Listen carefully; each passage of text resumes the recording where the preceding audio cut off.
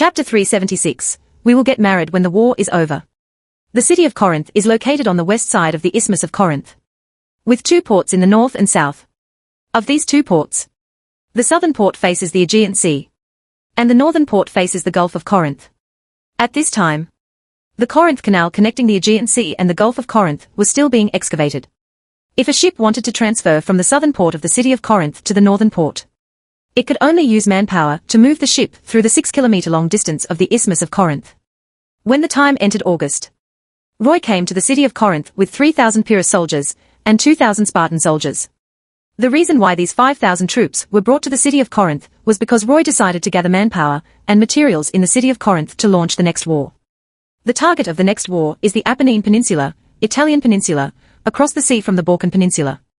The Apennine Peninsula, Italian Peninsula, is one of the three largest peninsulas in southern Europe, covering an area of 250,000 square kilometers.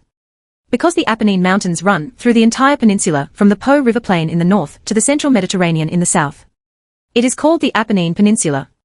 Roy regarded the Apennine Peninsula as the next war target because the Alps in the northern part of the Apennine Peninsula and the Velebit Mountains in the east are like two natural fortresses protecting the Apennine Peninsula, preventing the northern nomads from invading the Apennine Peninsula on a large scale.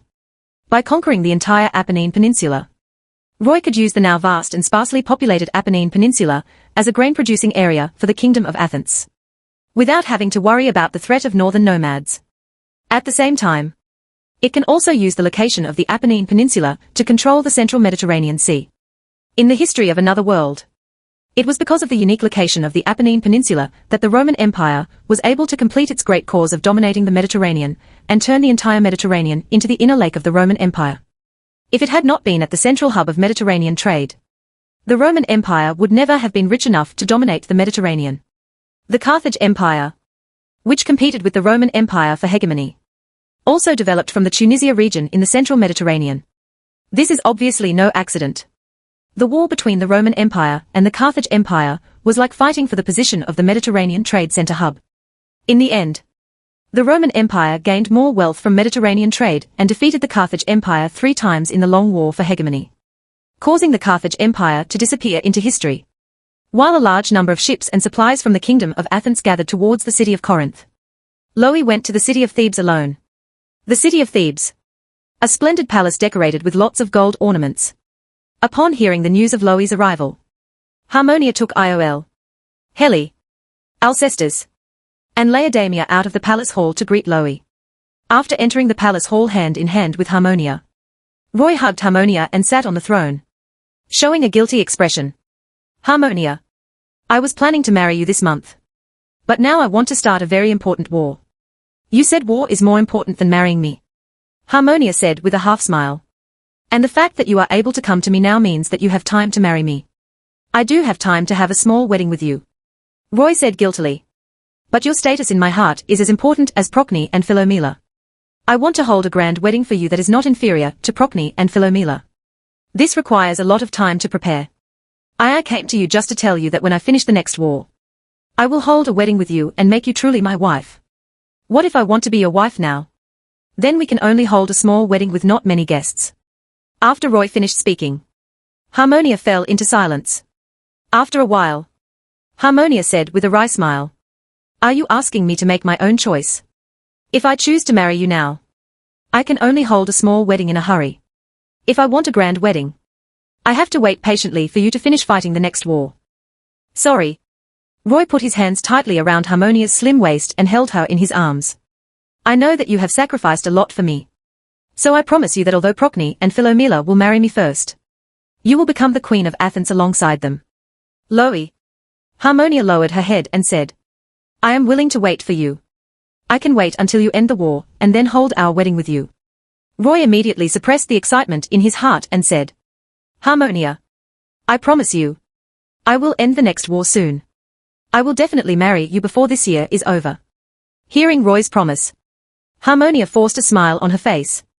3 days later, all the ships and supplies that Roy mobilized to conquer the Apennine Peninsula gathered in the city of Corinth. And Roy himself returned to Corinth from the city of Thebes.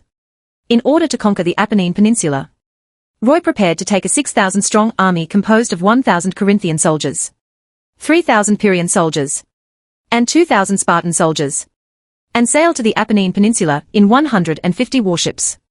Although among the 6,000 troops, except for 1,000 Corinthian soldiers, the remaining 5,000 troops were new recruits. But Roy was confident in conquering the millions of people in the Apennine Peninsula, because Roy's expeditionary army will all use iron guns as weapons. At this time, the indigenous people of the Apennine Peninsula were still in the tribal civilization period that had not entered the Bronze civilization. Even new soldiers can use iron weapons to conquer the local indigenous people, who use wooden weapons and stone weapons. The northern port of Corinth. After Roy boarded the flagship, a fleet of 150 warships set off from the port of Corinth in a mighty manner. This large fleet will sail out of the Gulf of Corinth into the Ionian Sea, and then all the way west to the southern Apennine Peninsula, Aetolia region. Now Perseus and Pelops had brought the Mycenaeans and conquered the Illyrians in this area. When Roy's large fleet entered the southern waters of the Aetolia region, Perseus thought that Roy was going to break the agreement between the two parties, and once again take away the fruits of his victory. In order to prevent Roy's army from invading Aetolia, Perseus personally drove his chariot to the southern coast of Aetolia. As a result, Roy's large fleet did not land on the southern coast of Aetolia. Seeing Roy's large fleet sailing out of the Gulf of Corinth and heading west into the Ionian Sea, Perseus realized that his worries were unnecessary. Looking at Roy's large fleet on the coast, Perseus gritted his teeth and said, "Loe, your unintentional actions can also make me frightened. This is my fear of you. But I will soon be able to change this situation, because it is too easy to conquer the Illyrians. 1 year later, I will build a powerful kingdom in the north that is larger and more populous than your Athenian kingdom. While your Athenian soldiers use strong iron weapons, I can arm many more soldiers with bronze weapons. If mine the number of soldiers is 3 or even 5 times that of yours, my soldiers will definitely be able to defeat the Athenian soldiers who use black iron weapons with bronze weapons." Chapter 377 I am your emperor. History has always proven that the world is an interconnected whole. 3,000 years ago, the ancient Aryans invaded West Asia and began to continuously rob the local people of their living space. Under the oppression of the ancient Aryans, the Pelasgics, who worshipped the snake goddess, were forced to migrate from the Asia Minor Peninsula to Greece. In addition to the Pelasgics who worshipped the snake goddess, there was another group of people who worshipped the goddess, the Phoenicians, who worshipped Aphrodite, and were oppressed by the ancient Aryans. In order to survive, some Phoenicians migrated to Egypt. The Phoenicians who stayed in the Phoenician area began to sail to distant places to obtain food. This period of ancient history clearly proves that the Phoenician patron goddess Aphrodite and the patron goddess of Uruk, Inanna, are not the same goddess. Geographically speaking, the Phoenicians live on the east coast of the Mediterranean and the Uruks live on the west coast of the Persian Gulf. The two sides are thousands of miles apart. It is impossible for the Uruks to leave the fertile land in the two river basins and migrate to the land-poor areas. Phoenician region. In terms of time, Inanna, the patron saint of the Uruk people, only rose from a local main god to become the gods of the Sumerian region 2700 BC, when the city of Uruk came to dominate the Mesopotamia. Queen. But as early as 300 years ago, the ancient Aryans had already ruled the area between the Mesopotamia and the Phoenician region. With the ancient Aryans in the middle, it was impossible for Inanna's influence to spread to the Phoenician area, causing the Phoenicians to abandon the gods they originally worshipped. And Inanna, who was thousands of miles away, had nothing to do with their reality. The goddess of influence is regarded as her patron saint. In order to migrate to the barren Phoenician region, the Uruk people died of thirst and starvation. They risked being killed by the ancient Aryans or other city-states and demoted as slaves. They left their homeland and embarked on a journey of almost death. This is obviously a conclusion that no normal person can accept, since it is impossible for the Uruk people to migrate to the Phoenician area on a large scale. It is impossible for the Uruk people's goddess Inanna to be the Phoenician goddess Aphrodite. In terms of geographical location, the snake goddess worshipped by the Pelasgics is more likely to have the same origin as the Phoenician goddess Aphrodite. The Phoenicians entered the Bronze civilization in the Near East around 2000 BC and began sailing on the high seas in the true sense. Because of the emergence of bronze weapons, they could protect themselves in strange lands. It can also use more advanced weapons to carry out dimensionality reduction attacks on locals when the number of locals is small, and directly plunder the wealth of locals. In this era, maritime trade means that if the locals are strong, they can trade normally with the locals. If the local people are weak, They will plunder wealth and even colonize the local people. After 400 years of development, the Phoenicians now have a mature navigation route. This navigation route starts from Egypt, sails along the concave-shaped coast of North Africa, and sails all the way to the remote Iberian Peninsula, Spanish Peninsula. There are many reasons why the Phoenicians did not choose the northern coast of the Mediterranean as their navigation route. The rugged coast of the northern shores of the Mediterranean would increase their sailing time. From the Asia Minor Peninsula to the Greek region, these areas were either barren or fertile plains occupied by nomads, and the benefits gained from normal trade with them were far less than those from trade with the indigenous people along the North African coast. It was precisely because the Phoenicians looked down upon the trade routes on the northern coast of the Mediterranean that the Greek city-states represented by the city of Athens did not become colonies of the Phoenicians and developed into competitors with the Phoenicians for Mediterranean trade hegemony. Because the Apennine Peninsula was a trade route on the northern coast of the Mediterranean, it did not attract the attention of the Phoenicians. On the contrary, Sicily, next to the Apennine Peninsula, was regarded by the Phoenicians as a maritime coordinate for navigation in the central Mediterranean, and some settlements were established along the coast of Sicily. Roy led a large fleet of 150 warships, sailed on the Ionian Sea for 6 days, and finally arrived at the southern part of the Apennine Peninsula on the 7th day. Calabria, the southernmost region of the Apennine Peninsula. Roy's large fleet sailed into the port of Catanzaro in a mighty manner, which immediately aroused the vigilance of the locals. Just like in Greece at this time, there were 3 ethnic groups living, the Pelasgus, the Illyrians, and the Caucasus nomads. At this time, 4 different ethnic groups also lived in the Apennine Peninsula. The Sicour people live in the southwest of the Apennine Peninsula. They regard Palak, the god of agriculture, as their highest patron saint. They also worship the god of war Adrenus and the sea goddess Hebra as their patron saints. The Sabines lived in the southeastern part of the Apennine Peninsula, and they worshipped Quirinus, the god of war, as their patron saint.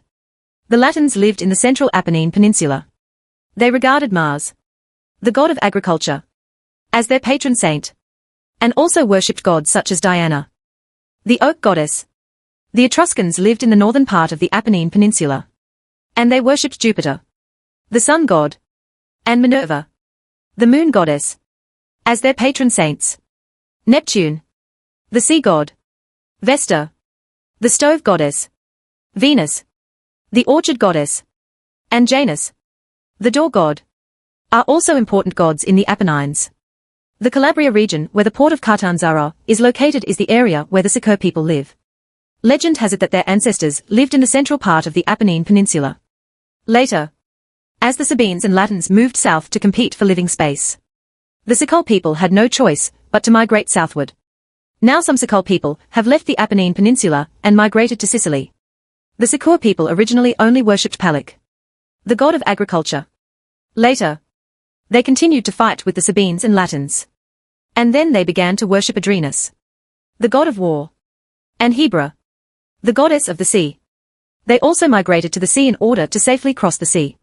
Sicily, port of Catanzaro.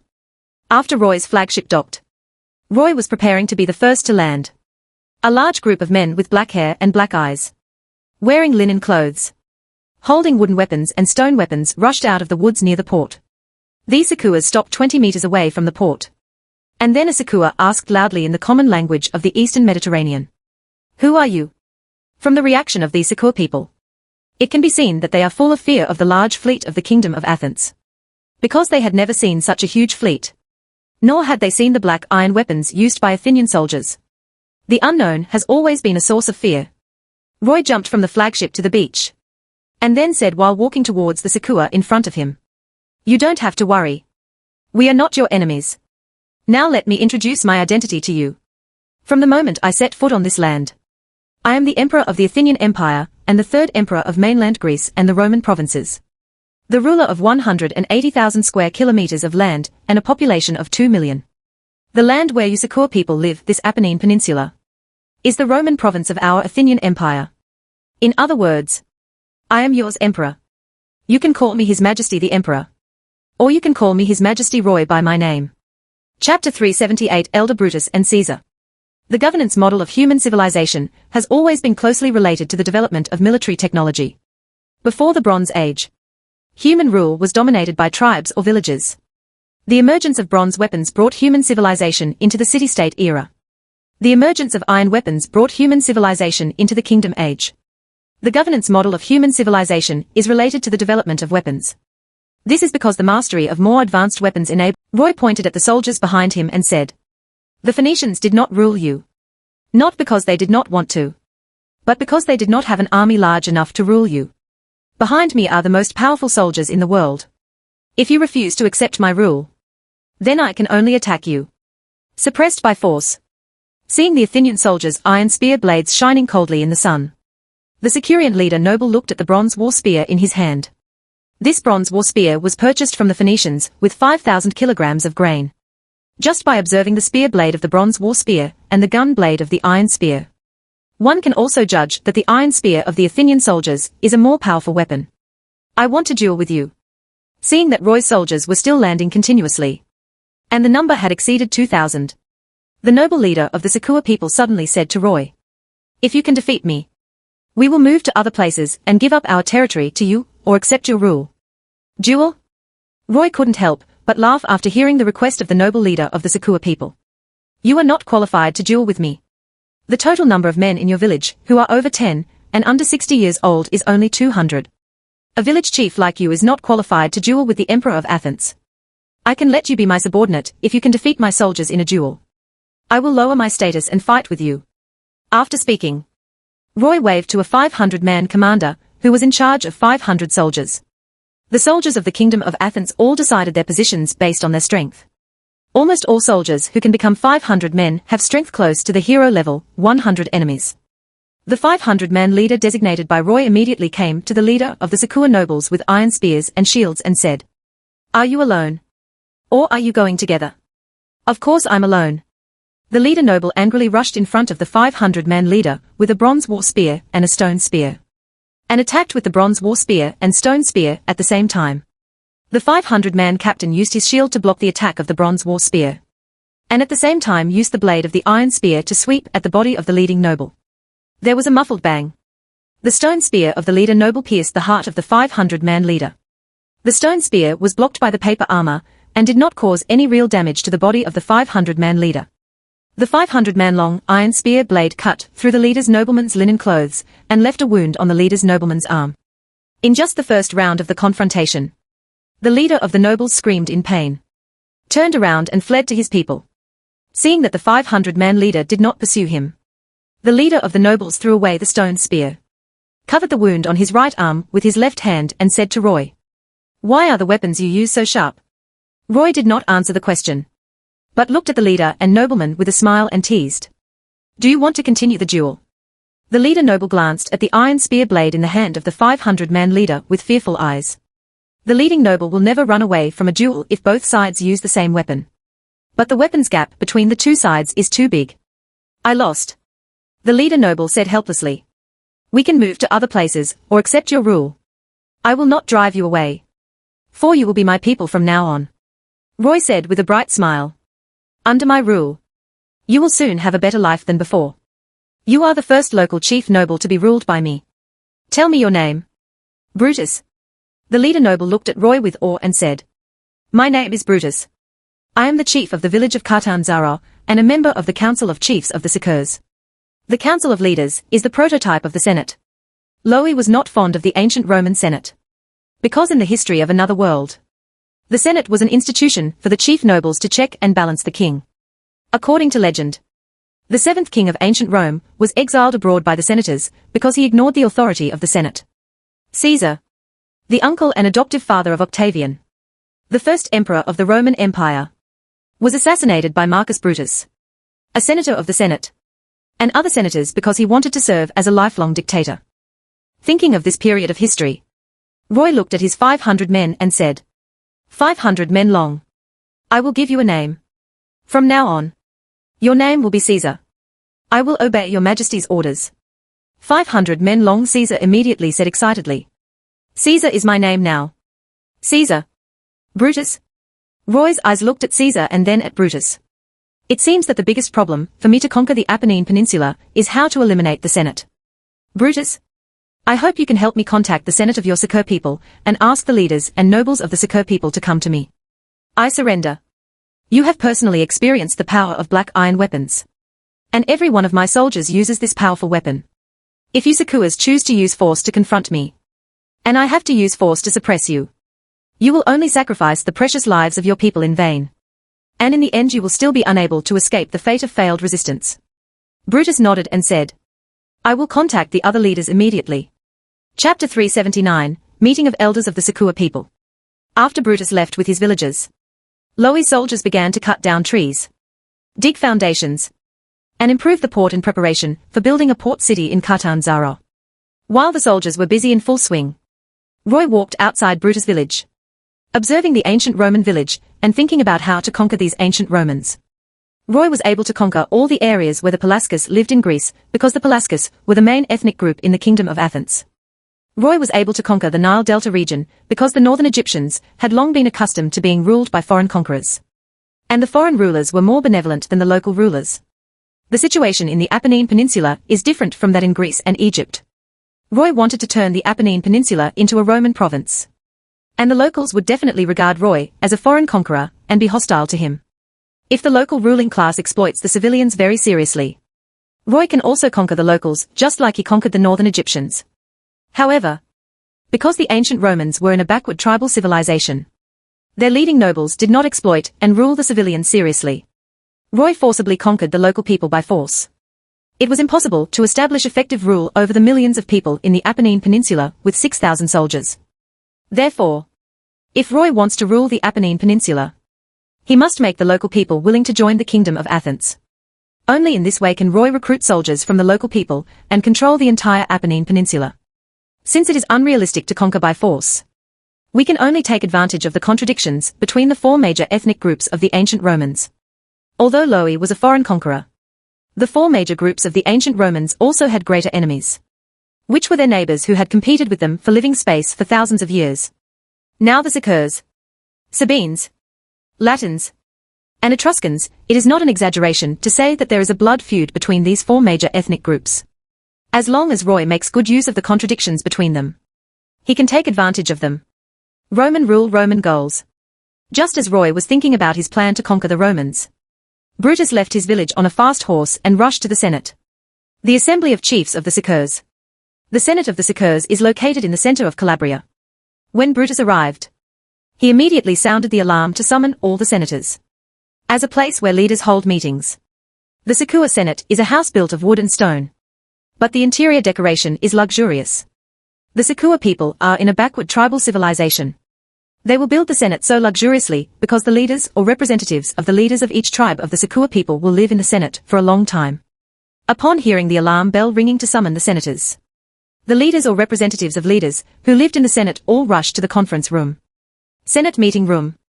After all 50 leaders or leaders' representatives arrived, the consul, the head of the senators, immediately asked the senators, who sounded the alarm and called us together. It's me. Brutus walked up to the consul and explained with a serious face.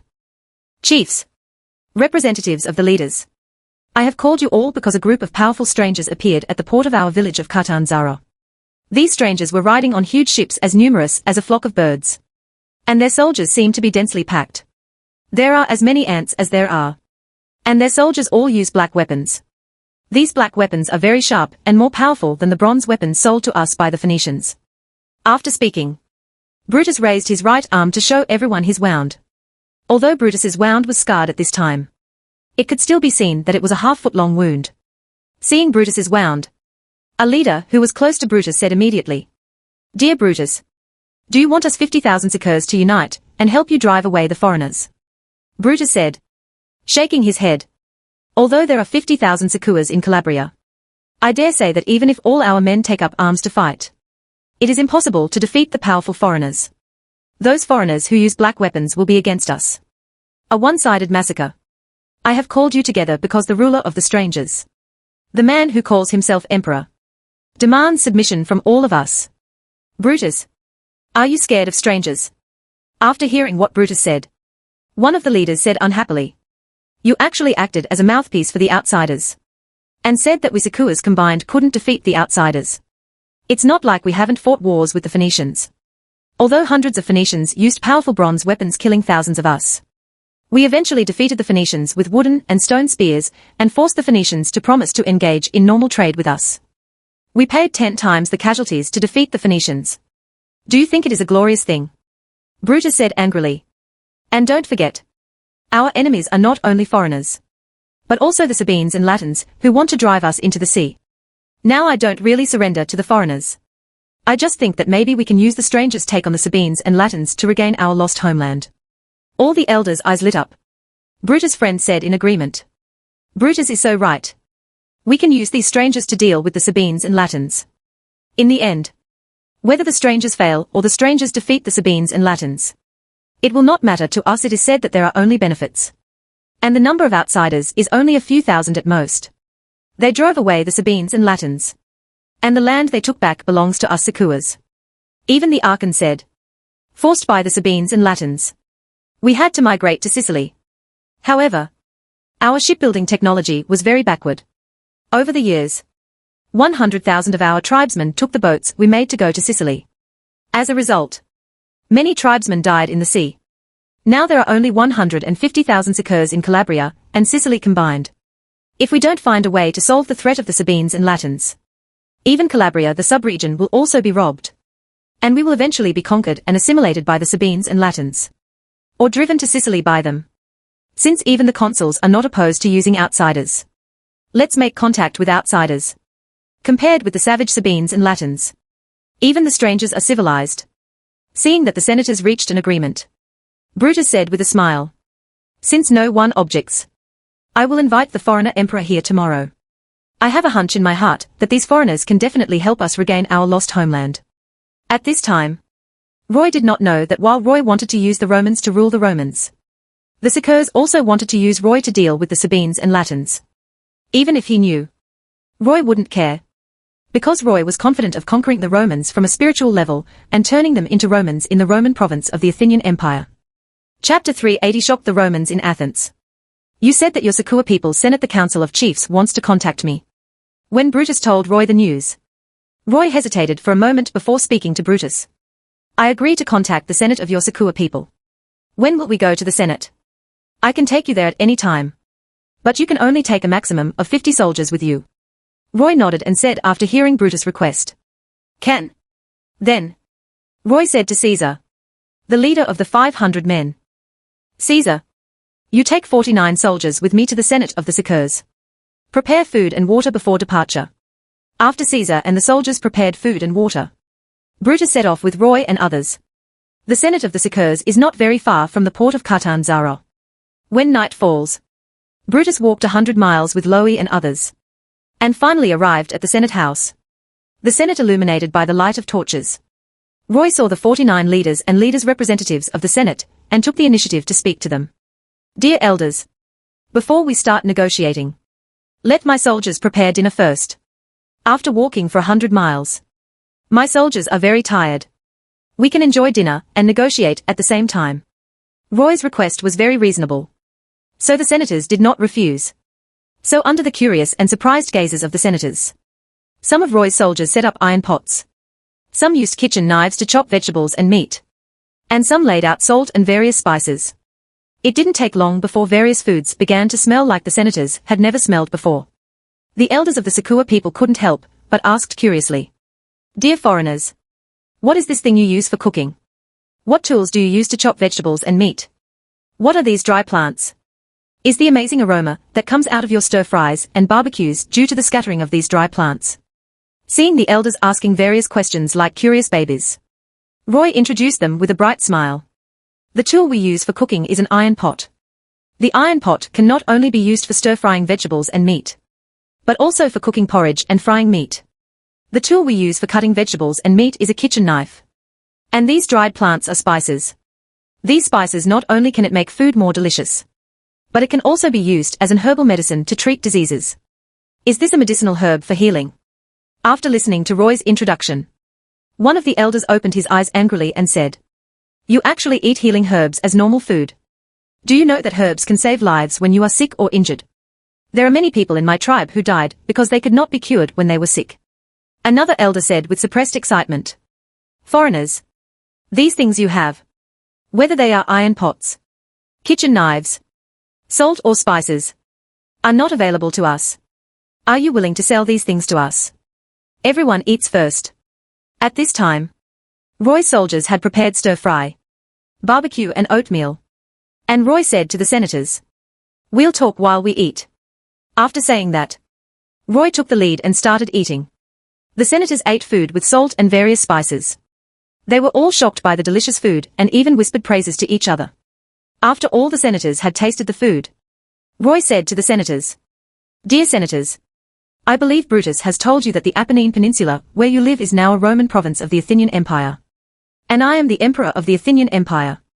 Now I will give you two choices. One option is to leave the Apennine Peninsula and migrate to survive outside the territory of the Athenian Empire. The second option is to become a subject of the Athenian Empire and be loyal to me, the Athenian Emperor. If you choose to join the Athenian Empire, the Athenian Empire will protect you, your safety. You don't have to worry about any enemy taking away your living space in the future. You can also buy various commodities from the Athenian Empire at normal prices. For example, these iron pots, kitchen knives, and spices and herbs that can cure diseases." After listening to Roy's words, the consul of the Senate asked Roy, "Stranger, we surrender to you. What demands will you make of us?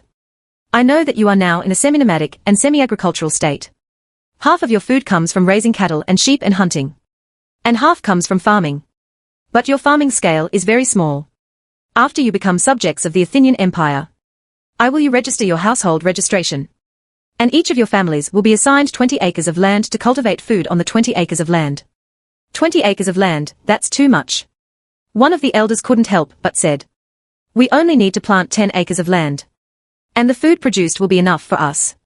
Letting you cultivate 20 acres of land is just the most basic requirement for you. From now on, you must give up your semi-nomadic life and become a real farming nation. In addition to cultivating the 20 acres of land allocated to you, your ordinary family must work to cultivate the fields that belong to me. In addition to farming, I also have requirements for you to serve as soldiers. In order to protect your safety, I will recruit soldiers from your Sakua people. I will give the soldiers the world. The soldiers will be equipped with the most advanced equipment, and will also receive the best treatment. The families of the soldiers will enjoy the treatment of citizen families, and have 50 acres of arable land." 50 acres of land. One of the elders couldn't help taking a breath and said, "An ordinary family can't even take care of 20 acres of land. And you actually want us to cultivate 50 acres of land? Don't worry. I will sell you farm tools for farming, so that you can easily cultivate 20 acres of land and 50 acres of land." Roy glanced at Caesar, and Caesar immediately brought 2 sets of farm tools with his soldiers. Roy said, pointing to the iron plow, "Let me introduce to you. This is an iron plow. Using the power of oxen, horses and donkeys together with the iron plow, plowing the land will become very simple." While Loey was speaking, Caesar brought a horse, put a wooden shaft around the horse's neck, and Loey himself performed a demonstration of plowing the ground with an iron plow. When the iron plow plowed a long furrow into the hard ground, the senators once again stared in shock. Roy walked back and forth, plowing 2 furrows on the ground, and then tied the sewing cart around the horse's neck. "Dear senators, our Athenian Empire not only has iron agricultural tools for plowing, but also for sowing. Now I will show you how to sow seeds with a columbine.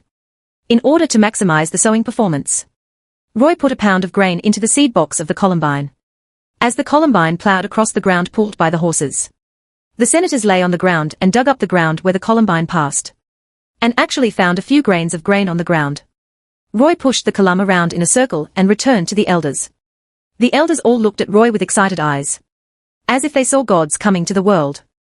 Seeing the reaction of the elders, Roy said while unloading the columbine, "You maintained a semi-nomadic life in the past because you were unable to grow food on a large scale to meet your food needs. Now that you can get sufficient food from farming, what reasons do you have against becoming a real farming nation?" Chapter 381. The Sakua people have no choice. If the Sakuas were still nomadic people, they would definitely oppose becoming an agricultural people. Because even if the Sakua people are willing to become an agricultural people, they do not have the knowledge that an agricultural people should have. Nowadays, the Sakua people are already a semi-agrarian people. However, due to the limitations of agricultural technology, they are unable to carry out large-scale agricultural planting. So they still maintain a semi-nomadic state. As long as the food produced by farming can ensure the survival of the Sakua people. They certainly have no reason to object to becoming a farming people. After the senators made eye contact, the consul came to Roy and said, "Foreigner, if you are willing to sell these farm tools to us, we are willing to let you rule us. Because you have more advanced civilization and technology. You can indeed make us live a better life. But we cannot let you become like the Emperor of Kings, can only make you consul of the Senate for life." Archon. In the history of another world, even the royal power of the Roman king would be checked by the Senate. And the power of the consuls was not as good as that of the Roman king. Even if the title of consul had the word lifetime in front of it, it would not meet Roy's requirements at all.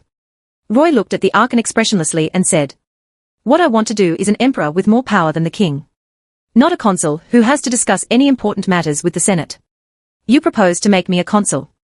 To be honest, I am really disappointed with you. It is a reasonable request that we make you Archon," said Brutus, walking up to the consul. "Now all our senators believe that you will be a wise ruler, which is why we are willing to make you a consul for life. But no one can guarantee that your descendants will be as wise as you. We can assure you that if your descendants are also wise rulers, the Senate will also consecrate your descendants as consuls for life. If my descendants are not wise enough, you will let others become consuls to rule the Roman provinces I developed, or even make the Roman provinces enemies of the Athenian Empire." Seeing that the elders did not deny it, Roy sneered and said, "It seems that if I want to establish rule in the Roman provinces, I must abolish the corrupt and backward system of the Senate. You want to abolish our Senate?" Hearing Roy's words, the senators all became excited. "Our ancestors have used the Senate system for thousands of years, where all the chiefs discuss important matters together. How can we resist a tyrant when all the power is concentrated in one person? Outlander, you should respect our traditions," Roy asked with a sneer. "If the Senate system is correct, then why do you Sakurs keep being squeezed out of your living space by the Sabines and Latins? I think it won't be long before you Sakurs lose your foothold in the Apennines." The senators were immediately speechless, not knowing how to answer Roy. Because the Sakurs continued to fail under the leadership of the Senate. It was a fact that the senators could not deny. "If you can help us defeat the Sabines and Latins and regain our lost territory," Brutus said with a serious face, "we can dissolve the Senate and hand all power to you." Then Brutus addressed the senators. "Now we Shaku people have reached the point of life and death. If we don't make changes, just like His Majesty the Emperor said, we will lose our foothold in the Apennine Peninsula. This result will be worse than the Emperor's rule over our Shaku. Are our people worse? Now the people of Sakua have no better choice. They would soon lose their last foothold in the Apennines to invasions by the Sabines and Latins. If accepting Roy's rule can allow them to live a better life and regain their lost territory, being ruled by Roy is not really unacceptable." Seeing that none of the senators objected to Brutus' proposal, Roy said with satisfaction, "Very good. Now that you have made the right choice, you elders, let's see how I let the Sakul people live a better life. And how I led the Sakul people to defeat the Sabines and Latins. People, starting tomorrow, I will allocate land and recruit soldiers in various villages of the Zikua people. If any of you obstruct me, I will kill the senator who hinders me and demote all the family members of this senator to lifelong slaves."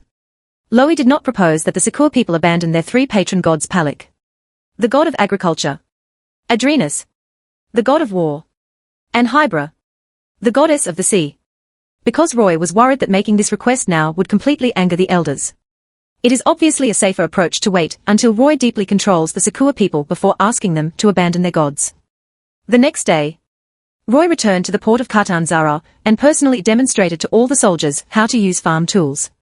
The third day, Roy's soldiers were divided into groups of 50 and went to 50 villages of the Sakua people to distribute land and recruit soldiers. In the village of Catanzaro, after Caesar said that he was recruiting soldiers to help the Sakua people regain their lost land, young people in the village also enthusiastically signed up. Even though Caesar had not yet revealed the treatment of the soldiers.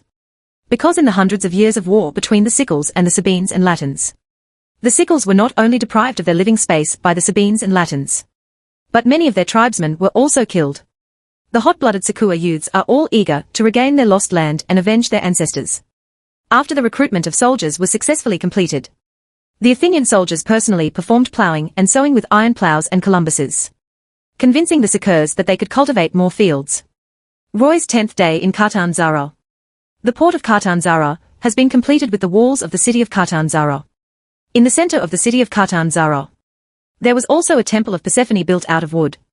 At this time, Athenian soldiers had completed allocating land and recruiting soldiers in 50 villages of the Sicurs, and brought 5,000 recruits to the city of Catanzaro. 10 warships from the kingdom of Athens also brought 3,000 bronze war spears that had been eliminated by the Athenian army.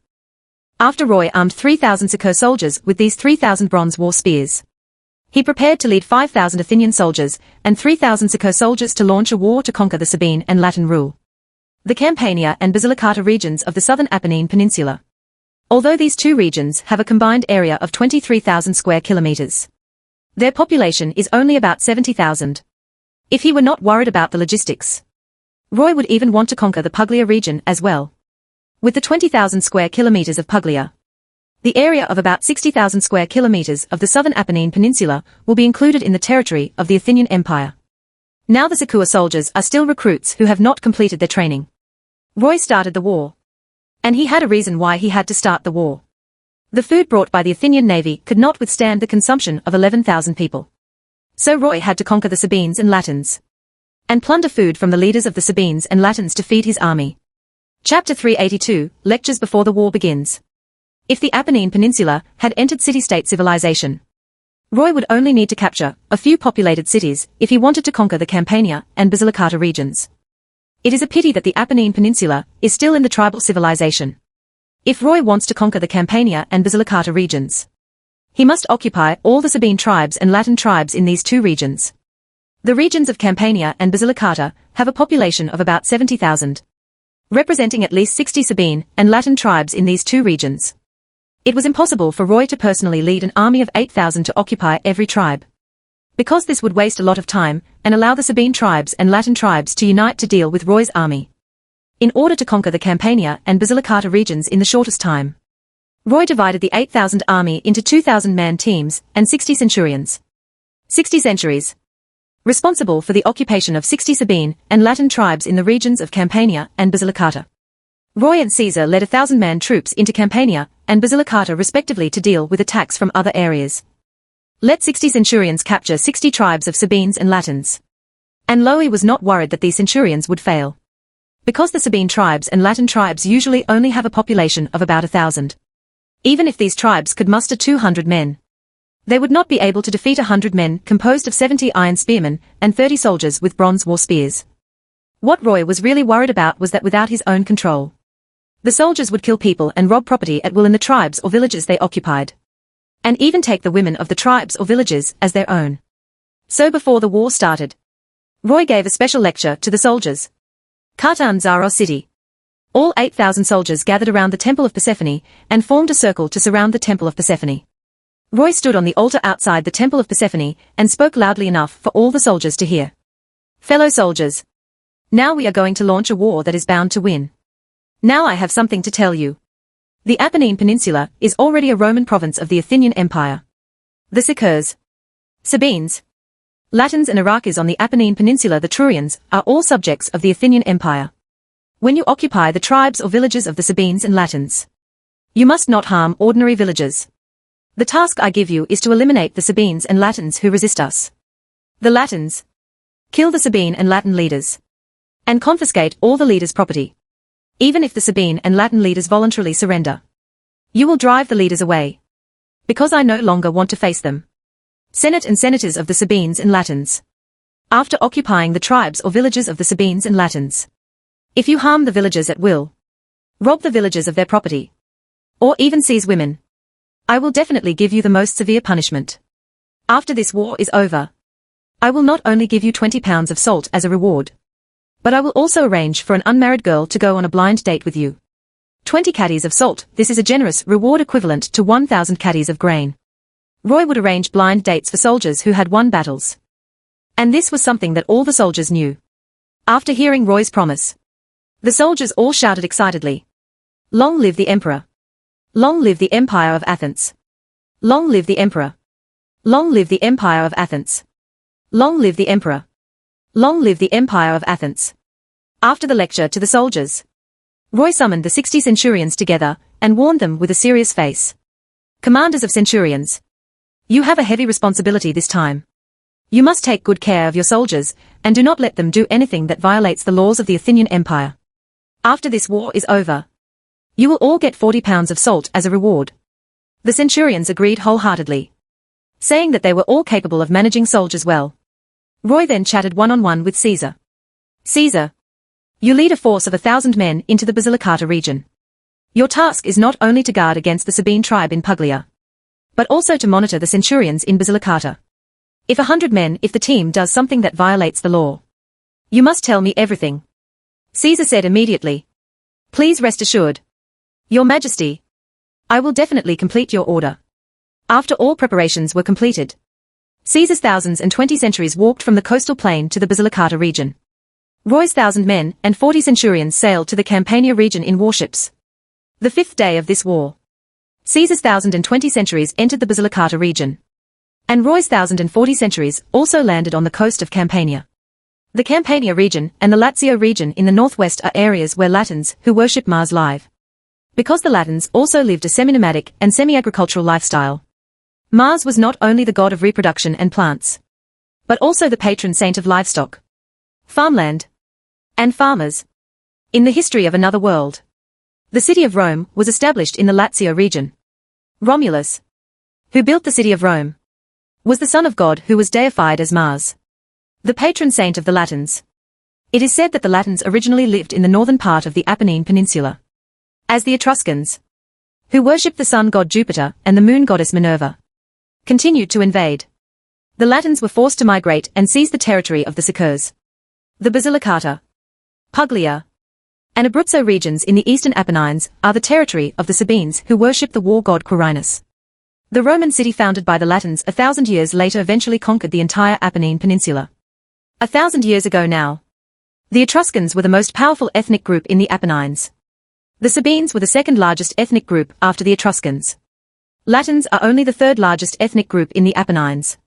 If the Calabria region, the last territory of the Sicaurs, is also taken away, the Latins will become the weakest ethnic group in the Apennines.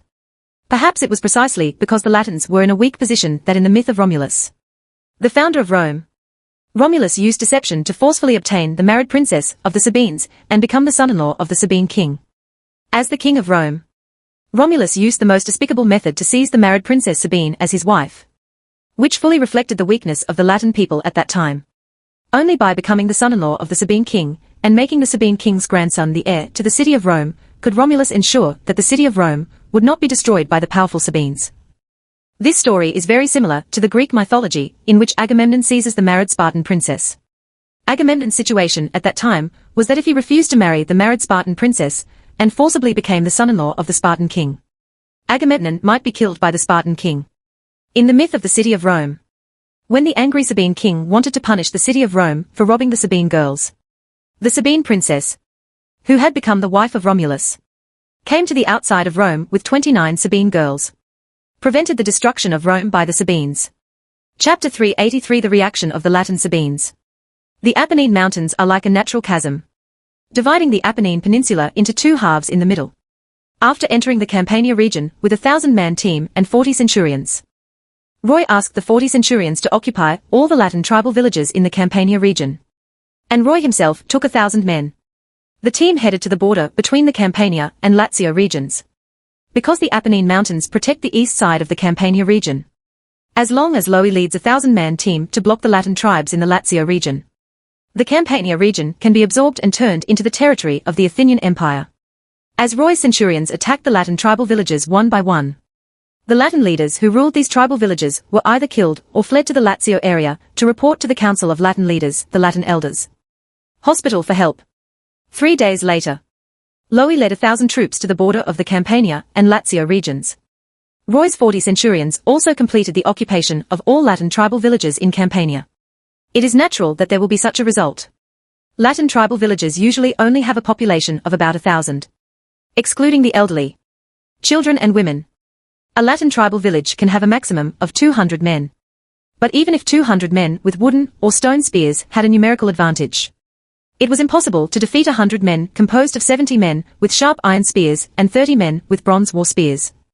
What's more, In the tribal villages of the Latins, there are many Sequers who were conquered and assimilated by them. These Sequers were doing the hardest, most tiring, and dirtiest work in the Latin tribal villages. Seeing the Athenian soldiers and Sequers soldiers attacking the Latin tribal villages, it was impossible for these Sequers to help the Latins fight against the invaders, and maybe even fight back against the Latins who usually bully them. While the Campania region was successfully conquered, the Basilicata region was also successfully conquered.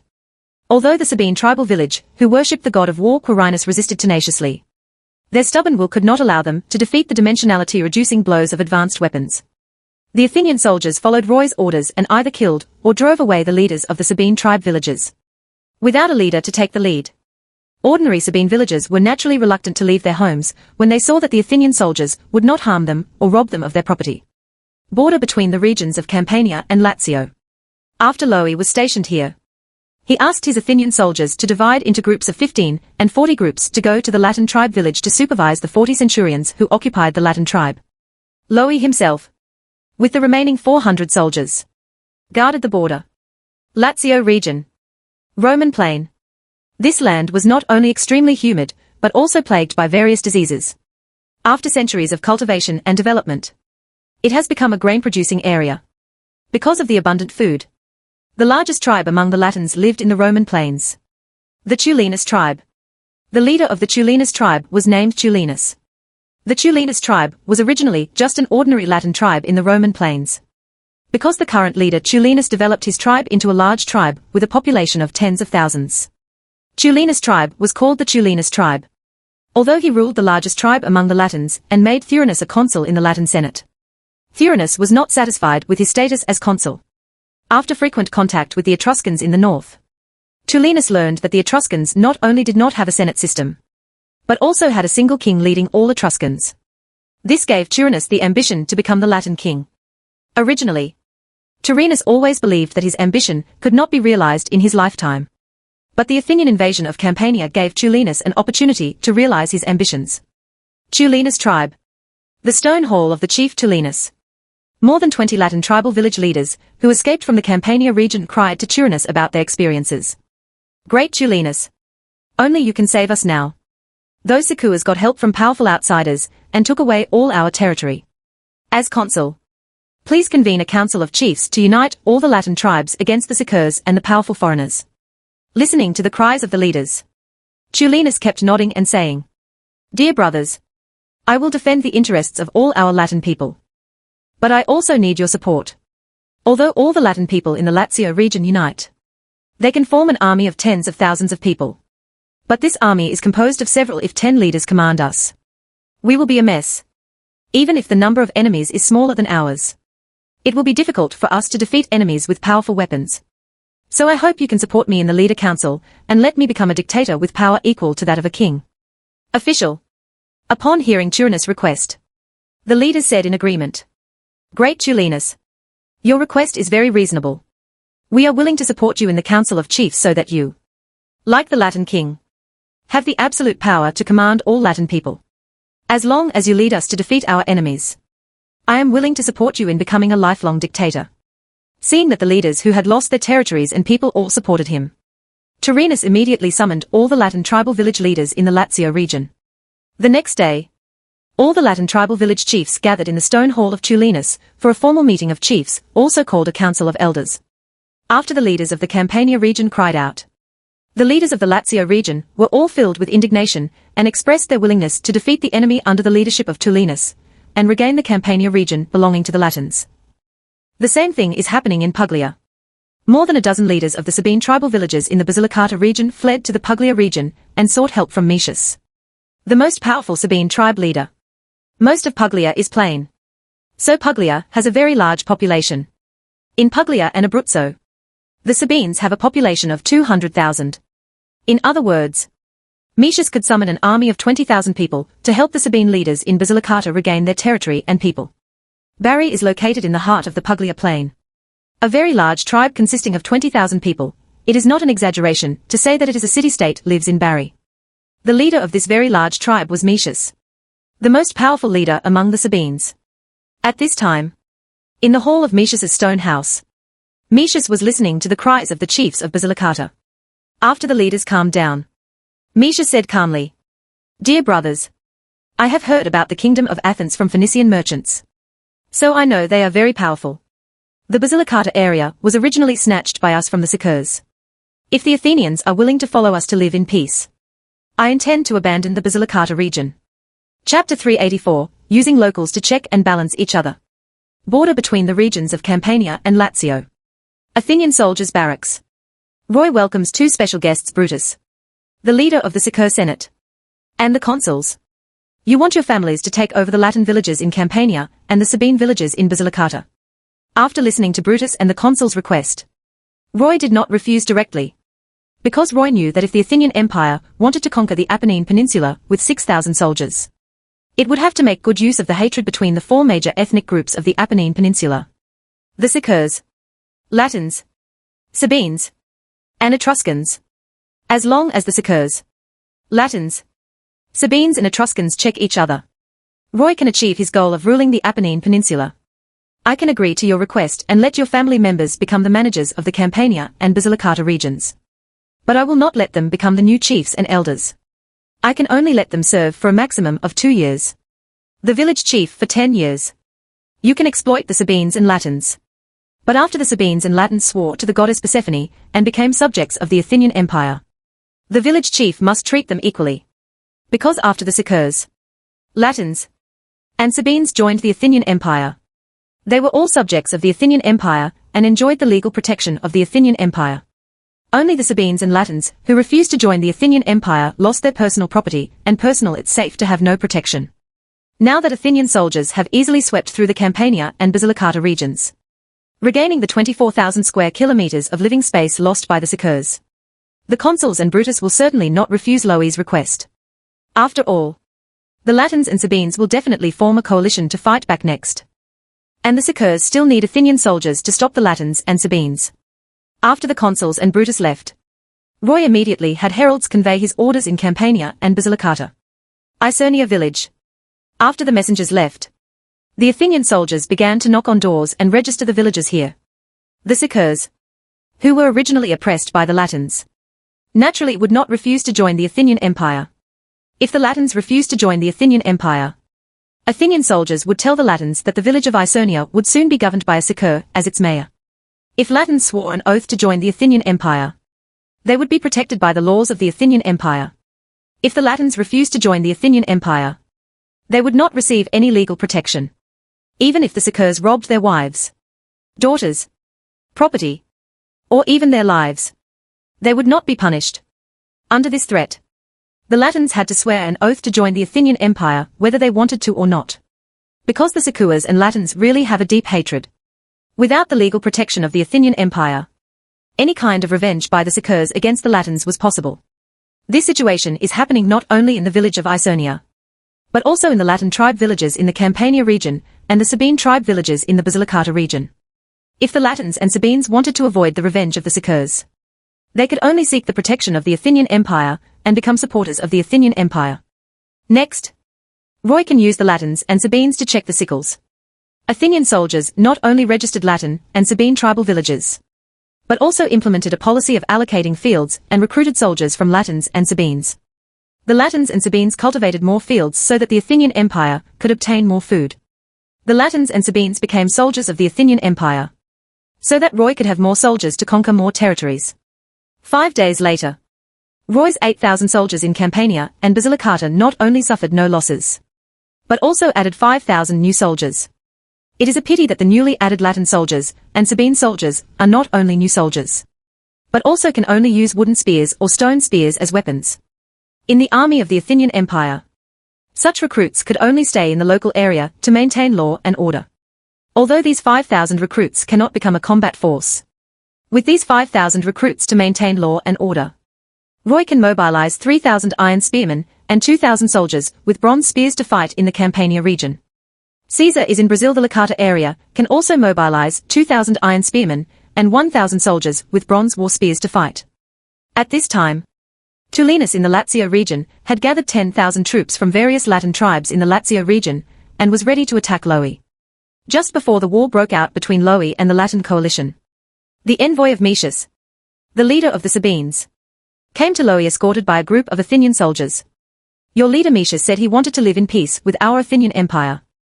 After Metius's envoy stated his intention, Roy said with a smile, although I am also a lover of peace, I must take back the territory that has belonged to the Sicurs since ancient times.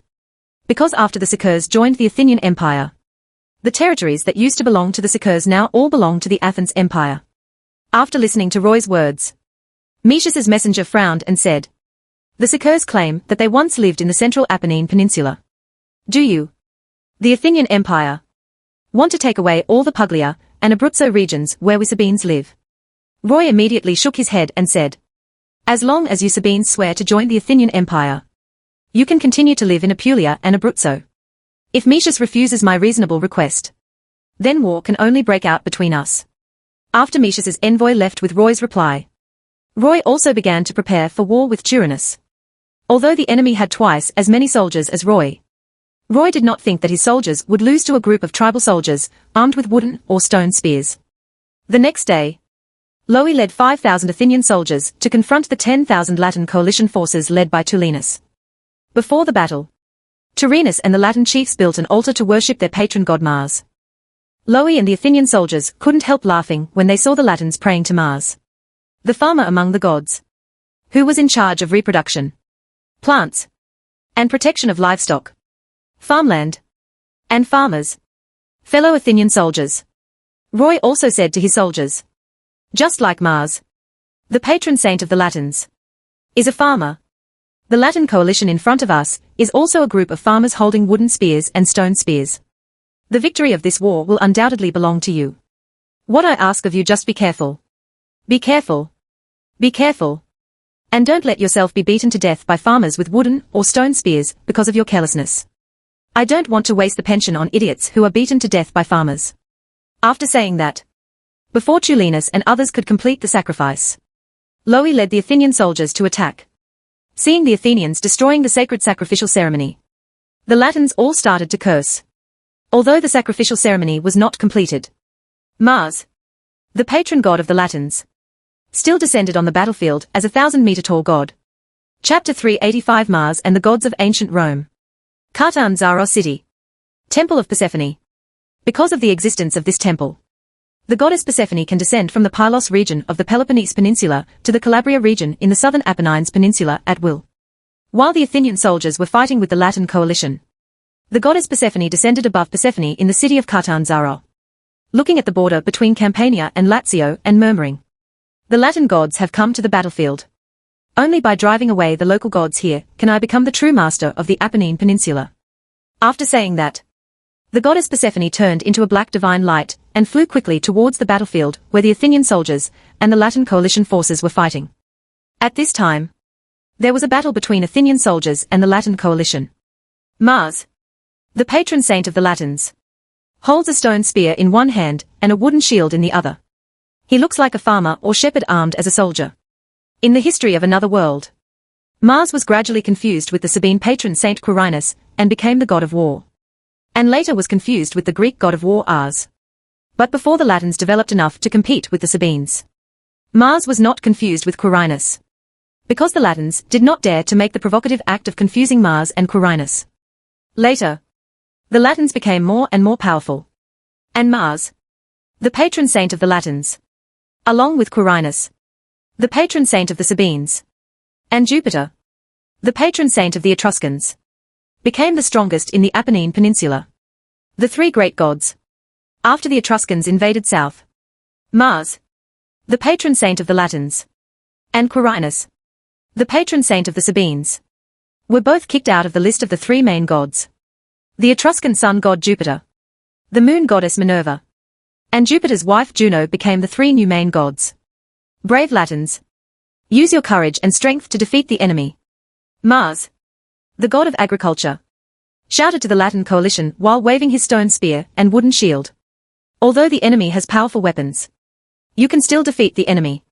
Although the Latin coalition could not hear Mars' voice, they could still feel Mars' encouragement to them.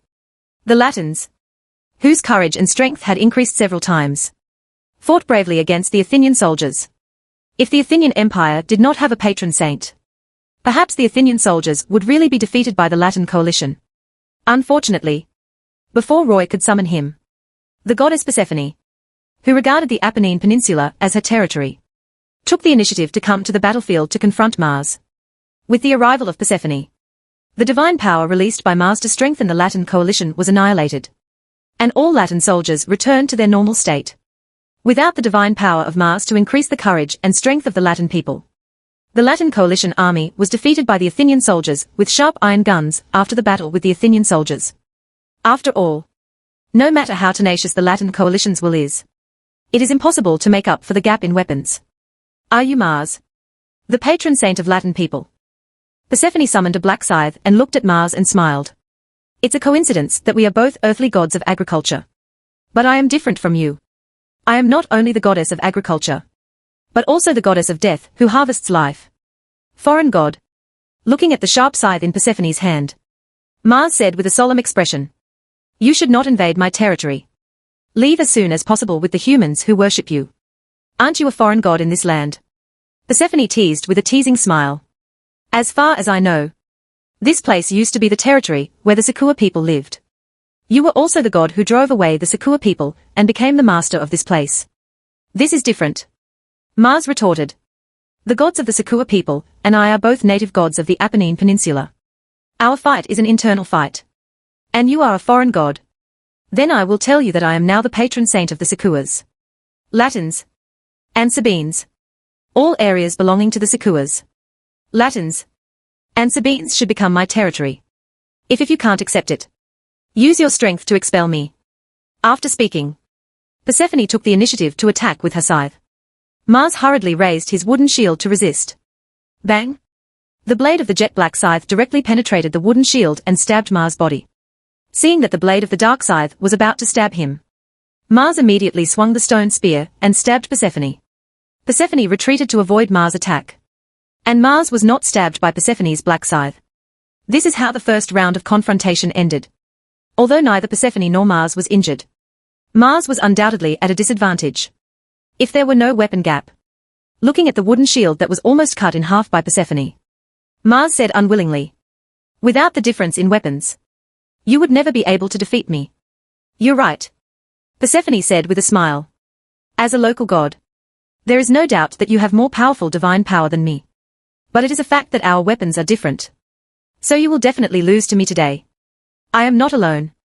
My friends Venus, Janus, Vesta, Diana, Neptune come and help me defeat the alien gods." In order to defeat Persephone, Mars took the initiative to seek help from other gods. Following the call of Mars, Neptune, the sea god, Vesta, the hearth goddess, Venus, the orchard goddess, Janus, the door god, and Diana, the oak goddess, all descended on the battlefield with a height of 100 meters. Compared to Persephone and Mars, who were thousands of meters tall, they looked like a group of children. Although in the mythology of another world, Roman mythology is confused with Greek mythology, making Neptune, Vesta, Venus, Janus, and Diana become Roman mythology alongside Jupiter, Juno, and Minerva, 12 main gods. But that was history 1,000 years later. 1,000 years ago now, Neptune, Vesta, Venus, Janus, and Diana were not powerful patron saints, but just a group of religious gods with beliefs. In this era, the ancient Romans did not even have the technology to build a large ship. So there was no doubt about the weakness of the sea god Neptune. Because the ancient Romans did not need to sail on the sea, there was no need to worship the sea god Neptune. Vesta, the goddess of the hearth, was the patron saint of families in ancient Rome. Because flames can cook food and warm the body, Vesta is indeed a powerful deity second only to the patron saint. Janus, the door god, was also the patron saint of families in ancient Rome. The ancient Romans worshipped Janus, the door god, probably because they believed that Janus could protect them from wild beasts or robbers. As two family patron saints worshipped by the ancient Romans, Janus and Vesta have equally powerful divine powers. Venus, the orchard goddess, it can be seen from her divinity that she is a god of faith as weak as the sea god Neptune. Because for humans, the fruits and vegetables in orchards are not essential food. In the history of another world, Venus gained huge popularity entirely by being confused with Aphrodite, one of the most powerful goddesses in the Mediterranean. Chapter 386 An Overwhelming Victory. Venus, as the goddess of orchards, has the power to make orchards have a good harvest. Orchard workers were also given a day off to celebrate the festival of Venus. But the number of followers of Venus, orchard workers, is probably not much more than the number of fishermen who worship the sea god Neptune. Later, Venus was confused with Aphrodite and became the goddess in charge of love and beauty. Only then did Venus become a powerful goddess with wide popularity. Diana, goddess of the oak tree. She is also a god of faith who can tell how weak she is just by looking at her godhead. Later, Diana was confused with Artemis, the goddess of hunting, and Selene, the moon goddess. Only then did Diana become a powerful goddess with wide popularity through her identity as the moon and hunting goddess. Although Neptune, Vesta, Venus, Janus, and Diana are not powerful patron saints now, but are just a group of faith gods who rely on human faith to maintain their existence. There are 5 of them after all. These 5 gods attack Persephone together, enough to interfere in the god war between Persephone and Mars. As the hearth goddess Vesta attacks Persephone with fire, the door god Janus also creates a huge door panel and smashes it at Persephone. Neptune, the sea god, created a huge water snake to rush towards Persephone. Venus, the orchard goddess, and Diana, the oak goddess, used their divine power to create green vines that wrapped around Persephone's body. Under the interference of these 5 gods, Persephone immediately lost the initiative to attack Mars. Mars seized this opportunity and violently attacked Persephone with his stone spear. Seeing Persephone in a state of distress under the siege of Mars and the 5 gods, Loe immediately summoned the other goddesses. Great goddess Hera, please help us win this war. Following Roy's call, the goddess Hera descended from the sky in a gigantic figure of 1,000 meters tall. After Hera arrived, she did not immediately help Persephone. Dear Persephone, would you like my help? Hera, if you have any request, just say it. Persephone said impatiently. As long as your request is not too excessive, I will definitely agree to it. Then I'll tell you directly. Hera said with a smile. I know that Roy promised to give you 200,000 square kilometers of territory. But the area of the Apennine Peninsula is 250,000 square kilometers. I think the Apennine Peninsula can be divided into 2. And you get the 200,000 square kilometers that Roy promised to you. Square kilometers. I get the remaining 50,000 square kilometers. As good sisters, we can continue to be neighbors on the Apennine Peninsula. Ugai Dash. Persephone originally regarded the entire Apennine Peninsula as her territory. After hearing Hera's request, Persephone could only say helplessly, since you want to be my neighbor so much, why should I object to your request? Seeing Persephone accepting her request, Hera immediately summoned a black divine spear and swung the spear blade towards Neptune, Venus, Vesta, Diana and Janus.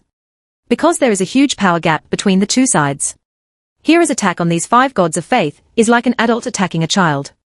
Neptune, Venus, Vesta, Diana, and Janus faced the blade attack of the black magic gun, and could only keep retreating to avoid it. Persephone and Mars returned to a one-on-one fight, with Mars once again being suppressed by Persephone. Mars, if you damn guy didn't resist tenaciously, Hera would have no chance to make a request to me. I could treat the entire Apennine Peninsula as my territory. Because of your resistance, I lost 50,000 square kilometers of territory. You now bear my wrath. The war between the gods turned into Persephone and Hera beating Mars and Neptune, Venus, Vesta, Diana, and Janus. In the war between humans, the Athenian soldiers also violently beat the Latin coalition forces. When the Latins realized that their wooden and stone spears could hardly break through the defenses of paper armor and wooden shields and stab the Athenian soldiers, and that the Athenian soldiers' iron spear blades could easily tear their bodies apart, the Latins' will to fight completely collapsed. Because this is completely an asymmetric war. If the Latins fought desperately, the result would be that they sacrificed themselves in vain. Since the sacrifice of fighting desperately has no value, escaping from the battlefield becomes a natural result. After the Latin coalition forces fled, Loe led the Athenian soldiers into the Lazio area to pursue the main coalition force led by Tulenus. By nightfall, 3,000 Latin coalition troops were captured. 4,000 Latin coalition troops fled in all directions.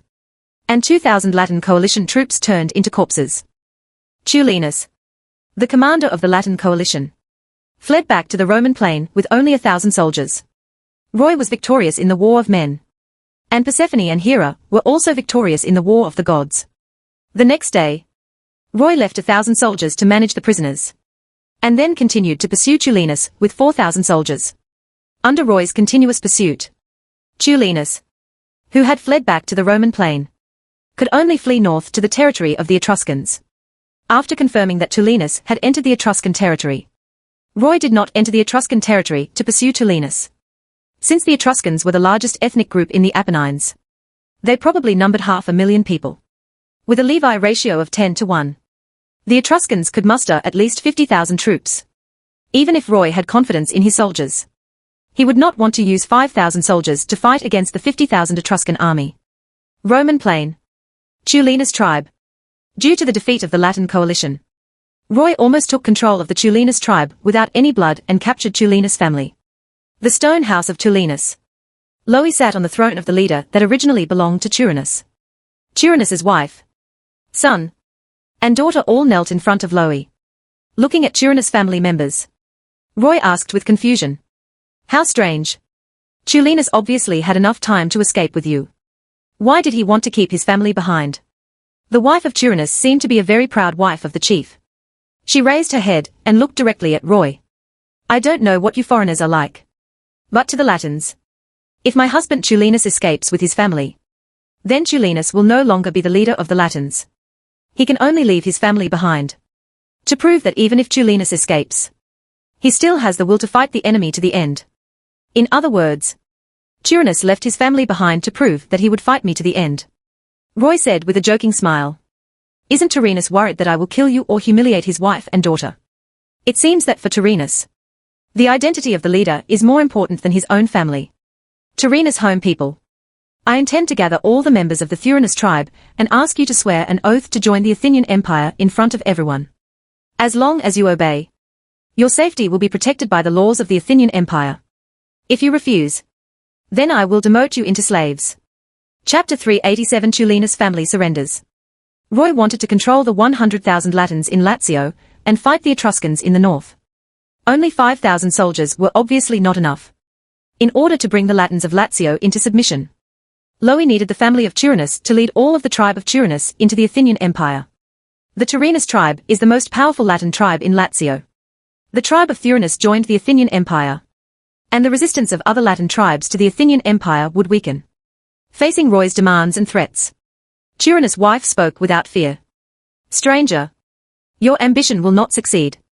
Turinus is the most powerful leader among the Latins. And there are no cowards in Turinus' family. Even if you kill us all, we will not surrender to you. You surrender, my husband Turinus will drive you away with an army of Etruscans to avenge our victims." "You are so stupid." Roy couldn't help but shook his head and said, "Do you naively think that after the Etruscans drive us away, they will leave the Lazio region?" Turinus' wife said with a sneer, "Even if the Etruscans become the new rulers of the Lazio region and the Roman plain, we are not unable to accept it. We regard the king of the Etruscans as the king of the Latins. And we regard the king of the Etruscans as the king of the Latins. It is better to worship the sun god Jupiter and the moon goddess Minerva as the three main gods alongside Mars than to worship the foreign gods brought by you strangers." After hearing what Tulenus' wife said, Roy not only didn't get angry, but instead said with a joking smile, "Since Madam said this, then I will let you watch your children being punished with your own eyes. Starting with your sons. Let them die one by one in front of Madam according to their age." The wife of Tulenus had 3 sons by her husband. At Loe's command, the eldest son of Turinus was first stabbed through the heart and fell to the ground. The 16-year-old boy fell in a pool of his own blood. Only then did he realize that he was not as brave as he thought. He was still reluctant to leave this beautiful world. "Mother, save me. Save me." The boy murmured to his mother for help. His eyes gradually dimmed when the wife of Turinus saw her eldest son being killed. Her expression was shaken and her body trembled. She responded forcefully to Roy just now because Roy's threat was just a threat. When Roy's threat became reality, she realized that her heart was not that strong. Seeing that Turinus' wife's lips were trembling and she looked like she had something to say but couldn't say it, Loey signaled the soldiers to kill Chirinus' second son. After the 10-year-old child fell in front of his mother, Chirinus' wife broke down and screamed. Seeing Chirinus' wife screaming like crazy, Roy looked at Chirinus' 5-year-old son and 2 daughters with pity and said, "What a poor child. Even if I kill you all, your father Chirinus can give birth to new children with a new woman. I didn't expect that you were not only abandoned by your father, but also your mother. Perhaps your mother also feels that even if you all die, she can still give birth to new children with new men. Since both father and mother have abandoned you, you will fall into the underworld together to seek the love of the goddess Persephone. Soothe it." After saying this, Roy ordered the soldiers to kill Chirinus' youngest son. Just when the soldiers were about to take action, Chirinus' eldest daughter threw herself on her brother, protected him with her body, and cried loudly to Roy, "Don't kill him. This is my youngest brother. He is still a child who doesn't understand anything. As long as you let him go, we are willing to surrender and we will meet all your requirements." The second daughter of Chirinus also cried, "We can call on our tribe to join the Athenian Empire. Please let us go." Seeing her 2 daughters succumbing to Loey, the wife of Chirinus did not stop them. Because she already regretted in her heart, she regretted that her 2 sons lost their lives due to her decision. The eldest daughter of Chirinus looked 15 years old, and the second daughter looked 13. Looking at the 2 crying girls and their frightened brother, Roy said with a smile, "Very good. Since you are willing to obey my orders, all 3 of you can survive. My requirements for you are not high.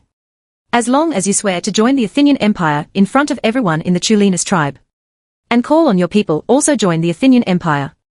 Now I am going to call the tribesmen of Chirinus, and you all should be ready." With that, Loey left the stone house, leaving 12 Athenian soldiers to protect Chirinus' family. After Chirinus' wife calmed down, she looked at the bodies of her eldest son and second son and couldn't help but ask her daughters, "Children, did I do something wrong? If I had given in from the beginning, your brother would not have to die." The eldest daughter comforted her mother. "Mother, the 2 sons of Chirinus did not surrender to the powerful enemy. The Latins will remember their bravery and fearlessness in the future, for the continuation of our father's bloodline. Now we must protect the youngest brother." Chirinus' wife nodded, but she couldn't stop the tears on her face. Chirinus tribe. Athenian soldiers began knocking on doors and asking them all to go to the Temple of Mars. Loey led 12 Athenian soldiers to the Temple of Mars. He first knocked down the statue of Mars and smashed it, and then enshrined a sacred sickle symbolizing Persephone on the throne of the god. Due to the rush of time, we could only use this method to transform the Temple of Mars into the Temple of Persephone. After all the people of the Thurinus tribe gathered outside the Temple of Mars, Roy asked the Athenian soldiers to bring Thurinus' family over. Then under everyone's gaze, Roy climbed onto the altar outside the Mars temple, looked down at the Latin people around him and said, "Dear Latins, I want to announce an important news to you. Your Temple of Mars no longer enshrines the statue of Mars, but the sacred sickle of the goddess Persephone. In other words, your temple, the Temple of Mars, has now become the Temple of Persephone. Our goddess Persephone in the Athenian Empire is the same god of agriculture as your patron saint Mars. And the goddess Persephone is more beautiful than Mars, the powerful god of agriculture. Our Athenian Empire has advanced agricultural tools and agricultural technology, all because of the grace of the goddess Persephone. The goddess Persephone is not only the god of agriculture, but also the goddess of death in charge of the underworld, which can make us the soul of the child is sheltered after death. Your Latin coalition will lose to us because you worship the weak and incompetent Mars, while we worship the goddess Persephone, who is far more powerful than Mars, in order to let you the Latins enjoy the same blessings as us. From now on, I will build the settlement of your Chirinus tribe into the city of Rome, and the goddess Persephone will be the patron saint of the city of Rome." Chapter 388. The Etruscans of the North. The Latins were conquered by the Athenian Empire, and Mars, the patron saint of the Latins, lost to the patron saint of the Athenian Empire. This is a fact that the Latins are unwilling to accept but must admit. Seeing that the Latin people around him were not crazy enough to stand up against Persephone replacing Mars, Roy looked at Chirinus' family. Under Loey's gaze, the 2 daughters of Chirinus and their brother walked to the altar, knelt down, and then swore an oath in the name of the goddess Persephone. "Please bear witness from the great goddess Persephone that Lavinia is willing to join the Athenian Empire and be loyal to His Majesty the Great Emperor forever. Please bear witness from the great goddess Persephone that Sylvia is willing to join the Athenian Empire and be loyal to His Majesty the Great Emperor forever." Please bear witness from the great goddess Persephone that Numitor is willing to join the Athenian Empire and be loyal to His Majesty the Great Emperor forever. The two daughters of Tyrannus, Lavinia and Silvia, and their youngest son Numitor, witnessed by everyone in the tribe of Tyrannus, swore to join the Athenian Empire and be loyal to the Emperor of the Athenian Empire. Loe showed satisfaction. Said with a smile, "The laws of the Athenian Empire will protect all the people of the Athenian Empire. And I am the legal defender of the Athenian Empire. In other words, from the moment you join the Athenian Empire, you will be protected by the Emperor of the Athenian Empire, that is, my protection. As a reward for leading the Latins to join the Athenian Empire, Lavinia will serve as a priestess in the Temple of Persephone in Rome, and Silvia will serve as a priestess in the Temple of Persephone in Catanzaro. The temple served as a priestess. Numitor could live with her mother in the Temple of Persephone in Rome, under the protection of the goddess Persephone." Hearing Roy's words, Lavinia and Silvia couldn't help but look up at Roy. Roy allowed them to be protected by the goddess Persephone, and it seemed that he really didn't intend to harm them. But Roy made them priests to serve the goddess, obviously not wanting them to get married, because priests who serve the goddess usually never marry. Although there are not many examples of priestesses who serve the goddess getting married, these priestesses basically marry kings. In other words, Roy made Lavinia and Silvia priestesses, which was equivalent to restricting them to marry Roy. Without Roy's permission, Lavinia and Silvia would not be able to have a husband and son, let alone rely on the power of their husband and son to avenge Roy. It is impossible for Lavinia and Silvia to get married and have children secretly. In the history of another world, in 471 BC, a priestess of the Temple of Vesta, Ibinia, was investigated and tried simply because a slave accused her of being unmarried. According to records, men accused of having an affair with a priestess were beaten and then executed. After the priestess was found guilty, she was first punished with a rod, and then pushed through the streets of Rome to a wilderness beside the Corinthian gate. She was imprisoned in a tomb, leaving her with only 30 days of food and letting her go. Sit back and wait for death. Even the secret that the priestess was not unmarried was difficult to conceal. And if Lavinia and Silvia secretly married and had children, their pregnancy would be even more difficult to conceal. What awaits them will be the crime and punishment of blaspheming the goddess. Roy made Lavinia and Silvia priestesses. Of course not to limit them to marrying Roy himself, but simply because he didn't want them to get married. After all, no one can guarantee that after Lavinia and Silvia get married, their husbands and sons will want to use their identities to call on the Latins to resist the rule of the Athenian Empire. With the children of the leader Tyrannus taking the lead in joining the Athenian Empire, the work of Athenian soldiers in registering the Latins of the Tyrannus tribe has indeed become simple. In addition to the diehards with less than 1,000 people, more than 8,000 people from the Tyrannus tribe were registered and became new subjects of the Athenian Empire. The next day, the Athenian soldiers began to allocate fields among the Tyrrhenian tribe, while recruiting soldiers from the Tyrrhenian tribe and 3,000 captives. The Latins, like the Sequas, are also semi-nomadic and semi-agricultural, because of the limitations of backward agricultural technology and agricultural tools. Even if the Latins were given more land, they would not be able to cultivate it. So in the Tulinus tribe, scenes like this were staged everywhere. Athenian soldiers found a Latin family and said they would allocate 20 acres of land to them. The male owner of the Latin family immediately explained with an embarrassed expression that they simply could not cultivate so much land. The Athenian soldiers also explained to the male host that according to Roy's request of grazing less sheep and more land, every Latin family must cultivate 20 acres of land. For thousands of years, the Latins had never seen such foreign conquerors. Not only did the Athenians not take away their land, cattle and sheep, but they also provided advanced iron farm tools and forced them to cultivate more fields. Moreover, the Athenians also swore an oath in the name of the goddess Persephone that the food harvested by the Latins from cultivating 20 acres of land would not meet the minimum standards for taxation by the Athenian Empire. The Latins themselves were leaders and had to collect some property to maintain their rule. The rule exercised by these foreign Athenians turned out to be better than that of the Latin leaders. Amid the confusion of the Latins, Athenian soldiers completed the forced distribution of fields among the Tyrrhenian tribe, and at the same time recruited 3,000 soldiers. After mixing Athenian soldiers and Latin soldiers, Roy immediately sent 7,000 soldiers to occupy all the Latin tribes in the Lazio area. While Roy promoted the rule of the Athenian Empire in the Lazio region and effectively controlled the Lazio region, Tulinus also brought 1,000 soldiers to the Po River plain in the northern Apennine Peninsula. The Po plain, also called the Milan Plain, is not only the largest plain on the Apennine Peninsula, but also the largest plain in southern Europe, covering an area of 460 million square kilometers. The Po River Plain is sandwiched between the Alps and the Apennines, bordering the southern slopes of the Alps to the north and the northern foothills of the Apennines to the south. 3,600 years later, the Po River Plain is the most agriculturally developed region in the Apennine Peninsula, and it is also the most economically developed region. Big cities such as Milan, Turin, Bologna, and Venice are all located in the Po River Plain. The present plain of the Po River is where the royal court of the Etruscans is located. The grass here is lush and green, and you can only see the cattle, sheep and horses driving forward driven by the shepherds. But you can't see the farmers busy in the fields at all. Although the Etruscans were also a semi-nomadic and semi-agricultural people, the royal family that ruled the Etruscans was no different from the real nomads. They turned the most fertile plains into steppes. The Etruscans were also southern European Caucasians with black hair and black eyes. As Tyrannus got closer to the royal court, Tyrannus began to see more and more blondes and mulattoes. When Tyrannus came to the royal court, he saw that it was a tribe of blonde and blue-eyed people. Although the Etruscans were natives with black hair and black eyes, they were ruled by a group of foreign nomads with blonde hair and blue eyes.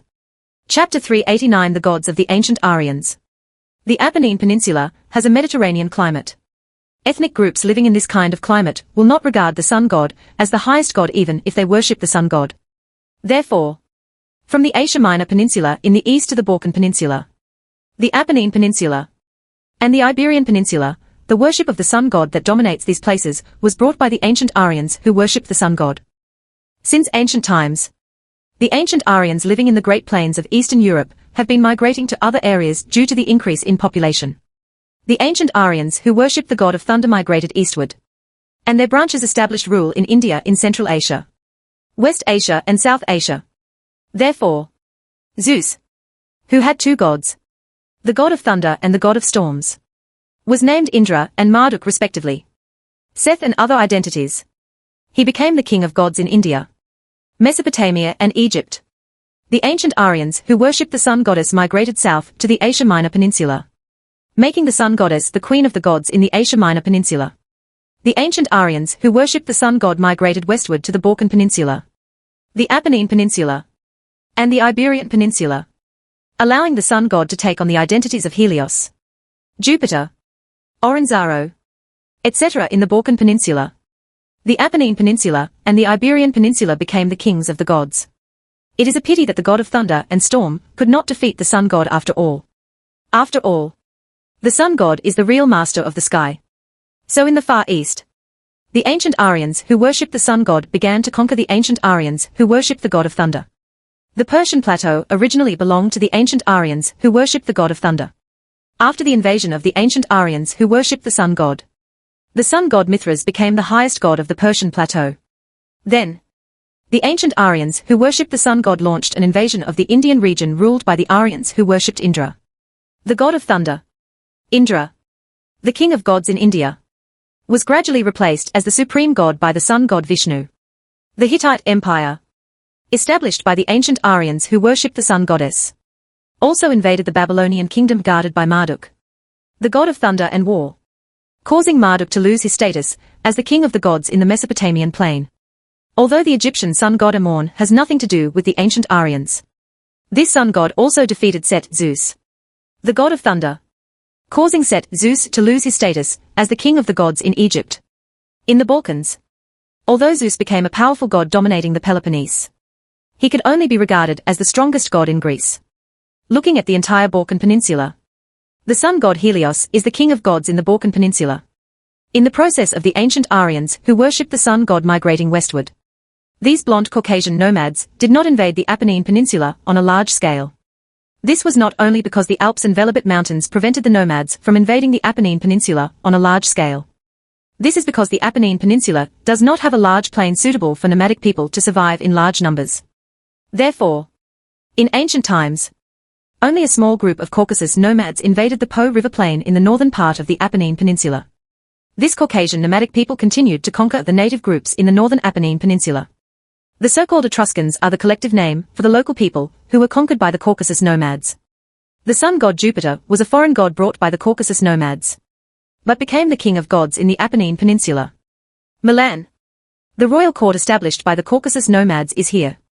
Tulinus, led by a group of blonde and blue-eyed knights, walked into the king's tent and finally met Amulius, the king of the Etruscans. What surprised Turinus was that Amulius was not blonde and blue-eyed, but a black-haired, black-eyed mixed-race child of Caucasian race and Southern European Caucasian race. The Etruscan king, who ruled hundreds of thousands of people, looked at Turinus with a gentle expression and took the initiative. Dear Tulinus, I heard that you are the most prestigious leader among the Latins. I wonder what good news you can bring me. After hearing Amulius' question, Turinus came back to his senses and answered with some anxiety. What I bring is not good news.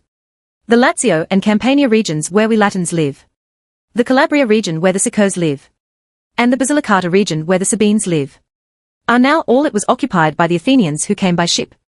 I hope that the great Etruscan king can lead your knights south and help us drive away the foreign invaders. Foreign invaders, Amrius said with a teasing smile. Tulinus, you asked me to help you drive away the Athenians. Don't you think I am not a foreign invader? Tulinus shook his head and said, your Etruscan royal family has lived in the Apennine Peninsula for hundreds of years and is already a native like us. Your answer is very good. I can help you drive away the Athenians. But after driving away the Athenians, you Latins will also accept my rule. And your 2 daughters will also marry me. Turinus nodded without hesitation and agreed to Amulius' request. Because Amulius only wanted to rule the Latins in name only. As long as the Latin leaders surrendered to Amulius and paid tribute, Amulius would be satisfied. Seeing that Turinus agreed to all his requests, Amulius said with a serious expression, Tulinus, it seems that the Athenians are more powerful than I thought. Can you tell me about them? Can. Tulinus carefully recounted the information he knew, especially the information that the Athenians had black iron weapons, and then continued with a solemn expression. Great Amulius, I think that if you want to defeat the Athenians, you must gather all the soldiers and defeat the Athenians with a huge numerical advantage. If you fail in the war with the Athenians, not only we Latins will be conquered by the Athenians, even the Etruscans would be conquered by the Athenians. It seems that you really want us to defeat the Athenians, and have no intention of letting both us and the Athenians lose. Amrius said with a satisfied smile. Turinus, after I drive away the Athenians and make your 2 daughters my wives, I will support you to become the king of Latin. In the future, when I give birth to a son with your 2 daughters, let your grandson, my son, will inherit the throne of the Latin king and rule over all the Latins. Tulinus reluctantly kept a smile on his face and nodded, agreeing to Amulius' proposal. Seeing Turinus' reaction, Amulius continued, in order to defeat the Athenians, I will spend half a month raising an army of 50,000. After half a month, I will help you regain the lost territory. Roman plain. The settlement of the tribe of Thurinus, now the Roman city of the Athenian Empire. Under Roy's strong promotion, 100,000 Latins in the Lazio region have been included in the rule of the Athenian Empire.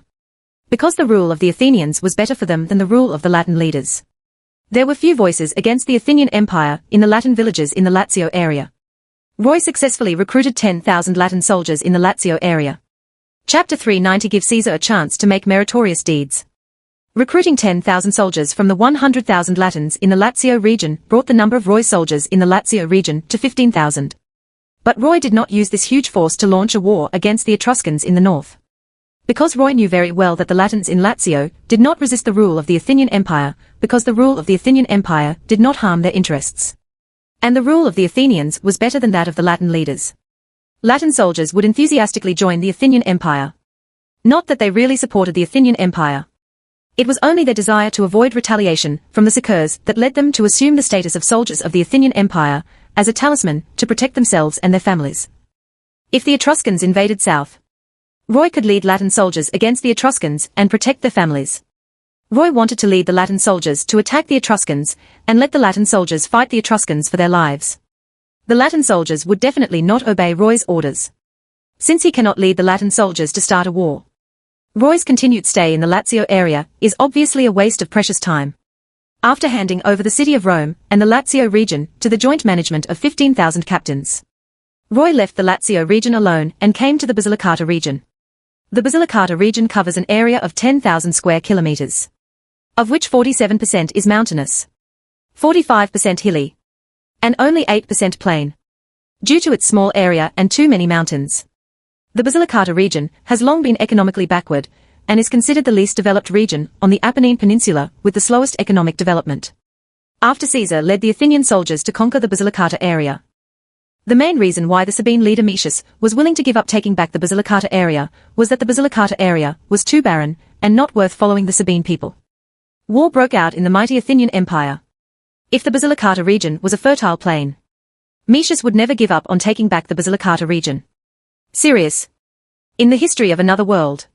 When the Greeks colonized the Apennine Peninsula, they established a city-state in Ceres in the Basilicata region. After Caesar led the Athenian soldiers to conquer the Basilicata region, he was also stationed in Ceres. When Roy came to Ceres, Caesar not only completed the distribution of fields in the Basilicata area, but also recruited 2,000 soldiers from the local area, bringing the number of soldiers under his command to 5,000. Athenian soldiers' barracks. Roy entered the military camp and saw Caesar training newly recruited soldiers. Seeing Roy suddenly appearing in the military camp, Caesar hurriedly came to Roy and asked, "Your Majesty, why did you come here suddenly?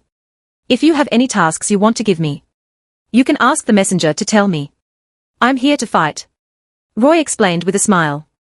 Although the Sabines do not want to break out of war with our Athenian Empire over the barren Basilicata region, I want to regain the fertile Puglia and Abruzzo regions for the Sicaurs. After listening to Roy's words, Caesar said with a complicated expression, "Although the Sabines in Puglia and Abruzzo have a population of 200,000 and can muster at least 20,000 troops, they are not prepared for us now. If you conquer Puglia and Abruzzo, entrust me with the task. And I am confident that I can conquer the Puglia and Abruzzo regions with the 5,000 soldiers in my hands. Now that you come to fight this battle in person, I will lose an opportunity to make meritorious deeds. I just want to prevent you from having a chance to make meritorious deeds. So I have to fight this battle myself. Until the establishment of the Kingdom of Athens by Roy, no Athenian soldiers have become military nobles by accumulating military merit. It is not that Athenian soldiers do not want to be promoted, but because all Athenian soldiers do not have enough merit to be promoted to military nobility. Every city-state in the Athenian Empire was defeated by Roy himself, and every war in the Athenian Empire was won by Roy himself. Even Ares and others who were the first to follow Roy had no chance to become military nobles through meritorious service. Roy did not give his generals and soldiers the opportunity to make meritorious deeds, because he did not want the Athenian Empire to produce military aristocrats. Now Roy's thoughts have changed somewhat. As long as Roy entrusts the military nobles to overseas areas far away from the Athenian Empire, he can also achieve the same effect as the Athenian Empire only has royal family and civilians. Seeing the hesitant expression on Caesar's face, Roy joked, "Caesar, I was joking just now. If you are really eager to establish merit on the battlefield, I can give you command of the war to conquer Puglia and Abruzzo. You win this war and contribute to the Athenian Empire. Conquer 30,000 square kilometers of territory, and I will make you Governor-General of South Africa." Although Caesar did not know where South Africa was, he had ambitions consistent with the name Caesar, and was eager to prove his ability in the war, and gain a higher status and greater power at the same time. After hearing that Roy agreed to let him lead the Athenian soldiers to conquer Puglia and Abruzzo, Caesar immediately said excitedly, "Please rest assured, Your Majesty, I will definitely dedicate victory to Your Majesty. If I lose the war, Your Majesty can chop off my head as punishment." Looking at Caesar's confident look, Roy said with a smile, "Then let me see your performance."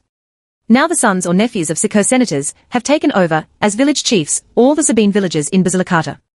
Even if Caesar takes away all the 5,000 soldiers in Basilicata, there will be no problems here in a short time. So with Roy watching, Caesar spent 2 days gathering 5,000 soldiers, and then launched a war against Puglia without hesitation. After entering the Puglia region from the Basilicata region, Caesar did not divide his troops to occupy the Sabine tribal villages. Instead, he led an army of 5,000 in a straight line towards Bari, where Metius' tribe was located. On the way to Bari, Roy couldn't help but ask Caesar, "Caesar, do you want to defeat Metius' tribe first and then conquer other Sabine tribes?" "That's right," Caesar said excitedly. "Metius' tribe is the most powerful Sabine tribe. As long as I defeat Metius' tribe, other Sabine tribes will lose the confidence to resist us. But if you lose to Metius, you and your 5,000 soldiers will fall into the siege of the Sabines.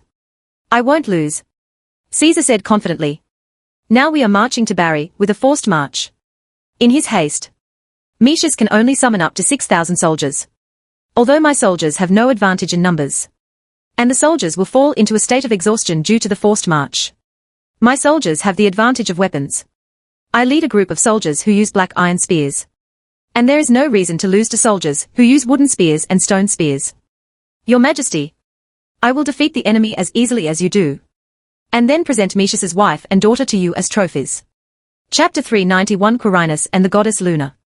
Because the Athenians did not attack Puglia, Metius did not summon the Sabines in Puglia and Abruzzo. But Metius's tribe has been preparing for the possible outbreak of war.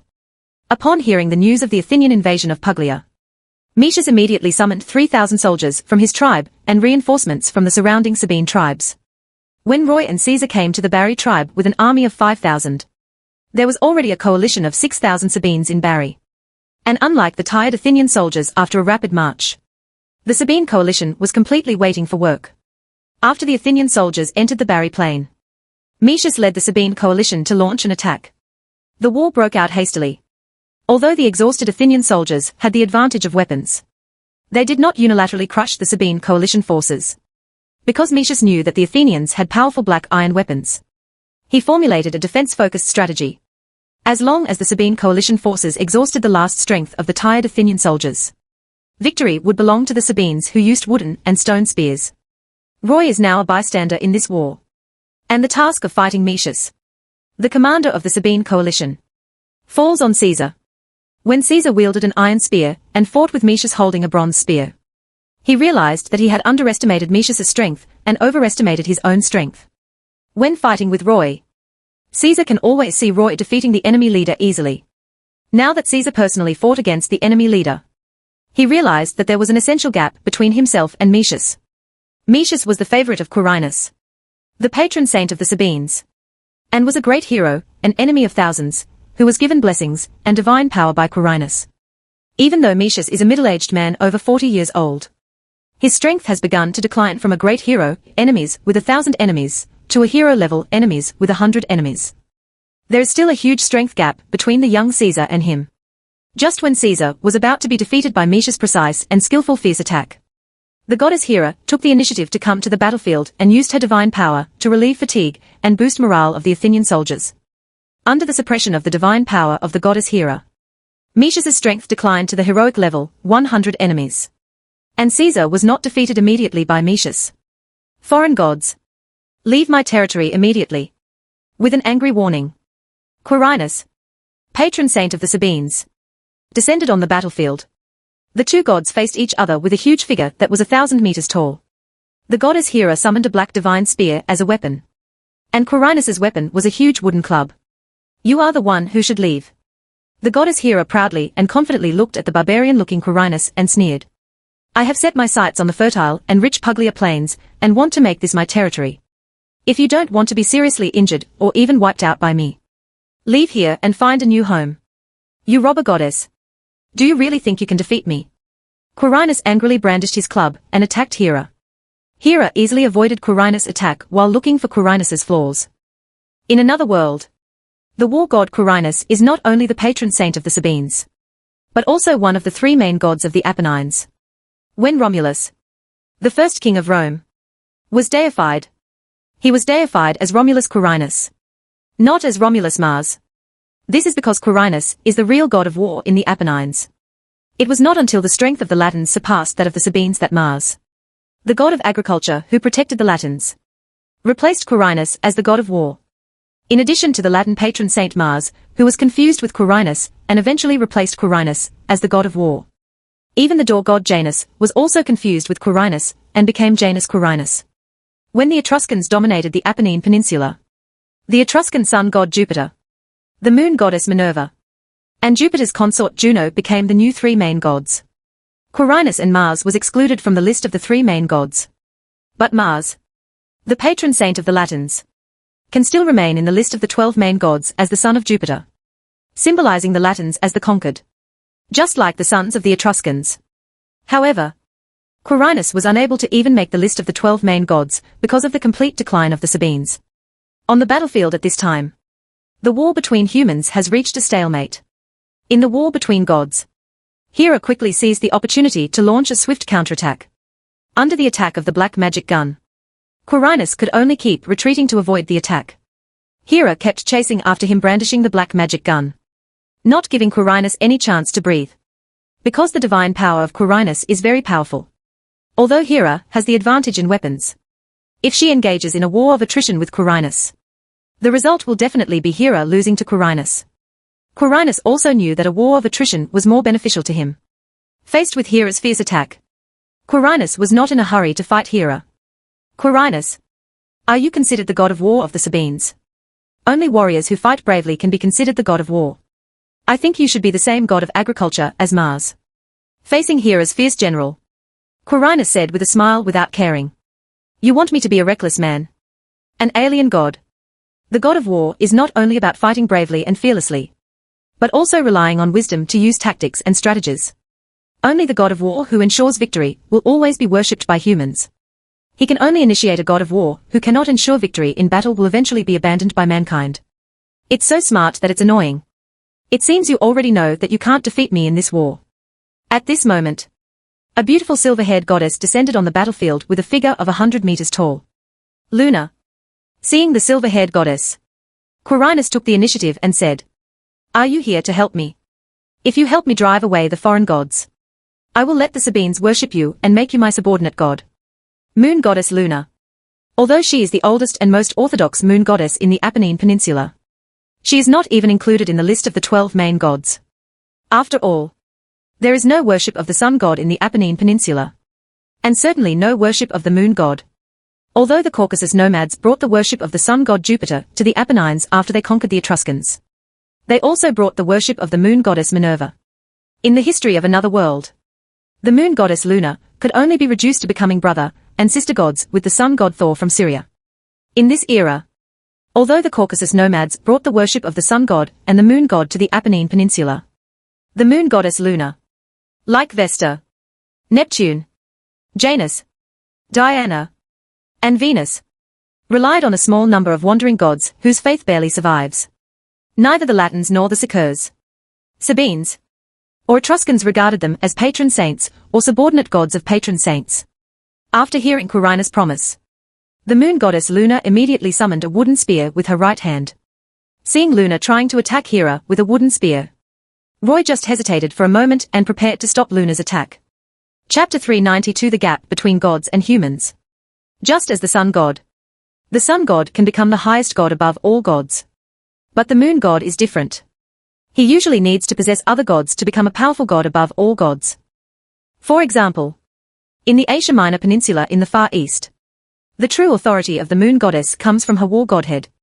Bendis, the moon goddess in Thrace, also became a powerful goddess independent of the sun god Helios because of her status as a hunting goddess with the attribute of war.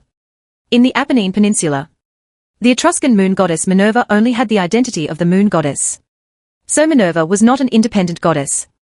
She was the sister and subordinate god of the sun god Jupiter. As a wandering deity, Luna, the native moon goddess of the Apennine Peninsula, has also not been given other godheads besides the moon godhead by humans. Therefore, the divine power of the moon goddess Luna is not strong. Which is why Roy dared to challenge Luna. When the moon goddess Luna wielded a wooden spear to attack Hera, Roy ran up to Luna and shouted, "Luna, goddess of the moon, let me be your opponent. If you can defeat me, I will enshrine you as the patron saint of the Athenian Empire." After saying that, Roy swung his iron gun and aimed at Luna's right ankle. Luna stepped back to avoid Roy's attack, then looked down at Roy and questioned, "Are you serious about what you just said?" As a native god of the Apennine Peninsula, Luna certainly knew how powerful the gods and humans of the Apennine Peninsula were. The Athenian Empire possesses powerful weapons like dimensionality reduction strikes. Even if it cannot conquer all of the Apennines, it can still conquer half of the Apennines. Such a powerful Athenian empire was willing to accept Luna. And Luna had no reason to refuse. After all, neither the Sicurs nor the Latins nor the Sabines regarded Luna as their patron saint. And the Etruscans had their own moon goddess Minerva. If Roy gives enough chips, Luna can accept this request even if she is asked to attack Quirinus, who is also a local god. seeing Luna being moved by his conditions. Roy said with a smile. I don't like joking. As long as you can defeat me and prove that you are a goddess worthy of my respect, I will make you one of the gods of the Athenian Empire. Then you lose. Luna said confidently. Although gods and humans live in the same world, they are lives in different dimensions. Even if I don't have a god's throne, the lowest level wandering god, I am still a real god. Even if you have been deceived by the gods, your power has been enhanced to the limit of human beings. But your essence is still human. You cannot break the dimensional boundaries between humans and gods and defeat me.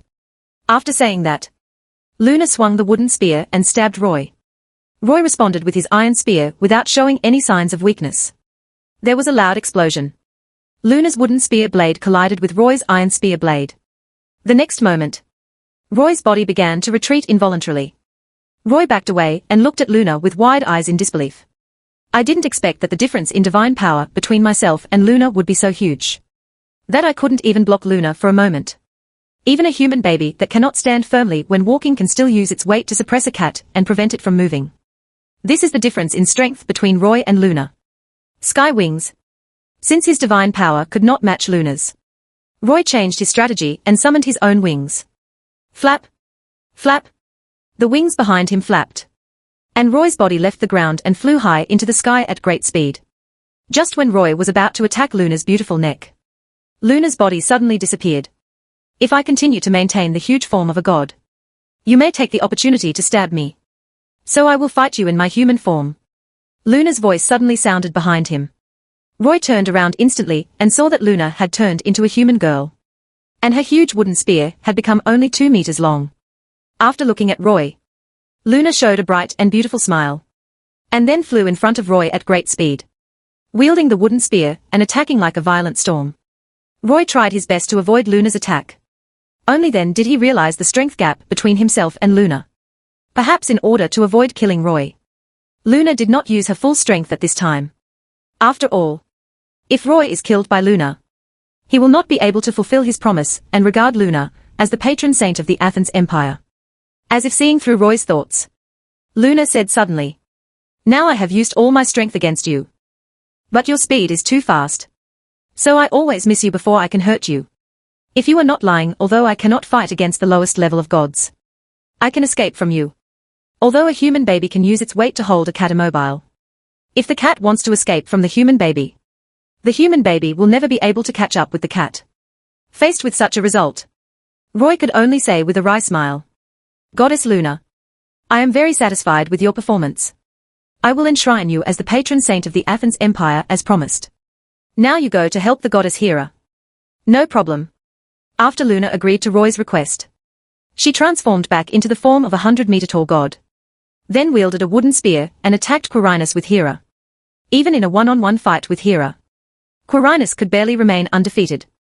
Now Luna also came to attack Quirinus, who was immediately defeated by Hera and Luna, and was forced to flee from the battlefield. After Quirinus fled the battlefield, Hera not only did not thank Luna for her help, but instead stared at Luna with cold eyes and said, Nosy guy. Even without you, I can defeat Quirinus. Luna explained in a low-key manner. I am fulfilling the Emperor's request. I am very sorry to offend you. At this time, the war between gods ended. But the war between humans continued. Seeing that Caesar had been unable to lead the Athenian soldiers to defeat the coalition forces of Metius and the Sabines, Loe, who lost patience, decided to join the war. After all, every second this war lasted, Athenian soldiers were injured or even died. Caesar could not care about the sacrifice of Athenian soldiers. But Roy could not. For the Athenian soldiers were not Caesar soldiers.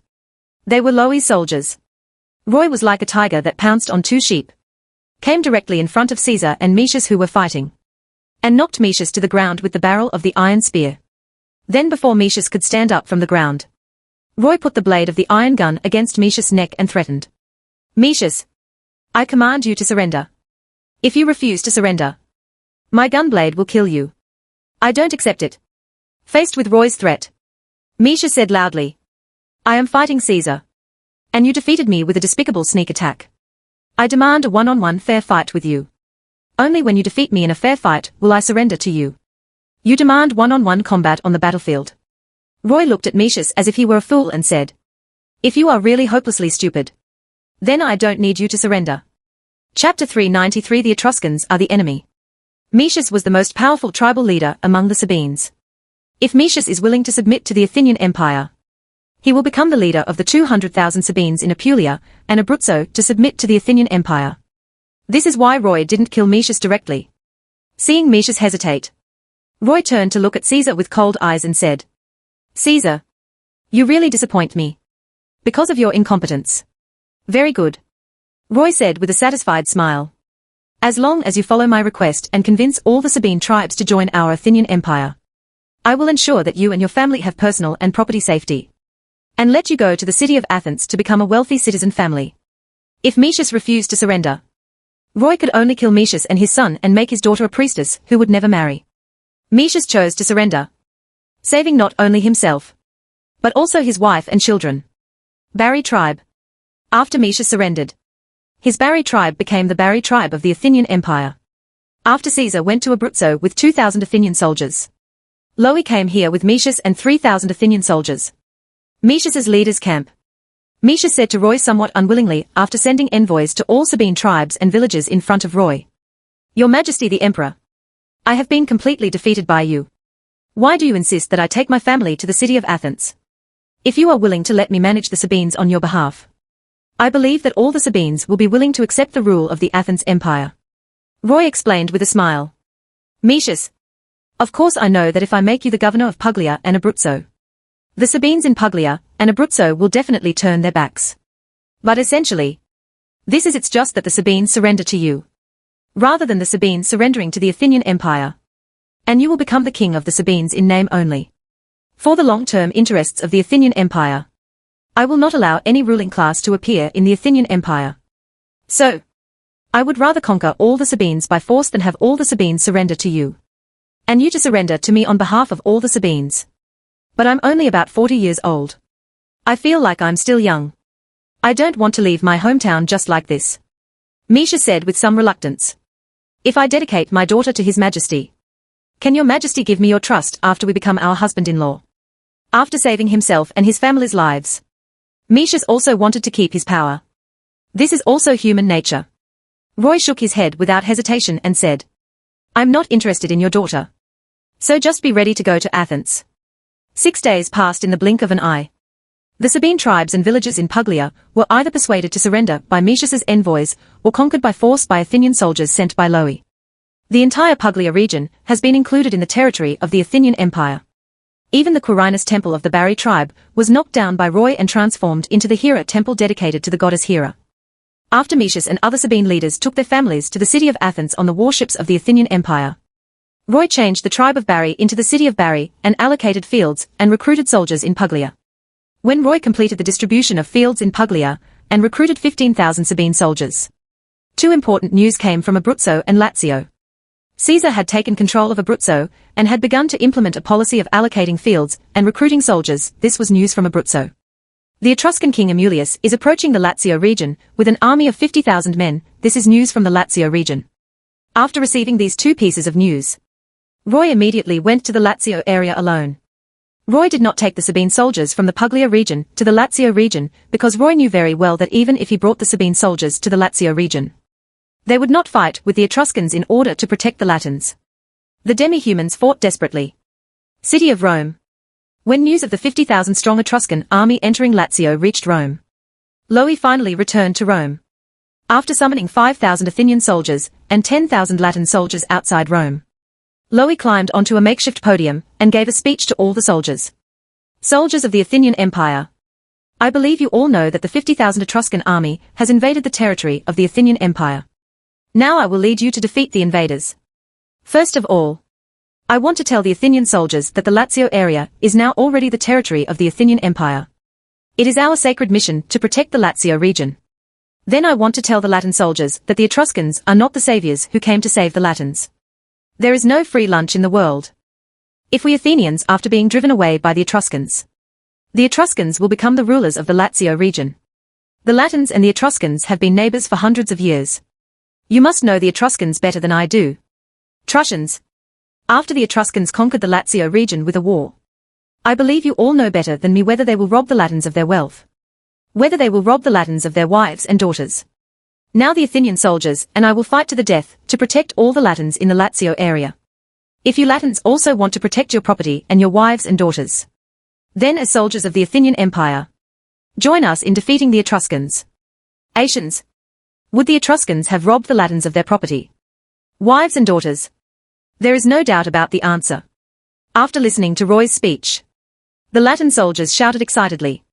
Defeat the invaders. Please lead us to drive out the Etruscans. We want to protect the Lazio region. Seeing this scene, Roy had a satisfied smile on his face. Now that the Latin soldiers were united with the Athenian Empire, Roy could finally trust them as Athenian soldiers. Chapter 394 His Majesty the Sun God King Jupiter. The Tuscany and Umbria regions to the north of Lazio are both Etruscan territories. The Etruscan king Amulius invaded the Lazio region with an army of 50,000 men. The best route was from the Umbria region into the narrow plain north of the Roman plain. After judging the march route of the Etruscan king Amulius, Roy immediately led 15,000 troops into the narrow plain in the northern part of the Roman plain, preparing to snipe the Etruscans here. Rieti Plain. After Amulius' 50,000-strong army and Roy's 15,000-strong army met in the middle of the Rieti Plain, they saw that Roy's soldiers were almost all Latins with high fighting spirit. Amulius couldn't help but ask Turinus beside him. Dear Turinus, we Etruscans are here to save you Latins. Why do you Latins seem to regard us as your enemies? Turinus had also seen the fighting-minded Latin soldiers behind Roy. If the Latins were forced to become soldiers by Roy and forced to participate in this war, the Latin soldiers would never have such a high fighting spirit. It is obvious that the Latin soldiers used their own will to regard the Etruscans as enemies. Tulinus could only explain with a complicated expression. Great Amulius, I believe that these Latins must have been deceived by the Athenians to regard the Etruscans as their enemies. Once we drive away the Athenians, I will persuade them to surrender to the Etruscans King Ya. Make them your loyal soldiers. Amlius nodded with satisfaction and said, this war with the Athenians will definitely cost me a lot of soldiers. I don't want to lose money. So the Latins must become my soldiers and make my soldiers more numerous than before. Turinus ostensibly agreed to all Amlius's demands. But in his heart he was thinking that as long as the Athenians and Etruscans both suffered losses, the Latins would be able to get rid of both the Athenians and the Etruscans at the same time. Control. While Amulius was observing the Athenian army, Loe was also observing Amulius' army. Amulius' army consisted of 5,000 cavalry and 45,000 infantry. I have to admit that these 5,000 cavalry are a great threat to Roy's army. In order to deal with these 5,000 cavalry, Roy must use special means. Although Loe had not yet built a cannon, Loe had made gunpowder from saltpeter, sulfur, and charcoal, and used the gunpowder to create a dozen explosive charges.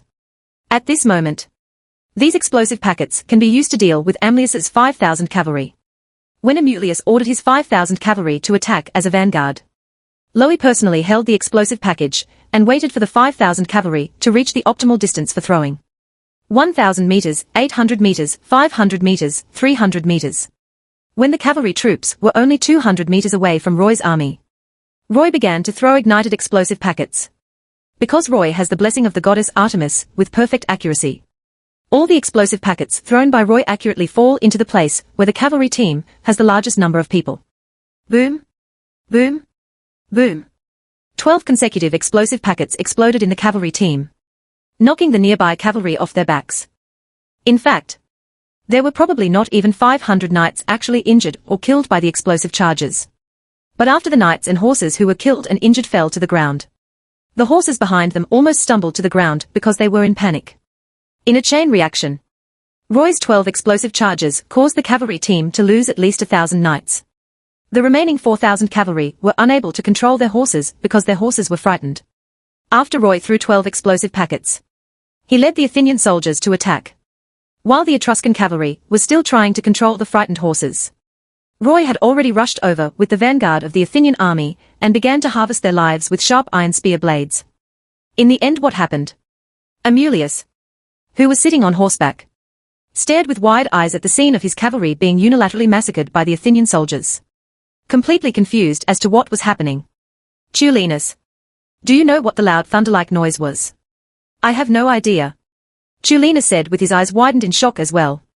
I only saw the Athenian Emperor Loe throwing something into the cavalry team. And then there was a loud noise like thunder. And fireworks blew up the surrounding knights to death. Great sun god Jupiter. Is this an enemy god sending divine punishment to us Etruscans? Seeing that his 5,000 cavalry were almost slaughtered by the Athenian soldiers, with only a few hundred people escaping back, Amlius said angrily like a losing gambler. Even if I lose my cavalry and I have 3 times as many soldiers as the Athenians, I can still defeat them. After saying this, Amulius ignored the fact that the Etruscans were demoralized and led his army towards the Athenian army. Seeing the Etruscan army coming like a torrent, Roy immediately ordered the soldiers to adopt a defensive formation. After all, the enemy has 3 times the numerical advantage. If the Athenian soldiers were not prepared, they might really be defeated by a group of soldiers using wooden and stone spears. As the 2 armies collided, the Etruscan sun god Jupiter and moon goddess Minerva took the initiative to come to the battlefield. Not only Jupiter and Minerva, but Mars, the patron saint of the Latins, and Quirinus, the patron saint of the Sabines, also appeared beside Jupiter and Minerva. The 4 gods looked down at the human war on the ground. And Quirinus said angrily, "The great god King Jupiter, the great goddess Minerva, the Latins and Sabines were conquered by the Athenians. You have seen the fate of Mars and I. The Athenians pulled down the statues of Mars and me and let the foreign gods brought by the Athenians became the new patron gods of the Latins and Sabines. The Athenians hated the local gods. If the Etruscans were conquered by the Athenians, His Majesty Jupiter would lose the gods of the Apennines, the throne of the king. The goddess Minerva will also lose the throne of the patron saint." Mars followed. "We are willing to help His Majesty Jupiter drive away the Athenians and foreign gods. But His Majesty Jupiter must promise to restore our identity as the patron saint of the Latins and the patron saint of the Sabines in the future." After listening to what Quirinus and Mars said, Minerva said expressionlessly, "Quirinus, Mars, you said that Athenians hate local gods. But I heard that Luna, who is also the moon goddess like me, has joined the camp of the Athenian gods. Quirinus, you also said that she is. Because Luna and the foreign gods attack you together, you will lose to the gods of the Athenians.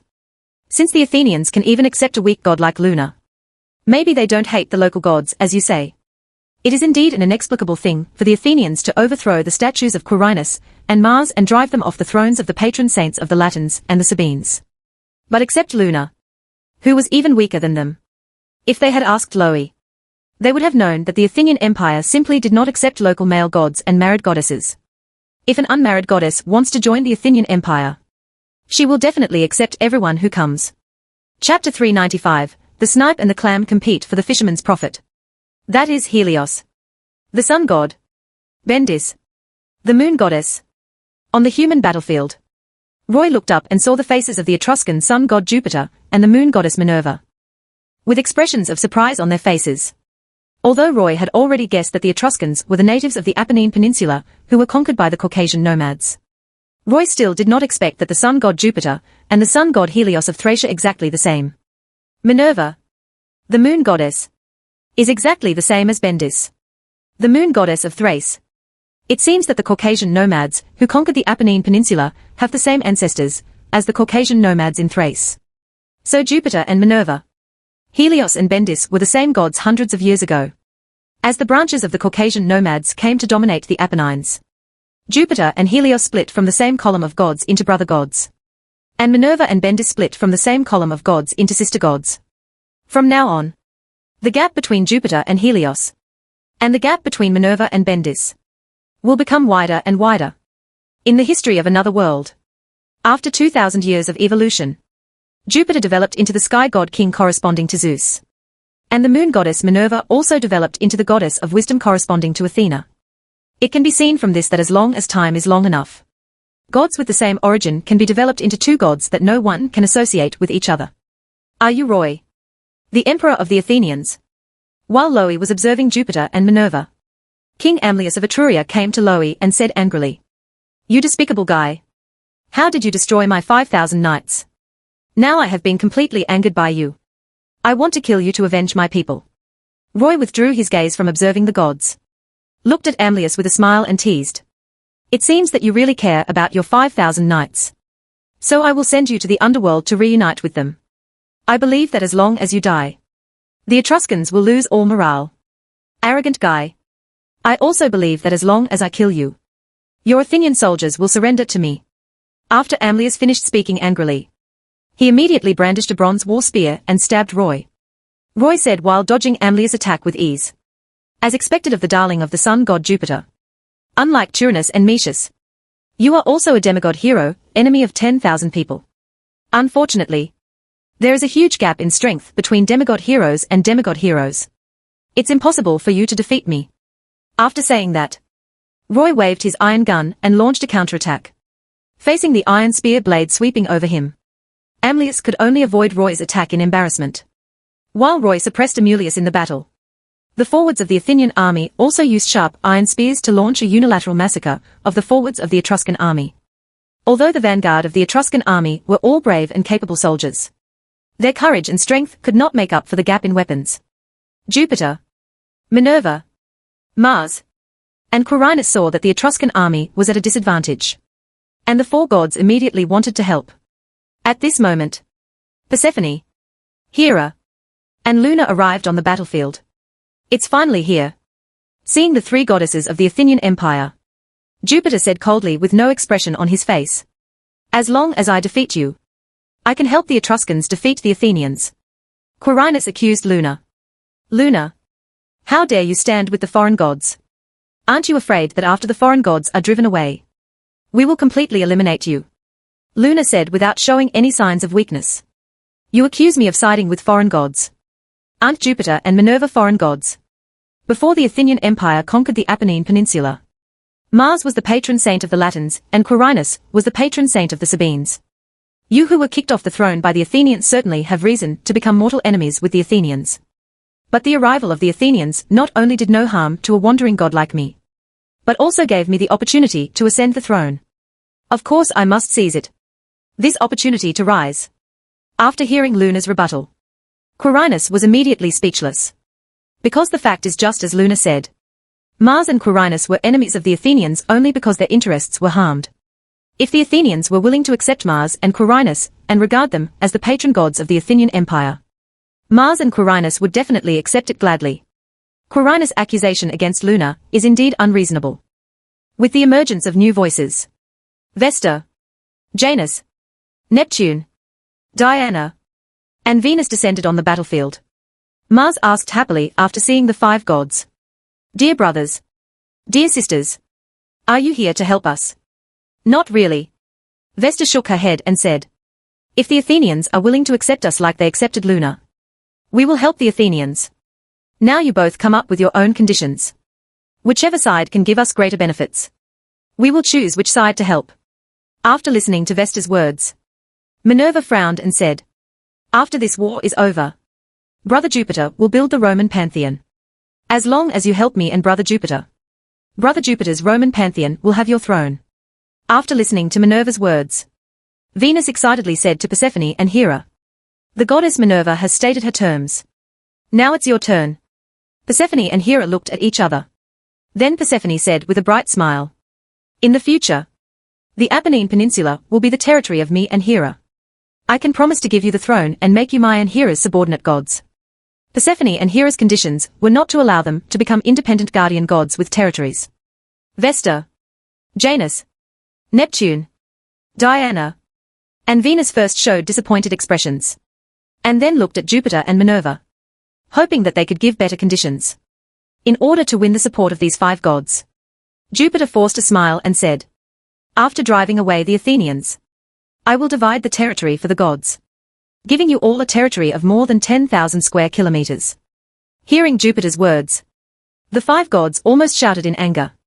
At this moment, Roy said loudly while fighting Amlius, no matter how good the offer is, it must be fulfilled to be attractive. If the Etruscans lose to us Athenians, no matter how good the offer is given by Jupiter, it will never be fulfilled. After hearing Roy's words, the five gods calmed down. Diana looked at Roy and asked, can you Athenians offer better terms? Better terms? Roy said with a joking smile.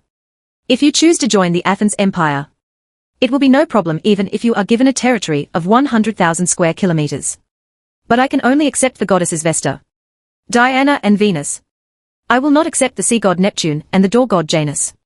If they don't mind the desert in North Africa. Even if they want a territory of 200,000 square kilometers. Roy can agree without hesitation.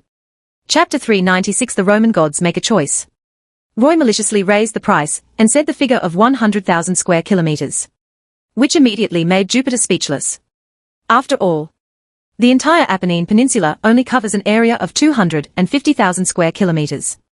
It is impossible for Jupiter to give 300,000 square kilometers of territory to the goddesses Vesta, Diana and Venus, Poseidon, Neptune and door god Janus, who were rejected by Roy.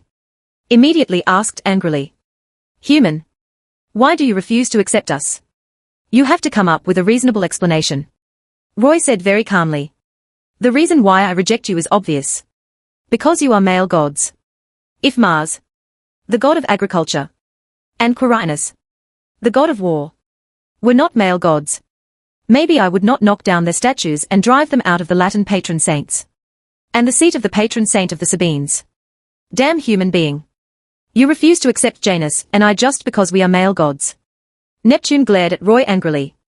And then said to Janus, "Janus, it seems we have no choice but to stand with His Majesty Jupiter." Janus nodded. And then said to Vesta, Diana, and Venus, "Goddesses, this human man rejects us male gods. He must have the idea of blaspheming you goddesses. Do you still want to join this human empire of Athens?" Venus said with a sweet smile, "Janus, you said that this human being has the idea of blaspheming the goddess. Don't you male gods have the idea of blaspheming the goddess? Gods and humans are beings in different dimensions after all. Even if humans have the idea of blaspheming the goddess, it is impossible to realize it. But you male gods can force the goddess to marry you and have children. So to us goddesses, you male gods are obviously more dangerous than human men." After Venus finished speaking, she walked with Vesta and Diana to Persephone, Hera and Luna. The three goddesses made their choices. And Neptune and Janus also walked to Jupiter, Minerva, Mars, and Quirinus. Seeing that Minerva was the only goddess in Jupiter's camp, Persephone said to Minerva, "Dear sister, don't you want to stand with us goddesses?" Minerva smiled and shook her head. "Although I am not regarded as an independent patron saint by the Etruscans, as the sister of the sun god Jupiter, I have authority second only to the sun god Jupiter. If the Athenians can defeat the Etruscans, Yan, I will consider standing with you when the time comes." After Minerva finished speaking, Jupiter said coldly with an unhappy expression, "You dare to seduce my sister into betraying me.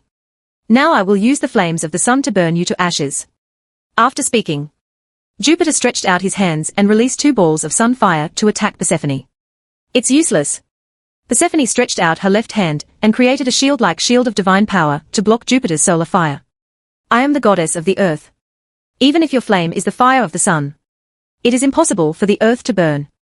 Seeing the confrontation between Persephone and Jupiter, Hera summoned two black divine spears and pounced on Minerva and Quirinus like ferocious lionesses. "I will be your opponent."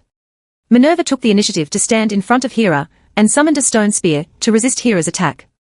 There was a loud explosion. Hera's black spear collided with Minerva's stone spear, and Minerva immediately took a few steps back involuntarily. Seeing the look of disbelief on Minerva's face, Hera sneered, "You stupid guy. No matter how much authority you have as Jupiter's sister, it is not your authority. In essence, you are Jupiter's subordinate god. As a subordinate god, you are different from those who own the territory.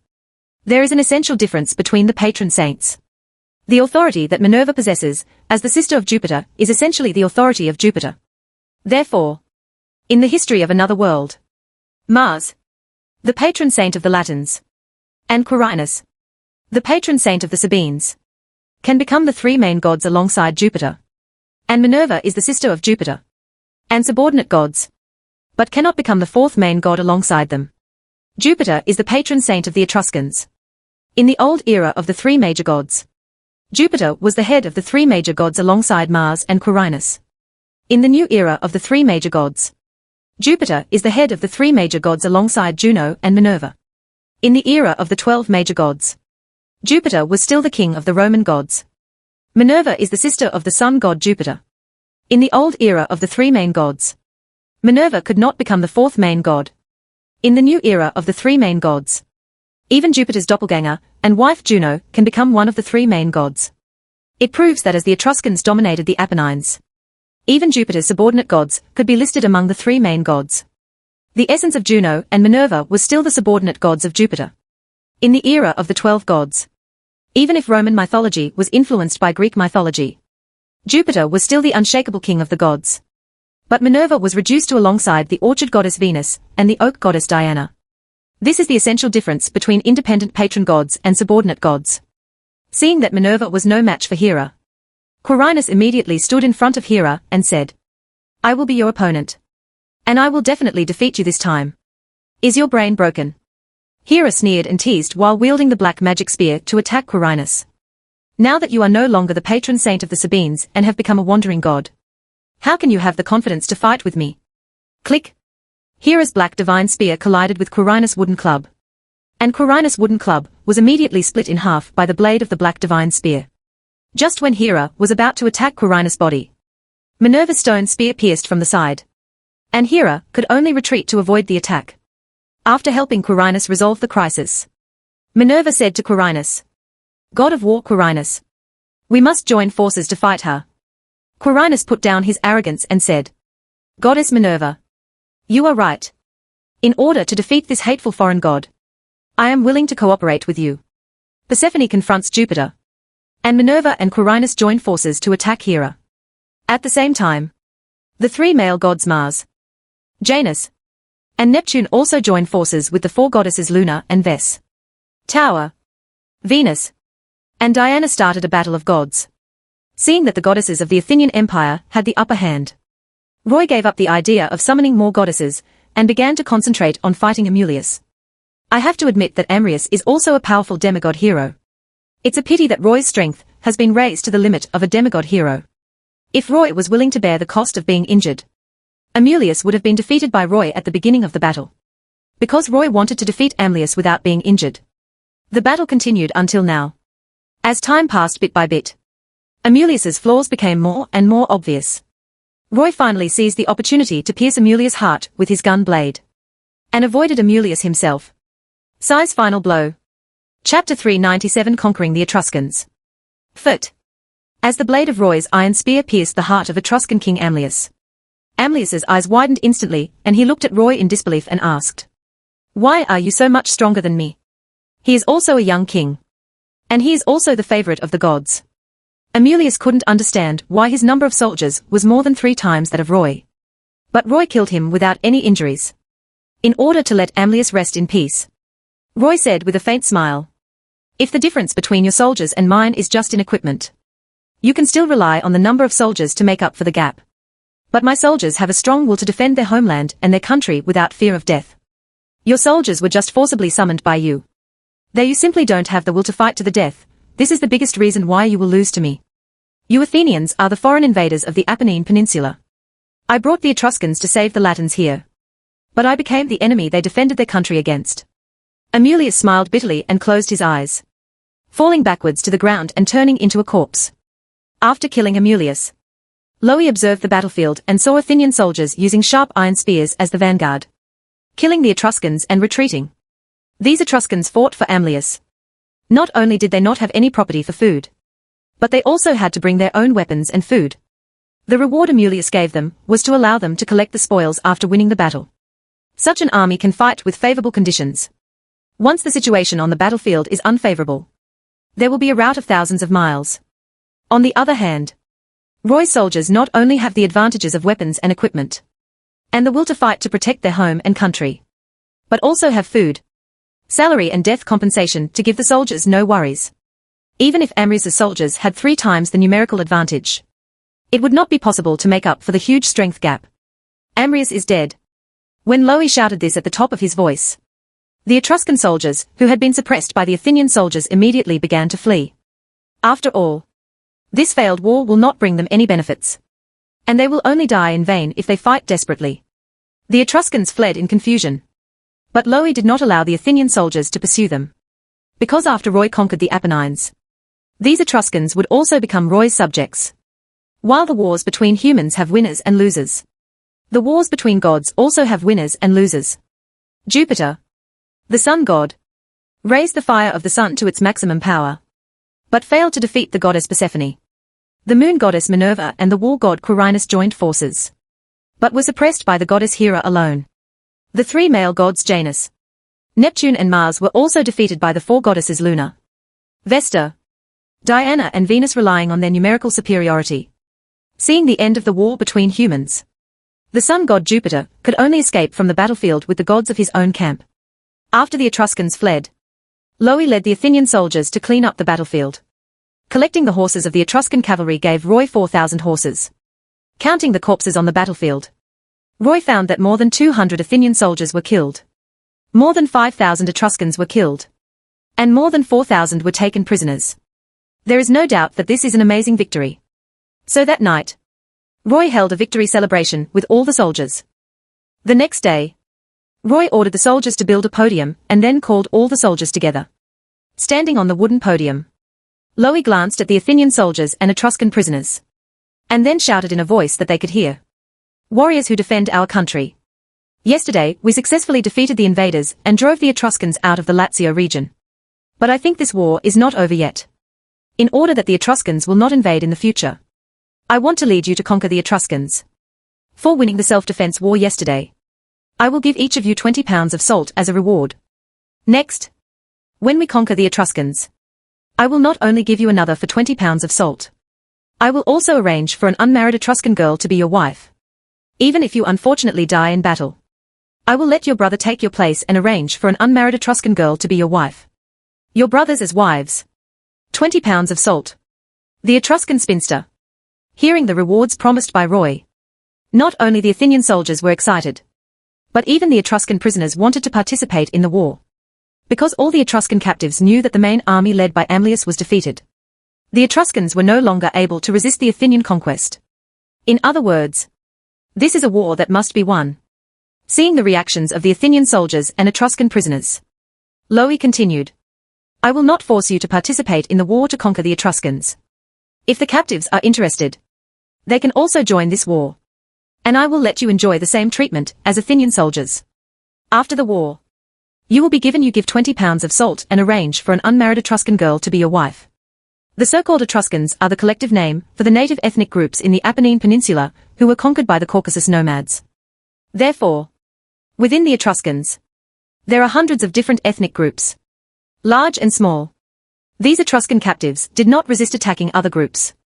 When they heard Roy's invitation, the Etruscan captives shouted, "I would like to join you. I know the roads in Tuscany, and I can show you the way. Even if you don't give me 20 pounds of salt. I just want an unmarried girl to be my wife." Because of the enthusiastic enrollment of Etruscan prisoners, the number of troops available to Roy not only did not decrease, but actually increased. In the end, Roy left more than 1,000 soldiers to guard more than 2,000 prisoners. Roy himself led 16,000 soldiers into the territory of the Etruscans. The Etruscan territories included Tuscany, Umbria, Marche, Emilia, Piedmont, Lombardy, Veneto, and Trentino. It covers an area of about 160,000 square kilometers, and has a total population of more than 500,000. Roy's plan to control a population of 500,000 with 16,000 soldiers was obviously unrealistic. Because even if 50 soldiers control a population of 1,000, Roy would need at least 25,000 soldiers to effectively rule 500,000 Etruscans. So while entering Tuscany with 16,000 soldiers, Roy sent messengers to Caesar and asked Caesar to take 10,000 Sabine soldiers from Puglia into the Marche region. Now that the main force of the Etruscans was defeated, the Sabine soldiers could get 20 pounds of salt and an unmarried Etruscan girl without going through a battle. Roy knew without thinking that the Sabine soldiers would definitely not refuse to participate in this war to conquer the Etruscans. And because of hundreds of years of competition for territory, the Latins, Sabines, and Etruscans also had blood feuds with each other. Chapter 398 The Last Battle on the Apennine Peninsula. The rule of the Caucasian nomads headed by Amulius over the Etruscans would certainly not be as effective as that of Loe's rule over the Athenian Empire, which could effectively rule over 500,000 Etruscans. After the Caucasian nomads conquered the Etruscans by force, they exercised indirect rule over the hundreds of large and small ethnic groups of the Etruscans. As long as the leaders of these ethnic groups surrendered and paid tribute to Amulius, Amulius would not interfere with the rule of these leaders over their respective ethnic groups. Precisely because the Etruscan kings exercised indirect rule. In the history of another world, the Latins conquered by the Etruscans were able to establish the city of Rome and the Roman Empire. If the Etruscan kings directly ruled the Latins, the Latin ethnic group would be assimilated and disappeared by the Etruscans. If the Latins were assimilated and disappeared by the Etruscans, the city of Rome and the Roman Empire would naturally not appear. Since the Latins, who were once conquered by the Etruscans in history, were able to establish the city of Rome and the Roman Empire, it proves that the Etruscan kings only ruled in name only over the ethnic groups they conquered. The hundreds of ethnic groups of Etruscans could accept the rule of the Caucasus nomads. And of course they could also submit to the Athenian Empire. After Roy led the Athenian army into the territory of the Etruscans, the leaders of various ethnic groups of the Etruscans took the initiative to send envoys to surrender to Roy. As long as Roy does not deprive these ethnic leaders of their identity and power, it is entirely possible for Roy to become the new ruler of Tuscany without any effort. It is a pity that what Roy wanted was not to rule the Etruscans indirectly through the leaders of each ethnic group, but to rule all Etruscans with the laws and policies of the Athenian Empire. Therefore, the leaders of each ethnic group sent envoys, which did not change Roy's decision to send soldiers to take over these ethnic groups. If these group leaders do not resist, they can take their families and some belongings to the city of Athens and become rich. If the leaders of these groups resisted with force, the Athenian soldiers would kill the men of the leader's family, confiscate all the property of the leader's family, and demote the women of the leader's family into slaves.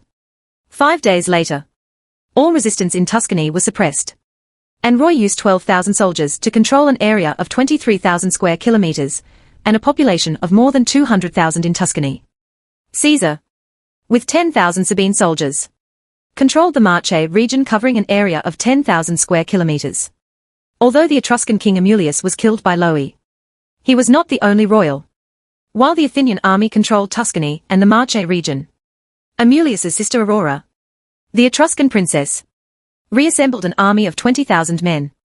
After hearing the news, Roy led 4,000 Athenian soldiers and 4,000 horses from Tuscany into the Po River plain. Milan. This is the royal court established by the Caucasus nomads. After Roy led an army of 4,000 to the outskirts of Milan, he was surrounded from 4 directions by an army of 20,000 commanded by the Etruscan princess Aurora. Although there is a 5-fold difference in the number of soldiers, and Aurora soldiers have the will to fight to defend their homeland, Roy is not worried that he will lose this war. The death of Amulius had already dealt a huge blow to the Caucasian nomads in the Po River plain. As long as Roy can capture or kill their princess Aurora alive, they will completely lose the courage to resist. Before the two armies fought, Aurora, wearing leather armor and holding a bronze war spear, came to Roy alone on a horse and said, "Are you the leader of the Athenians? You have already taken away the territory in the southern part of the Po River plain. Why are you still invading our Po River plain? As long as you withdraw from the Po River plain, I am willing to end this war and maintain peace with you Athenians." Roy looked at this beautiful girl with the same name as Aurora, the goddess of dawn in Roman mythology, and couldn't help but think of Harmonia and Hippolyta. As a Caucasian, Aurora should be a beautiful girl with blonde hair and blue eyes. But Aurora seems to be of mixed race like Amulius. So not only does she not have blonde hair and blue eyes, but she has black hair and black eyes like a Southern European Caucasian. But compared with local girls, Aurora's skin is fairer and more beautiful. Although the name Aurora belongs to the goddess of the dawn in Roman mythology, the ancient Romans did not worship the goddess of the dawn. In other words, Aurora is not a local Roman god confused with Eos. But after the ancient Romans changed Eos' name to Aurora, they took Eos, the goddess of dawn in Greek mythology, as the Roman god. Aurora, the mythical goddess of the dawn. This fully armed female knight has her beautiful long black hair tied back in order to facilitate fighting. The close-fitting leather armor highlighted her graceful figure, and the belt tied around her waist made her slender waist particularly attractive. Roy looked at Aurora carefully, then returned his eyes to her delicate and beautiful face, and teased with a playful smile. "Princess Aurora, if you really want to end the war, you should lead all the Etruscans to surrender to me. As long as all the ethnic groups in the Apennine Peninsula become subjects of the Athenian Empire, you can end the thousands of years of the Apennine Peninsula. The coming ethnic war. You killed my brother Amulius, and you want me to surrender to your Athenian Empire." Aurora stared at Roy with wide eyes angrily and said, "Just because I want to avoid war doesn't mean I'm afraid of war. Now that I have 5 times as many soldiers as you, You must be the one who fails in this war. Your brother Amlius has more than 3 times the number of soldiers as I do. You don't need me to tell you what will happen to him. Roy's words completely angered Aurora. Aurora rode back to her own soldiers and immediately ordered her 20,000 troops to attack Roy's 4,000 troops from 4 directions at the same time. If Roy's 4,000-strong army were to fight head-on against Aurora's 20,000-strong army, even if Roy could win, he would have to pay an astonishing sacrifice in the end. In order to win this war with minimal sacrifice. While Aurora ordered her soldiers to attack, Roy also rode alone towards Aurora, who was protected by thousands of soldiers, preparing to capture the king first with capture the thief way to win this war. Seeing that Roy had made herself a target, Aurora asked her soldiers to protect her while praying to Jupiter and Minerva. Great sun god Jupiter. Great moon goddess Minerva. Please help me win this war. If we Etruscans are conquered by the Athenians, you will also lose your status as patron saint. Along with Aurora's prayer, Jupiter and Minerva descended on the battlefield in huge figures 1,000 meters tall. Seeing that Roy was approaching Aurora quickly, and Aurora's soldiers were unable to stop Roy's progress, Jupiter stretched out his left hand and released a burst of divine power.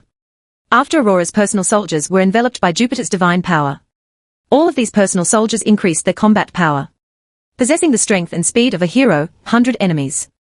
After Roy was enveloped by Jupiter's divine power, the divine power in his body was completely suppressed by Jupiter's divine power, causing Roy's strength and speed to decline from the level of a demigod hero to the level of a great hero. Chapter 399 The goddess Minerva abandons darkness and turns to light. Restricted by the rules of gods. Gods cannot directly attack humans. But in the realm of gods, gods can suppress the divine power of humans. This is why Roy never worries about demigod heroes or heroes from hostile forces causing trouble in the Athenian Empire. Even if a demigod hero from a hostile force enters the Athenian Empire, his strength will decline to the level of a hero, 100 enemies, under the suppression of the Athenian gods. If they dared to cause trouble in the Athenian Empire, hundreds of fully armed soldiers would make them punishable by Athenian law.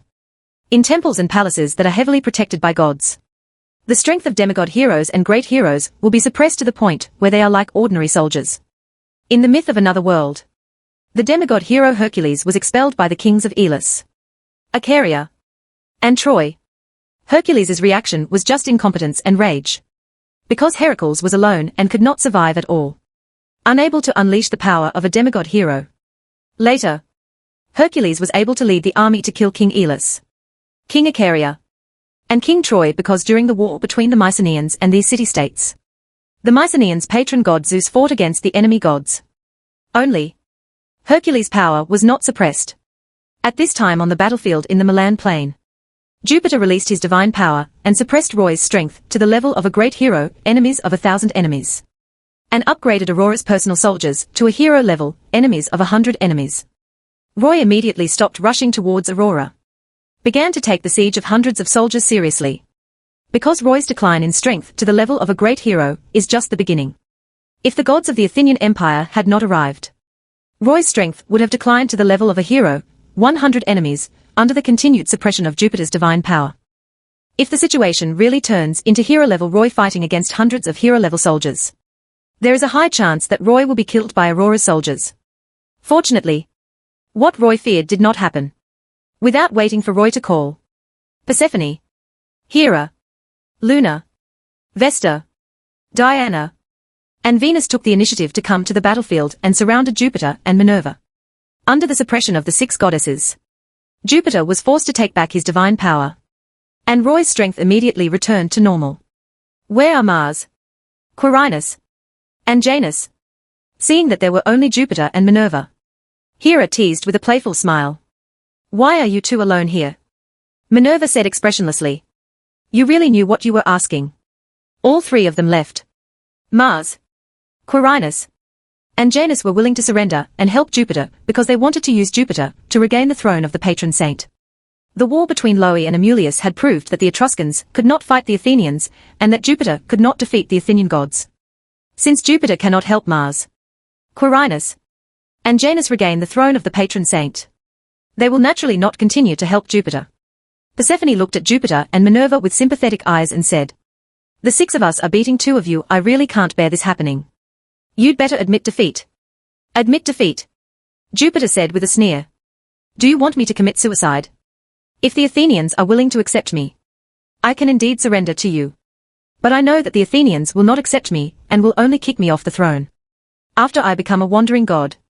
If I can't once I ascend the throne of the patron saint again, my divine power will continue to decline. And eventually I will disappear from this world completely. Vesta, the goddess of the hearth, advised Minerva. Minerva, unlike Jupiter, you can be accepted by the Athenians like us. Minerva said coldly with an unhappy expression. You want to trick me into betraying brother Jupiter. At this moment, Roy said to Minerva while killing Aurora's soldiers. Goddess Minerva, now you are just a subordinate god of Jupiter. And your authority is lent to you by Jupiter. But after you become the goddess of the Athenian Empire, I will make you the guardian of a city and a place. God. Your authority is entirely yours. And you will no longer be a subordinate god to other gods. After hearing Roy's words, Minerva's face immediately showed a shaken expression. Now the relationship between Jupiter and Minerva is like that of a king and a princess.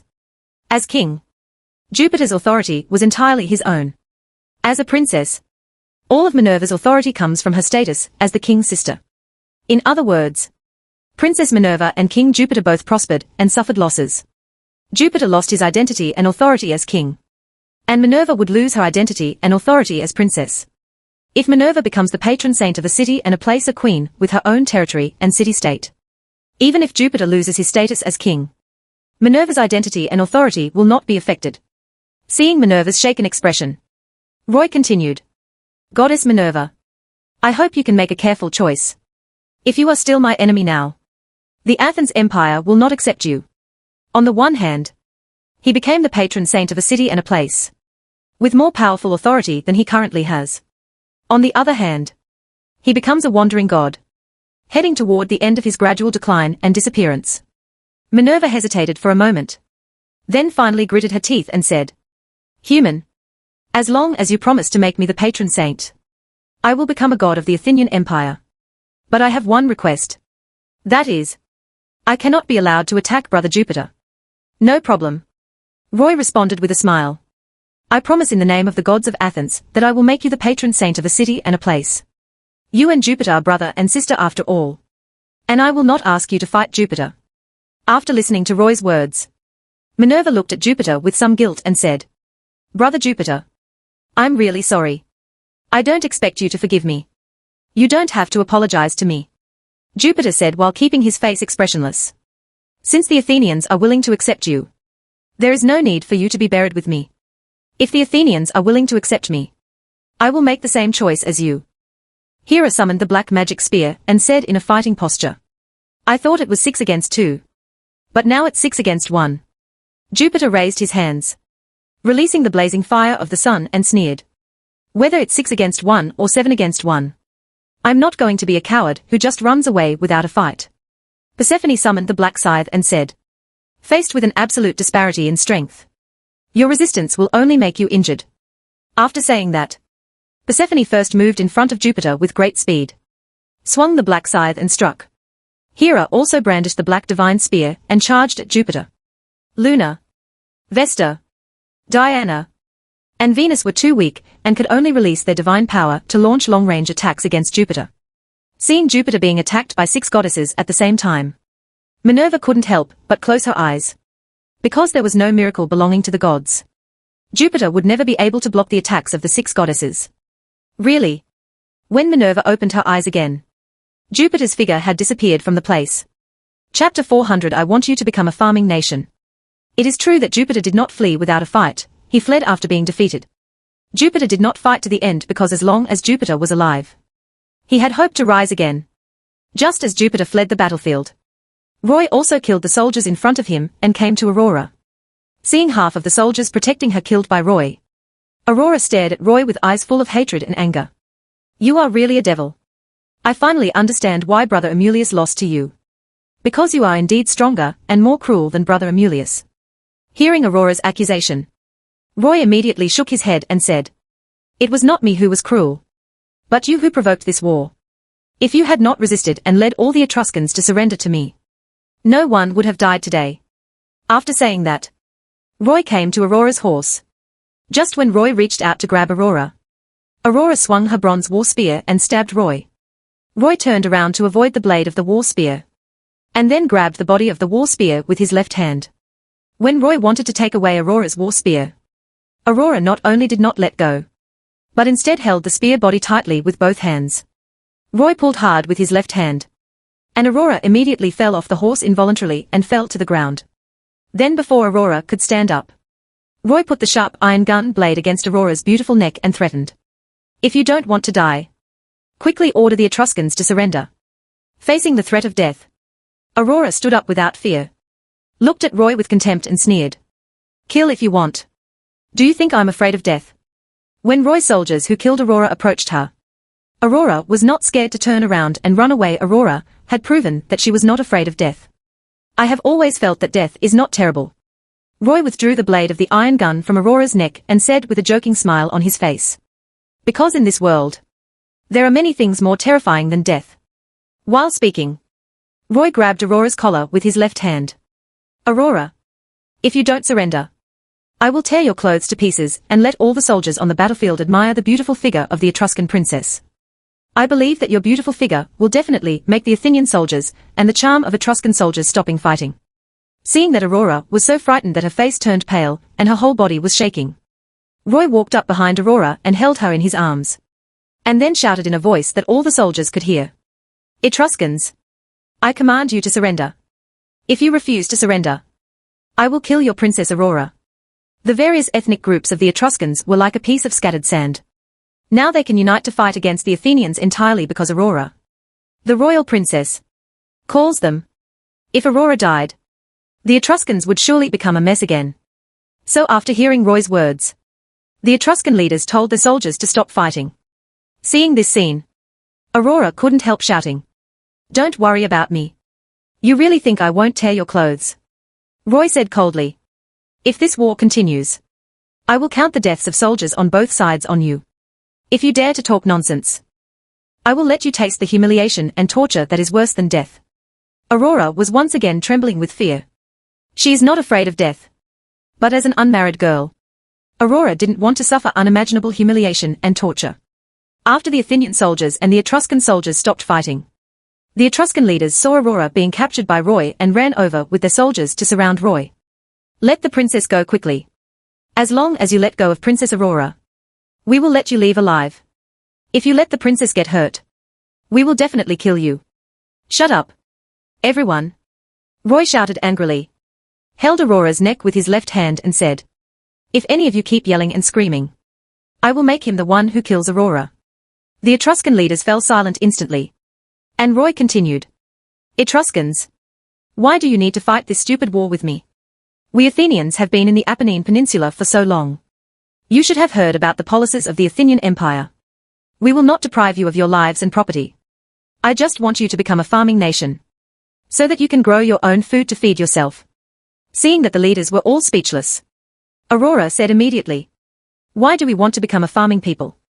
Although the food we get from grazing cattle and sheep cannot feed ourselves, we can conquer the ethnic groups in the southern part of the Po River Plain and let them pay tribute to us. We don't need to farm at all. The Etruscans have been conquering the southern groups, and their biggest purpose is food. After hearing Aurora's rebuttal, Roy teased jokingly. The Po River Plain you occupy is the most fertile land in the Apennine Peninsula. If you grow food in the Po River Plain, do you still need to conquer the southern ethnic groups and ask them to pay tribute for food? As long as the Po River Plain becomes a food-producing area, your food there will be enough to sell to other ethnic groups. Now the ethnic groups in the southern part of the Po River Plain have become the territory of the Athenian Empire. In the future, the ethnic groups in the south will no longer pay tribute to you. If you don't grow your own food, do you want to starve to death? Roy's words immediately made Aurora realize the real crisis. If the Etruscans could not drive out the Athenians and reconquer the peoples of the southern Po Plain, even if the war between the Athenians and the Etruscans ended, the Etruscans would have unimaginable famine due to food problems.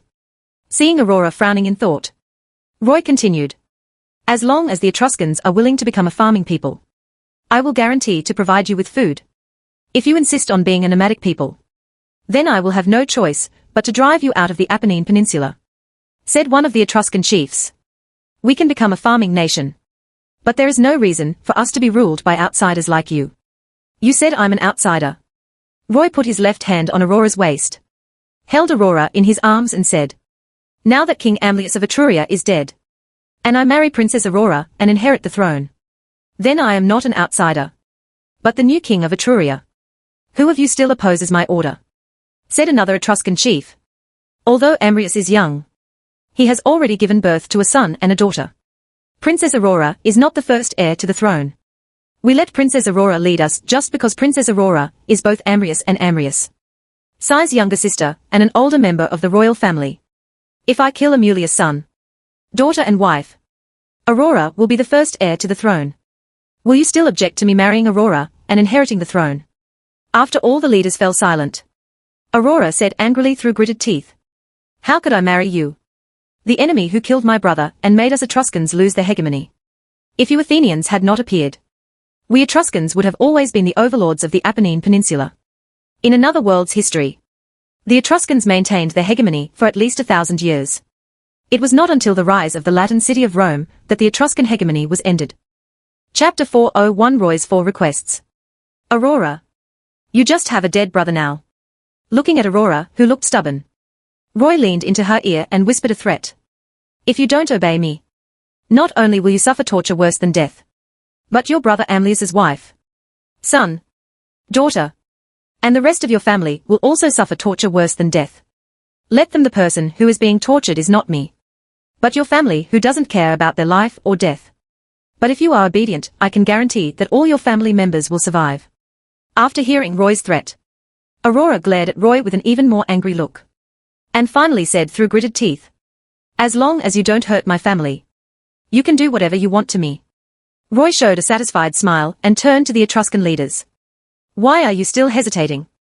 Now you should understand that you cannot defeat the Athenian Empire in the war. This is exactly why you were willing to stop the war just now. Princess Aurora is just a banner that unites you. If you can defeat me, soldiers, even if I threaten you with Aurora's life, you will not give up your easy victory." This battle in the plains of Milan. Although the Etruscans had a 5-fold numerical advantage and the fighting will to defend their homeland, this still could not make up for the strength gap caused by weapons and equipment. Just now Roy threatened Aurora's life. The real reason why the Etruscan leaders were willing to stop the war was that they didn't want their soldiers to die in vain. "Now you can't defeat me on the battlefield. Even if I give up conquering the Po River plain, you will suffer from famine due to food problems. If you don't want thousands of people to starve to death, your only choice is to surrender to me. I have received precious food here. I have taken care of your unwillingness to surrender to outsiders.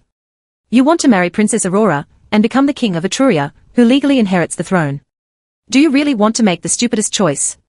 After seeing that the leaders looked at each other, but no one was still willing to surrender, Roy continued, "In 1 year, I will train an army of 100,000 people on the Apennine Peninsula, and let all these 100,000 troops use sharp black iron weapons.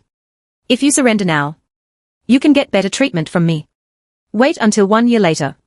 Even if you want to surrender to me, I will not give you this opportunity, and you and your family will become captives and slaves." 100,000 soldiers with black iron weapons. Roy's words made all the leaders look horrified. Now Roy only had thousands of soldiers using black iron weapons to defeat the Etruscans and replace the Etruscans' dominance in the Apennine Peninsula. If Roy really armed 100,000 soldiers with 100,000 black iron weapons a year later, the Etruscans would have no way to survive. Some leaders with weak attitudes said one after another, "I support you marrying Princess Aurora and inheriting the throne and becoming the new king of Etruria. As long as you can guarantee our interests, we have no reason to oppose you. My tribe is short of food. As long as you promise to provide us with food, I will support you to inherit the throne." Seeing the weak leaders surrendering to Roy, a tough leader immediately yelled angrily, "How can you weaklings surrender to outsiders?" Then, the leader with a tough attitude looked at Roy and said, "Although it is a fact that we cannot defeat you, and it is also a fact that we need you to provide food, but if you want us to surrender to you, you must agree to my conditions. Listen to your request. As long as it's not too much, I will try my best to satisfy you. My first request is that your and Princess Aurora's children will inherit the throne of the Etruscan king and rule us in the future. My second request is that you must provide us with food and not let us starve a tribe member to death. My third request is that you must guarantee the identity and power of us tribal leaders." After hearing these 3 conditions, Roy said with a smile, I accept your request. In the future, Aurora and I's child will be the next Etruscan king to rule you. The Etruscans have become my people. And it is my responsibility to take care of you. I will definitely not let my people starve to death. There is no problem in ensuring the identity and power of your leaders. You will still be the leaders of your respective tribes in the future. After Roy finished speaking, a thunderous sound of horse hooves suddenly came from the distance. Everyone turned to look in the direction of the sound and saw a cavalry team of 2,000 people approaching. That is, seeing that Caesar was coming with 2,000 Athenian soldiers armed with iron guns. Roy was surprised at first, and then showed an expression of surprise. With these 2,000 Athenian soldiers armed with iron spears, Roy was more confident in negotiating with the Etruscan leaders. After Caesar rushed over with 2,000 Athenian soldiers, the Etruscan leaders showed despair when they saw 2,000 Athenian soldiers wielding iron spears. His Majesty, seeing Roy surrounded by the Etruscans, Caesar came to the periphery of the crowd, raised the iron gun in his hand and said, "I will kill these people now. Your Majesty, please hold on a little longer. Don't mess around." Roy explained with a smile. "Can't you still see? I am discussing with the Etruscans about their surrender to me. I plan to marry the Etruscan princess Aurora, and then legally inherit the throne of Etruria of the throne. So that's it. I thought His Majesty held their princess hostage, and was surrounded by them. Caesar, where did your horses come from?" "It was stolen from several Etruscan tribes borrowed from some friendly Etruscan tribes. I heard that your Majesty was going to attack Milan. So I took elite soldiers with iron spears here to support." Caesar, this bastard, really doesn't follow the rules. Although Caesar violated the law not to rob civilians of property, he brought 2,000 Athenian soldiers to support, which undoubtedly made great achievements. Roy said to the tough-minded leader with a joking smile, "I have agreed to your request. And now it is your turn to agree to mine. My first request to you is that you Etruscans must all transform into an agricultural nation within 2 years. My second request to you, the first request, is that you must accept my implementation of the laws and policies of the Athenian Empire in the Po Plain.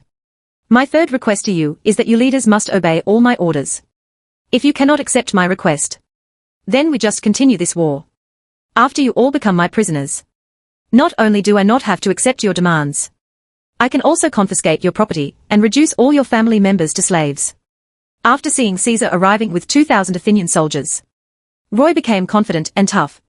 The leader, who was tough just now, could only lower his head and say, "We are willing to accept your request." "I almost forgot Dash." Roy continued. "I have a fourth request. You Etruscans will no longer worship the sun god Jupiter. You will become a farming people. From now on, the goddess Persephone of our Athenian Empire will be the patron saint of the Po River Plain." Chapter 402 Amulius' wife. Like other nomadic peoples of this era, the Etruscans of the Po Plain lived in tents. Therefore, Milan, the royal court of the Etruscans, was not a city, but a huge tribe composed of thousands of tents. The royal tent of Amlius. Roy and Aurora walked into the tent and saw that the interior of the royal tent was not only huge, but also luxuriously decorated like a palace. A young and beautiful woman was holding a 3-year-old boy and a 5-year-old girl sitting on the leopard skin throne. When she saw Roy and Aurora walking in, the woman immediately asked Aurora, "Sister, how is the situation now?" Aurora didn't answer the woman, looked up at Roy and said, "You must do what you promised me." Roy said with a smile, "I will not treat children as threats or enemies." Seeing that Roy didn't seem to be lying, Aurora turned to the woman holding the child and said, "Sister-in-law, we have completely lost to the Athenians. In order for the Etruscans to continue to survive, I will marry this man." After Aurora explained the detailed situation, Amlius's wife breathed a sigh of relief at first, thankful that her child could survive. But after calming down, Amlius's wife felt unwilling. His own child is the heir to the throne of Amlius. So why is the next king of Etruria the child of Aurora? "Sister Aurora, how could you do such a thing to disrespect your brother Amlius?" cried the wife of Amlius, weeping. "I gave you so much trust and asked you to act as the king of Amulius. But you actually took away the throne that belonged to your nephew for the sake of your own child." The sister-in-law's accusation was obviously what Aurora had expected. Aurora explained helplessly, "Sister-in-law, you will let me act as king. Not because you trust me, but because I am not married yet. You don't have to worry about my husband taking the throne. Now my child will become the next king of Etruria. No. I want to take away the throne from my nephew. And this is the result of the consensus between the chiefs and the Emperor of Athens. Amlias's wife also knew that Aurora had no ambition. In order to keep her husband's throne, she wiped away her tears and came to Roy with her daughter and son in her arms. She looked at Roy with charming eyes and said, "Your Majesty, the great Emperor, look at my children. They are still children who don't understand anything. Seeing that I am so good at giving birth to children, let me become your woman and let my children become your children. Children, you hurry up and call father." The daughter and son of Amlias shouted to Roy obediently, "Father! Father! Father!" The beautiful Etruscan queen offered herself as a pillow. And the prince and princess became cheap children. Of course Roy was not blessed with such a good thing. Seeing that Amlias' wife wanted to put her daughter into his arms, Roy hurriedly hid behind Aurora. "Sister-in-law, please don't mess around. Since I'm going to marry Aurora, we should keep our distance. Now that your son can survive, it's good. So don't think about the throne that originally belonged to him." "Why did you reject me?" Amlias's wife said unwillingly. "After the war, it is customary for the leader of the victorious side to take the beautiful wife of the defeated leader as his own. Although I am no longer young, I am very confident in my beauty. Just let me be your woman. Let me let my children be your children. Sister-in-law, please stop this." Looking at her sister-in-law, who wanted to fall in love with Roy, Aurora accused her angrily. "As my brother's wife, how can you be so shameless? If you dare to shame my brother again, I will definitely kill you. Your brother is dead. Do you want me to remain a widow for him for the rest of my life?" Amelia's wife said without showing any signs of weakness. "Aurora, you are stopping me now because you are afraid that my child will steal your child's throne. Shut up, both of you." Seeing Aurora and Amlia's wife getting more and more quarrelsome, Roy said loudly, "If I don't get angry, do you all think that I am a piece of clay?" "Sister-in-law Amlia's wife, I will let you and your children live because I want to use you to threaten Aurora to obey. Since you are so annoying, I will arrange for someone to send you and your children to Athens right now." Under the disbelieving gaze of Amulius's wife, a group of Athenian soldiers rushed into the king's tent and took Amulius' wife and her 2 children out. After only Roy, Aurora and a group of maids were left in the royal tent. Roy walked deep into the royal tent, sat on the leopard skin throne that originally belonged to Amlias and said, "Aurora, when I bring you to the city of Athens, you will know how powerful the Athenian Empire is. I am willing to make compromises in order to conquer the Po River Plain before sowing wheat in October. If I don't, I am anxious to turn the Po Plain into a grain-producing area this year. I can gather more soldiers, kill all your Etruscan leaders, and conquer you by force. In that case, your identity will not. She is my wife, just a slave whom I conquered. If you are grateful for my kindness, do your best to help me rule the Po Plain." After hearing what Roy said, Aurora said with a sneer, "I don't know if the power you brag about is true, but I can tell you that I don't care about being your wife at all. I will agree to your request to protect my family and all Etruria man. As long as you treat my family and all the Etruscans well, I will definitely help you become the true Etruscan king." "You?" Looking at Aurora, who was indifferent to him, Roy couldn't help but have the idea of conquering her. 10 days passed in the blink of an eye, with Roy personally in charge of the Po River Plain. The Po River Plain in the northern part of the Apennine Peninsula was successfully incorporated into the territory of the Athenian Empire. After completing the distribution of fields and recruiting soldiers in the Po Plain, Roy made Caesar the governor of the Po River to check each other with the Etruscan leaders. After leaving 5,000 soldiers with Caesar, Roy took Aurora and 20,000 newly recruited soldiers to the city of Catanzaro, preparing to return to the city of Athens. Sicily, Sardinia, Corsica. Roy has no plans to conquer these large islands adjacent to the Apennine Peninsula for the time being. Roy did not want to take action on Sardinia and Corsica because the indigenous people of these 2 islands were backward in civilization and sparsely populated, and the benefits of conquering them were far outweighed by the investment. Roy didn't want to take action on Sicily because there was a Phoenician colonial stronghold in Sicily. Conquering Sicily now may damage the relationship between the Athenian Empire and the Phoenicians. When the Athenian Empire cultivated its own maritime merchants and no longer relied on Phoenician merchants to transport various materials including grain, Roy could incorporate Sicily into the territory of the Athenian Empire without any scruples. The rapid rise of the Athenian Empire made the Athenian Empire very fragile. If Roy becomes an enemy of the Phoenicians now, as long as the Phoenicians stop selling food to the Athenian Empire, it will cause huge trouble to Roy. Chapter 403 The price of 30,000 square kilometers. As September approaches, the weather begins to shift from the heat of summer to the coolness of autumn. Catanzaro City. Roy came here with Aurora and 20,000 Etruscan soldiers, and finally completed the mutual checks and balances between the four major ethnic groups of the Apennine Peninsula: the Sicaurs, the Latins, the Sabines, and the Etruscans. The last piece of the puzzle put these 20,000 Etruscan soldiers in the southern Apennines to suppress the Sicaurs, Latins and Sabines. The port of Catanzaro. Another fleet from the Athenian Empire arrived at the port, bringing the Athenian Empire's iron plows, columbines and other iron agricultural tools, as well as daily necessities such as salt, spices, cloth and other items to the Apennine Peninsula. Roy took Aurora to the port and looked at the scene of soldiers and sailors carrying goods. Roy said proudly, "Aurora, have you seen these iron farm tools? These iron farm tools can allow people in your Roman province to cultivate more fields and harvest more food. When the harvest season next year, you will understand what I mean. The greatness. These salts, spices, and cloths are also necessities of life, which can make the people of the Roman provinces live a better life. Don't always brag to me about your greatness." Aurora said expressionlessly, "If what you say can be achieved, I can even worship you as a god. If you brag to me with results that can only be achieved in a year, I will only think that you are talking big words. Believe it or not, I don't care at all. I only said that I wanted to marry you to control the Etruscans." Roy said with a smile, "I brought you to the port to tell you that after this fleet has finished unloading its cargo, we will take this fleet to the city of Athens." After saying that, Roy turned around and returned to Catanzaro City. Before leaving the Apennine Peninsula, Roy still had some things to deal with. Senate of the Sicaurs.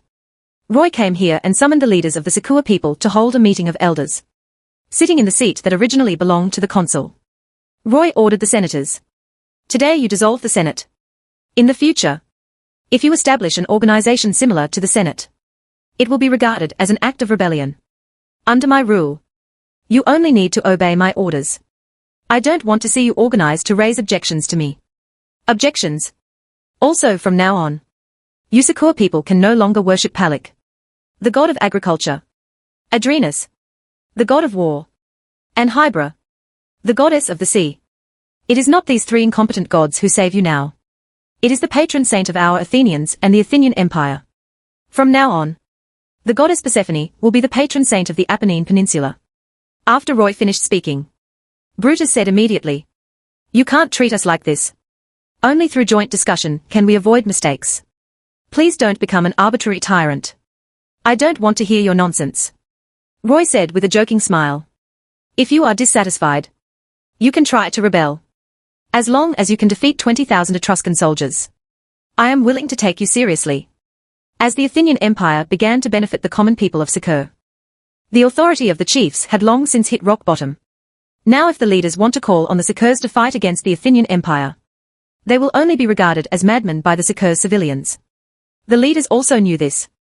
So the consul took the initiative to persuade Brutus. "Dear Brutus, let's just bear with it for now." In just over a month, Roy conquered the four major ethnic groups in the Apennine Peninsula and made the Sicaurs, Latins, Sabines, and Etruscans all surrender. Such a great achievement was like a miracle. Anyone who is a normal person would not want to confront Roy. Under the persuasion of the consuls and friends, Brutus said reluctantly, "I hope the next emperor will be a wise man and can accept that an organization like the Senate gathers everyone's wisdom." After dealing with the human affairs, Roy went to the Persephone temple in Catanzaro City to prepare to deal with the gods' affairs. Temple of Persephone. Now this temple belonging to the goddess Persephone is like a temple that gathers all the gods. Persephone, Hera, Minerva, Luna, Vesta, Diana, and Venus are all here, waiting for Roy to divide the cake among them. Seeing Roy walking into the temple, the noisy goddesses fell silent for an instant.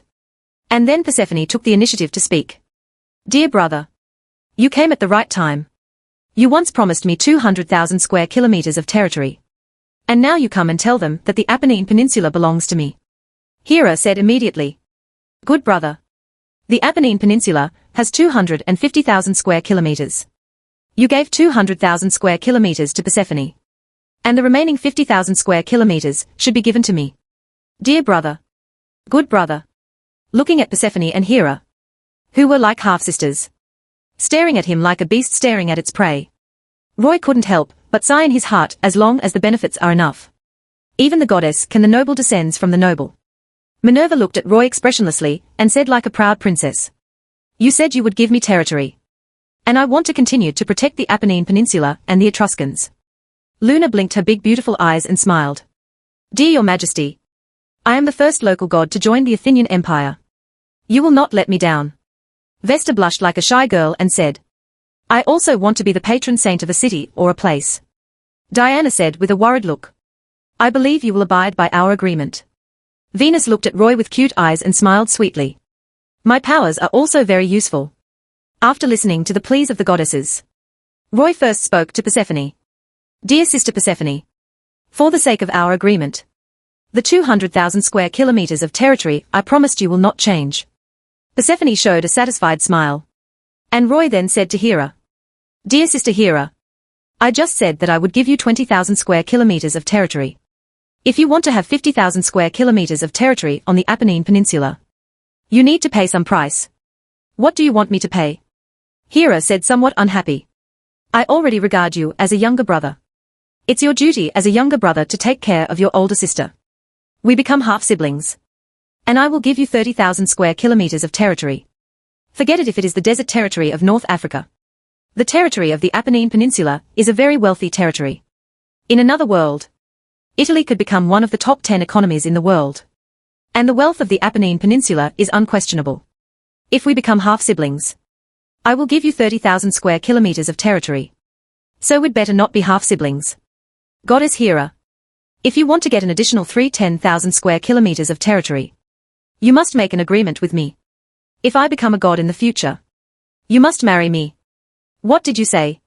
Upon hearing Roy's request, Hera immediately showed an expression of shock and anger. How dare you make such a request to me? Are you really crazy? Chapter 404 The head of the gods of the Apennine Peninsula. If the goddess Hera was the only goddess in the Athenian Empire, and Roy dared to say such blasphemous words about the goddess, even Roy himself would think he was crazy. However, although there were not many goddesses in the Athens Empire, there were definitely many. Everything is rare and valuable.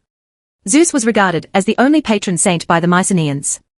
So Zeus had absolute authority over the Mycenaeans. If King Mycenae wanted to betray Zeus, not only would Zeus punish him, but even the Mycenaeans might betray King Mycenae. The number of goddesses in the Athenian Empire was close to 20. There were so many goddesses that their authority could not possibly defeat the sole emperor of the Athenian Empire. Even if Roy blasphemed a certain goddess, the angry goddess would not be able to punish Roy. After all, the goddesses compete with each other. As long as the number of competitors is reduced, their territory can be increased and their authority enhanced.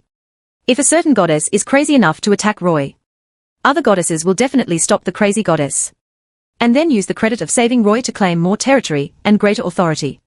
Facing Hera's question, Roy looked at Minerva, Luna, Vesta, Diana, and Venus with a smile and asked, which of you wants to marry me?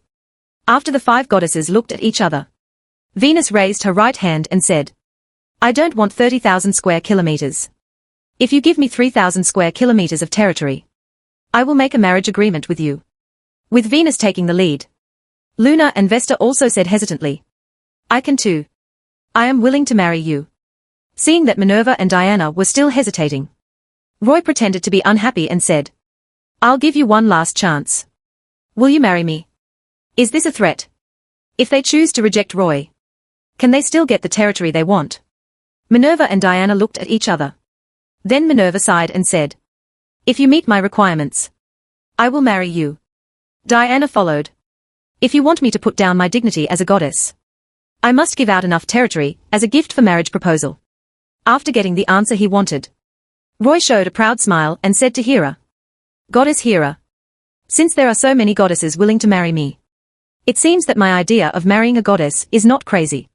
Hera already has a territory of 23,600 square kilometers. Even if she rejected Roy, Hera was still a proud and powerful goddess. Minerva, Luna, Vesta, Diana, and Venus didn't even have an inch of territory. In order to gain territory and ascend to the throne of the patron saint, even if they were asked to put down their dignity as goddesses and marry humans, they would not be able to refuse. Seeing Roy's proud expression, Hera gritted her teeth and said, "You can only ask these landless goddesses to put down their pride and dignity. This is a matter of your own free will. And I didn't force them to marry me." After responding to Hera, Roy looked at the 5 goddesses and said, "The Apennine Peninsula has 250,000 square kilometers, of which 200,000 square kilometers belong to Sister Persephone. 20,000 square kilometers belong to the goddess Hera. And the remaining 30,000 square kilometers are divided among you. Each of you will with a territory of 5,000 square kilometers. This is just a proposal gift. If you really marry me in the future, I will give you more territory. 5,000 square kilometers." Hearing the numbers spoken by Roy, Minerva, Luna, Vesta, Diana, and Venus smiled, obviously very satisfied with the results they had sacrificed themselves for. After hesitating for a moment, Roy continued, "In addition, I will regard Sister Persephone as the head of the gods of the Apennine Peninsula. If you have any conflicts, you can ask Sister Persephone to help you decide." The head of the gods of the Apennine Peninsula. Although she was not the queen of the gods of the Apennine Peninsula, nor the protector of the nation and queen of the gods of the Athenian Empire, this title still made Persephone smile in surprise. "Good brother. You are indeed like my biological brother." Persephone rushed over and hugged Roy, saying happily, "If you can make my sister the protector of the country, my sister can also agree to marry you." After saying that, he looked at Hera with provocative eyes. At this time, Hera's face was extremely gloomy, and she looked at Roy and Persephone with cold eyes and said, "Now I am also the patron saint of the Apennines. You made Persephone the head of the gods of the Apennines. Do I have to obey Persephone's orders? Persephone and I are equal sisters. I will not bow down to Persephone." After saying that, Hera released huge divine power to distort the surrounding space. And then Hera's figure suddenly disappeared. After watching Hera leave, Persephone said with a solemn expression, "Good brother. Hera is not the only one who is angered by you." After annexing the Apennine Peninsula, the territory of the Athenian Empire reached 330,000 square kilometers. Persephone has 200,000 square kilometers to herself, more than the other goddesses combined. In addition, Roy regarded Persephone as the head of the gods of the Apennine Peninsula.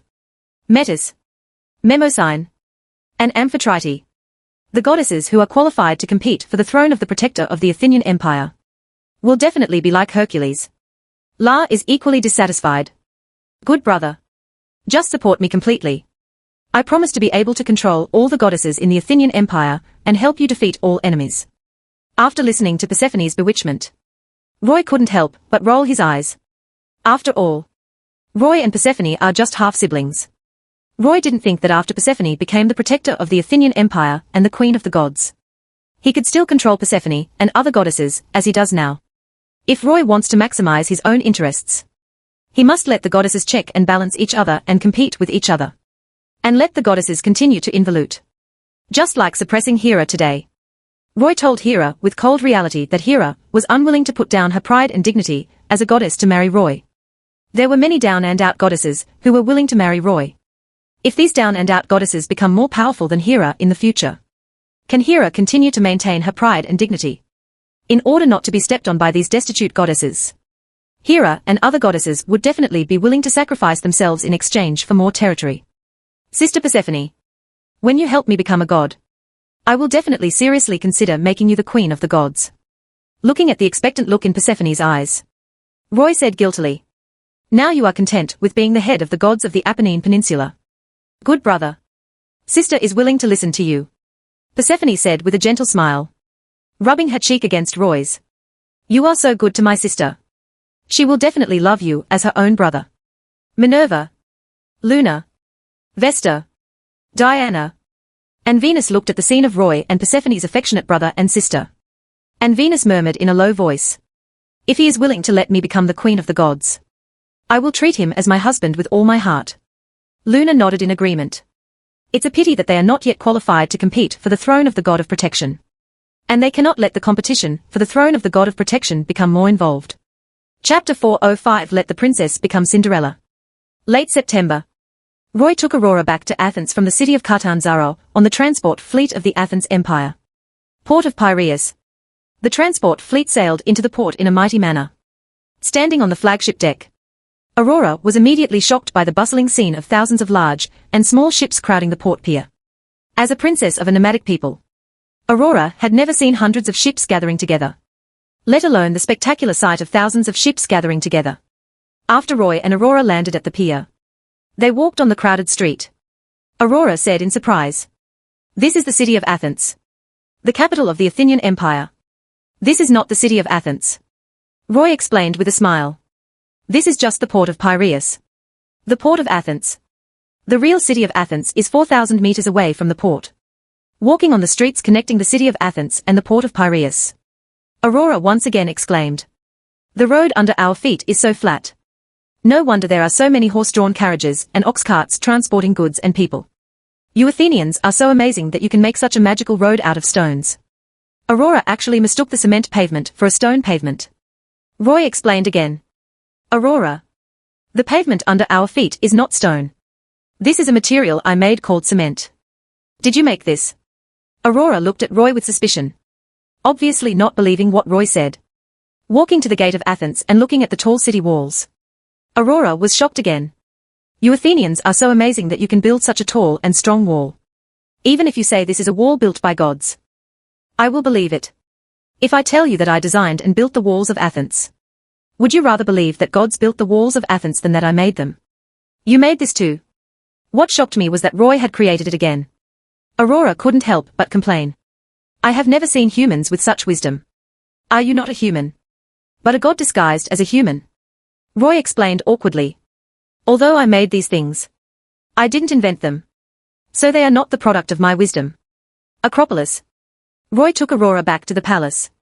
Aurora was like Grandma Liu entering the Grandview Garden, always observing the surroundings with curious eyes. Upon hearing the news of Roy's return, Procne and Philomela ran out of the hall with Andromeda to greet Roy. Seeing Aurora next to Roy, Procne and Philomela had joyful smiles on their faces. Obviously, the surprise that Roy brought back to them made them unable to laugh. "Brother Roy." Philomela ran over and threw herself into Roy's arms and said coquettishly, "Who is the woman you brought back?" Seeing that Procne was also trying to force a smile, Roy said with a guilty conscience, "She is Aurora, the Etruscan princess from the northern Apennine Peninsula. She is the sister I brought back to you. Since she is our sister, she is also Brother Roy's wife. Procne suppressed the unhappiness in her heart, came to Aurora and said with a friendly face, "Princess Aurora, welcome to the city of Athens. Let us be friendly like sisters from now on." Philomela rolled her eyes and said with a look of despair, "Brother Roy, one sister is enough for me. Can you not give me so many sisters?" Roy could only explain helplessly. "Philomela, if Aurora marries me, I can legally rule more than 200,000 Etruscans and more than 40,000 square kilometers of the Po River plain.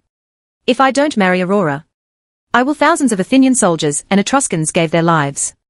This woman is worth more than 200,000 people and a territory of more than 40,000 square kilometers." Knowing Aurora's worth, Philomela could no longer say anything against it, because the combined worth of her and Procne was far less than that of Aurora. Although Loie attached great importance to Procne and Philomela and made them the two queens who ruled the city of Athens, the capital of the Athenian Empire, Procne and Philomela also understood the benefits that Loie would gain from marrying them, far inferior to the women who were with Roy behind him. Therefore, facing a woman who could bring huge benefits to Roy, Procne and Philomela were somewhat lacking in confidence. "Are you not only his wife, but also a pair of sisters?" Aurora said while looking at Procne and Philomela. "You can rest assured that I have no intention of competing with you for this man's favor. Because I was forced to marry by this man, I had to marry your husband to protect my family and all Etruscans." Brother Roy. After hearing Aurora's words, Philomela immediately said coquettishly, "Since Aurora dislikes Brother Roy so much, Brother Roy, please don't marry her. Even if more soldiers below will die, it's not a big deal." For Philomela, if more soldiers died, Roy would have fewer women around him. And the sacrifice of those soldiers would be very worthwhile. You girl. Roy glared at Philomela with dissatisfaction. And then looked at Aurora with dissatisfaction. Princess Aurora. I have no intention of forcing you to marry me. If you really don't want to marry me, then I will give you your freedom. Are you serious? Aurora said with her eyes widened in surprise. Can you promise that if I don't marry you, you will be kind to my family and kind to the Etruscans? I can guarantee it. Roy nodded and said. I can promise that I will not harm your family or other Etruscans. But you, because you don't want to marry me, I will classify you as an enemy of the Athenian Empire. In my territory, anyone who offers you free help will become an enemy of the Athenian Empire. Aurora said with a smile. I don't want to marry you. You should treat me as an enemy. Now that I want to leave, you won't stop me. Right? Won't. Upon hearing Roy's answer, Aurora immediately turned and left. After Aurora left happily, Procne asked hesitantly. Brother Roy, do you really want to let her go? I just want her to realize reality. Roy said with a smile. If you want Cinderella to become a princess, no Cinderella will object. But if the princess becomes Cinderella, I also want to see if the princess is willing. Seeing that Procne and Philomela seemed to understand, Roy ordered Andromeda. Andromeda. Prepare a carriage for the king to travel. Procne. Philomela. I want to take you to a good show. Do you want to go? Philomela nodded immediately and said. I don't want to be separated from Brother Roy for a moment now. Brother Roy will take me with him wherever he goes. Procne said hesitantly. Although I still have a lot of things to deal with, I also want to be with Brother Roy. Chapter 406. The princess is useless. When Aurora walked down the Acropolis hill and into the streets of Athens, a golden carriage that shone golden in the sun also drove down the Acropolis hill, pulled by 2 white horses. Hearing the sound of the carriage approaching her, Aurora turned around vigilantly and saw 12 Athenian soldiers guarding the carriage and following her.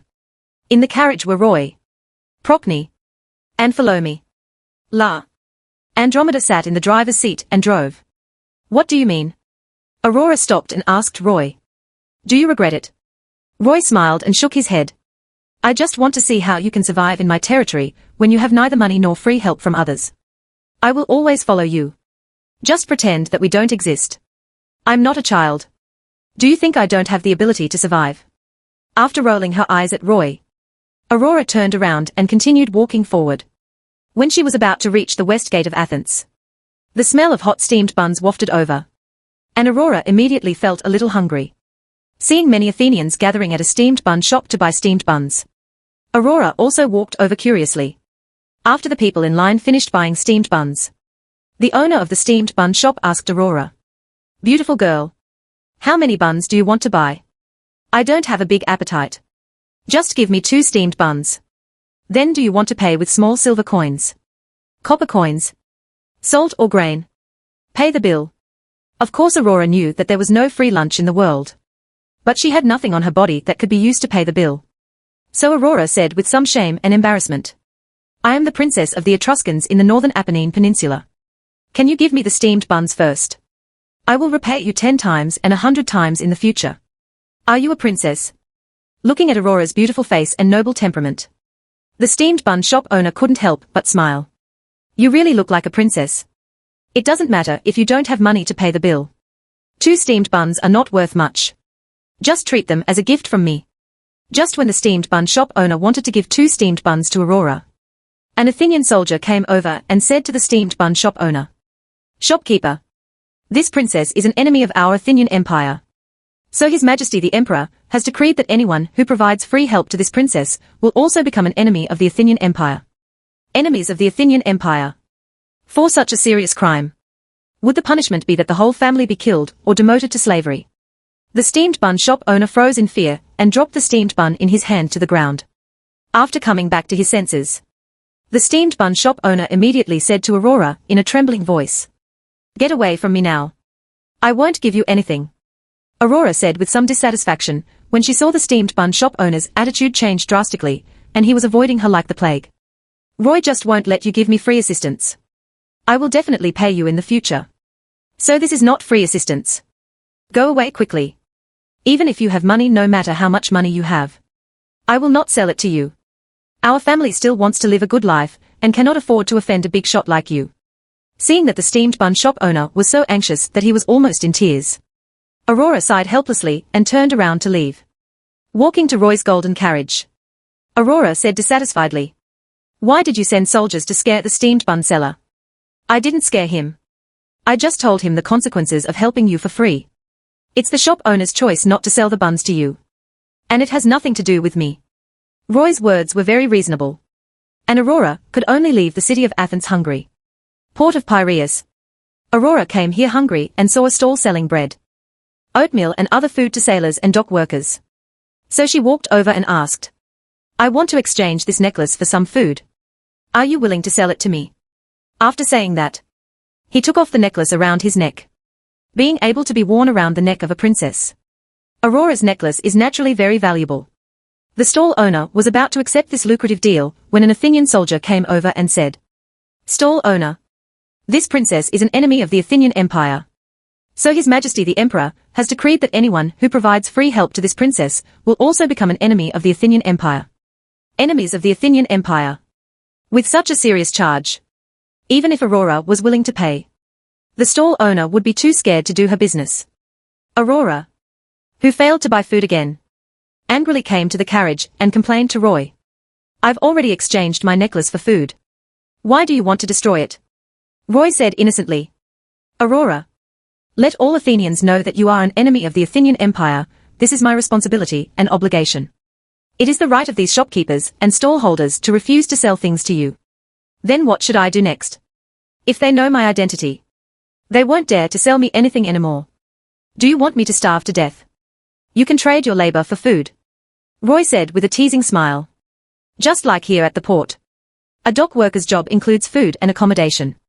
You can become a dock worker." Roustabout, Aurora looked at the dock workers carrying various goods. These dock workers obviously work very hard. So in this cool autumn, they are still sweating. Dockers work so hard. Their wages must be very high. Andromeda, who was driving, said expressionlessly, "Their wages are actually not high.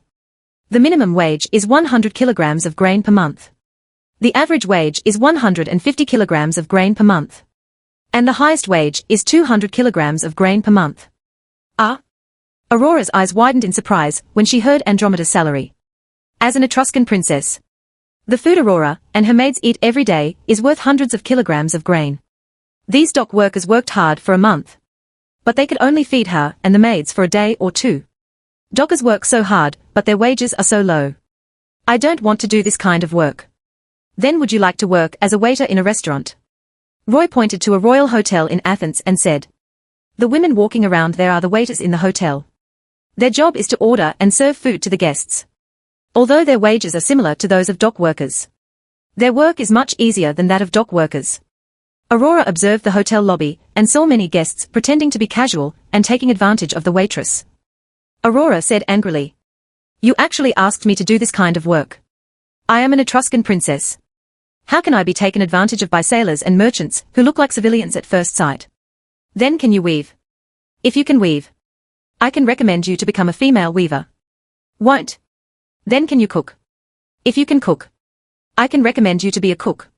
Won't? Then what will you do? I can hunt. Then I'm really sorry.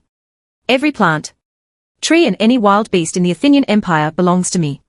If you engage in poaching, you will be punished by Athenian law. So your hunting skills will not allow you to get a job," Roy said with a smile. "It seems that as a princess, the most suitable profession for you is princess." Chapter 407 Love belongs to the princess and the prince.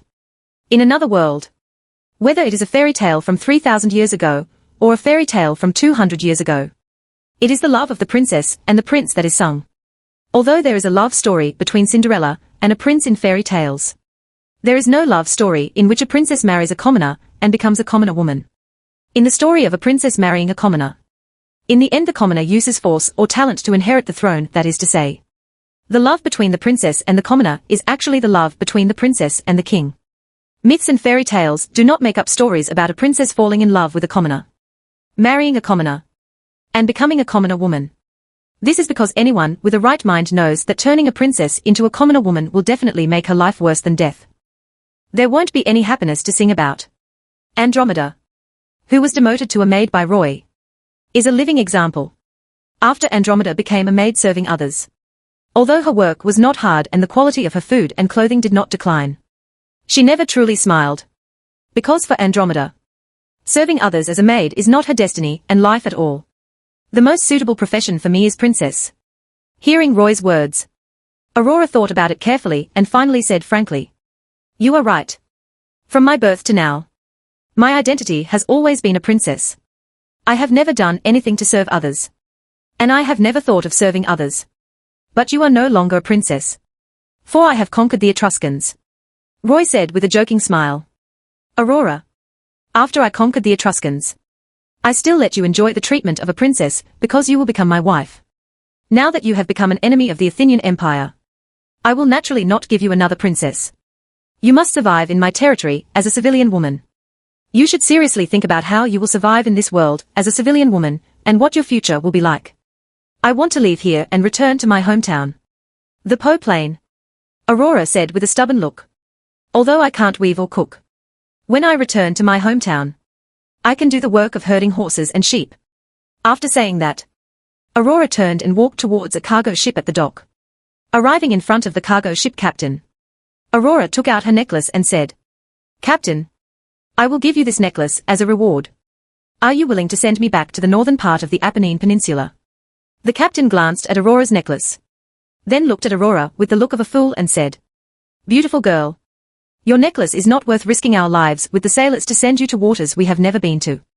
If you really want to go to the Apennines, then you should take the Athenian Empire and send you to the Apennines Peninsula Naval Fleet. Of course there is no problem in exchanging Aurora's necklace for a few meals. Aurora wants to hire a ship to take her back to her hometown. But the value of the necklace is definitely not enough." Aurora, who was rejected by the captain, couldn't help showing a look of despair on her face. "How am I going to survive if I can't even return to my hometown?" Looking at the large and small ships parked at the port pier, Aurora suddenly gritted her teeth, walked to a high platform and said loudly, "Is any of you willing to help me return to my hometown? I am Aurora, the Etruscan princess in the northern Apennine Peninsula. I was brought here by Roy, the Emperor of Athens. Now I am defined by Roy enemies of the Athenian Empire. And anyone who provides me with free help will also become an enemy of the Athenian Empire. As long as someone is willing to help me return to my hometown, I will do my best to give you adequate compensation. And I will not ask you to provide free help." After Aurora finished speaking, an Athenian soldier walked to the high platform and stood next to Aurora and said, "I prove that what this princess said is true. But her hometown has been conquered by His Majesty the Emperor. And the wealth of the Etruscan royal family has been confiscated. Even if you send this princess back to her hometown, she will also take it will be given to you without any reward. So from the moment you help this princess, you will become the enemy of the Athenian Empire and no longer enjoy any protection in the territory and waters of the Athenian Empire.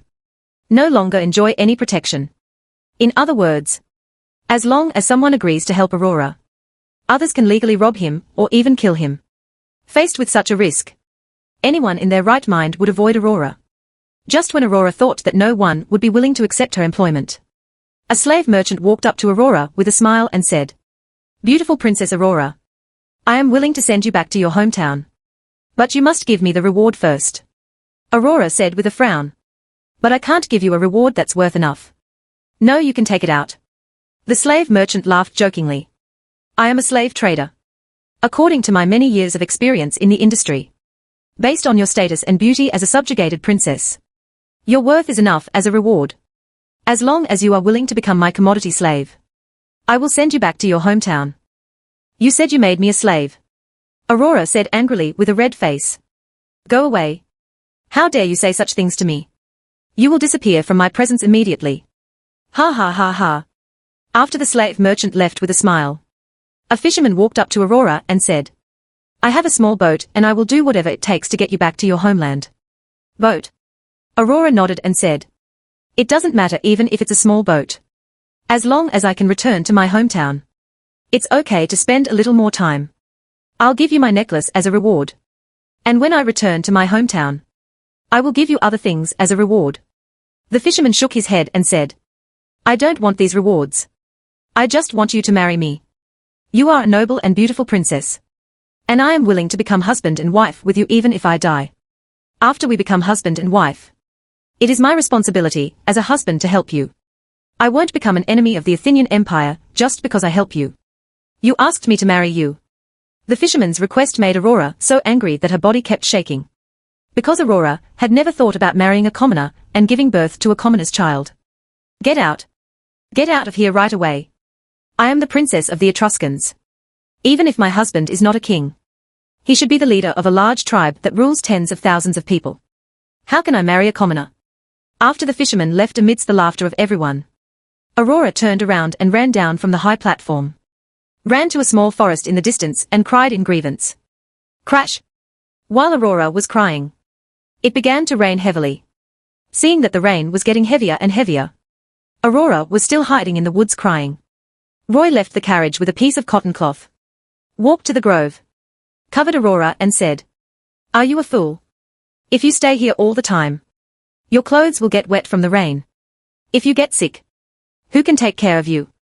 Aurora raised her head and glared at Roy. Are you not saying that anyone who provides me with free help will become an enemy of the Athenian Empire? I will not pay you. Roy stretched out his hands with a smile, picked up Aurora in a princess hug and said, My laws are for binding others, not myself. After saying that, Roy hugged Aurora and walked out of the carriage. Chapter 408 This is my life. Royal Palace of Athens. After nightfall, every room and every road in the palace was illuminated by candles and oil lamps burning olive oil. In the palace bathroom, Aurora took a hot bath under the service of a group of palace maids, changed into a set of exquisite new clothes, and was then taken to the magnificent hall by the palace maids. At this time, an oval dining table was placed in the hall. The table was filled with delicious food. Roy, Procne and Philomela were sitting at the table.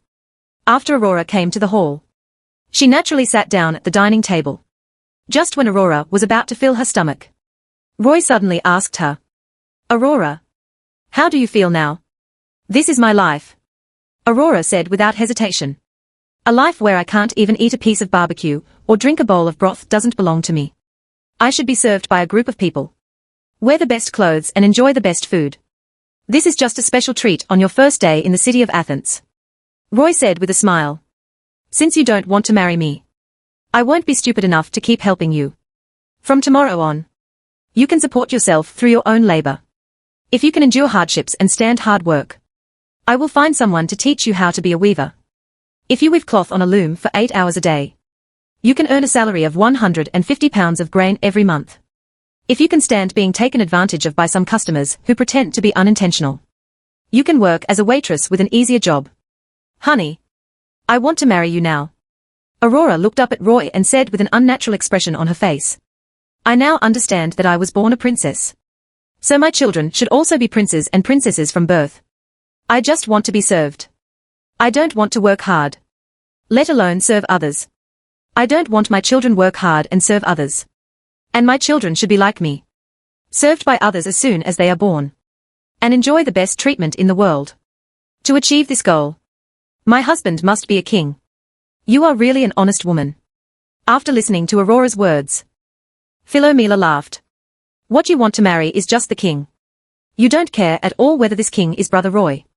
Isn't it the same for you? Aurora immediately countered. If Roy was not the emperor of the Athenian Empire, but just a hard-working civilian, would you marry him? I? As soon as Philomela opened her mouth, she realized that she lacked confidence. Because Philomela never thought that she would live like a common woman. You two don't fight. Roy interrupted the two of them and said, Aurora, since you have changed your mind, then wait in line to marry me. Before we get married, you will stay in the city of Athens and let Procne and Philomela take care of you. Because Procne and Philomela Romola was my woman first. So you must respect them as a sister respects her sister. I see. Aurora lowered her head and said wisely. Sister Procne. Sister Philomela. I will be friendly with you from now on. And I hope you won't bully me. You are older than me. Philomela smiled jokingly. Since you are so well-behaved and sensible. Of course my sister, who is younger than you, will not bully you. After dinner, Loie drew a complete map of the Mediterranean with pen and paper. After marking the Greek regions and Roman provinces on the map, Loie spoke to Procne and Philomela. Procne. Philomela. Look. This is the Apennine Peninsula that I conquered. It has an area of 250,000 square kilometers and a population of 1 million. After conquering the Apennine Peninsula, the Kingdom of Athens has become an area of 3. The Athenian Empire covers 130,000 square kilometers and has a population of nearly 2 million. From now on, the Apennine Peninsula will be the Roman province of the Athenian Empire. In order to strengthen the Athenian Empire's rule here, I plan to let Io, Callisto, and Hippodame Asia will rule the city of Catanzaro, Rome and Bari respectively. After Aurora marries me, let Aurora rule the city of Milan in the Po River plain. From now on, you will not only rule the Attica Peninsula, but also the city of Milan. Ruled the Peloponnese. Brother Roy has given us more work. Philomela complained as she pursed her lips in displeasure. Will other kings and queens work as hard as my sister and I? The Peloponnese Peninsula plus the Attica Peninsula cover an area of more than 30,000 square kilometers and have a population of more than 300,000. On the surface, it seems that Procne and Philomela had a very hard job managing such a large population. But Procne and Philomela are two persons. On average, each of them only manages a population of about 150,000. Philomela. Although your work is very hard, the work of Harmonia, Pandora, Io, Callisto, Hippodamia, and Aurora will be harder than yours. Each of them will work harder than you. All have to manage a population of well over 150,000. What I really want to complain about isn't work. Philomela threw herself into Roy's arms and said coquettishly. What I really complain about is that Brother Roy didn't give us rewards for our work. After my sister and I completed our wedding with Brother Roy only stayed with us for 10 days. As a result, neither my sister nor I got pregnant. Procne couldn't help but say, Brother Roy, you said that the safe period for us not to get pregnant is 15 days. In order for us to be 100% pregnant, can you stay with us for at least a month? Cannot. Roy said helplessly. Next I am busy marrying Harmonia, Chiron, and Pandora. So I will leave the city of Athens tomorrow. Then if they get pregnant and give birth to Brother Roy's child first, my sister and I's status will definitely be shaken. Philomela said with a worried look. After they give birth to children, maybe Brother Roy will also change, making their status higher than that of my sister and me. Philomela. Why are you worried about such a thing? Brother Roy doesn't have a child yet. So you think my worries are unnecessary? When Brother Roy really has a child, can Brother Roy guarantee that you won't value the child's mother more because of the birth of the child? Philomela's question left Roy speechless. Procne and Philomela have a special place in Roy's heart because they were the first two girls that Roy knew. If someone gave birth to Loie's first child, the child's mother would have a special place in Loie's heart, which was almost certain to happen. Seeing Roy's reaction, Procne hugged Roy's arm and said, Brother Roy, let's spend a sleepless night together tonight. Good. The next morning, Roy realized what a stupid decision he had made when he rode out of Athens with 2 dark circles under his eyes and a weak look on his face. Even though Roy was a powerful demigod hero, he was almost killed by Procne and Philomela in their gentle land. Who wanted a child? Chapter 409 Marrying Harmonia. September and October are winter wheat sowing seasons. The cement road from Athens to Thebes. Loie galloped on a fast horse. Along the way, he could see 3 or 5 farmers using oxen and horses as livestock to pull iron plows or Columbians to sow the fields. There were also squads of Athenian soldiers patrolling around to eliminate robbers or wild beasts. On the distant sea, one can also see the warships of the Athenian navy patrolling the sea. Because Roy provided a large number of jobs with public projects such as building bridges and paving roads, and vigorously cracked down on bandits and pirates, the current Athenian Empire can be called the safest country in the world. Even if you travel far alone, you can reach your destination safely. The city of Thebes. Roy came to this city ruled by Harmonia and saw new changes in the city of Thebes. As the largest city closest to Athens, the population here has become larger and the streets have become more prosperous. The palace of Harmonia. Upon hearing the news of Loie's arrival, Harmonia took Iol, Helle, Alcestis, and Laodamia out of the palace hall to greet Loie. seeing Roy looking very weak with 2 dark circles under his eyes. Harmonia opened her eyes in surprise and asked, "Dear, what happened to you? Are you fighting a bitter battle with a powerful enemy?" "That's right," Roy said with a wry smile. "I did have a hard fight with 2 witches. And I almost had my life sucked out of me by them. Although Harmonia is an unmarried girl, she is not a child who doesn't understand anything. Are the 2 witches you are talking about Procne and Philomela? Then the reason why you are like this is..." Before she finished speaking, Harmonia blushed with embarrassment. Roy walked up to Harmonia, held her in his arms and said, "Dear Harmonia, I have now conquered the Apennine Peninsula and turned the kingdom of Athens into the Athenian Empire with an area of 330,000 square kilometers and a population of 2 million. I do not plan to continue to launch wars next. Let's take advantage of it as soon as possible. Get married during this time." Harmonia nodded and said, "I will arrange our marriage immediately. But why do you look so anxious? Are you actually lying to me when you say you won't start a war next?" "Now I really don't want to start a war. But the plan can't keep up with the changes. And I don't know if there will be any unexpected situations in the future. So I want to get married to you as soon as possible. If we don't hurry up and get married. If something unexpected happens, if something happens, or I change my mind and want to start a war, then I won't be able to marry you this year. Don't worry. I have already prepared for the wedding," Harmonia said with a smile. "In order to hold our wedding, I have invited 21st-class citizen families, 32nd-class citizen families, and 53rd-class citizen families to live in the city of Thebes. Tomorrow we will issue invitations to these citizen families to witness the wedding. Invitation. We can hold a formal wedding at the temple of the goddess Mnemosyne the day after tomorrow. Return to the palace hall." Roy held Harmonia and sat on the golden throne. Roy said in surprise when he saw Iol, Hella, Alcestis, and Laodamia holding some account books for inspection. "Harmonia, do you treat them as tools? After all, I don't care for idlers here," Harmonia admitted with a smile. "Thanks to them sharing my work, I am able to manage a huge territory of 15,000 square kilometers and a population of more than 150,000 by myself. And dash." After a pause, Harmonia blushed and whispered into Roy's ear, "I not only want them to share my work, but also let them serve you with me. There are 5 people in Thebes who serve you together. Can you stay here for a little longer?" Harmonia wanted Iole, Helle, Alcestis, and Laodamia to be her dowry maids. And Loe would certainly not object. After all, for Roy, the more tool people who help him rule the Athenian Empire, the better. The best way to ensure the loyalty of these tool men is to make them Roy's women. By then, even if it is not for Roy, they will work hard for their children. Harmonia. After the Athenian Empire has a great harvest next year, I plan to conquer the entire Balkan Peninsula. The area of the Balkan Peninsula is 550,000 square kilometers. The Athenian Empire only owns 70,000 square kilometers of the Balkan Peninsula and a population of 100,000. Next year the Athenian Empire will increase its area by 480,000 square kilometers and its population of about 1.5 million. And your work will increase several times. In order to manage the huge territory in the north, you must train them well. Let them become qualified tool workers. My dear, I will definitely complete the task you gave me. How do you plan to reward me?"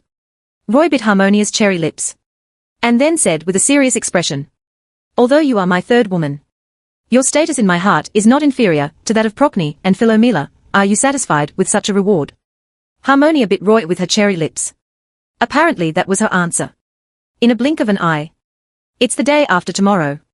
This is the day of Roy and Harmonia's official wedding. Temple of Mnemosyne in Thebes. Loe and Harmonia, dressed in their best attire, entered the temple of Mnemosyne in the presence of 100 citizen families. As a trainee priestess serving the goddess Mnemosyne, Iole was responsible for officiating the wedding today. Roy and Harmonia walked hand in hand to Iol, who had his back to the statue of Mnemosyne. Iol said nervously, "In the presence of the great goddess Mnemosyne and all the guests, are you willing to marry Harmonia and become her husband who will love and care for her forever?" Roy first showed a gentle smile to the nervous Iole, then looked at Harmonia and said, "The goddess Mnemosyne and all the guests witness that I will be the husband of Harmonia and will love and care for her forever. The goddess Mnemosyne and the guests present have witnessed your vows. I hope you will never forget this day. Iole took a deep breath and then said to Harmonia. Harmonia. In the presence of the great goddess Mnemosyne and all the guests. Are you willing to marry Roy and become a loyal wife and bear him children? Harmonia said with a bright smile. As witnessed by the great goddess Mnemosyne and all the guests. I swear that I will always love Loie deeply and fulfill my wife's responsibilities and obligations for Loie. Roy and Harmonia said their respective vows. And the wedding was completed. Iole said with a sigh of relief. The great goddess Mnemosyne and all the guests present witness that you are already a legal couple at the wedding. I wish you can become a happy couple. As soon as Iole finished speaking, an Athenian soldier broke into the temple and shouted. Your Majesty, I bring you important news. Chapter 4:10 Important news from Egypt. While getting married is an important event, important news is equally important. Looking at the Athenian soldiers who broke into the temple of Mnemosyne, Roy asked with a solemn expression. What important news do you bring? The envoy of Queen Nefer of Egypt came to the city of Athens yesterday, saying that she would launch a war against the Hyksos and drive the Hyksos completely out of northern Egypt. Because you are the husband of Queen Nefer of Egypt. So Queen Nefer of Egypt hopes that you will participate in this war and fulfill your responsibilities as a husband. Nefer is waging war against the Hyksos. The summers in Egypt are dry and hot, while the winters are cool and comfortable. At this time, when the season is about to change from autumn to winter, it is not suitable for launching large-scale wars in the northern hemisphere. But in Egypt, large-scale wars can be launched all year round. So Nefer wanted to launch a war against the Hyksos at this time. And Roy was not too surprised. Feeling Harmonia grabbing his left hand with her two small hands, Roy held her in his arms and said, Don't worry. I won't leave. Although Nefer is very important to me, you are more important to me than her. I will spend the 3 days of your wedding with you. And on the 4th day, only then will he go to Egypt. Although Nefer's brother Kamos died in the war with the Hyksos, Kamos had severely wounded the Hyksos and severely wounded the Hyksos king Cepus. Now the strength of the southern Egyptians completely overwhelmed the Hyksos. Even without Roy intervening in this war, Nefer would eventually be able to defeat the Hyksos. So Roy was not in a hurry to rush to Egypt. After listening to Roy's words, Harmonia said with a happy sweet smile. My dear, during the 3 days that you stay with me, I will prepare ships and supplies for you to go to Egypt. Then you will set off directly from the port of Ocaria east of Thebes. Then you prepare 5,000 iron guns, 1,000 sets of saddles, stirrups and horses for me. City of Athens. Royal Palace of Athens on Acropolis Hill. In the splendid palace hall, Philomela smiled slyly as she went about her work. Sister. The envoy from Queen Nefer of Egypt arrived just in time. Is Brother Roy on his way back to Athens now? I don't know either. Procne said with a frown. Compared with Brother Roy's marriage to Harmonia, we should be more concerned about Queen Nefer of Egypt. Philomela nodded solemnly and said. Harmonia knew Brother Loie later than we did. And her status could never surpass ours. But that Egyptian woman named Nefer. Her worth is astonishing. This Egyptian woman ruled the Nile Valley for 7 centuries. 10,000 square kilometers of fertile land, with 23 city-states and a population of 2 million. Her dowry is so rich. Brother Roy will definitely give her special treatment. If she gives birth to Brother Roy's child earlier than us, then we status. I believe Brother Roy. Procne said without confidence. Even if Queen Nefer of Egypt can bring greater benefits to Brother Roy, Brother Roy will not let her status surpass us. Just then, an Athenian soldier entered the hall and said. 2 queens. I have told your Majesty the news. But your Majesty has not returned to the city of Athens. Procne and Philomela widened their eyes in surprise when they heard the news brought back by the soldiers. The war between the southern Egyptians and the Hyksos would have a huge impact on the Athenian Empire. This important war failed to make Roy leave Harmonia, which is enough to show how important Harmonia is in Roy's heart. Before Procne and Philomela could recover, Andromeda burst into the hall and begged Procne. Your Majesty the Queen. I heard that Queen Nefer of Egypt is going to launch a war against us Hyksos. Please allow me to go to the city of Thebes. I must seek your Majesty's help. Andromeda was a Hyksos princess. Now Queen Nefer of Egypt is launching a war against the Hyksos. And Andromeda will certainly not remain indifferent. Just when Procne was hesitating whether to agree to her request, Philomela said with a smile. I allow it. You can go to the city of Thebes now. Philomela. Procne looked at her sister with some dissatisfaction. And then said to Andromeda.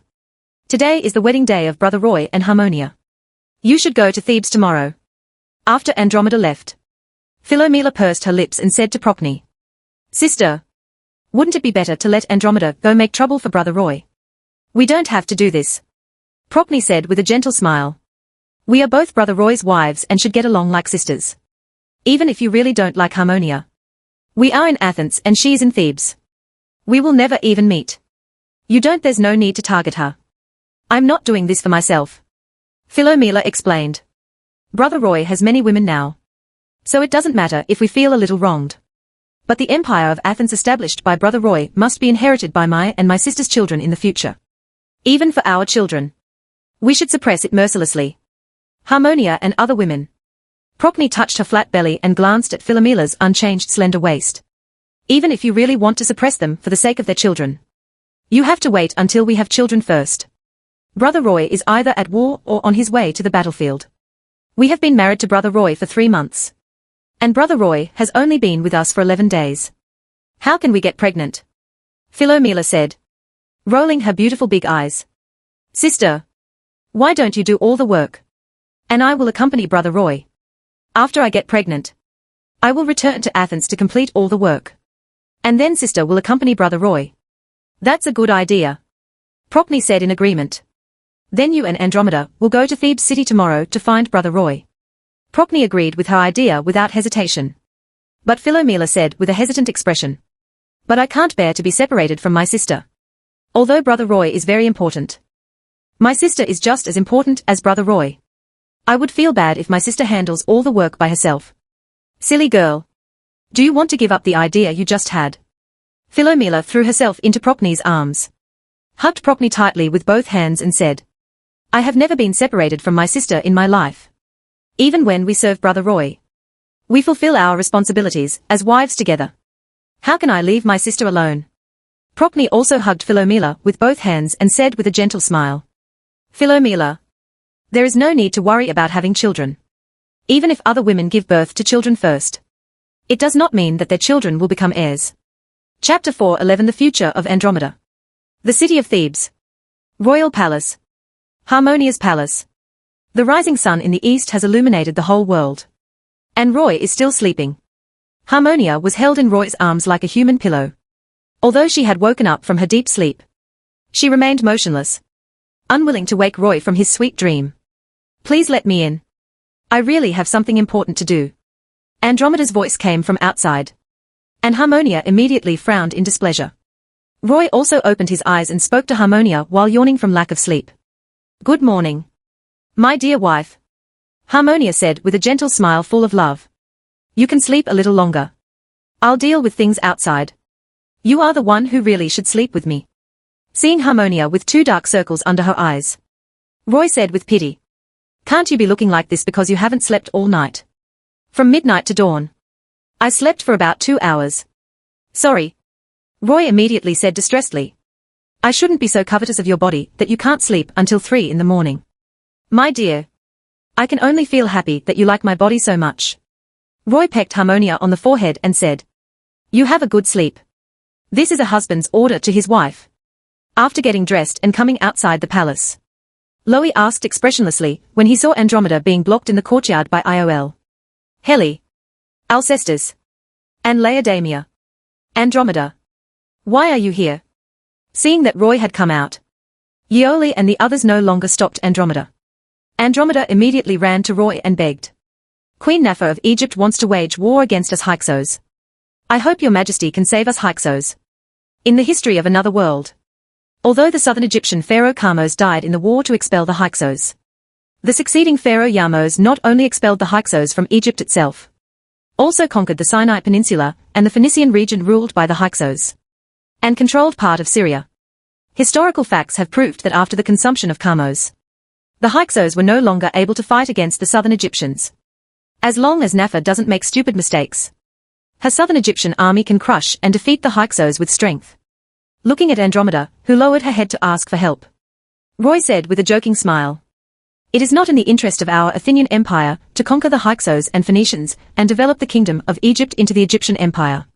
But what reason do I have to help the Hyksos? You can marry me and become the king of our Hyksos people.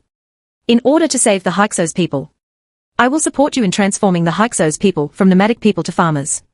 Nation, I will support you in driving Seth, Zeus, off the throne of the patron saint of the Hyksos. Now Seth, Zeus, cannot save us Hyksos. He is no longer worthy of being our Hyksos. Patronus. After listening to Andromeda's words, Roy stretched out his right hand to hold Andromeda's small chin, raised her face and said, Andromeda, I made you a maid to serve others. Do you resent me in your heart? Andromeda immediately shook her head and said, Not only do I not resent you, but I thank you for making me aware of my situation. With the rise of the Empire of Athens and the Kingdom of Egypt, now we Hyksos are either conquered by the Empire of Athens or the Kingdom of Egypt. My identity is no different from that of a subjugated princess. In order to save the Hyksos, I beg you to conquer the Hyksos. Because we Hyksos have had 100 years of hatred with the Egyptians, and the Egyptians conquered us Hyksos, people will definitely enslave us as slaves. Very good, Roy said with satisfaction. You have indeed become smarter. Then I will accept your request and conquer the Hyksos before the Egyptians. Andromeda. In order to make the Hyksos less resistant to me, now your identity is no longer a slave maid, but my fiancé. If your performance is good enough, I will consider holding a formal wedding to marry you. Side room. If Andromeda were an ordinary maid and became Roy's sidekick, she would be so happy that she cried. But Andromeda was no ordinary maid. She was the princess of the Hyksos. When she was born, her father Cephus was still the titular king of Egypt, and she was also a princess of the Kingdom of Egypt. Although the Hyksos were in decline, Andromeda still did not let go of her pride. So holding a wedding with Roy and gaining the status of a head wife was what Andromeda wanted. And it wasn't just for Andromeda herself. If Andromeda was just a concubine, not only would Andromeda's status be lower than that of the principal wives, but even the children she gave birth to would have lower inheritance rights than the legitimate children born to the principal wives. Even for the sake of her own children, Andromeda had to work hard to become a head wife. In the blink of an eye, it was the 4th day of Roy and Harmonia's wedding. This was the day when Roy was going to Egypt. After Roy said goodbye to Harmonia with reluctance, he left the city of Thebes with Andromeda and headed to the port of Ocaria to take a boat. The port of Ocalia. 50 warships of the Athenian Empire were parked here, with 5,000 iron guns and 1,000 sets of saddles, stirrups and horses in their cabins. In addition to these war supplies, there were 1,500 Athenian soldiers, armed with iron guns who served as sailors. Roy brought Andromeda to the port of Ocalia, boarded the flagship, and set off with the fleet. The 5th day of departure from the port of Ocalia, Roy's fleet arrives at the city of Knossos. The soldiers landed to replenish fresh water, and Roy also took Andromeda into the city of Knossos. After a few months, the port of Knossos, which was destroyed by the tsunami caused by the volcanic eruption of Thera, has now been almost rebuilt. The most important thing is that because half of the population of Knossos migrated to the Thessaly region, the food problem of Knossos was alleviated. So the city of Knossos showed some signs of revival. Roy took Andromeda walking on the streets of Knossos city and sighed with emotion as he looked at the streets where there were almost no pedestrians. If the city of Athens does not become the hub of Aegean trade, the city of Knossos will definitely be able to rise again. Unfortunately, I don't want Crete to become the trade center of the Mediterranean. Andromeda. When I conquer the whole of Egypt, I will let Nefer rule the central and southern parts of Egypt, and you rule northern Egypt and Crete. Andromeda said with a surprised expression. Your Majesty, don't you want Pandora to rule northern Egypt and Crete? Roy shook his head and said, Pandora is not a human being. She is the incarnation of the goddess. If I leave northern Egypt and Crete to Pandora's rule for a long time, she will definitely have ambitions to turn these areas into the territory of the goddess Pandora. Chapter 4:12 I want the entire Libyan region. The city of Pharos. This port city named after Pharos Island, whose name in another world is Alexandria, is the largest port city in Egypt and an important hub for Mediterranean trade. Under the construction of the Athenian Empire, Pharos is now not only a large city with a population of more than 20,000, but also a stronghold for Phoenician and Athenian merchants to trade on the southern shore of the Mediterranean. The 3rd day of October, Roy's fleet sailed into the port of Pharos city in a mighty manner. When Roy took Andromeda off the ship, the white sheep whom Roy appointed as governor of Pharos hurried over on a fast horse. Ares. His Majesty. Looking at Ares, who was already a little unfamiliar, Roy reached out and patted his shoulder and said, I haven't seen you for a few months. And you seem to have become stronger again. It seems that your strength is consistent with your status as governor. 10 months ago, Ares was just an ordinary Athenian boy. The current governor of Pharos, Ares, has not only reached the hero level, enemies of 100 people, but also seems to be approaching the level of a great hero, enemies of 1,000 people. Your Majesty has also become stronger, Ares said with a complicated expression. In the past, I felt that His Majesty was like a close comrade in arms within reach. But now I can feel that there is an insurmountable gap between His Majesty and me. Because I am the Emperor now, Roy said calmly. In order to manage the huge territory and millions of people in the Athenian Empire, of course I have to become different from before. But we are still friends. This time I came to Egypt and planned to give you an opportunity to make meritorious deeds. Do you want to seize it? Live? If you can complete the tasks I give you, I will make you the Governor-General of South Africa. Governor-General of South Africa.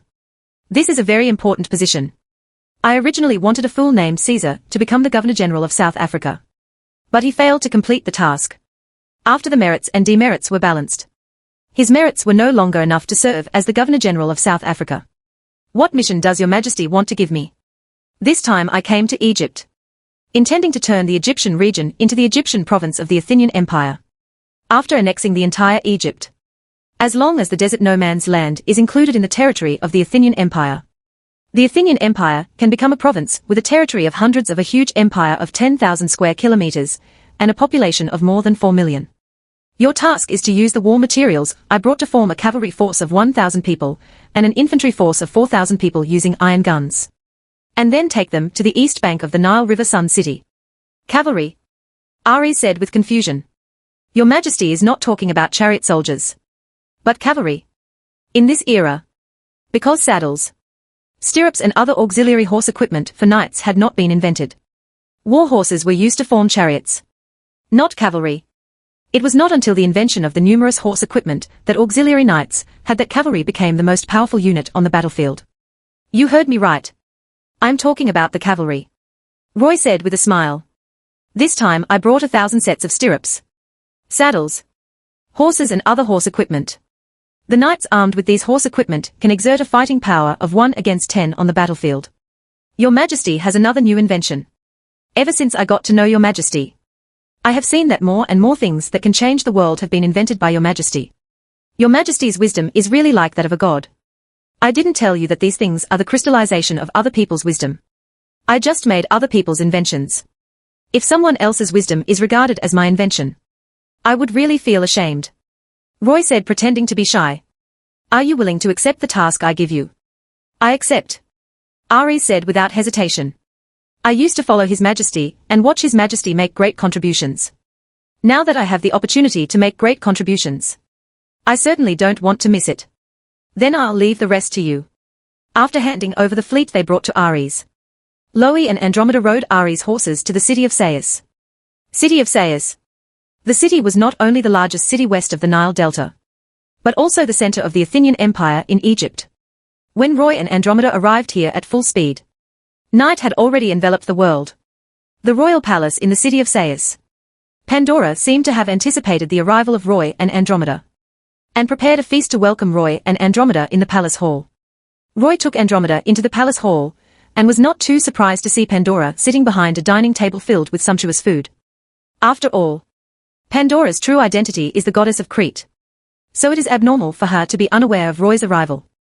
Rushing from the city of Pharos to the city of Sais, Roy and Andromeda did not drink a drop of water or eat any food during the journey. Now Roy and Andromeda are both thirsty and hungry. After the two sat down at the dining table, Roy said while enjoying the food, Dear Pandora, I have new arrangements for you. This time when I come to Egypt, I plan to conquer Egypt, and then let Andromeda rule northern Egypt and Crete, and Napha rule central and southern Egypt. As a goddess, Pandora doesn't care how many territories she can rule as a human. What she really cares about is how much territory she can own as a goddess. After listening to Roy's arrangement, Pandora looked at Roy with burning eyes and said, Dear, I have done so much for you. Should you give me more territory? I heard that you directly gave Persephone 200,000 square kilometers of territory. And Hera also got 20,000 square kilometers. Territory. I can accept that Mnemosyne and Amphitryon have more territory than me. But why do Persephone and Hera, who have just joined the Athenian Empire, also get so much territory? Your request is very reasonable, Roy said with a serious expression. After conquering Egypt, I will give you the Matru area, with an area of 210,000 square kilometers, as a territory. Are you satisfied with this? Pandora simply rolled her eyes in response. Because the total population of the Matra region is probably not even 50,000. Although the Matra region covers an area of 210,000 square kilometers. Most of the area is desert unsuitable for human life. It's just a gift from our engagement. Seeing Pandora's reaction, Roy continued. After we get married, I will give you a fertile and rich territory. Can I designate my territory?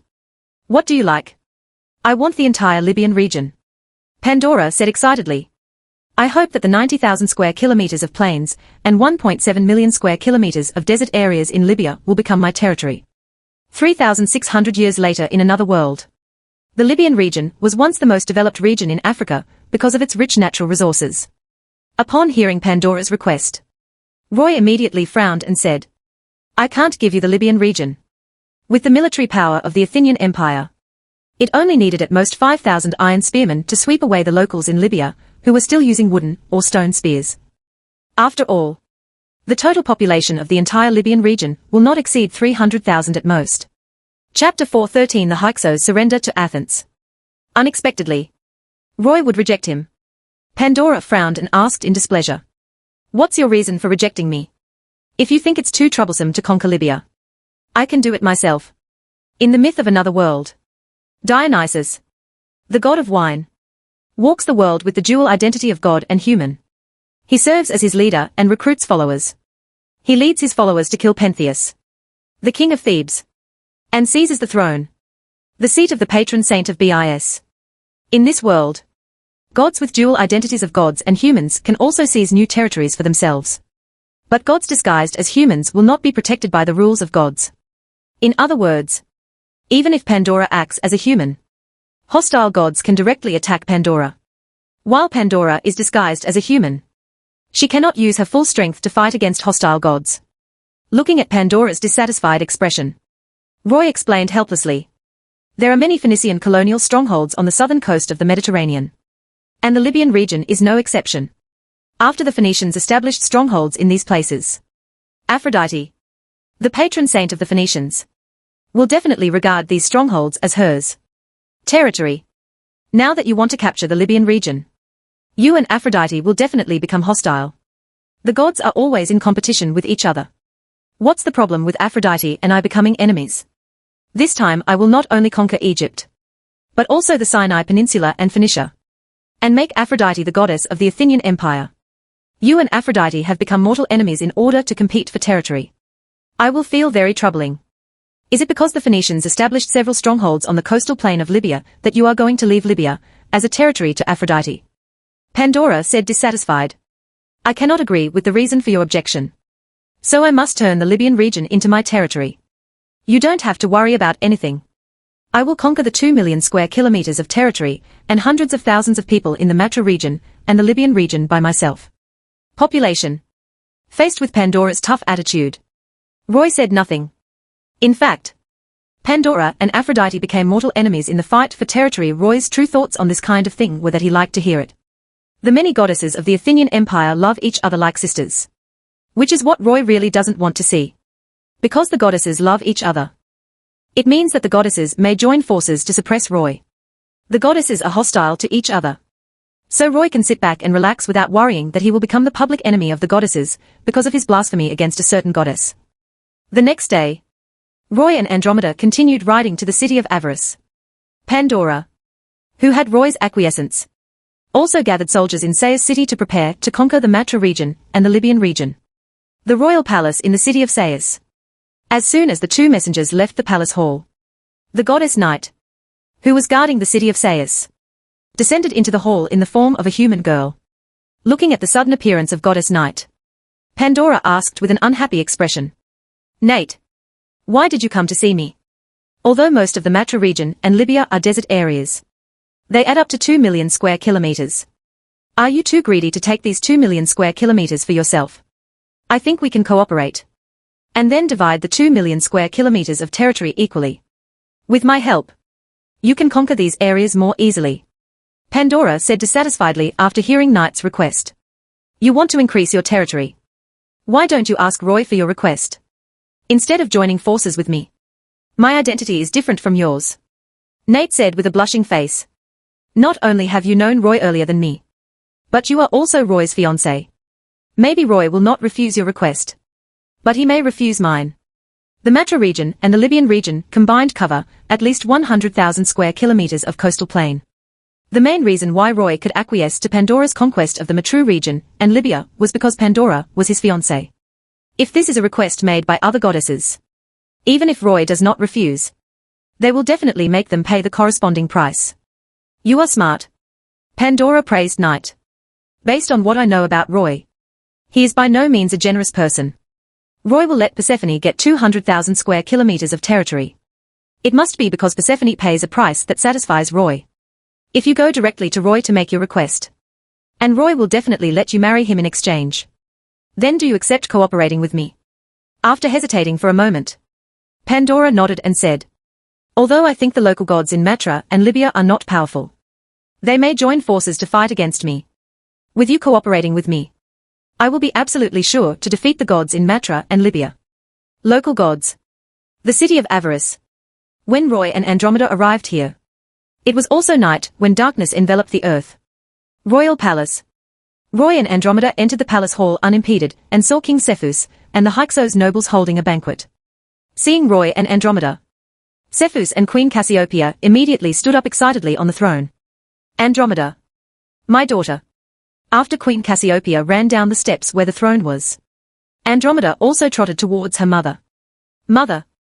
The mother and daughter hugged each other with tears in their eyes, attracting the attention of everyone in the hall.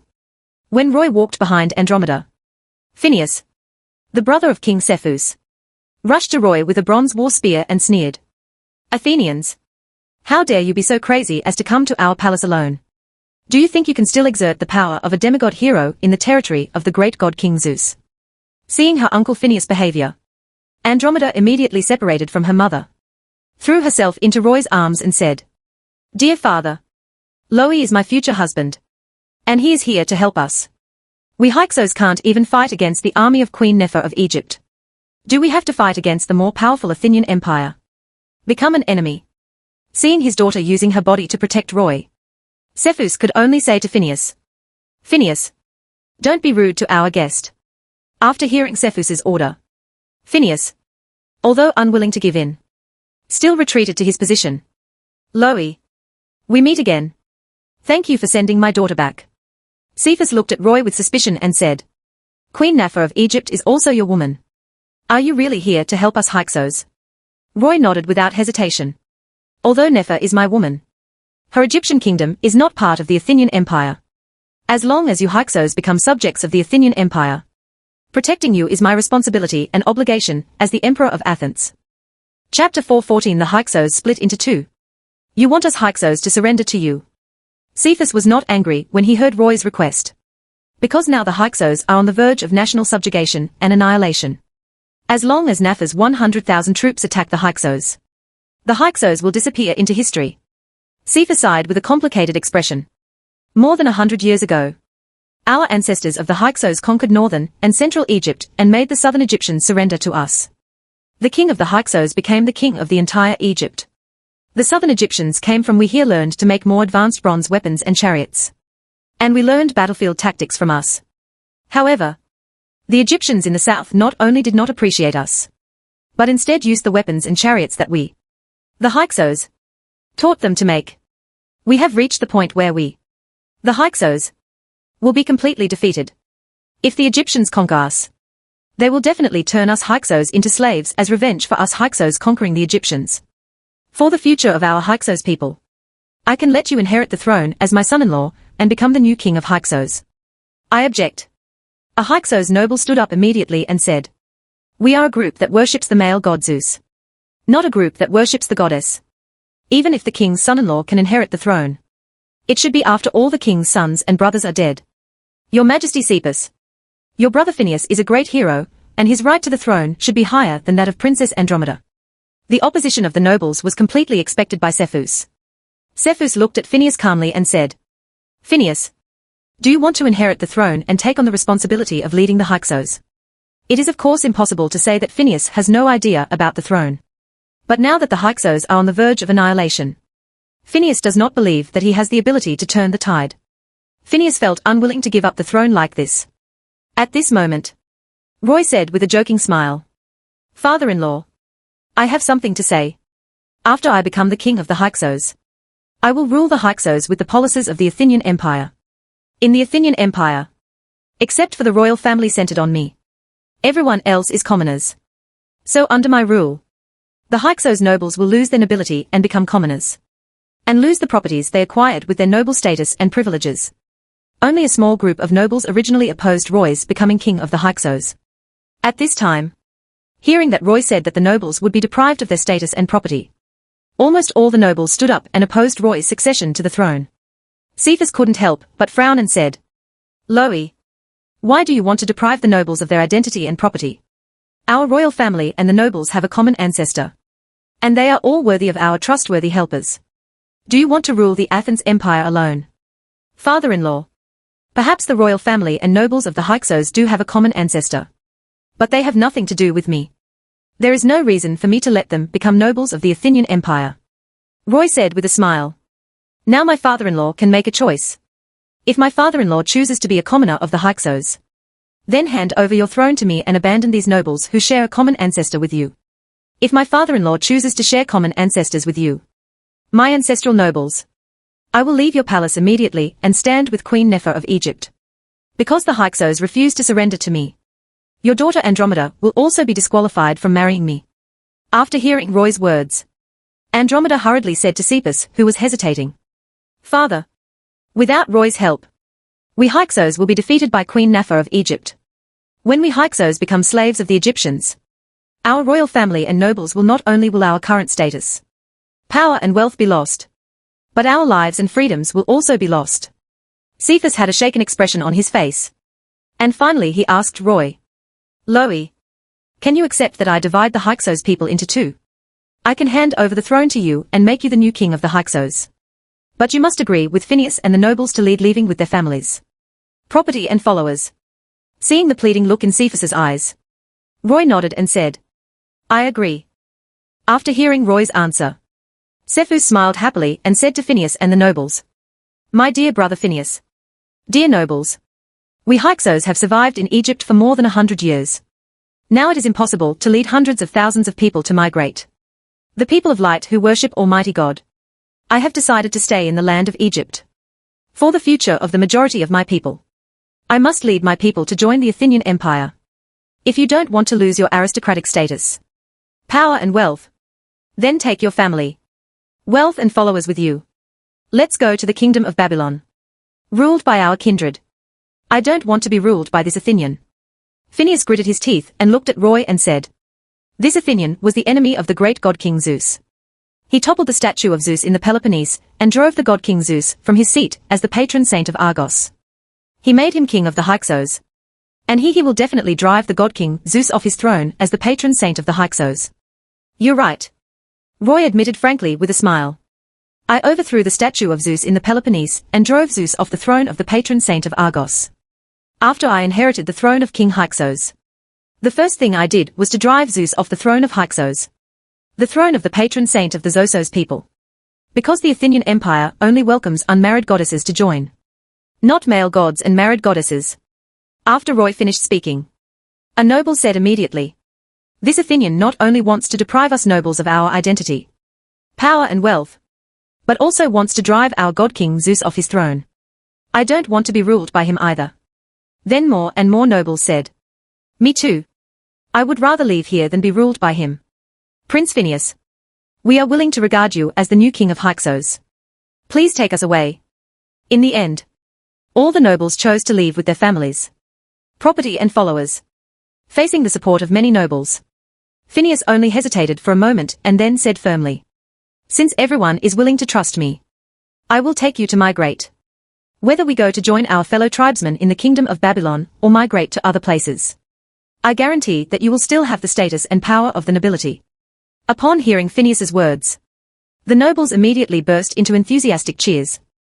Unfortunately, they don't know that this era no longer belongs to the Aryans who worship the thunder god Zeus, but to the Aryans who worship the sun god.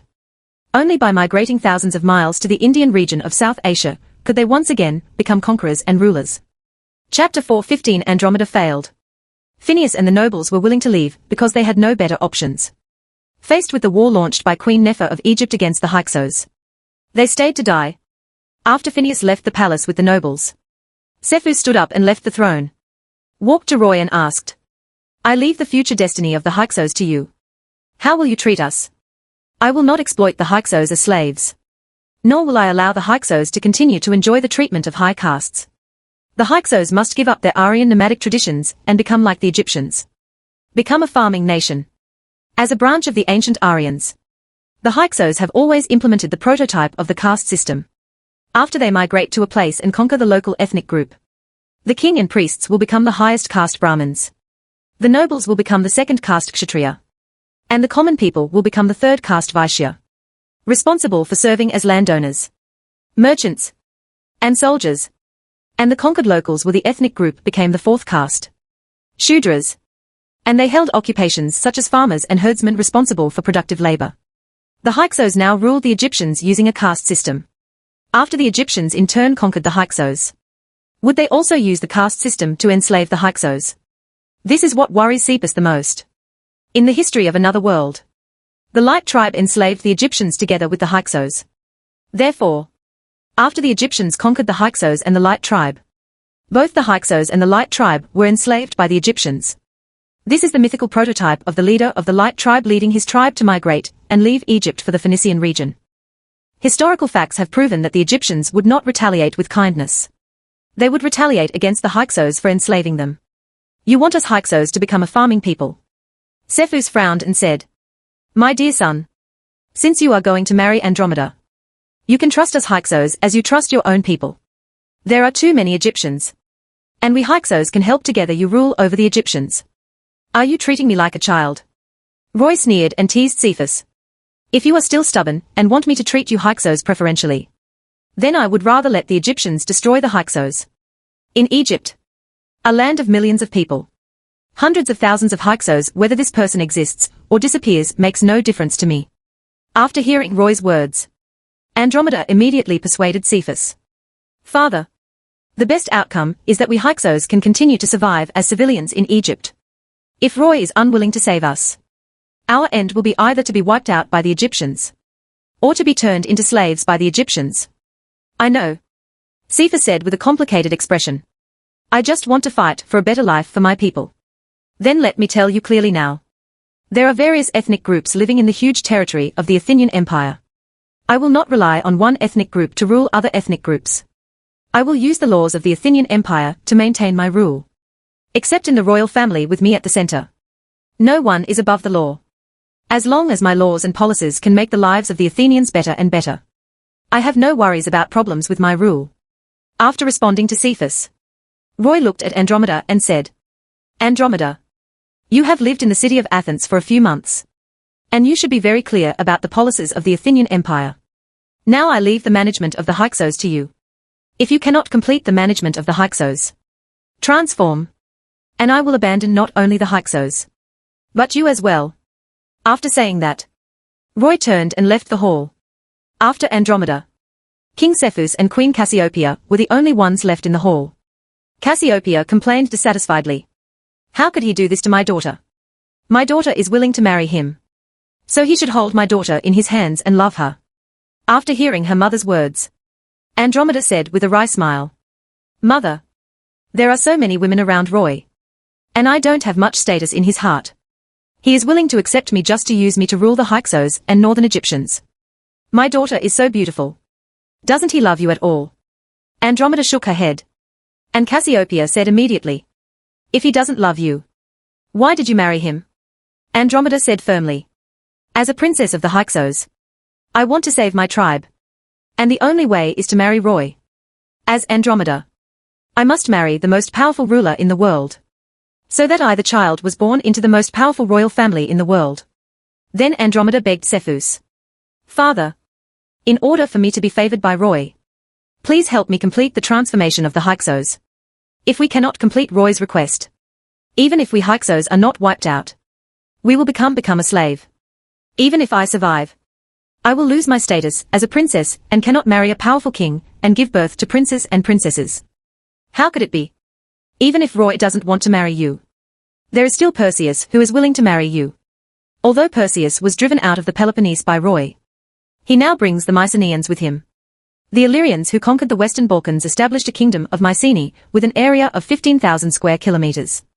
As long as you are willing to marry Perseus, Perseus will definitely let you be his queen. Mother. You don't know anything about Perseus. Andromeda explained helplessly. Loe deliberately did not destroy Perseus. When Perseus transforms the Illyrians into a farming nation, Loe will take away Perseus' territory again. Seeing that Cassiopeia did not believe her daughter's words, Cepheus said to Andromeda, Child, in order for you to be happy, I will do my best to help you. My daughter and grandson are also my blood. I will help you get Roy's favor so that my grandson can become the heir of the Athens Empire. The next day, Cepheus and Andromeda began to implement the policies of the Athenian Empire in the territory of the Hyksos. Phineus and the nobles also began to migrate with their families, property and followers. After the common people of the Hyksos learned that they had lost the treatment of the third caste and had to rely on their own labor to obtain food, they immediately gathered at the palace to protest. Andromeda personally communicated with these Hyksos and told them that the Egyptians would launch a war to conquer the Hyksos. If the Hyksos did not want to become slaves to the Egyptians, they had to be protected by the Athenian Empire. If the Hyksos wanted to be protected by the Athenian Empire, they had to accept the rule of the Athenian Empire and implement the laws and policies of the Athenian Empire.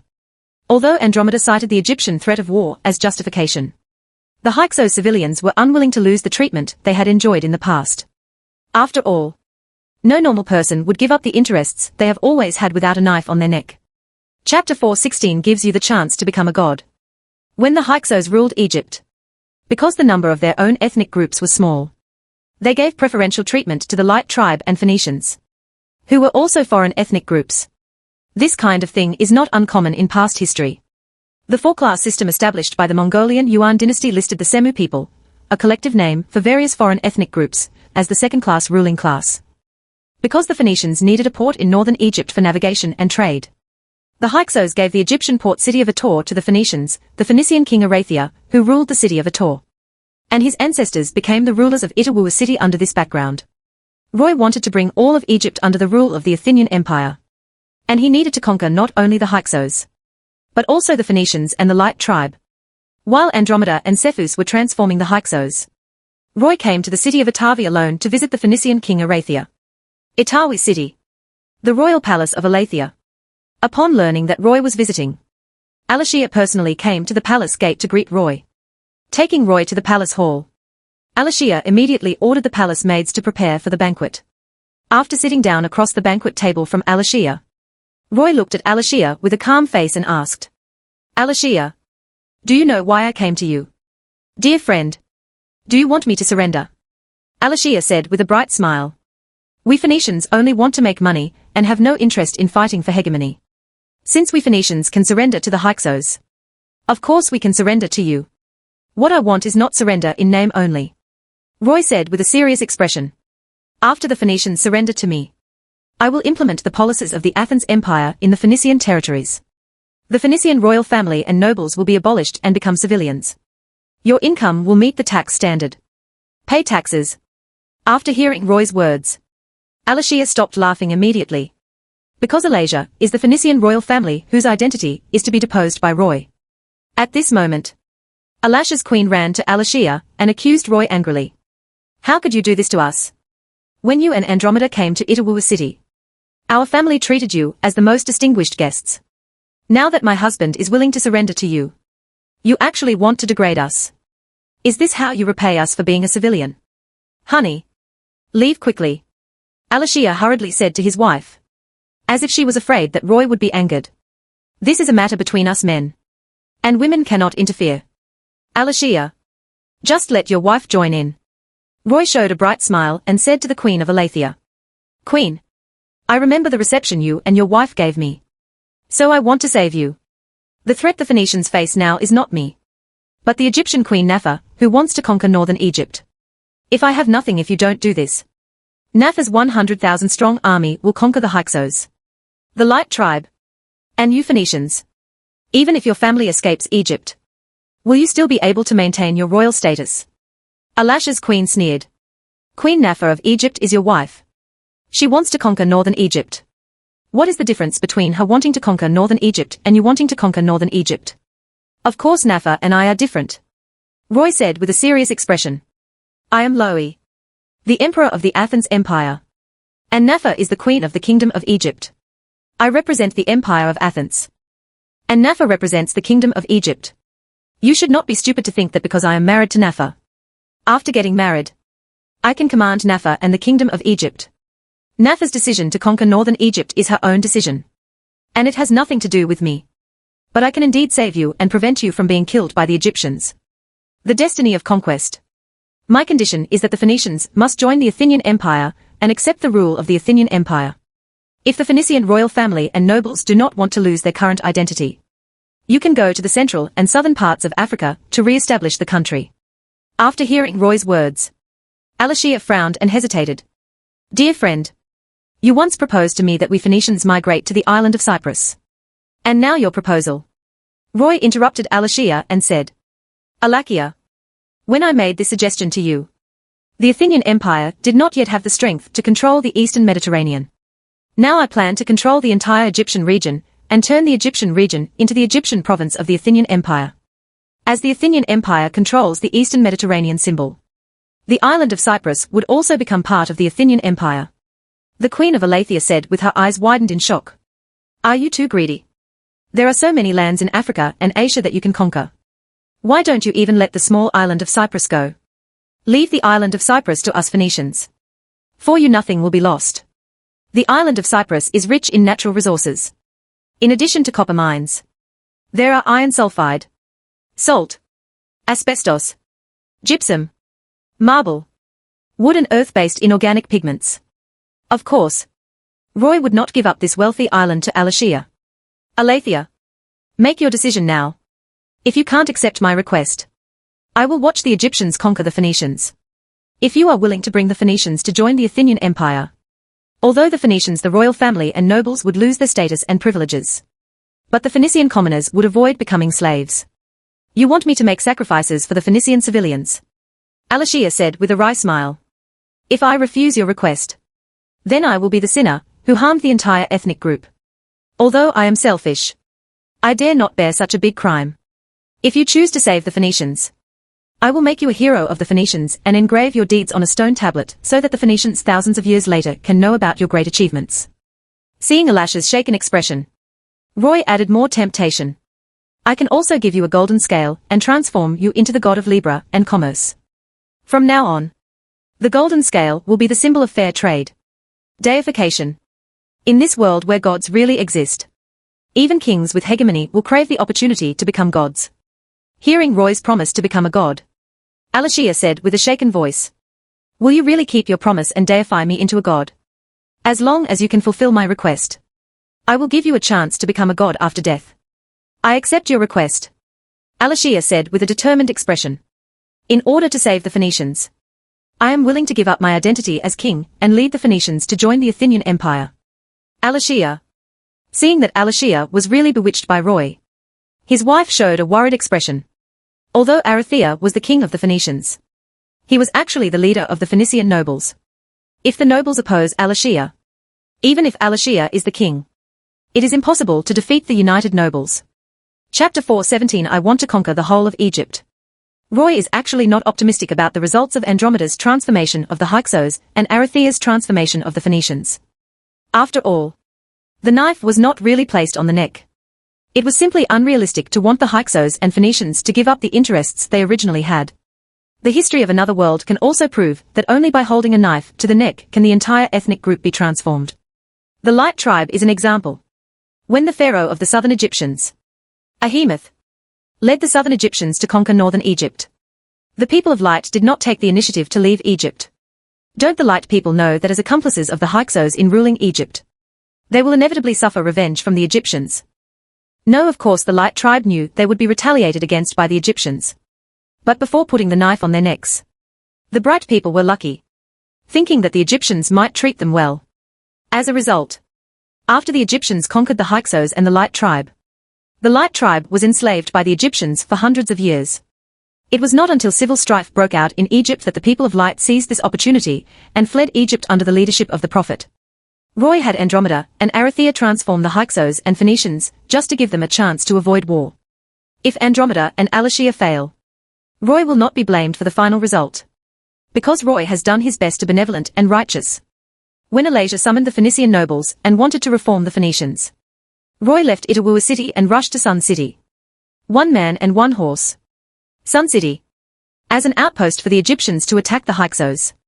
Queen Nafa of Egypt has assembled an army of 100,000 troops here. 1,000 cavalry and 4,000 infantry formed by Ares have also arrived here at this time. When Roy came here, he first found Ares outside Sun City and inspected Ares' 5,000 army. After confirming that the 1,000 cavalry and 4,000 infantry formed by Ares could meet his requirements, Roy entered Sun City to meet with Nafa. The royal palace of Sun City. Nafa is holding a military meeting in the palace hall. Roy entered the hall and saw Nafa sitting on the throne. There were hundreds of generals sitting on both sides of the hall. Seeing Roy's figure, Nafa on the throne immediately opened his eyes wide and said with an unhappy expression, "You're finally here. I thought you didn't regard me as your wife and didn't want to fulfill your husband's responsibilities to me." Under the gaze of hundreds of generals, Roy walked up to Nafa and explained, "I want to avoid this war as much as possible. So I first went to the cities of Avaris and Atavid to let the Hyksos and Phoenicians join my Athenian empire. So did you succeed?" Roy shook his head. And Nafa immediately joked. "The Hyksos, Phoenicians and the Light tribe, these foreign groups, have enslaved the northern Egyptians for more than 100 years. How could they give up their current life and join the poor Athenian empire and become ordinary civilians? Since you are here, if you come to my side, it means that you have made up your mind to conquer them with me." Roy nodded and said, "They will only accept my transformation if I hold the Egyptian sword to their necks. These foreign groups have enslaved us Egyptians for more than 100 years. Now I want to take revenge and transform them into a slave group that has served the Egyptians for generations." "No." After hearing Nafa's plan, Roy immediately objected. "Nafiel, although I can understand your hatred for these foreign groups, the system of the Athenian empire is that slaves only need to work for 5 years before they can be free. This is my kingdom of Egypt, not your empire of Athens. I know this is your kingdom of Egypt. So my main purpose of coming to Egypt this time is to turn your kingdom of Egypt into a part of my Athenian empire." "You?" Seeing Nafa's excited and angry expression, Roy interrupted her. "We can talk in private about what you want to say. Now let's start the war. I have long been prepared for war." Nafa looked at the generals in the hall and ordered, "According to our plan, the commanders of the 1st, 2nd, 3rd, 4th, and 5th legions, you will take 50,000 troops to attack the city of Bubastis. I will take the rest when the 5 legions arrive at Bubastis city. If you fail to capture Bubastis city, I will take back your position as legion commander." The 5 army commanders responsible for the battle immediately stood up and assured Nafa that they would be able to capture the city of Bubastis.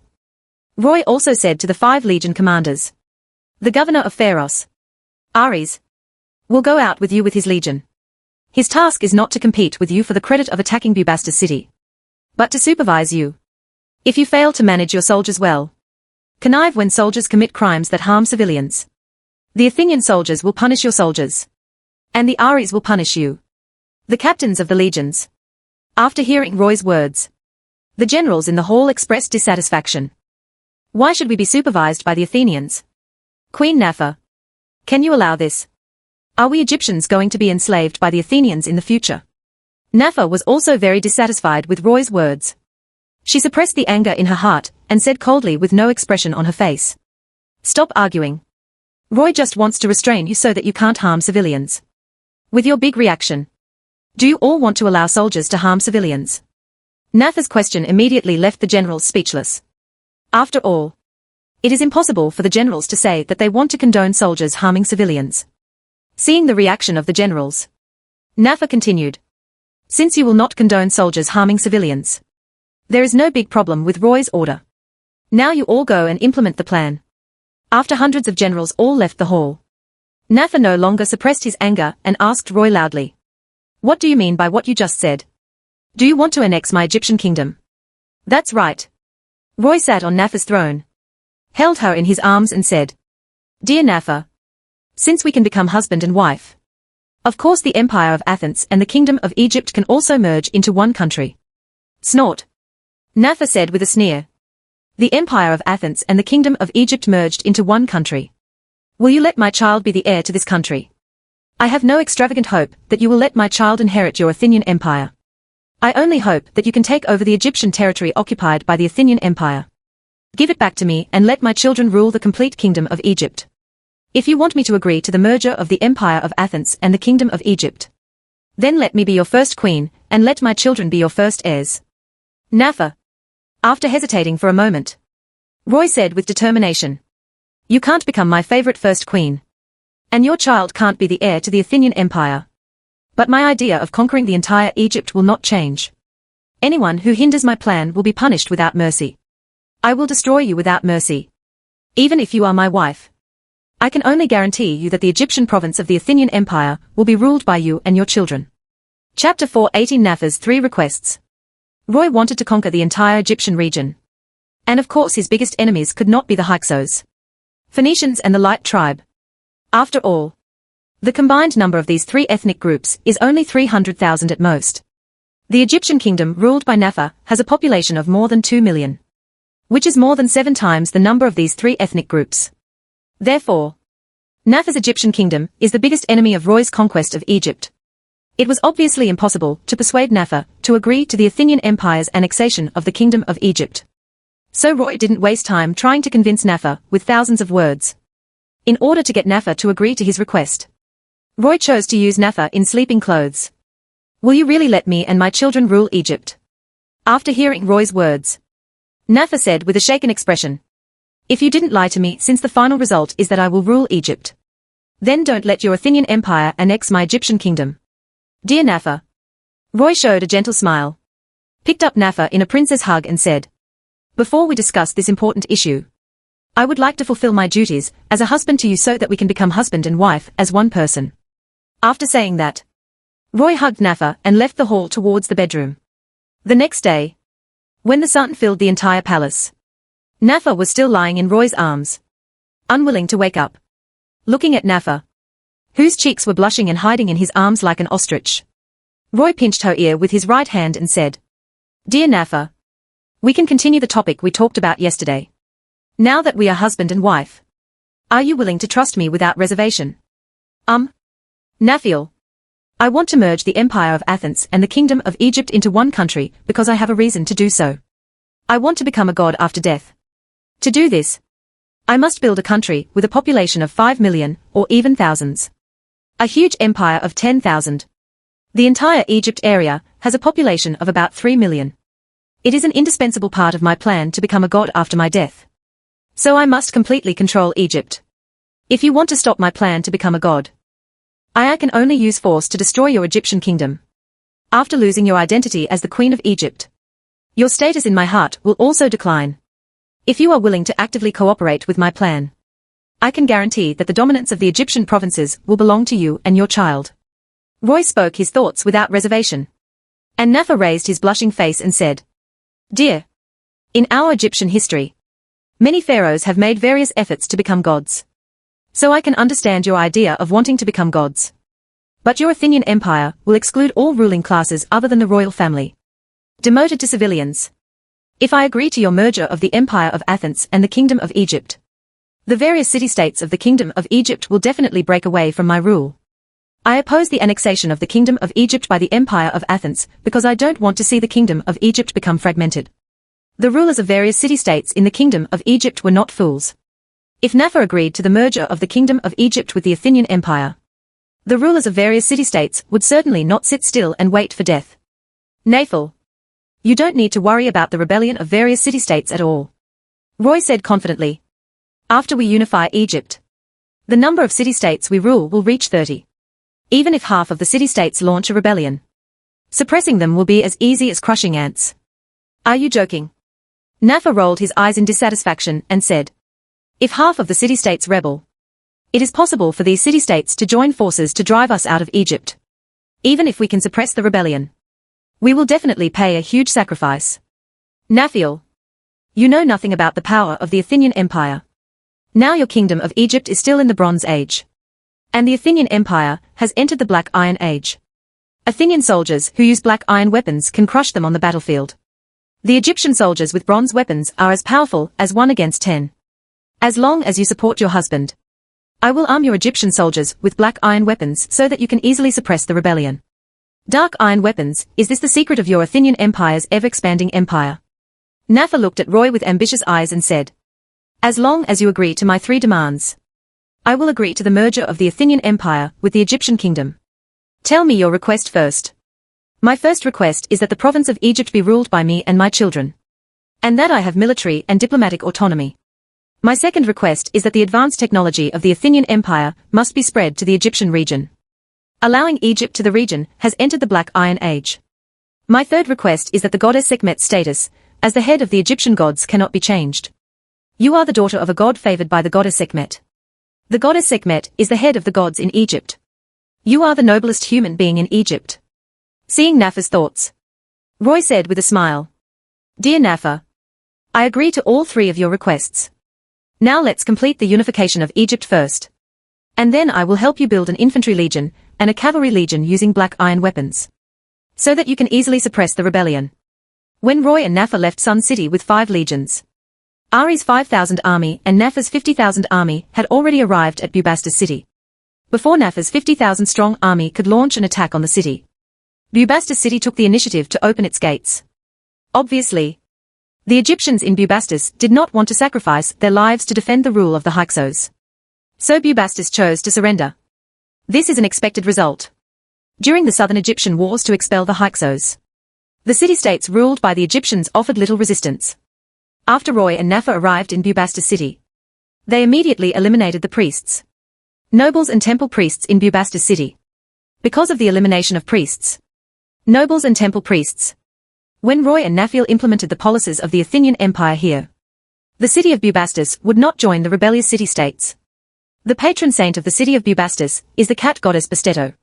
Bastetto was originally also the lion goddess, war goddess and sun goddess with a lion's head and body. Because Sekhmet became the protector of Egypt and the queen of the gods, Bastet was forced to change from the lion goddess to the cat goddess. Bastetto lost the image of the lion goddess because of Sekhmet's suppression. Bastetto lost his divinity as the goddess of war and the sun goddess because of the rise of the sun god Ra. During the 17th dynasty of Egypt, the city of Bubastis was nominally ruled by the Hyksos and actually had the status of an independent city-state. The worship of Bastetto reached its peak during this period. After the 18th dynasty of Egypt unified Egypt, the sun god Ra began to rise. Eventually Bastetto became one of the sun goddesses, who was deprived of the sun godhood by the sun god Ra. Later Bastetto became the cat goddess in charge of music, dance and protecting the family. Now, although Bastetto was deprived of the image of the lion goddess by Sekhmet, she is still the goddess of the sun and the goddess of war. Roy and Naphiel only eliminated the priests and temple nobles in Bubastis city, but did not shake Bastetto's status as the patron saint. So Bastetto did not stop Roy and Naphiel. Chapter 4:19 The Suez Canal needs river workers. After losing the city of Bubastis, the city controlled by the Hyksos in Egypt proper, only the city of Avaris remained. When Roy and Nafa left the Aries to manage the city of Bubastis, and wanted to take down the city of Avaris with an army of 100,000, Andromeda led 300 Hyksos. The Sri Lankan soldiers blocked the front of the army. Roy rode up to Andromeda himself, preparing to negotiate with Andromeda. Before Roy could speak, Andromeda accused him first. Didn't you say that you would help us avoid war? Now that you are attacking us with the Egyptians, is everything you told me lies? Andromeda, I sincerely want to prevent the war between the Egyptians and the Hyksos. Roy explained helplessly. I gave you a chance, but you didn't fulfill my request. Roy's words left Andromeda speechless, because Andromeda did not complete the transformation of the Hyksos. Loey, I need time. Transforming the Hyksos cannot be accomplished overnight. As long as you give me enough time, I can turn them into subjects of the Athenian Empire. How long do you want me to give you? A month? Half a year? Or a year or two? Roy couldn't help, but shook his head and said, I believe that given you enough time, you can indeed convince the Hyksos. But I don't have so much time to waste on you. As long as the Egyptians put the knife on the necks of the Hyksos, those people can instantly become what I want them to be. Loie, didn't you expect me to transform the Hyksos from the beginning? Andromeda.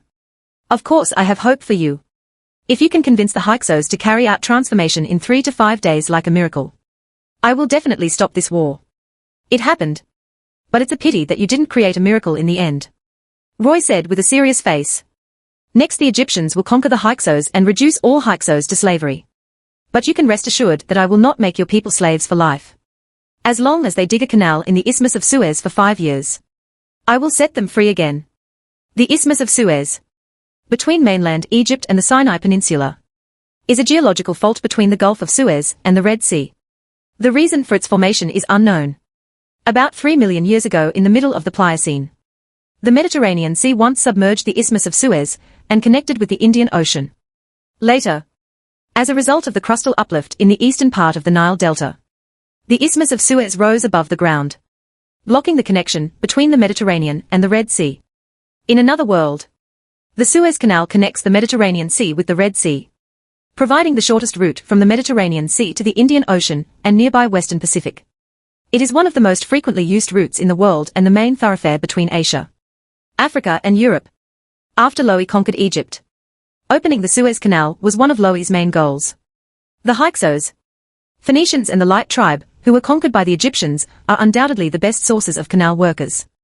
You want to reduce us Hyksos to slavery? Seeing Andromeda's eyes widen in shock, Roy nodded and said, the Hyksos have enslaved the northern Egyptians for more than 100 years. I only let the Hyksos dig the canal for 5 years. I am already very kind to you. But you are not Egyptian.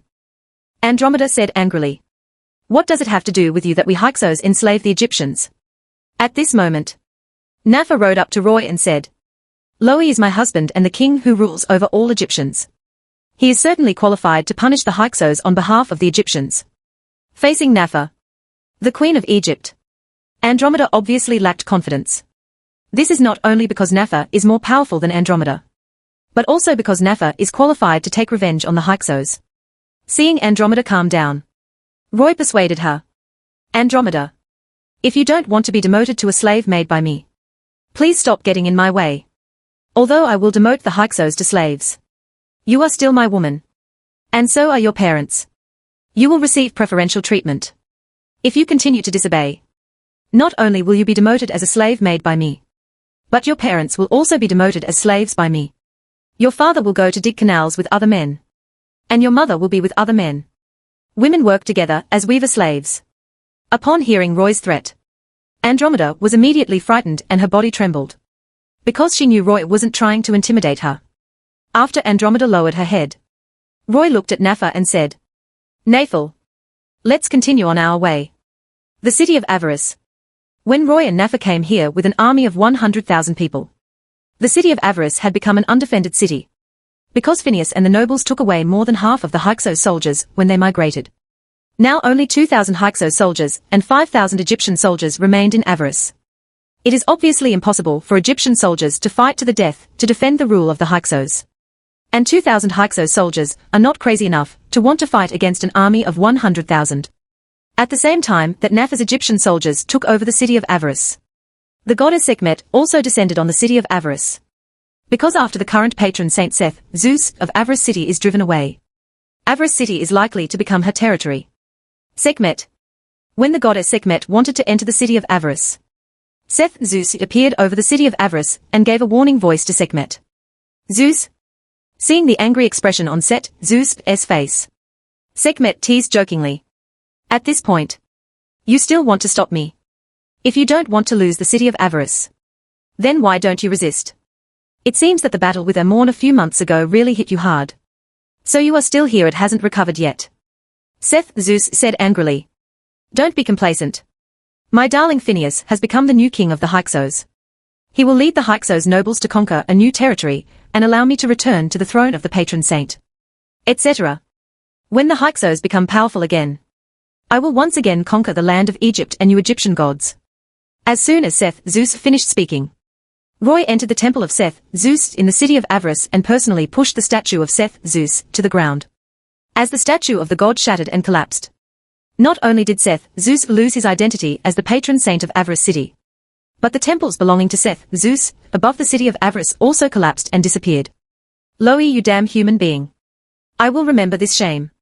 After letting out an angry roar, Seth Zeus left Egypt. And from now on he no longer assumes the identity of Seth, the native Egyptian god, but fully resumes his identity as Zeus. Not only Zeus, but the native Egyptian god Ptah, now Hephaestus, also left with Zeus. The almighty god worshipped by the Light tribe, and the sun god Ra served by the Ramesses family did not leave. Chapter 4:20. I'll give you two choices. When the Hyksos migrated to Egypt 1700 BC, their population was only tens of thousands, and they were mainly young and strong men. Now, 100 years later, the population of the Hyksos has increased several times, reaching hundreds of thousands. And they have a large number of elderly people, children and women, without a lot of time to prepare. It is obviously unrealistic to allow hundreds of thousands of Hyksos to migrate. So when Loey and Napha came to the city of Avaris with an army of 100,000 men, Cephus, the king of the Hyksos, chose to surrender, because resistance would not only cost the Hyksos their lives in vain, but would also invite revenge from the Egyptians. Cephus did not regret the result of the Hyksos being conquered by the Egyptians, because starting 20 years ago, branches of the Hyksos have been migrating to other areas. Acrisios, king of Mycenae, brought the Mycenaeans, a branch of the Hyksos, to the Peloponnese. Bellerophon moved his followers to the Lycian region of Asia Minor, and became the son-in-law and heir to the throne of Iobates, the king of Lycia. Phineas also migrated with tens of thousands of his tribesmen to the ancient Babylonian kingdom ruled by their fellow tribesmen, the Amorites, a branch of the ancient Aryans. Cephus believed that the descendants of the ancient Aryans who worshipped Zeus, led by Perseus, Bellerophon, and Phineas, would continue their glorious history under the protection of Zeus. The city of Avaris. After Napha's Egyptian soldiers take over the palace, Loey enters the palace with Napha. Palace Hall. Roy was sitting on the throne holding Napha, King Cephus, Queen Cassiopeia, Princess Andromeda, the leader of the Light tribe John, and the representative of the Ramses family Ramses II. They all stood in the middle of the hall like prisoners. Cephus looked up at Napha without fear and said, "Young Queen Napha, since I did not resist, I hope you will treat us Hyksos well. The Hyksos came to Egypt and did not treat us Egyptians well." Napha sneered and mocked. "You have enslaved the Egyptians for more than 100 years. How dare you let me treat the Hyksos well? According to my husband Roy's proposal, I will demote you Hyksos as slaves and let you men dig in the Suez Canal. All women worked as weaver slaves." Upon hearing Napha's words, Cephus immediately glared at Roy with angry eyes. "Aren't you going to be my son-in-law? How could you do this to us? Don't resent Roy." Napha said dissatisfied. "Without Roy's proposal, I would have made you Hyksos slaves for generations. According to Roy's proposal, you only need to work for 5 years to regain your freedom. So you should all be grateful to Roy." Roy said with a bright smile. "Father-in-law, just because I am your son-in-law, you and your mother-in-law can receive preferential treatment. Not only do you not have to become slave river workers and weavers, you can also continue to enjoy the life of a royal family." Cassiopeia immediately breathed a sigh of relief and persuaded her husband. "My dear, this is already a good result. Let's just accept it." Andromeda also advised Cephus. "Father, if we make Roy angry, all 3 of us will be demoted to slavery." Cephus looked at his wife, then at his daughter, and finally sighed helplessly. Although Cephus wanted to fight for the rights of the Hyksos, he could not do so at the expense of his wife and daughter. Seeing that Cephus accepted Napha's arrangement for the Hyksos, John, the leader of the Light tribe, immediately said to Napha, "Great Queen Napha, our Bright tribe is a different ethnic group from the Hyksos. Our Bright tribe has not committed the crime of enslaving the Egyptians. I hope you can rule us Light tribe as you rule the Egyptians. We Bright tribe the clan will also support your rule." Roy spoke first before Napha could respond. "Leader John, I want to ask you, why do you people of Light come to Egypt? For the land east of the Nile and west of the Jordan is a wonderful land given to us by the great Almighty God. Then you have lived in Egypt for more than 100 years. Who do you thank? We thank the great Almighty God for his favor. You are neither grateful to the Hyksos for accepting you, nor are you grateful to the real owner of the land of Egypt. Instead, you are grateful to Almighty God. If Almighty God is really so great, you can pray to Almighty God now to prevent the light race from is it the fate of being a slave. John was immediately speechless. Because John, as the leader of the Light Clan and the high priest who serves Almighty God, knows better than anyone else that Almighty God's omnipotence is used to deceive others, not himself. Seeing John's reaction, Roy continued. Leader John, I will give you two choices now. If you, the bright people, are willing to abandon Almighty God, you only need to work as slaves for 5 years to become subjects of the Athens Empire.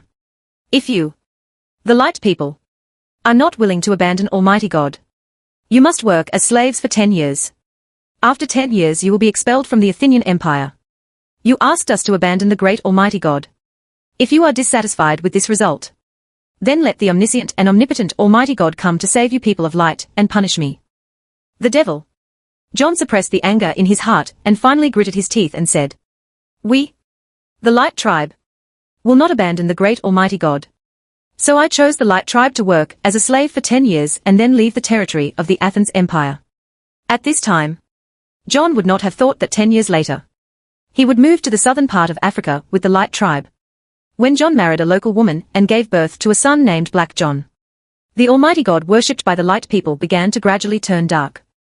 After making arrangements for the Light Clan, Roy looked at Ramses II. Ramses, how do you, the Ramses family, choose? Ramses II pretended to be confused, knelt on the ground and said to Roy and Nafa, Your Majesty Roy, Queen Nafa, we, the Ramses family, are Egyptians. Although we live under the rule of the Hyksos, we have always longed for your Majesty and the Queen to save us. But it is true that you are loyal to the Hyksos. Roy said jokingly, I give you the same choice as Leader John. If your Ramses family chooses to abandon the sun god Ra, the Ramses family only needs to work as slaves for 5 years before they can become a civilian family in the Athenian Empire. If you don't want to abandon the sun god Ra, then you will work as slaves for 10 years and then leave the territory of the Athenian Empire.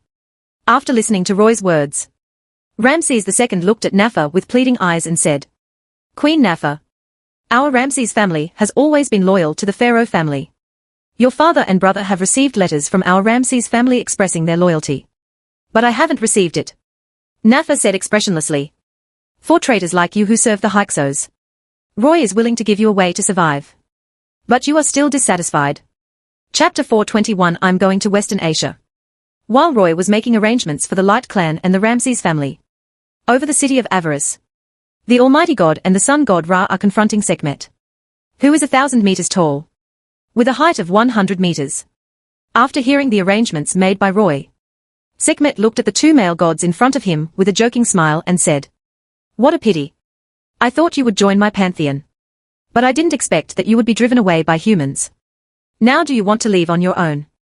Or should I help you leave? Sun god Ra said with an unwilling expression. Great goddess Sekhmet, do you really want to let the Athenians do whatever they want? It's okay for the Athenians to drive away the foreign god Almighty God. I am the native god of Egypt. But you are the sun god. Sekhmet said with a sneer. La, you are not stupid enough to think that I can tolerate other gods possessing the sun godhead. Even if Roy drives away all other gods with the sun godhead in Egypt, I will not object. The sun godhead is the highest godhead in Egypt, the king of Egyptian gods throughout the ages, including Sekhmet, was the sun god. Only when the Hyksos ruled Egypt, Zeus, the patron god of the Hyksos, became the king of the Egyptian gods as the storm god. Therefore, this period was also called by the Egyptians the period when the sun disappeared. These sun gods who ascended the throne of the king of the gods did not want to suppress other sun gods. That was of course impossible. In the history of another world, the sun god Ra ascended the throne of the protector god in the 19th dynasty of Egypt and became the king of the Egyptian gods. He then launched a frantic suppression of the other sun gods in Egypt. The sun god Atum and the sun god Kebuli were annexed by Ra and became the two major clones of Ra. Sun goddesses such as Sekhmet, Hathor, and Bastet were all reduced to daughters of Ra. The history of another world has proven that the sun god who ascends the throne of the protector god will suppress other sun gods. It would not be surprising if Sekhmet took the initiative to suppress the sun god Ra. Of course she would not defend the sun god Ra. The sun god Ra also knew that Sekhmet would not help him. So after glaring at Sekhmet with a look full of resentment, the sun god Ra flew away from the city of Avaris, preparing to join Zeus. Seeing the sun god Ra leaving, Almighty God had no choice but to leave Egypt reluctantly. However, the Almighty God is not going to seek refuge with Zeus, but is going to the Phoenician region to find a branch of the Light tribe. 2,000 years ago, when the Mesopotamian plain was still ruled by the third dynasty of Ur, the ancestors of the Light people lived a nomadic life in Syria and Phoenicia. Later, the Amorites, a branch of the ancient Aryans, migrated to Western Asia. They not only destroyed the third dynasty of Ur and established the kingdom of Babylon, but also squeezed the living space of the Light tribe, who were also nomadic people. The Light tribe was forced to split into two. John's ancestors brought the Light people with them, first migrating to the Phoenician area and later to Egypt. Another branch of the Light tribe has been living in Syria and Phoenicia. After the city of Avaris was also conquered by Napha, only the city of Ator in Egypt was still under foreign rule. Roy and Napha came to Itawua city with an army of 50,000 people, and saw thousands of Phoenicians leaving in ships of various sizes. It is clear that Elisha's transformation of the Phoenicians failed. This is also the result that Roy expected. Since 2000 BC, the Phoenicians, whose living space has been occupied by various foreign groups, have long been accustomed to making a living from the sea. They can shop at low prices and sell at high prices from backward areas. Or they can use advanced weapons to colonize backward areas. What a wonderful life it is. Elisha wants them to give up this beautiful life and become a farming people again. But they will only be regarded as fools. After Napha's Egyptian soldiers took over the chaotic city of Ator, Loe and Napha came to the palace of Elathia together. Palace Hall. Elisha and his queen were seated on the throne. Seeing Roy and Napha walking in, Elisha asked with a wry smile, "You knew I would fail, right?" Roy nodded frankly and said, "Elisha, although your purpose of transforming the Phoenicians is good, you have underestimated the greed of human nature. Without the threat of a knife on their neck, no one will be willing to give up the interests they have now." Elisha said with tears, "I tried so hard to persuade the nobles, but they told me that the Mediterranean is so big that the Athenian Empire cannot manage every sea area in the Mediterranean. So there is no need for the Phoenicians to surrender to the Athenian Empire. But I know that your ambitions are very big. Big. Maybe in the future you can really conquer the entire Mediterranean world and make the entire Mediterranean a lake managed by the Athenian navy. Even if we Phoenicians do not surrender to the Athenian Empire now, we will surrender to the Athenian Empire in the future." Elisha, it seems that you are really smart. My ambition is indeed to make the Mediterranean see the inner lake of the Athenian Empire. Your Great Majesty Roy, most Phoenician civilians cannot escape. Please look at our past friendship and treat every Phoenician kindly. Roy shook his head and said, "Based on our past friendship, I will make you a first-class citizen-level big businessman. But I will not give preferential treatment to the Phoenicians because of you. In order to transform the Phoenicians into a people who can endure hardships, Phoenician men were demoted to slave river workers, and Phoenician women were demoted to weaver slaves. If you don't want to see me change my mind, take your family and leave the palace immediately. You will reduce us Phoenicians to slavery." Elisha stood up angrily, ready to fight Roy. Elisha's wife hurriedly persuaded him. "Dear, please think about me. Think about our children. Let's get out of here quickly." Facing his wife's pleading, Elisha sighed helplessly and left the hall with his wife. After Elisha and his wife left, Roy held Napha and sat on Elisha's throne and said, unexpectedly, after the Hyksos nobles and Phoenician nobles left with those who were unwilling to surrender, the Hyksos and Phoenicians who were willing to surrender showed no resistance and allowed us to directly take over Wallace city and Itawua city. Napha said with a proud smile, "Dear, I have finally fulfilled the last wishes of my grandfather, father and brother Kamos, and brought the whole of Egypt back under the rule of the Egyptians. Next, we will follow your plan and turn the kingdom of Egypt into an Egyptian province of the Athenian Empire. Dear Napha, I want to leave it entirely to you to merge the Empire of Athens and the Kingdom of Egypt. I plan to enter the Sinai Peninsula, Phoenicia and Syria in Asia and bring the Hyksos in these areas the Sai people, the Phoenicians, and the branches of the Light tribe were all conquered." After listening to Roy's thoughts, Napha frowned and said, conquering the Sinai Peninsula and the Phoenician region is nothing. The Syrian region is the sphere of influence of the Kingdom of Babylon. If you enter the Syrian region, it is likely to trigger a war with the Kingdom of Babylon. So what? Roy said confidently. If the Kingdom of Babylon wants to go to war with me, then I will destroy the Kingdom of Babylon and incorporate the city-states of the Mesopotamian plain into the territory of the Athenian Empire. Chapter 4:22 Phoenician goddess Aphrodite. The population of Egypt as a whole is approximately 3 million. In other words, if the Athenian Empire annexed the Kingdom of Egypt, the total population would reach about 5 million, which would satisfy Roy's need to complete the posthumous deification of the gods in 1 year. But Lowy had no intention of stopping the expansion of the Athenian Empire, because a population of 5 million only meets Lowy's minimum needs. In the process of becoming a god after the death of Lowy, the Athenian Empire may be divided or weakened due to various reasons. So to be on the safe side, Roy planned to increase the population of the Athenian Empire to tens of millions. The Babylonian Kingdom in the Mesopotamia and the Hittite Kingdom in the Asia Minor Peninsula were both populous countries in this era. The Babylonian Kingdom had a population of about 1 million. And the Hittite Empire had a population of about 2 million. As long as Roy conquered the Kingdom of Babylon and the Kingdom of Hittite, he could increase the population of the Athenian Empire to about 9 million. By next fall, when the Athenian Empire conquers the entire Balkan Peninsula and its population reaches tens of millions, Lowy can kill himself and begin the first step of becoming a god after death. Dear Napha, I will transfer war materials for you from the Athenian Empire and help you form cavalry and infantry using iron weapons. Once their training is completed, you can declare the Kingdom of Egypt to be merged into the Athenian Empire, and then wipe out all the various areas in southern Egypt.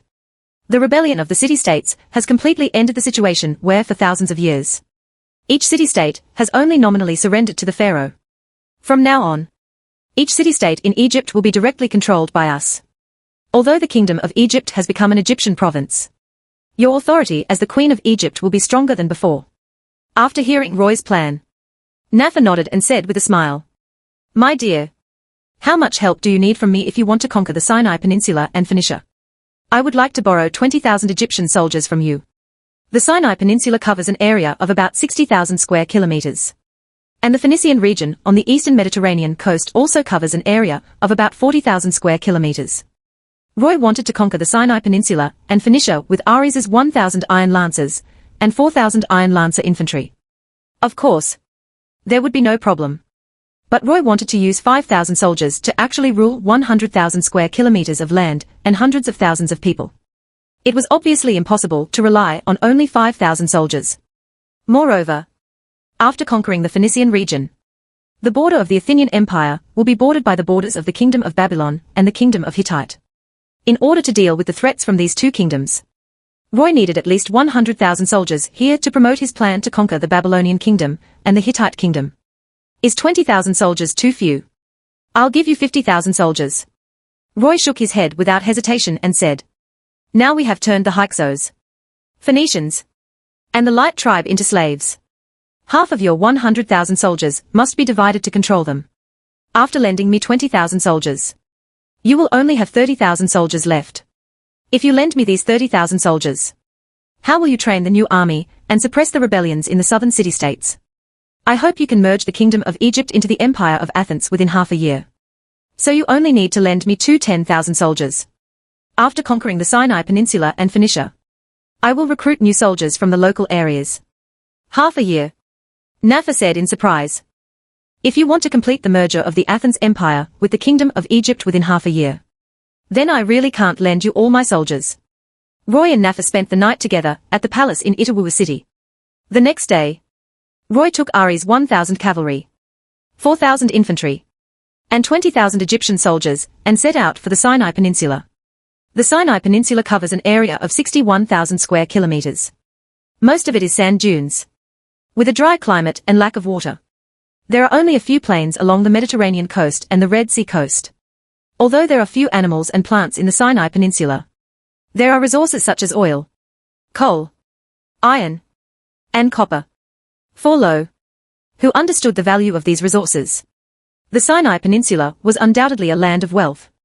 Because of climate and water resources, The population of the Sinai Peninsula is concentrated on the Mediterranean coast in the north and the Red Sea coast in the west. In addition to the Egyptians who have been farming here for generations. The Hyksos now rule here. The Phoenicians have settled in the port cities of Rafah and Gaza City on the Mediterranean coast. The Bright people live a nomadic life here.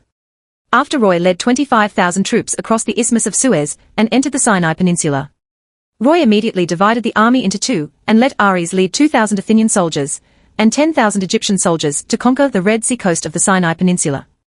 Lowy conquered the inhabitants of the Mediterranean coast with 3,000 Athenian soldiers and 10,000 Egyptian soldiers. When Phineus was migrating with the Hyksos, he passed through the Sinai Peninsula. The Hyksos here were divided into two parts.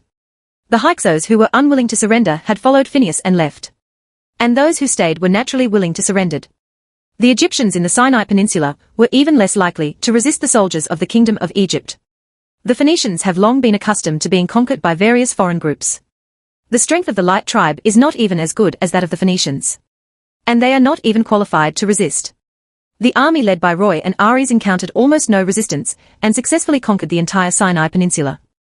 After taking control of the cities of Rafah, Gaza, and Sholo in the northern part of the Sinai Peninsula, Roy was not in a hurry to enter the Phoenician region, but first implemented the policies of the Athenian Empire in the Sinai Peninsula. After Ares conquered the cities of Serbit, Chardim, and Timnah in the southern part of the Sinai Peninsula, they also implemented the policies of the Athenian Empire in accordance with Lowy's requirements. There were 6 city-states in the Sinai Peninsula with a population of approximately 200,000 people. After completing the distribution of fields here, Roy and Ares recruited 20,000 soldiers here. After reorganizing the 20,000 soldiers in the Sinai Peninsula and the 20,000 Egyptian soldiers, Roy asked Ares to stay in the Sinai Peninsula with 20,000 soldiers to maintain his rule. Roy himself entered the Phoenician area with 25,000 soldiers. The Phoenician region on the Mediterranean coast was inhabited before 5000 BC. These ancient tribes established strongholds on the seashore that were easy to defend and difficult to attack, and lived a life dependent on the sea. 3,000 years ago, influenced by the invasion of the ancient Aryans, the Pelasgians, who worshipped the goddess of the earth, migrated to the Balkan Peninsula, and the Canaanites Phoenicians, who worshipped the goddess Aphrodite, migrated to the Phoenician region, and assimilate local residents. Perhaps before 3000 BC, the earth goddess worshipped by the Pelasgians and the goddess Aphrodite worshipped by the Phoenicians originally had the same origin. However, in the long historical evolution, the Pelasgi people migrated to the Greek area and continued to live the life of an agricultural people. So the goddess worshipped by the Pelasgi people retained the attributes of the earth goddess. It was not until 2000 BC that the Pelasgians began to establish coastal city-states such as Corinth and Athens. The earth goddess worshipped by the Pelasgians split into the sea goddess Amphitrite and Metis. After the Phoenicians brought the goddess Aphrodite to the Phoenician area, the ocean became the main way for the Phoenicians to make a living. So the goddess Aphrodite became the sky goddess and navigation protector who could soar across the sky and over the ocean. God. Chapter 4:23 The city of Tyre in Phoenicia. Mesopotamia and the Nile River Basin are known as the two major civilizations in human history. The Phoenician region, which connects the Mesopotamian plain to the northeast and Egypt to the southwest, is like a corridor for exchanges between the two river basins and the Nile River Basin. The advanced civilization of the two river basins has been spreading from the Phoenician region to the Egyptian region, although the Phoenician region was able to absorb the advanced civilizations of the Mesopotamia. The Phoenicians living here did not establish a powerful kingdom. This is certainly not a problem with the Phoenicians themselves. In the history of another world, the Phoenicians were able to establish the Carthaginian Empire in the Tunisia region in the central Mediterranean to compete with the Greeks and Romans for dominance in the Mediterranean. This is enough to prove that the Phoenicians could not rise in the Phoenician region entirely because the Phoenician region was too barren. The area of Phoenicia is only about 40,000 square kilometers, and it is more mountainous than plain. The food produced can only feed 200,000 people. In addition to the barren land, the resources of the Phoenician region were also very poor. The reserves of iron, copper, lignite and other minerals here are not only small, but also difficult to mine. Even if the Phoenician rulers were ambitious, they could not mine large amounts of copper, or to cast bronze weapons and arm their soldiers to conquer the Mesopotamia or Egypt. Precisely because the resources in the Phoenician region were poor. Neither the overlords who conquered the Mesopotamia nor the overlords who conquered Egypt had any interest in incorporating the Phoenician region into their territory. It was not until the establishment of the 18th dynasty of Egypt that the Phoenician region was conquered by the Egyptian Empire. Starting from 2000 BC, the food in the Phoenician region could no longer feed the growing population. So in order to survive, the Phoenicians began to use their increasingly mature navigation technology to continuously explore the Mediterranean coast westward. There were two main goods used by the Phoenicians to trade food with the residents along the Mediterranean coast. The first was the abundant potassium salt in the Dead Sea, and the second was cotton that was widely grown in Egypt, West Asia, and India. In the history of another world, it was not until the 9th century AD that cotton cultivation technology spread to the continent of Europe. Therefore, for 3,000 years of history, cotton has been a luxury commodity in Europe. In this era before 1600 BC, only the royal family and nobles could wear cotton clothes. Under Loewy's guidance, the Athenian Empire had begun growing cotton on a large scale. In a few years, the cotton clothes of the Athenian Empire would become cheap commodities that could be worn by common people. In the myth of another world, the cities of Tyre and Sidon in the Phoenician region were two rich and powerful city-states. The ruler here was the Phoenician king Azona. Princess Europa, who became the human wife of Zeus, was the daughter of King Azona of Phoenicia. Cadmus, the founder of Thebes, was the son of Azona, king of Phoenicia. Myth is of course different from history. The prototype of Europa is the earth goddess worshipped by the Knossos people in Crete. Greek mythology sets Europa as the daughter of the Phoenician king. Probably the people who fabricated the myth believed that the people of Knossos were descendants of the Phoenicians who were good at sea navigation. However, excavations by modern society have proved that Crete has Neolithic cultural relics from 10,000 BC to 3000 BC. Moreover, the Minoan culture on Crete appeared in 2600 BC. Even if it is true that immigrants from West Asia brought advanced civilization to Crete and brought Crete into the Minoan civilization period, it should be the residents of the Asia Minor Peninsula closest to Crete who migrated to Crete due to the increase in population. Ritter Island. However, the Cretans in Crete and the Phoenicians in the Phoenician region can indeed be regarded as distant relatives. Because the Cretans and Phoenicians who immigrated to Crete from the Asia Minor Peninsula were all West Asian groups who worshipped the goddess. Before 3000 BC, before the invasion of the ancient Aryans, the Cretans worshipped the goddesses Europa and Pandora. The Phoenicians worshipped the goddess Aphrodite. The Pelasgians worshipped the earth goddess, and the goddess Hercules.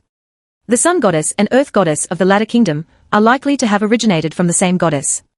Pelasgians, Cretans, Phoenicians, Hittites. These goddess-worshipping ethnic groups may have been branches of the same ethnic group in ancient times. Just like the Thracians, Etruscans, Mycenaeans, Hyksos, Amorites and other ethnic groups. They are also branches of the ancient Aryans. The city of Tyre. Roy came to this Phoenician city with 25,000 troops, and saw that the Phoenicians were very numb to the arrival of foreign invaders. Starting from 3000 BC, various branch groups of the ancient Aryans came to the Phoenician region. But they all eventually left on their own, because the Phoenician area is really too barren. Even the local Phoenicians relied on sailing to obtain food and other supplies needed for survival from other areas. The nomadic peoples who came to Phoenicia soon became unable to tolerate the barrenness. Therefore, the Phoenicians concluded from experience that as long as foreign invaders did not attack their cities that were easy to defend and difficult to attack, they could occupy the land outside the cities at will. Anyway, in the end, the foreign invaders will leave on their own. Before Roy's army could attack the city of Tyre, the city of Tyre sent a middle-aged envoy wearing a purple cotton robe to negotiate with Roy. Before negotiating with the Phoenician envoy, Roy first asked the Phoenician envoy, "Messenger from Tyre, is your king of Tyre named Azona?" "Who is Azona?" The Phoenician envoy answered doubtfully.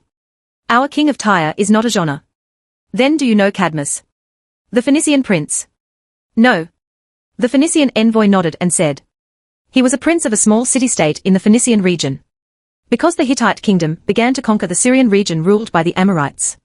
Some Amorites who were forced to migrate began to occupy our Phoenician territory.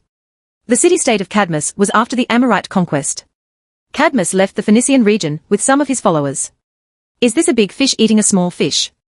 After listening to the Phoenician envoy's explanation, Roy couldn't help but laugh. The Hittite kingdom occupied the territory of the Amorites. And the Amorites came to occupy the territory of the Phoenicians. As a Phoenician, Cadmus was deprived of his territory. So he ran to the Greek area, trying to conquer the backward civilization. The Greek region was established as a state and became king. Great Emperor of Athens. Can we start negotiations now? As long as you promise not to attack the city of Tyre. We are willing to give you all the land outside the city and pay you tribute. It seems that all the food in your city of Tyre is shipped from other places on cargo ships. Roy said with a joking smile. Messenger from Tyre. The purpose of my coming to the Phoenician region is not only to conquer the land of Phoenicia, but also to conquer you Phoenicians. After all, population is the most important. Now you go back and tell Tyre the king and nobles of the city. If they surrender obediently, I can absolve them of the crimes they committed when they were pirates and make them legal merchants of the Athenian Empire. If they refuse to surrender, I will not only confiscate all their property, but also all the men and women of their family were reduced to lifelong slavery. Chapter 424 The King of Tyre and the Nobles. As a coastal city, Tyre is like a mother and daughter city. The main city of Tyre was built on the mainland, but the core area was built on an island across the sea from the mainland. Although the population of this city is only about 30,000, the prosperity of the entire city is visible to the naked eye. Not only the royal family and nobles living in the core area lived a luxurious life and could enjoy the service of slaves, but most of the Phoenician civilians in the main city were also able to wear clean white cotton clothes. The city of Tyre was so prosperous because the city gathered a large amount of wealth that the Phoenicians obtained from the backward civilization areas along the Mediterranean coast through trade, robbery, colonization, etc. The city has even become so wealthy that it has no need for land and resources outside the city. In another world's history, overlords from the east and west attacked the city. In the 6th century BC, Nebuchadnezzar II of the Neo-Babylonian kingdom launched a long-term siege of Tyre, which ultimately ended in failure. When Alexander attacked the city of Tyre, he conducted a siege of the city for 7 months. But it failed to make the city run out of food and supplies. Realizing that the city did not rely on land at all, and that its food and supplies were imported from the outside by sea ships, Alexander asked his soldiers to fill in the trench between the main city and the core area, and then used 5 to 10 times the with superior military strength. They forced the city of Tyre to be captured. For Alexander, Tyre was clearly a nightmarish city. So after Alexander captured the city of Tyre, he ordered the killing of 10,000 men in Tyre and the remaining 30,000 as slaves. On Alexander's path of expansion, if every city was like Tyre and could resist Alexander's 5 to 10 times military advantage for 7 months, then within Alexander's 16 years of rule, he could only conquer 30 cities. The core area of Tyre. Inside the palace of King Heion, a grand banquet is being held in the hall. King Heion and the nobles seem to be intoxicated, enjoying all kinds of food, wine and all kinds of beauties. High returns come with high risks.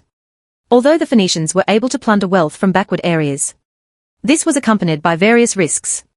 There was no doubt that they were using their lives to gain wealth, because they didn't know when they would die from various risks. It became natural for the Phoenicians to indulge in enjoyment.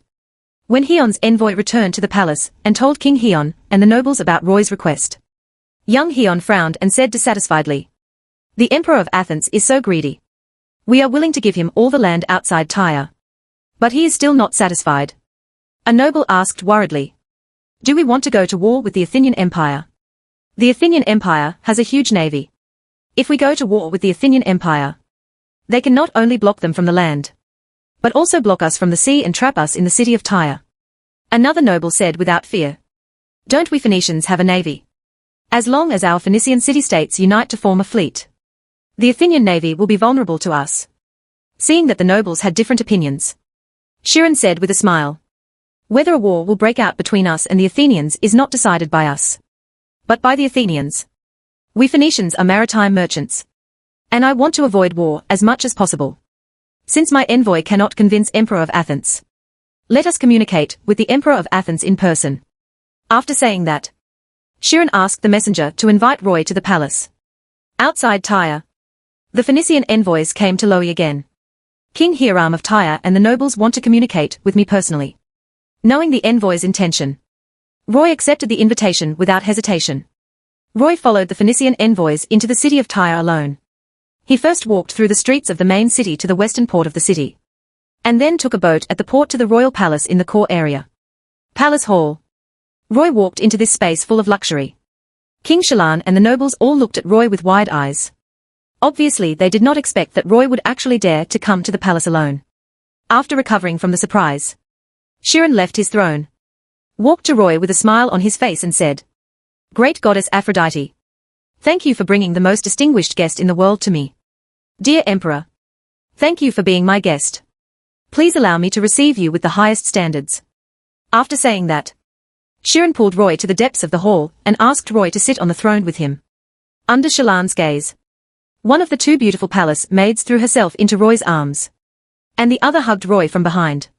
As the saying goes, those who eat people are soft-mouthed and those who take advantage of others are short-handed. Loie wanted to take the entire city of Tyre as his own. So naturally he couldn't enjoy Hiram's hospitality. After pushing the two palace maids away expressionlessly, Roy looked at Shiren and said, "Are you Hiram, the king of Tyre? Are you willing to accept my request or not?" Shilan stopped smiling and said with a serious expression, "Your Majesty the Emperor, if you want to conquer the Phoenician region, all the land outside the city of Tyre will belong to you. And the city of Tyre will surrender under your feet. As long as you do not interfere with the autonomy of the city of Tyre, we will follow your instructions required to pay tribute. Give me all the land outside Tyre." "How generous of you," Roy teased with a teasing smile. "I can leave the city of Tyre to you. But I not only want all the land outside the city of Tyre, but also all the sea areas outside the city of Tyre. Whether you want to do business on land or at sea, you must pay to the Athenian Empire tax." A nobleman immediately roared in dissatisfaction. "Why should we pay you the money we have earned through hard work? My Athenian navy patrols the sea area, always protects the safety of waterways, and provides guarantee for the safety of your lives and property. If you refuse to pay taxes, let alone a ship, even a piece of your plank will not be allowed in Athens' navigation in waters controlled by the navy." When the Athenian navy patrolled the waters to combat pirates, did it protect the lives and property of Phoenician merchants? The answer is of course yes. But the taxes of the Athenian Empire were too high. According to the income standards of these Phoenician nobles, they had to pay taxes on half of their profits. And paying taxes to become a first-class citizen does not entitle them to any privileges. Now the Phoenician nobles are actually paying taxes in disguise. And the public construction in the city of Tyre is funded by the nobles. But it's not free. The nobles' provision of funds to build the city of Tyre would give them higher status and greater privileges. The city of Tyre was more like a company than a city-state. The king was the majority shareholder of the Tyre company, and the nobles were the minority shareholders of the Tyre company. The king, the major shareholder, makes the nobles dissatisfied. The nobles, who are small shareholders, can unite and replace the king as the major shareholder. If the city of Tyre were annexed to the Athenian Empire, paying taxes would become a responsibility, an obligation rather than a transaction in exchange for status and privileges. Chapter 425 I will compensate for your losses. Although the city of Tyre refused to join the Athenian Empire for various reasons, it is an undisputed fact that the Athenian Empire's army and navy were very powerful. For example, now, Roy has 25,000 soldiers. The total number of men in Tyre was only 10,000. The number of men who could be mustered as soldiers was only 2,000 at most. Going to war with the Athenian Empire was definitely not a wise choice. "Your Majesty the Emperor." Shiren looked at Roy with a solemn expression and said, "I'd like to treat you to a show." After speaking, without waiting for Roy's consent, Shiren gave a few instructions to the beautiful maid beside her. After a while, 12 Phoenician soldiers brought a tall chimpanzee and a red-haired slave man into the hall. Shiren introduced it like a show-off. "Your Majesty, the world is really big. In the process of exploring the Mediterranean coast to the west, we Phoenicians discovered that there are not only yellow people on the eastern shore of the Mediterranean, brown people on the southern shore of the Mediterranean, and black people on the northern shore of the Mediterranean. There are white people with black eyes and blonde nomads, as well as human-like chimpanzees and red-haired savages. You can tell at a glance that this chimpanzee is a ferocious beast that we captured alive with more than a dozen people. This red-haired one a barbarian, and a barbarian leader of a small tribe." After Shiren's introduction, the Phoenician soldier gave the red-haired savage a bronze war spear and gave the chimpanzee a wooden stick. Obviously, this is to let the red-haired savage and the chimpanzee perform in a gladiatorial show. The chimpanzee held the stick and swung it a few times like a human. And then took the initiative to attack the red-haired savage. Chiron proudly introduced to Roy. Your Majesty. This must be your first time seeing this kind of chimpanzee. This kind of beast is tall, strong, savage and ferocious. But they are easier to tame than lions. Roy watched the chimpanzee and the red-haired savage fight with a calm expression, showing no surprise at them. Although the chimpanzees are taller, stronger, more violent, and more ferocious, the red-haired savages are smarter and more flexible. After cleverly avoiding a chaotic attack by the chimpanzee, the red-haired barbarian seized the opportunity and pierced the chimpanzee's body with the blade of his bronze war spear. As the winner of this gladiatorial performance, the red-haired barbarian was not only not happy, but instead glared at Chiron and Roy with angry eyes. Sure enough, humans are always smarter than beasts. Chiron clapped his hands with satisfaction and said, although this red-haired savage civilization is very backward, he is not a beast like a chimpanzee after all. The nobles in the hall also applauded. Obviously they all enjoyed the gladiatorial performance. In the history of another world, the city of Tyre had a Roman arena used for gladiatorial performances. What do you want me to know by showing me this performance? Roy looked at Chiron with a joking smile and said, if you want to tell me that the world that you Phoenicians explored is larger than the world that I, the Athenian emperor, rule, then I also want to tell you that I understand how big this world is better than you do. After speaking, Roy put some wine on his right index finger and started drawing on the table. At first, Chiron didn't pay much attention to what Loie had drawn. But when Roy drew the complete outline of the Mediterranean world, Chiron immediately opened his eyes and held his breath. What is this? Could this be? After finishing the painting, without waiting for the wine to dry up, Roy pushed down the wine glass and used the wine in the glass to wash away the outline of the Mediterranean Sea he had drawn. Don't want. Chelan hurriedly tried to stop it. But in the end it was too late. After the outline map of the Mediterranean Sea disappeared from the desktop, Chiron first took a deep breath and then asked Roy with a solemn expression. Your Majesty the Emperor. What you just drew was the outline of the Mediterranean Sea. We Phoenicians have been exploring for thousands of years, and we have only mastered the outline of the southern shore of the Mediterranean Sea. You are a foreigner from the Far East. Why can you draw the complete outline of the Mediterranean Sea? Contour. Because I am a god. Roy said with a smile. Aside from the fact that I am a god, what other reason can explain my infinite wisdom? As someone who knew Loie's deeds, Chiron had to admit that this was indeed a very reasonable explanation. The Athenian tribe was originally a tribe with a population of 5,000. In less than a year, Loie turned the Athenian tribe of 5,000 people into the Athenian empire of 5 million people. This is indeed an impossible feat for mankind. Roy's identity is actually a god, which will make the birth of the Athenian empire reasonable. Since you are a great god, why can you interfere with us humans? Seeing that Chelan actually believed that he was a god, Roy explained with a smile. Are you a fool? Although my true identity is a god, I have become a human now and use the identity of a human to walk around the world. Of course, I can interfere with humans as a human. Not only me. Other gods can also use humans to his identity interferes with human beings. It is an open secret that Princess Pandora of Crete is the incarnation of the goddess. What you said makes sense. But even if you are a god, you cannot rob us of our wealth. Chiron said with a firm expression. We Phoenicians risked our lives to gain this wealth and cannot be exploited by you in the name of tax collection. If you want us to join the Athenian Empire, then let us get the treatment we deserve, give us the status of nobility and privilege. The more taxes we pay, the greater our status and privilege. Roy shook his head without hesitation and said, I will not allow privileged nobles to exist in the Athenian Empire. So no matter how much taxes you Phoenicians pay, I will not give you noble status and privileges. But I understand your thinking. You Phoenicians are indeed I risk my life to earn wealth. So I am willing to set up an Athenian Empire Royal Insurance Company to ensure the interests of you Phoenicians. As long as you are a Phoenician who pays taxes normally in the Athenian Empire, you can participate in insurance with the Royal Insurance Company. If your Phoenician cargo ship suffers losses due to piracy, shipwrecks, etc., the Royal Insurance Company will compensate you for the loss according to the market price. With the Royal Insurance Company covering the entire situation, you no longer have to worry about various accidents that will cost you your money. Aren't you willing to join the Athenian Empire even if you suffer a huge loss? Seeing the shaken expressions of Chiron and the nobles, Roy continued to speak more.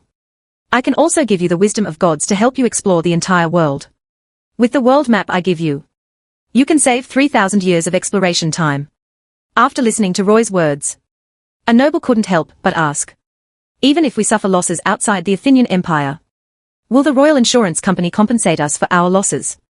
That's right. Roy nodded directly and said.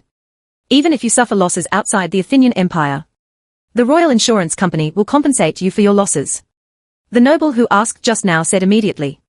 Your Majesty Heion, I think we can join the Athenian Empire. Chiron looked at Roy with a serious face and said. Your conditions really make us excited. But how can you guarantee that your conditions can be fulfilled? Chapter 426 Aphrodite has too many names. I can promise you in the name of all the goddesses of the Athenian Empire and the Emperor of Athens that as long as I and my descendants are still the Emperor of the Athenian Empire, my promise to you will always be valid. Roy's words made Chiron look strongly shaken. After a moment of hesitation, Chiron asked one last question. If we suffer losses due to the seizure of goods by other countries, will you also compensate us for the losses at the market price? Won't. Roy shook his head and said. If you suffer losses in other countries, I will not give you any compensation. But I will let the Athenian navy and the Athenian army attack the country that damaged you. And let this country compensate you 10 times for your losses. After listening to Roy's words, Chiron took a deep breath and said. If all your promises can be fulfilled, there is no reason for us not to join the Athenian Empire. But your tax standards are too high. Half of our profits. Before Chiron could finish speaking, Roy said with a dissatisfied expression. If you are unwilling to pay taxes, where will I get the money to support the Athenian navy and the Athenian army to protect sea lanes and land trade routes? And protect your lives and property? If you are unwilling to pay taxes, where will I get the money to build bridges and roads? Carry out various public constructions. I have given you the opportunity. If you are still unwilling to surrender in the end, then I will use war to conquer you. And then let you be punished as sinners. After saying that, Roy stood up and prepared to leave. Just as Roy was about to walk out of the hall, Chiron suddenly shouted. We are willing to surrender. Seeing Roy stop and turn around, Chiron said in relief. If you are willing to accept a few of my conditions, I am willing to give up my identity as the king of Tyre and become a commoner of the Athenian Empire. What else do you want? I heard that after you conquer the nomads, you will ask them to become a farming people. Chiron walked up to Roy and said. Because the land in the Phoenician region is very barren. We Phoenicians are not a farming people, but a sea people who make a living by the sea. I hope you can understand us and don't let us become a farming people. Do you think I'm a fool? Roy rolled his eyes and said. I asked the nomads to transform into a farming people because those nomadic peoples not only did not produce, but also occupied the fertile plains. I know that the land in the Phoenician region is barren. How can I ask you to become a farming people? The Phoenician region the Phoenicians can continue to be sea peoples.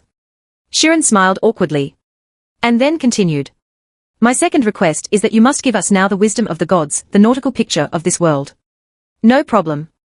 Seeing Roy accepting the request readily, Chiron immediately asked his palace maid to bring paper and pen.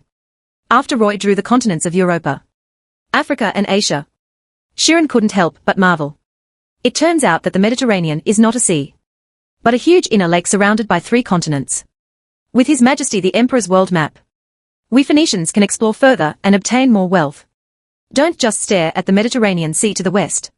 You can also start from the Red Sea and go to the West Indian Sea, East Indian Sea, South China Sea, and East China Sea for trade. The coasts of these seas are full of farming peoples. They not only have food, but also there are high-value teas, spices and other commodities. But the Athenian Empire was a Mediterranean country. Chiron said with a worried look. If we were harmed by local countries in the Eastern world, would the Athenian Empire travel thousands of miles to attack them? Meeting. Roy said decisively. My goal is not only to turn the Mediterranean Sea into the inner lake of the Athenian Empire. I also want to conquer the Eastern world. In only 2 or 3 years at most. My Athenian army will enter the Persian plateau from the Mesopotamia, and then from the Persian plateau entering the Indian region. Seeing that Roy's finger stopped moving towards the east after pressing on the Indian area, Chiron said curiously. There is still a large area of land in the Eastern world. Don't you want to conquer it? There is already a great civilized country called Dashang on the eastern continent. And there is no need for the Athenian Empire to conquer it. Looking at the eastern continent with complicated eyes, Roy changed the subject and said, Chiron, tell me your request quickly. Your Majesty the Emperor. In order to ensure that you can fulfill your promise, I hope you can make an oath in front of the goddess Aphrodite. No problem.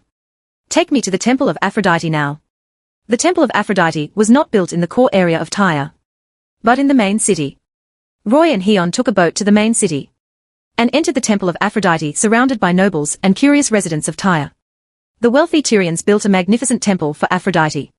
No wonder that in the history of another world, the people of light who lived a nomadic life were full of envy, jealousy and hatred for the wealthy and extravagant Phoenicians, and degraded the Phoenician city of Tyre into a city of prostitutes that was opposed to the city of Almighty God, reducing the Phoenician goddess Aphrodite to the great temptress of Babylon. Both the Light tribe and the Phoenicians live in the Phoenician region, thousands of miles away from the city of Babylon. What reason do the Light tribe have to belittle the city of Babylon? The most important thing is that the patron saint of the city of Babylon is not a goddess. And the protector goddess of the kingdom of Babylon is not a goddess either. The patron saint of the city of Babylon is Marduk, the god of thunder and war. And the patron saint of the kingdom of Babylon is also Marduk. Is the so-called great temptress of Babylon of the Light tribe belittling Marduk, the king of gods in the kingdom of Babylon, who has nothing to do with them 3,000 miles away? Or is she belittling the neighbors of the Light tribe, making them envious, jealous, and hateful? The Phoenician goddess Aphrodite. This is obviously clear at a glance. People who are not familiar with mythology, history, and geography may think that the goddess that the Light tribe disparages is Inanna, the patron saint of Uruk, because of the name Babylon. Because another name of Inanna, the patron saint of Uruk, is the goddess Ishtar in Babylonian mythology. Perhaps for these people, even the city-states around Uruk did not worship the goddess Inanna along with Uruk. The Phoenicians, who were 3,000 miles away, were interested in worshipping Inanna, the patron saint of Uruk. But these people obviously cannot explain why the Light tribe and the Phoenicians are 3,000 miles away from the city of Uruk, and the Light tribe does not worship Inanna, the patron saint of Uruk city, which is 3,000 miles away. Obviously, these people who are too lazy to look up information unilaterally believe that the goddess worshipped by the Phoenicians is Inanna just because the Phoenicians worship the goddess. Seeing Roy and Chiron walking into the temple hall, two young and beautiful priestesses immediately came over to greet them. Chiron waved them away, and then personally brought Roy to the statue of Aphrodite. Looking up at the 10-meter-tall statue of Aphrodite, Roy murmured with an obsessed look, "Should I call you the goddess Aphrodite? Or Astrea? Asteru? Astaroth? Astarte? Astarte? Anot? Ishtar?" The statue of Aphrodite glows with divine light. The next moment, the goddess Aphrodite herself appeared on the throne and said, "Because I'm not married yet, I want you to call me the virgin goddess Aphrodite. Different peoples have different pronunciations of my name, so you can call me by other names." Chapter 427. Aphrodite accepts the proposal. In the history and mythology of another world, priestesses who serve gods are inviolable existences. If the priestess is desecrated, not only the man who desecrated the priestess will be punished, but the priestess who lost her purity will also be punished. But the king is obviously an exception. Whether in history or mythology, there are many examples of priestesses marrying kings. Obviously, the king is regarded as a semigod or even a god. So the king has the privilege of blaspheming the priestess. No matter how devoutly ordinary people pray in the temple, they may not get a response from the gods. But in the myth of another world, when Orestes was hunted by the Furies for committing the crime of killing his mother, Orestes came to the temple of Athena to pray for help. Athena not only responded to Orestes, Stes also came to Orestes in person to prevent the Furies from harming Orestes. Athena would come to Orestes in person. Of course not because Orestes touched the goddess Athena with his piety for the first time when he came to the temple of Athena. Simply because Orestes was the king of Mycenae, the overlord of the Peloponnese. For an ordinary person, no matter how devoutly he prays, it is impossible for the goddess Athena to come in person. At this time, it was in the temple of Aphrodite in the main city of Tyre. The goddess Aphrodite came in person and appeared in front of Roy and Chiron. This is obviously because Roy was the emperor of the Athenian Empire, the overlord of the Mediterranean, and Hiram was also the king of Tyre, favored by Aphrodite, the great goddess Aphrodite. Chiron was obviously surprised by the arrival of the goddess Aphrodite in person. He said with surprise and joy, "We come before you in the hope that you can witness His Majesty the Emperor's promise. If His Majesty the Emperor and his descendants break their promise, you have the right to punish them. I already understand everything." Aphrodite smiled brightly at Chiron. Then looked at Roy and asked, "Are you going to guarantee the validity of your promise under my witness, and give me the power to punish you?" "Yes." Roy nodded calmly and said, "I have no intention of breaking my promise. Great goddess Aphrodite, you can always bear witness to my promise." After listening to Roy's words, Aphrodite smiled and said to Chiron, "Chiron, now that your matter is over, you can leave." Chiron left the temple full of doubts, wondering why Aphrodite drove away her but left Roy behind. After Roy, Aphrodite and the two priestesses were the only ones left in the temple. Aphrodite stared at Roy with the eyes of a lioness staring at her prey and smiled. "Now there are so many girls around you. And they haven't betrayed you yet. The blessings I gave you are of great merit. How do you plan to repay me?" "Blessing? What you gave me is obviously a curse." Roy rolled his eyes and said, "If I don't become stronger and stronger in the shortest time, these girls falling in love with me will only cause me trouble. But you can't deny that you enjoy the fact that these girls all love you loyally." Aphrodite said teasingly, "If you are dissatisfied with my blessing, I can take back the blessing I gave you. You can see how many girls around you will still love you as deeply as they do now without my blessing." In the myth of another world, when the Trojan prince Paris was alive, because he had the blessing of Aphrodite, Helen was willing to abandon her husband and daughter for Paris. But after Paris died, Helen was no longer affected by Aphrodite's blessing, and she immediately became the wife of Paris' brother Deiphobus. Helen, who had abandoned her husband and daughter for Paris, seemed to have completely forgotten her love for Paris from the moment Paris died. Aphrodite's blessing no longer affected her. Nostalgic. Of course Roy believed that even if Aphrodite's blessing disappeared, the girls around him would not leave. Because only by staying with the Emperor of Athens can they become the most noble women in the world and give birth to the most noble princes and princesses in the world. But Roy doesn't intend to test whether their love for him is true or false. "Goddess Aphrodite, I don't like returning things given to me by others. If you do anything unnecessary, I will push your statue off the throne." "Oops, you even threatened me by knocking down the statue. It seems you care about my blessing very much," Aphrodite said with a charming smile. "I will not take away the blessings given to you. I can also correct my blessings so that you can control the effect of the blessings. You couldn't control my blessings before. Even if the woman you hate keeps in contact with you, you will not be saved. I will fall in love with you because of the medicine. But after you can control the effect of the blessing, only the girl you actively get close to will be charmed by my blessing and fall in love with you. What will it cost me?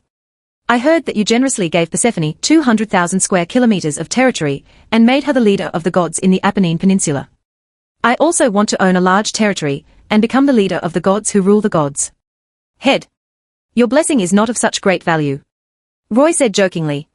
"If you are willing to marry me, I will consider fulfilling your request." "Let me marry you." Aphrodite frowned dissatisfied and said, "This request is too much. I am the most powerful and well-known goddess in the Mediterranean world, with the Phoenician trade strongholds all over the southern coast of the Mediterranean. I have a foothold in half of the Mediterranean world. There are indeed Phoenician trading strongholds in Egypt, Libya, Tunisia, Algeria, and Morocco on the southern coast of the Mediterranean. But this does not mean that these areas are your territory. You may be well known in the Mediterranean world, the tallest goddess. But the strongest goddess in the Mediterranean world is exactly what you call yourself. Then can you make these areas my territory?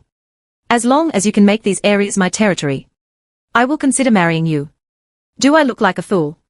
Roy rolled his eyes and said, "The combined area of these areas exceeds 5 million square kilometers. Even if I suppress you and force you to marry me, I can't be crazy enough to use 5 million square kilometers of territory to win your favor." "How stingy," Aphrodite said coquettishly. "Most of these areas are deserts, and you are not willing to give them to me. I can give you the Sinai Peninsula, Cyprus, and Sicily as marriage proposals. Adding the Phoenician area, you will have a territory of more than 130,000 square kilometers. Do you want to accept my marriage proposal or reject me?" "Proposal. When we get married in 130,000 square kilometers, will you give me more territory?" "Of course. When you get married, I will give you a larger territory with more fertile land. Aphrodite's eyes lit up and she finally nodded. Then I will accept your proposal. Combined with the proposal gifts and wedding gifts, you will make my territory exceed 300,000 square kilometers. And you must ensure that my territory is fertile and rich. Chapter 4:28 The three major city-states of the Phoenicians. The Dead Sea is the world's lowest lake and the third most salty body of water in the world. The high concentration of salt in the Dead Sea is about 9 times that of ordinary seawater. As a result, no living things can survive in the Dead Sea. Even the land along the Dead Sea has very few living things except aquatic plants. This is one of the reasons why people named it the Dead Sea. In addition to the salt content in the water, there is also a large amount of salt stored in the Sedum Mountains on the southwest coast of the Dead Sea. Since ancient times, people from around here have come here to collect salt for a living. When the Phoenicians entered the era of maritime trade, they regarded the salt here as a high-value commodity in maritime trade. Because the Dead Sea is like a golden mountain symbolizing infinite wealth, a large number of people gathered here, allowing the city of Jericho near the Dead Sea to develop into a city-state with a population of 30,000. After Roy captured Tyre, he then wanted to capture Jericho. In another world, the city of Jericho is one of the oldest settlements in the world, dating back to 9600 BC. It is also home to the oldest known city walls in the world. Jericho was originally a settlement because its springs were able to sustain a large population. In the native language of Phoenicia, Jericho means moon. This shows that in ancient times, the residents of Jericho were a moon-worshipping people. In the long historical evolution, as waves of foreign groups occupied the city of Jericho, the moon god, who was once the patron saint of the city of Jericho, has disappeared into history along with the groups who worshipped her. What is certain is that the moon god who protects the city of Jericho has nothing to do with the moon god Nana, the king of gods who once ruled the Mesopotamian plains and is the guardian god of the city of Ur 4,000 miles away. Just like the goddess Aphrodite worshipped by the Phoenicians, she has nothing to do with the patron saint of Uruk next to the city of Ur Nana, the queen of the gods who once ruled the Mesopotamian plain. Lowy brought 1,000 Athenian soldiers and 4,000 Egyptian soldiers to the city of Jericho. He saw that the city of Jericho was located in the Jordan Valley and had abundant water resources, which irrigated the fertile land. This beautiful oasis not only grows food, but is also rich in vegetables and fruits. The king who ruled Jericho was not a Phoenician. Upon learning that Roy's army had arrived outside the city, the king of Jericho immediately sent an envoy to negotiate with Roy, hoping that Roy's army would leave his territory. Roy also asked the messenger to tell the king of Jericho his request. Even if the Phoenicians lost their royal and noble status and privileges, they could still obtain a large amount of wealth through maritime trade and continue to live a wealthy life. The kings and nobles of Jericho mainly obtained their wealth from the fertile land outside the city and the salt mines of the Dead Sea. Roy wanted to incorporate the city of Jericho into the territory of the Athenian Empire, which was equivalent to cutting off the source of wealth for the kings and nobles of Jericho and making them farmers who cultivated the land like common people. So it is no surprise that the king and nobles of Jericho refused to surrender to Lowy. Although the city wall of Jericho is called the oldest city wall in the world and is a monument worthy of preservation, in order to capture the city of Jericho, Roy personally led his soldiers to knock down the city wall and occupied Jericho with a crushing advantage. Brother City. As a city-state with a population of 30,000, Jericho had a standing army of 2,000 soldiers, and only 1,000 soldiers used bronze weapons, while the other 1,000 soldiers used weapons such as wooden spears and wooden knives. In front of Roy's 5,000 army, the defenders of Jericho were naturally vulnerable.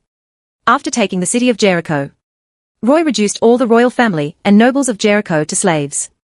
Then the policies of the Athenian Empire were implemented here, allocating fields to each family, recruiting soldiers, and listing the salt resources of the Dead Sea as the emperor's personal assets.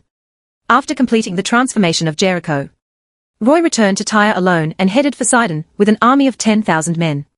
Sidon was also a port city ruled by the Phoenicians. 2,000 years ago, the Phoenicians built the city of Sidon. Later, Tyre developed into a city as famous as Sidon and surpassed Sidon to become the most powerful Phoenician city. As an older city than Tyre, Sidon had a developed handicraft industry and was famous for its dyes and glass products. The Phoenicians in Sidon not only developed maritime trade, but also established many strongholds in the Mediterranean. In the history of another world, the king of Persia wanted to conquer the city of Sidon. But the 40,000 residents of Sidon refused to surrender. In the end, all 40,000 residents died. Whether it was the 40,000 residents of Tyre, or the 40,000 residents of Sidon. They refused to surrender in the face of the invasion by Alexander, and the king of Persia. It was precisely because the Phoenicians were such a tough and powerful nation, that they were able to establish the Carthaginian Empire that competed with the Greeks and Romans for dominance in the Mediterranean. In order to avoid a war, Roy brought Heon over, hoping that Heon would serve as an envoy to persuade the king and nobles of Sidon to surrender. Under Hiram's persuasion, the king of Sidon took his nobles to the temple of Aphrodite to seek an oracle. As a result, Aphrodite's oracle also hoped that Sidon would surrender to the Athenian Empire. So the king of Sidon came outside the city at Heon's request and negotiated with Roy in person. Roy promised to give Sidon the same treatment as Tyre. The king of Sidon took Roy to the temple of Aphrodite in Sidon to let Aphrodite witness Roy's promise. After the goddess Aphrodite witnessed Roy's promise, the city of Sidon was also included in the territory of the Athenian Empire by Roy. After taking the two major Phoenician city-states, Tyre and Sidon, Roy targeted Byblus, the oldest Phoenician city-state. 3,000 years ago, Byblus was the golden age of development, influenced by the ancient Aryan invasion. The Phoenicians, who worshipped the goddess Aphrodite, migrated to Byblus, built a city here and assimilated the local residents. For thousands of years, the Phoenicians continued to worship the Phoenician goddess Astarte, Aphrodite here. Around 2100 BC, the Amorites, a branch of the ancient Aryans, conquered the city of Byblus. As a symbol of the Phoenician submission to the Amorites, the ancient Aryan god of thunder became the patron saint of Byblus in the name of Baal Zeus. And the Phoenician goddess Astarte, Aphrodite, forced to become the sister and vassal of Baal Zeus. But as soon as the Amorite power declined, the Phoenicians immediately set fire to the temple of Baal Zeus. Because the city of Byblus had been oppressed by the Aryans for thousands of years, Roy came to Byblus with an army of 5,000. The Phoenicians here showed no resistance to Roy. After Roy gave the same promise as Tyre and Sidon, promising that they would not be invaded by the Amorites again, the Phoenicians in Byblus actively joined the army of the Athenian Empire, which was enough to show that the locals what a hatred the inhabitants had accumulated against the Amorites, who worshipped Zeus. After capturing Byblus city, Roy also learned important news. Mursili, the king of the Hittite kingdom, has sent a large army to occupy the northern part of Syria in the Babylonian kingdom. If Roy enters the southern part of Syria, it will border the area controlled by the Hittite kingdom. Chapter 429 The Earth Goddess of the Mesopotamia. Mesopotamia. The two mother rivers originating from the mountains of the Asia Minor Peninsula irrigated fertile land in the Babylonian region in the Middle Reaches, and the Sumer region in the Lower Reaches, giving birth to the oldest civilization of mankind, influenced by the Sumerian and Babylonian regions. As early as 3,000 years ago, the ethnic groups worshipping the earth goddess in the upper reaches of the Mesopotamia basin had already entered a farming civilization. At this time, the Venus goddess Inanna, the sun god Utu, and the moon god Nanna in the Sumerian area clearly belonged to the Sumerian star worship. The earth goddess worshipped by the ethnic groups in the upper Mesopotamia is fundamentally different from the Venus goddess Inanna. Moreover, the upper reaches of Mesopotamia are separated from the Sumerian region in the lower reaches by the Babylonian region in the middle reaches. If we want to connect the Venus goddess Inanna with the earth goddess in the upper reaches of the Mesopotamia, I am afraid we have to go back to 5000 BC, or even 10,000 BC. And even if we trace the origin, it is not that the earth goddess originated from the Venus goddess Inanna, but that the Venus goddess Inanna originated from the earth goddess. This earth goddess, who is regarded as the ancestor of gods in both Greek mythology and Babylonian mythology, is called Gaia, earth, in Greek mythology, and Tiamat, mother of life, by the ancient Aryans in Babylonian mythology. The ancient Aryans living in the Great Plains of Eastern Europe were divided into two major groups. 3,000 years ago, the ancient Aryans who worshipped the god of thunder and rain were driven out of the Great Plains by the ancient Aryans who worshipped the sun god. An ancient Aryan tribe that worshipped the god of thunder and rain migrated to the upper reaches of the Mesopotamia and defeated the local tribe that worshipped the earth goddess. Perhaps this is the prototype of the story in Babylonian mythology where Marduk, the god of thunder and god of war, killed the goddess Tiamat. The earth goddess Tiamat and the tribe that worshipped her were originally the masters of the upper reaches of the Mesopotamia. After the arrival of the ancient Aryans who worshipped the god of thunder Marduk Zeus, they not only drove away the local people, but also reduced the local goddess to an evil goddess who wanted to destroy the world and must be eliminated. In ancient Aryan mythology, the god of thunder Marduk Zeus killed the goddess Tiamat and used her corpse to create heaven and earth. This may be a hint that the ancient Aryans killed or drove away the groups who worshipped the earth goddess and obtained the space for the ancient Aryans to live and inhabit. The ethnic group that worshipped the earth goddess was robbed of their living space by the ancient Aryans and had no choice but to migrate to the west. Because the north is the mountainous area of the Asia Minor Peninsula, the east is the ancient Aryans, and the south is the arid desert area. Only by migrating to the west can we find living space with fertile land suitable for farming. One group of people who worshipped the earth goddess migrated to the Phoenician area. They later became the Phoenicians. In the long historical evolution, the goddess of the earth met the needs of the Phoenicians and became Aphrodite, the protector of navigation and the goddess of war in the sky.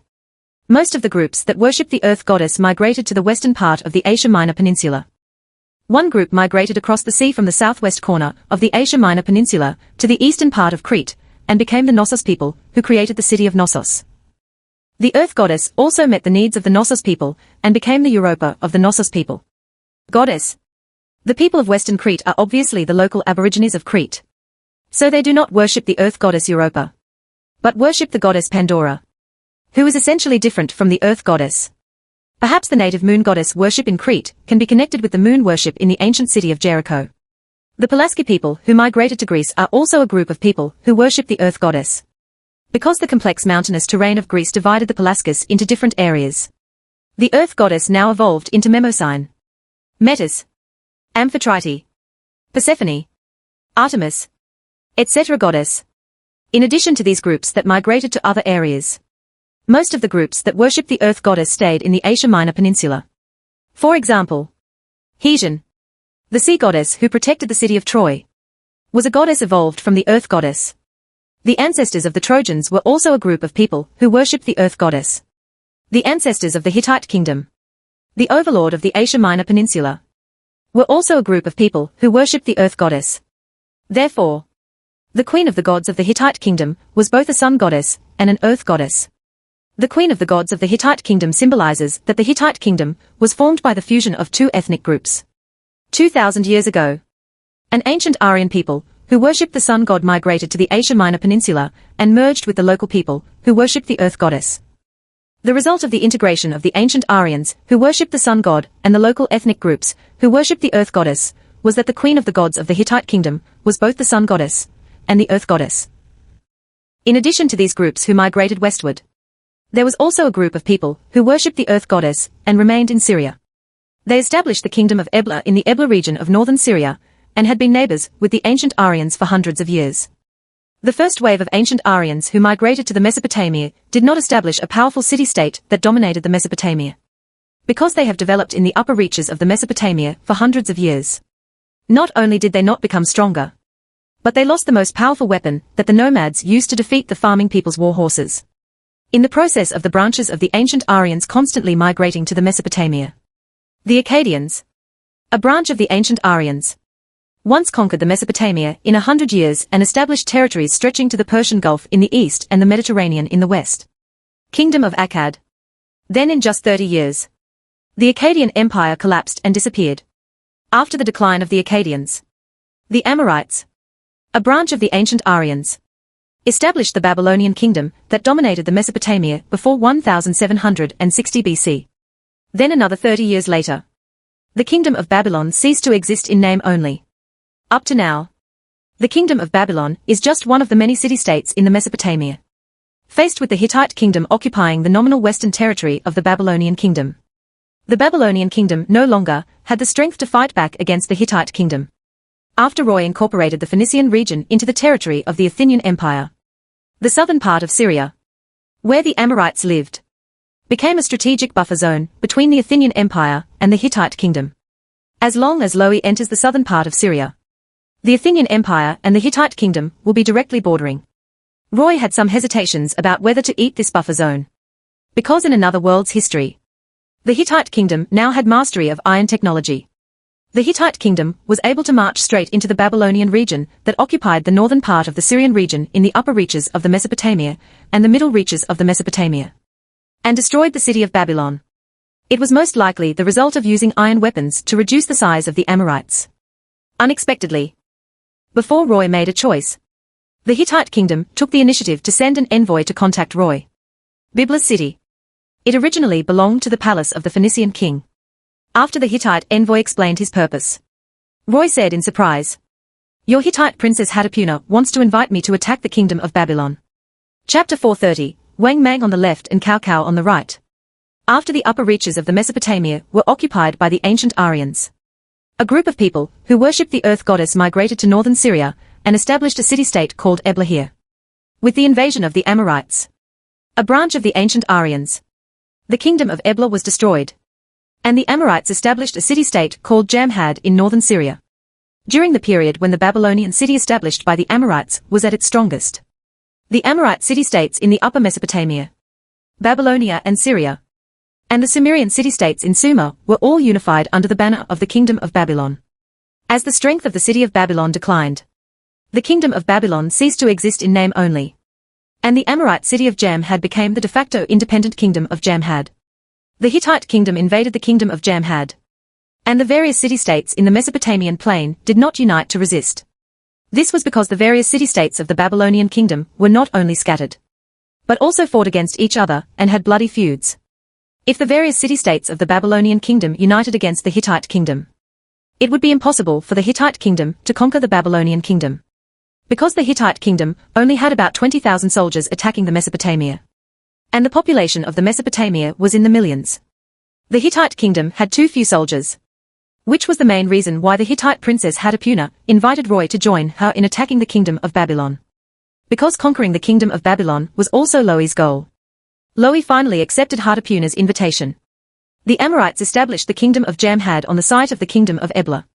But when they conquered the kingdom of Ebla, the city of Ebla, the capital of the kingdom of Ebla, was destroyed by the Amorites. Therefore, the capital of the kingdom of Jamhad was not the city of Ebla, but a new city called Aleppo. Aleppo city. Roy followed the Hittite envoy to this city and saw that although the city was occupied by the Hittites, the city itself was not greatly affected. Obviously, the Hittite kingdom did not destroy the city in order to rule here for a long time. Next to the royal palace in Aleppo, there are two temples, one large and one small. Seeing the statues outside the temple, Roy recognized the statue enshrined in the great temple at a glance. It was the god of thunder, Zeus, worshipped by the Amorites, a branch of the ancient Aryans.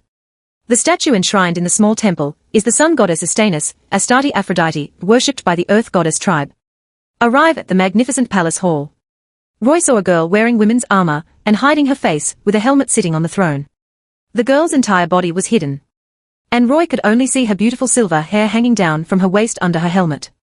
On both sides of the aisle in the hall, there were two rows of nobles dressed in different styles. Obviously, these nobles were partly Hittite nobles and partly Amorite nobles. After the Hittite kingdom conquered the kingdom of Jamhad, it not only did not eliminate the local nobles, but continued to place the Amorites in high positions. Three middle-aged male priests stood in the center of the hall, arguing excitedly with the silver-haired girl on the throne. Princess Hatapuna, since the Hittite kingdom conquered the Amorites, then our Amorite thunderstorm god should become the king of gods of the Hittite kingdom. We Amorites are a branch of the ancient Aryans who worship the god of thunder. Now that the Hittite kingdom has conquered the Amorites, the Amorites are the Hittites. The king of gods worshipped by the Amorites is the king of gods worshipped by the Hittites. Although we Amorites were conquered by the Hittites, the Amorite god of thunder is more powerful than the Hittite sun goddess. The Hittite kingdom should worship the thunder god as the protector of the country. Because the Hittite kingdom conquered the Amorites, the Amorites were also Hittites in the future. The Amorites worship the god of thunder, just as the Hittites worship the god of thunder. The Amorites worship the god of thunder as the king of gods, just as the Hittites worshipped the god of thunder as the king of gods. Hearing the heresies of the three priests of the god of thunder, Roy was completely shocked by their shamelessness. Although the Hittite kingdom conquered the Amorites were indeed Hittites in the future. The Amorites worshipped the god of thunder, which can also be compared to the Hittites worshipping the god of thunder. But the Amorites were a group conquered by the Hittite kingdom. How could the god of thunder be qualified to claim to be the king of gods of the Hittite kingdom? However, the Mycenaeans, Amorites and other branch groups of the ancient Aryans are most indispensable for their ancestral shamelessness. Even if they have declined in real history, they still have to fabricate myths to promote the god of thunder as the king of the gods. You should be lucky that you are now conquered by the Hittite kingdom. If the Athenian Empire conquers the northern part of Syria, I will definitely demote you as slaves for life, and let you personally knock down the thunder statue in the Thunder Temple. Roy's voice instantly attracted the attention of everyone in the hall. The Hittite envoy standing with Roy hurriedly introduced. Princess Hatipuna. The distinguished guest beside me is His Majesty the Emperor of the Athenian Empire. What a surprise. Hatipuna on the throne looked at Roy with her beautiful ruby eyes and said, You look more like a young prince than an emperor ruling over millions. After looking at Roy, Hatipuna spoke to the three priests of the god of thunder in an unhappy tone. The priestess of Astanus is not as annoying as you. Get out of here quickly. What status your god of thunder will have in the Hittite kingdom is not decided by you conquered Amorites, but by us. The Hittites decide. After the three priests of the god of thunder left with unwilling expressions, Hatipuna looked at Roy again. Emperor Roy of the Athenian Empire, welcome to the Hittite kingdom. Now my identity is Princess Hatipuna of the Hittite kingdom. On my left is General Hantili. And on my right is General Tiapin. They were all powerful princes of the Hittite kingdom. In this era, whether it was the kingdom of Egypt, the Hittite kingdom, or the kingdom of Babylon, they were all unified into one kingdom in name. But in fact each city-state was virtually independent. The symbol of the substantial independence of the city-states of the Hittite kingdom was that the princes of the city-states who married the royal family often usurped the throne of the orthodox royal family. Hantili and Tilepin in front of Roy were Hittite kings who usurped the throne in the history of another world. In the history of another world, the sister of the current Hittite king Mursila married Hantili of a prince. After the Hittite kingdom conquered the Babylonian kingdom, Hantili killed Mursili and usurped the throne of his uncle. Tilepin was also a Hittite king who usurped the throne of his brother-in-law. But he should be a historical figure 50 years later. Tilepin appeared in this world 50 years in advance, proving that the history of this world is not exactly the same as that of the other world. The Hittite princess Hatipuna is flanked by Hantili on her left and Tilepin on her right. Just like Wang Mang stands on the left and Cao Cao stands on the right. The Hittite kingdom has so many brothers-in-law usurping the throne of their elder brothers-in-law and younger brothers-in-law. This is not only because the city-state princes of the Hittite kingdom are powerful, but also because the Hittite kingdom regards the sun goddess as the protector of the country and retains the rights of the princess. It is a tradition that the succession to the throne is not lost to the prince. Chapter 431 Join forces to destroy the kingdom of Babylon. Roy actually felt very contemptuous of Hantili and Tilepin, who had usurped the throne of his brother-in-law and brother-in-law. Because in Roy's view, only those who rebel against his father-in-law and steal his father-in-law's throne are heroes. However, Tilepin was very successful in one thing. He was not only the king, who was deified after his death in the history of the Hittite kingdom. He was also a god with a higher status. In Hittite mythology, Tilepin was the queen of the gods of the Hittite kingdom, the son of the sun goddess, and the god in charge of plant harvests. Even Tilepin's wife Hatpurna was transformed into the daughter of the sea god Aruna, the goddess in charge of wild animals. The Hittite king Mursila succeeded his elderly grandfather Hattusili to the throne after his father's death. It has been 20 years since Mursila succeeded to the throne. As Mursili's brother-in-law, Hantili is a middle-aged man in his 40s. Tilepin was a young man of about 20 years old. Judging from Hatipuna's introduction to Tilepin and Hatipuna were not married yet. If Mursila marries Hatipuna to Tilepin, Tilepin will also be eligible to compete for the throne. In the history of another world, Hantili and Tilepin were both heroes who usurped the throne. Hantili and Tilepin competed with each other for the throne of Mursili. And Roy really wanted to know who of these two heroes was better. After looking away from Hantili and Tilepin, Roy looked at Hatipuna on the throne and said, Princess Hatipuna, I am very interested in your proposal to join forces to destroy the kingdom of Babylon. So I came here to negotiate with you in person. Now I want to know, what are your plans to destroy the kingdom of Babylon? I'm afraid I'm going to disappoint you. Hatipuna looked at Roy with calm eyes and said, In the southwest of the Hittite kingdom, there was the city-state alliance of the Azava people.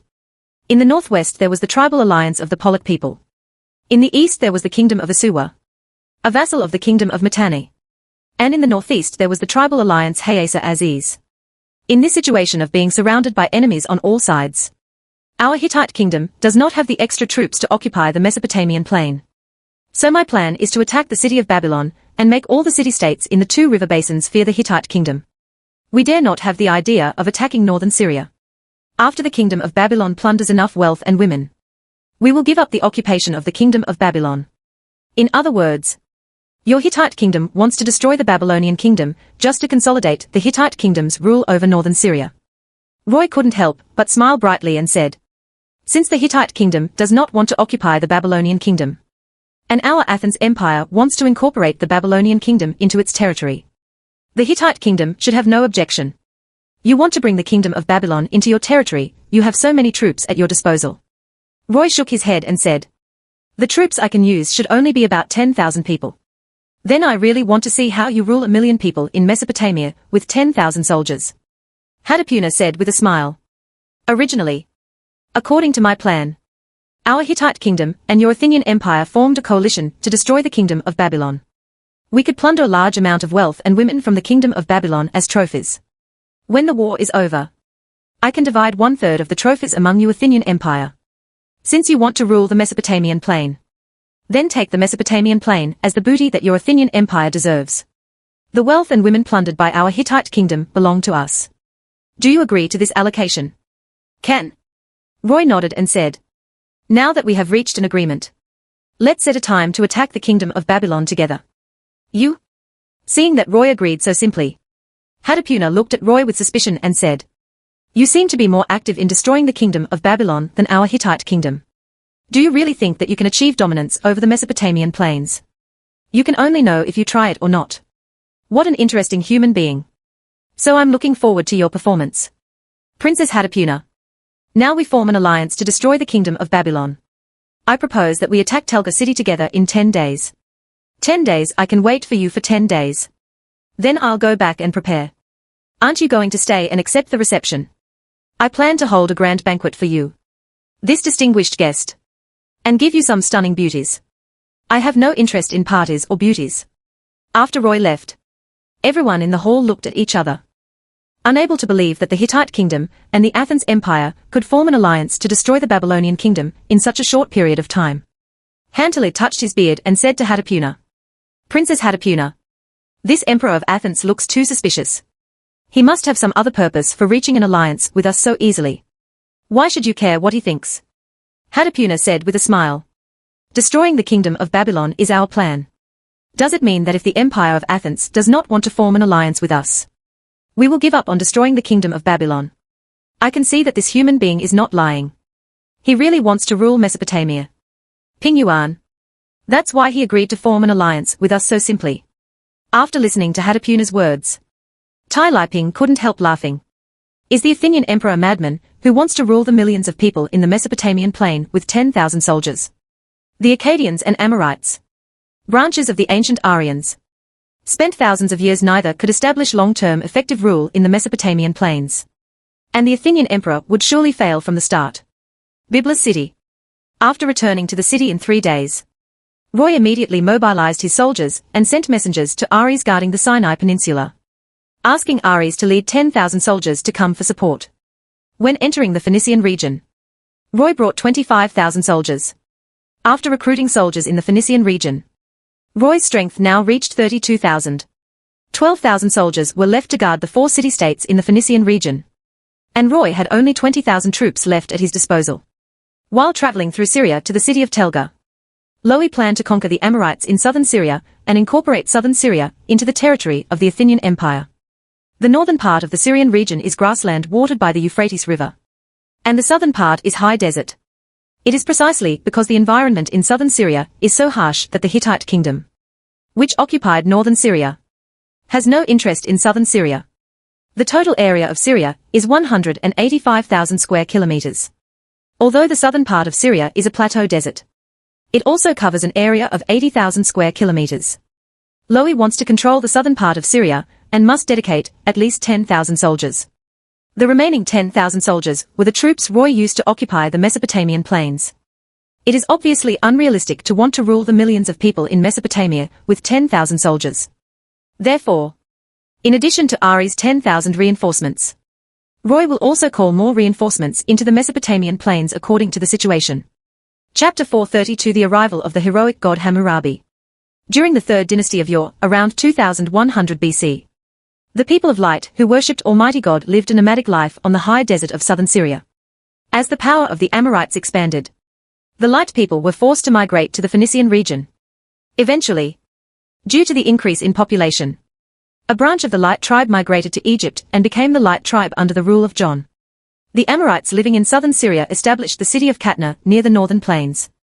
Due to the harsh environment of the plateau desert in southern Syria, there is only one city of Katna on this 80,000 square kilometers of plateau desert, which proves that the number of Amorites in southern Syria is not large. Roy entered southern Syria with 1,000 cavalry and 19,000 infantry. After conquering all the Amorite living areas, including the city of Katna, it was confirmed that there were only about 100,000 Amorites in southern Syria.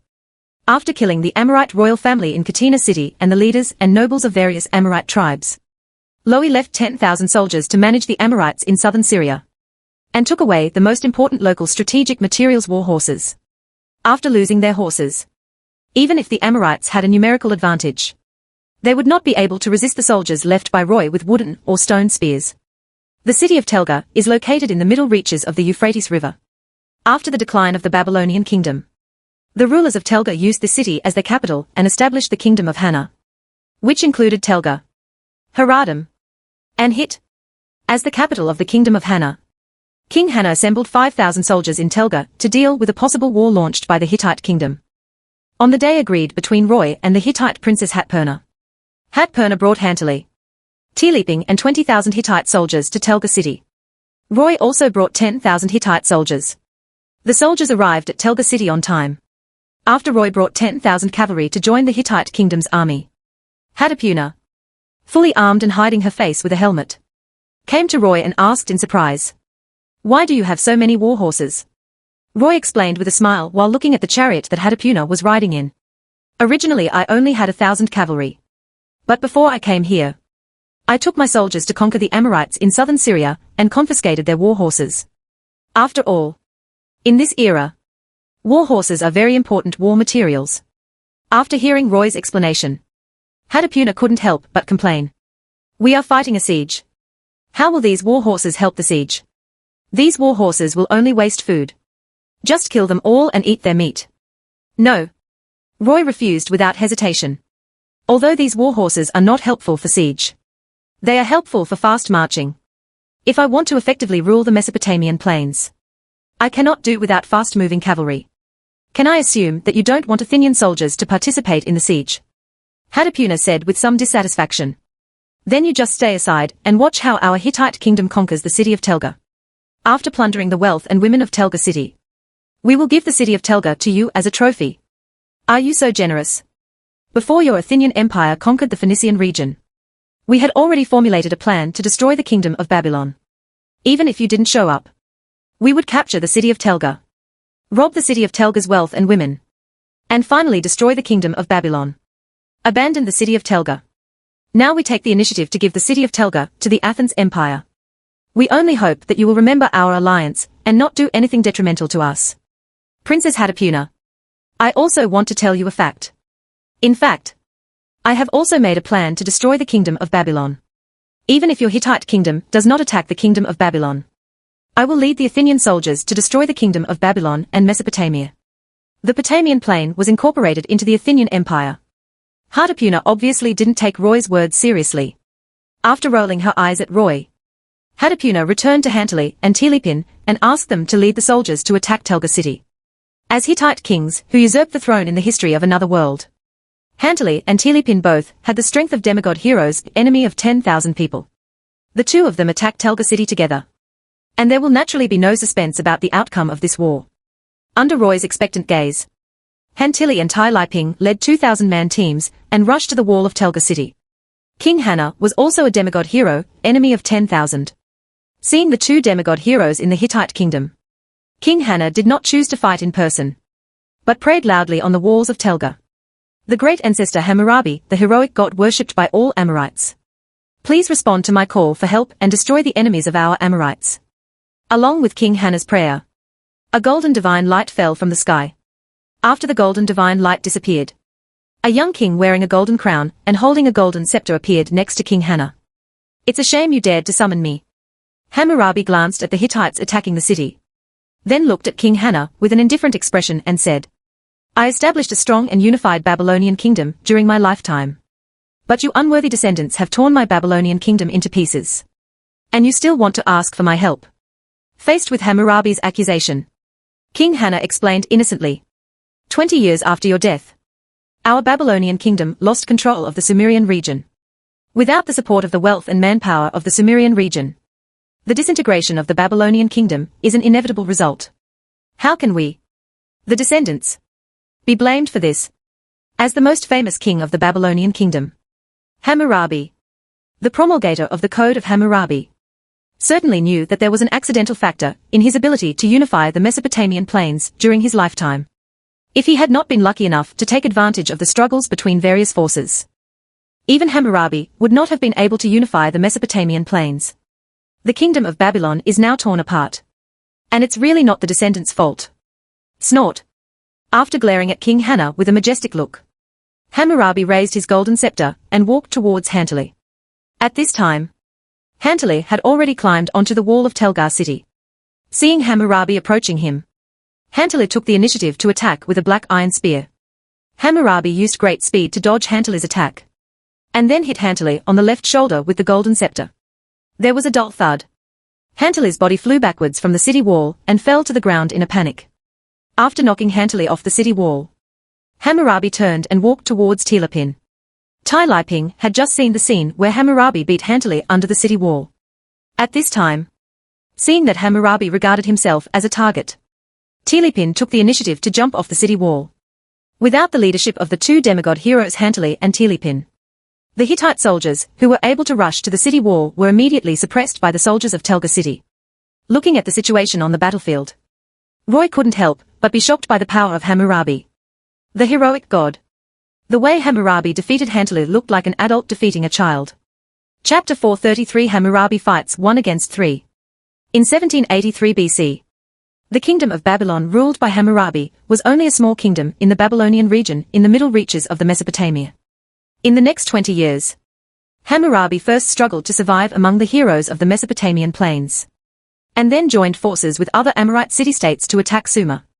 Since 3000 BC, the Sumer area in the lower reaches of the Mesopotamia has been the essence of the Mesopotamian plain. If you want to establish a hegemonic kingdom that dominates the Mesopotamia, you must control the human and material resources in Sumer. After the Babylonian kingdom ruled by Hammurabi conquered the Sumerian region with the help of its allies, it became natural for the Babylonian kingdom to dominate the Mesopotamian plains. The kingdom of Meleku and the kingdom of Mari, which were allied with Hammurabi, did not expect that after Hammurabi had the support of manpower and material resources from the Sumerian region, he would then launch a war against his two allies and finally complete the unification of the two rivers. Great achievements in the basin. Although the Sumerian region broke away from the control of the Babylonian kingdom in the 20th year after Hammurabi's death, and the territory of the Babylonian kingdom began to collapse, the Babylonian kingdom has finally managed to survive until now 150 years later. 150 years was enough time for Hammurabi to complete the process of becoming a god after his death. So Hammurabi became the heroic god of the Babylonian kingdom. Watching Hammurabi defeat the demigod hero Hantali with one blow and frighten away the powerful figure of the demigod hero Tai Lipin, Roy has a stronger desire to become a god after death. Because heroic gods not only have far more power than demigod heroes, but can also participate in human wars. In the myth of another world, when the Athenians were fighting the Persians on the plains of Marathon, King Theseus came to the battlefield as the Athenian hero god and led the Athenians to defeat the invading Persians. Real gods, even if they come to the battlefield in response to human prayers, cannot directly attack hostile humans. The hero god Hammurabi was able to directly attack Hantali. Obviously because the hero god is an existence between humans and gods, and is not completely restricted by the rules of gods. After Hantali and Tilapin left the city wall of Telgar, Hammurabi did not stop attacking them, but jumped from the city wall. At this time Hantali and Tai Liping were already standing together. Hammurabi looked at ease facing the two demigod heroes. After Hantali and Tilapin looked at each other, they both attacked Hammurabi at the same time. Facing the fierce attacks from Hantali and Tai Lipin, who cooperated tacitly, Hammurabi joked while dodging easily. Humans. If you think that the hero god is just more powerful than ordinary demigod heroes, then you are totally wrong. The hero god is a god, and is a different level of existence from the demigod heroes who belong to humans. Even so, even if you two attack me together, you can't make up for the strength gap between us. Just as Roy was admiring Hammurabi's battle with Hantali and Tilipin, Hadapuna suddenly drove a chariot to Roy and said, "What are you still looking at here? Hurry up and go with them to deal with Hammurabi. You want me to take action?" After hearing Hadapuna's request, Roy said with a smile, "Hammurabi is a heroic god who became a god after his death. If you want me to deal with him, you must agree to a condition. After occupying the city of Telga, your Hittite kingdom can only harm the royal family and nobles in the city. Ordinary civilians cannot be harmed." "Okay. I agree to your request." Hearing Hadapuna's answer, Roy immediately jumped off his horse and rushed towards Hammurabi with great speed. The next moment, Roy came to Hammurabi's side and stabbed Hammurabi in the back with his iron spear. There was a loud explosion. Hammurabi turned around and blocked Roy's attack with the golden scepter. Then frowned and said, 1 versus 2 has turned into 1 versus 3. Although I don't think you can defeat me, the heroic god, by relying on numbers. But your numbers are still too many. If you really think so, it means that your strength is too weak and cannot be compared with the real gods. Roy mocked teasingly. Even the lowest level gods will not be troubled by the large number of demigod heroes. Hero god Hammurabi. You think you are at a different level from the demigod heroes. But I don't think you are at the same level as the demigod heroes. Existences of the same level as gods. Facing Roy's provocation and humiliation, Hammurabi was like an enraged lion, showing an extremely angry expression, and launched a fierce attack on Roy. Roy became the main target of Hammurabi's attack. Hantali and Tilipin, who were under great pressure from the battle with Hammurabi, first breathed a sigh of relief at the same time, and then looked for Hammurabi's flaws. However, the two of them were surprised to find that not only did the heroic god Hammurabi burst out in a state of anger with a speed that far exceeded theirs, but even Loui, who was also a demigod hero like them, also had a speed that far exceeded theirs. This seemingly 1-on-3 battle between Hammurabi has actually turned into a 1-on-1 battle between Loui and the heroic god Hammurabi. Clang clang clang. The angry Hammurabi kept hitting Loui with his golden scepter. Although Roy was a little embarrassed, he dodged or blocked all Hammurabi's attacks. After a confrontation, Hammurabi stopped his attack in surprise and asked suspiciously, "Are you really a human? I have never seen a demigod hero as powerful as you. Are you actually a god disguised as a human?" Roy panted and asked, "You really can't tell if I'm human. Humans may not be able to see the gods disguised as humans." As a heroic god, Hammurabi could certainly see that Loui was not a god. It was precisely because Hammurabi saw that Roy was not a human being disguised as a god that he took the initiative to ask Roy. "A demigod hero can be so powerful that his strength is close to that of a heroic god like me," Hammurabi said with a solemn expression. "It seems I must treat you as a real enemy." After saying this, Hammurabi once again launched a fierce attack on Roy. Roy stubbornly avoided or resisted Hammurabi's attacks. But he couldn't help but started to complain in his heart. Because of the battle with Hammurabi, Roy was consuming a lot of divine power every second, every moment. Just when Roy felt that he was about to be unable to withstand Hammurabi's attack, Hantali and Tilipin suddenly began to attack Hammurabi from the left and right. After Roy's pressure was greatly reduced, he discovered that not only did he consume a lot of divine power in every moment of battle, but Hammurabi also consumed a lot of divine power in battle. Now because too much divine power has been consumed, the battle between Roy and Hammurabi has slowed down. Hantali and Tilipin can already intervene in the battle between Roy and Hammurabi. Hammurabi found that the battle had changed from 1-against-1 to 1-against-3. And the situation had become very unfavorable to him. He said with an expression of reluctance on his face, "I was too careless. I should have used all my strength to deal with these two demigod heroes before dealing with an abnormal guy like you." Chapter 434, See King Yamu was expelled from his household registration. When Loui was fighting Hammurabi, Hadapuna left her chariot and mounted the stirrups on Loui's horse. Sitting in the saddle and holding the reins, Hadapuna immediately discovered the wonder of these harnesses. With these harnesses assisting knights, war horses are no longer just war tools for pulling chariots, but can make knights the most mobile and powerful unit on the battlefield. riding Roy's horse and arriving in front of Roy's cavalry. Hadapuna looked at the black iron guns in the hands of the cavalry and said with surprise, "Your iron weapons, they seem to be more mature than the iron smelting technology of our Hittite kingdom. It's incredible. The horse gear and iron smelting technology of the Athenian Empire should be advanced technologies that are hundreds of years ahead of the times. Why can you master it? These world-changing technologies. Ordinary soldiers naturally cannot answer Hadapuna's questions. Not to mention these soldiers. Even the craftsmen of the Athenian Empire could not answer Hadapuna's question. Because these technologies that transcend the times were all invented by Roy alone." Hadapuna's eyes returned to the battlefield. Just in time to see Hammurabi being besieged by Roy, Hantili, and Telepen, and gradually falling into a disadvantage. The hero god is indeed the hero god. Hadapuna's beautiful red eyes showed contempt and mocked. To be defeated by human beings relying on numbers, this is exactly the unwillingness of our gods to treat heroic gods as the same kind. The city walls of Telga. King Hanna also saw that Hammurabi was at a disadvantage. In order to defeat the enemy, King Hanna could only pray to the sky again.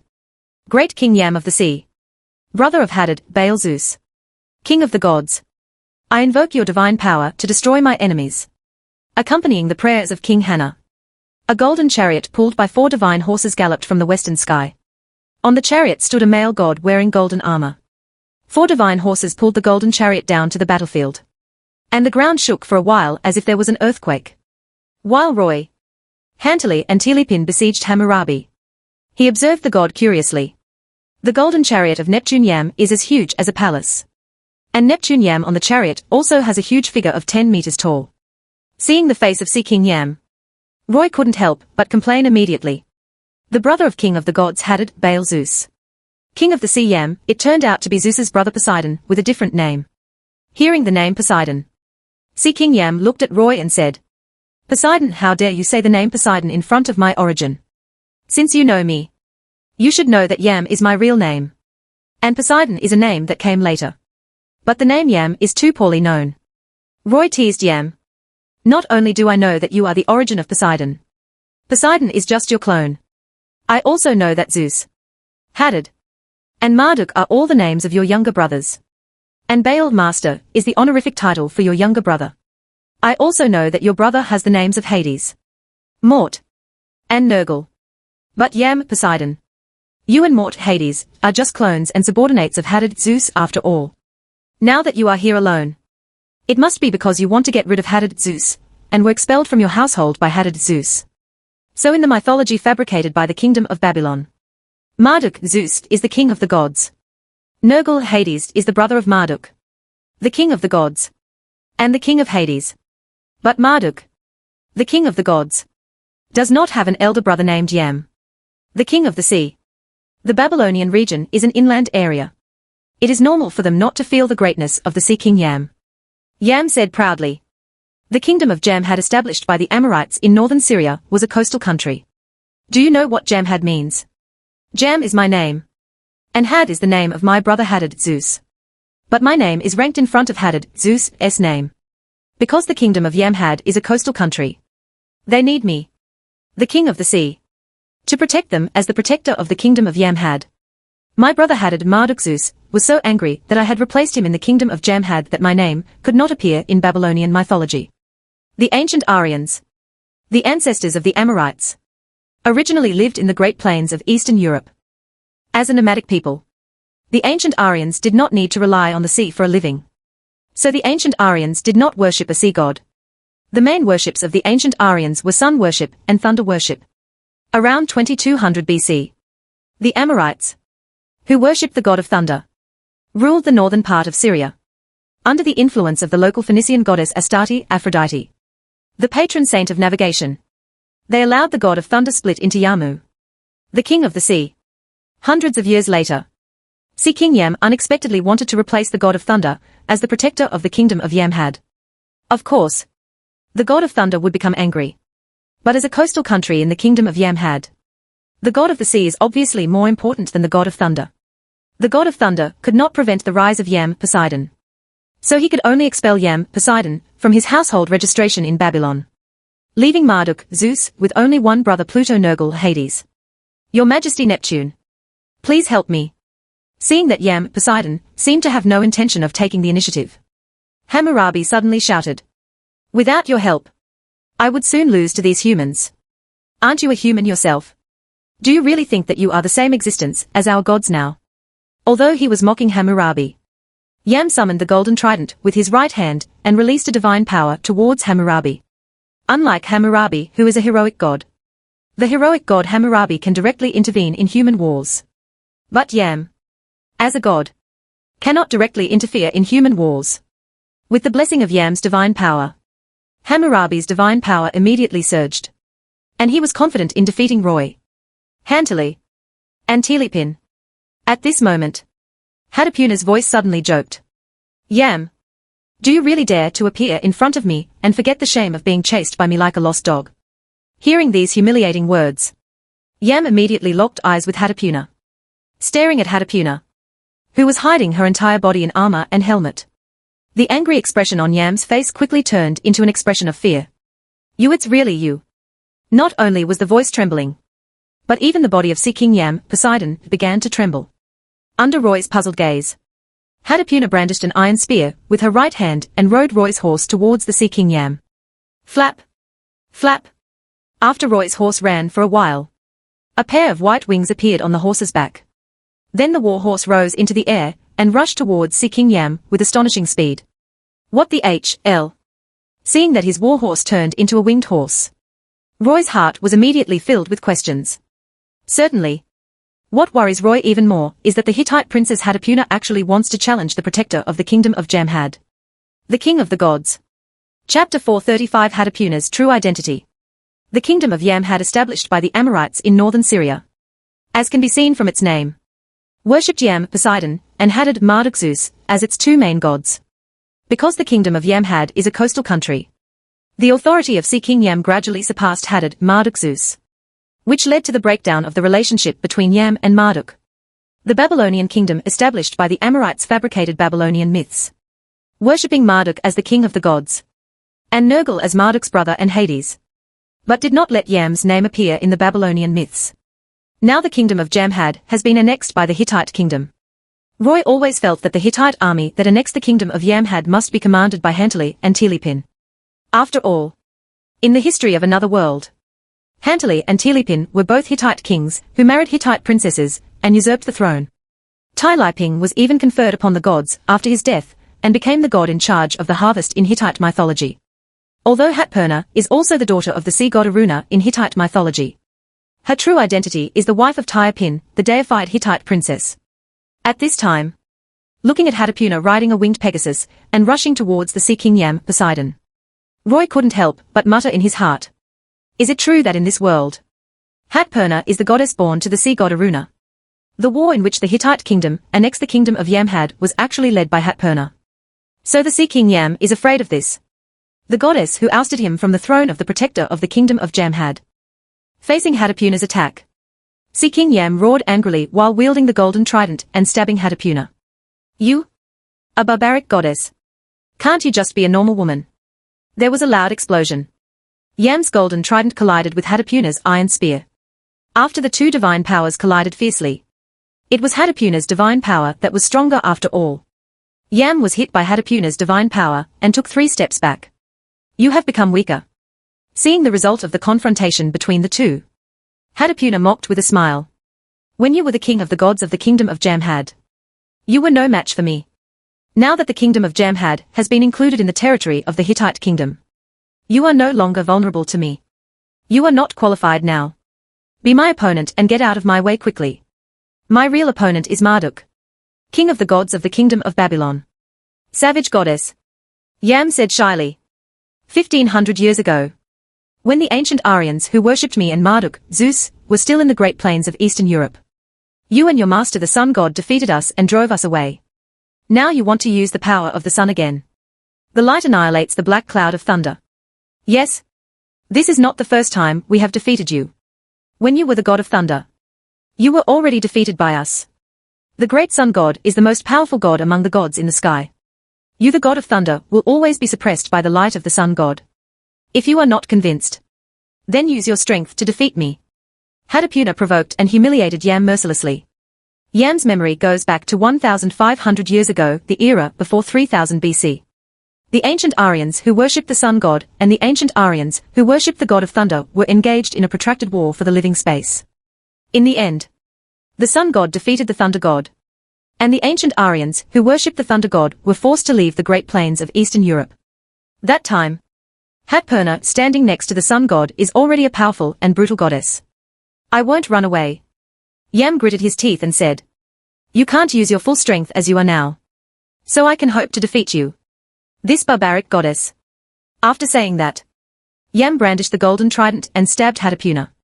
Hatapuna and Yam began a war between the gods. Roy looked away from the two gods and prepared to defeat the hero god Hammurabi. Since Yam was suppressed by Hatapuna, Hammurabi could no longer get Yam's divine assistance at this time. Under the siege of Roy, Hantali, and Tilipin, Hammurabi once again fell into a disadvantage. Clang clang clang. Hammurabi stubbornly resisted the attacks of Roy, Hantali, and Tilipin. Roy exploded his strength to the limit. Whenever he saw Hammurabi's flaw, he would leave a wound on Hammurabi's body with a sharp gun blade. As time passed, Hammurabi suffered more and more wounds. When Hammurabi was so weak that the attacks of Hantali and Tilipin could leave wounds on him, Lowi seized Hammurabi's flaw and pierced Hammurabi's heart with a sharp spear blade. Parts. Poof. The gun blade penetrated Hammurabi's body. Hammurabi stared at Roy with wide eyes and murmured unwillingly, "I will lose to the siege of humans. My kingdom of Babylon. Hammurabi, you can disappear in peace." Roy said with compassion, "Your Babylonian kingdom will be destroyed by the Athenian Empire and the Hittite kingdom. After losing the support of the Babylonian kingdom, your heroic god will soon fall. Hero gods, like gods, have the attribute of immortality. As long as the kingdom of Babylon and other Amorite city-states continued to worship Hammurabi, even if Hammurabi's body was killed by Lowi, he could reshape his body and resurrect. But the kingdom of Babylon and other Amorite city-states will be destroyed by the Loya and Hittite kingdoms. After conquering the Amorite city-states, Lowi would of course destroy all the Amorite temples, causing the gods worshipped by the Amorites to disappear completely." Hearing Roy's words, Hammurabi had an ominous premonition in his heart. Perhaps this is really the last time he comes to this world as a heroic god.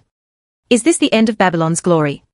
After Hammurabi's body turned into a ball of divine power and collapsed and disappeared, Roy, Hantili and Tai Liping looked at each other and said with a bright smile on their faces, "After fighting alongside you, I feel much closer to you. My dear comrades. Can you tell me, who is Princess Hatapuna?" Hantali and Tilipin could obviously also see the battle between Hatapuna and Yam. The two looked up at the battle of gods between Yam and Hatapuna. And Hantali said with awe, "Hatapuna's identity is the youngest daughter of our Hittite king Mursili." Tai Liping followed. "Right now Princess Hatapuna is accompanying His Majesty Mursili in the capital of the Hittite kingdom. Hatapuna at Mursili's side. That is to say, the goddess who came into contact with Roy as Hatpurna was not the real Hittite Princess Hatpurna. It's not surprising that gods disguise themselves as humans. But Hatapuna disguised herself as a Hittite princess, and her identity was recognized by Hantali and Tilipin. The identity of this goddess was obviously very special. After all, the Hittite kingdom is a kingdom that worships goddesses. And princesses also have the right to inherit the throne. In another world, even the Hittite king Tilipin, who became a god after his death, only became qualified to usurp the throne after marrying the Hittite princess Hatapuna. Chapter 436, a name given to the goddess Selene. As the emperor of the Athenian Empire, Roy could even accept the goddess of the Athenian Empire disguised as his queen. But the goddess pretending to be a princess with the right to inherit the throne is definitely something Roy cannot tolerate. Although Roy was not the Hittite king Mursili, Roy believed that Mursili should have the same idea as him. The goddess Hatpurna disguised herself as a princess with the right to inherit the throne. The Hittite king Mursili was able to tolerate this happening. Obviously Hatpurna was not an ordinary goddess of the Hittite kingdom. Only when the interests of the goddess Hatpurna are completely tied to the Hittite royal family will the Hittite king Mursili accept her using the identity of Princess Hatpura. Looking at the goddess Hatpurna fighting with Yam Poseidon, Roy couldn't help but murmured. Could it be that the true identity of this goddess is the goddess Elena, the queen of the gods, who was worshipped as the protector of the Hittite kingdom? The goddess Elena, who is both the sun goddess and the earth goddess, is regarded by the Hittite royal family as the protector of the country and the queen of the gods. Alina's interests are completely consistent with those of the Hittite royal family. Even if she disguises herself as Princess Hatapuna, she will not do anything detrimental to the Hittite royal family. At this time, the battle between the goddess Hatpurna and Yam Poseidon continues. Although Yam maintained a huge figure of 10 meters tall, his huge figure did not give him an advantage. The goddess Hatpurna, who maintained the form of a human girl, had been avoiding Yam's attacks flexibly, and then unexpectedly attacked Yam Poseidon's weakness. "You savage goddess!" After his body was scratched 12 times by the goddess's spear blade, Yam suddenly shrank into a human form and said, "I split from the god of thunder, and not only received the godhead of the sea god, but also inherited the godhead of the horse god and the god of war. Since you like the human form, I will compete with you in the human form." After Yam finished speaking, his 4 divine horses and golden chariot merged into a ball of divine light, accompanied by a horse's neighing sound. A white divine horse with 2 wings on its back flew out of the divine light ball and flew to Yam's side at great speed. Yam rode on the back of the white divine horse, then brandished the golden trident and charged towards the goddess Hatpurna. "Stupid guy!" the goddess Hatpurna taunted while fighting head-on. "We are both gods worshipped by the nomadic people, the ancient Aryans. Do you think that since I am a goddess, I will lose to you in a horseback battle?" There was a muffled bang. Roy's war horse and Yam's divine horse collided with their heads. The goddess on horseback also brandished her spear blade and stabbed Yam. Yam used the golden trident to block the gun blade. Click! The goddess's spear blade penetrated the golden trident's blade, and then mercilessly pierced Yamu's heart. "You?" Perhaps because it was difficult to accept the result of his failure, Yam looked at the goddess with eyes full of reluctance. And finally his body turned into divine power and collapsed and disappeared. The city walls of Telga. When King Hana saw that the hero Hammurabi and the Sea King Yam had been eliminated, he immediately squatted on the ground in despair. Seeing King Hana's reaction, Roy said with a smile, "Han Tili, Tai Lai Ping.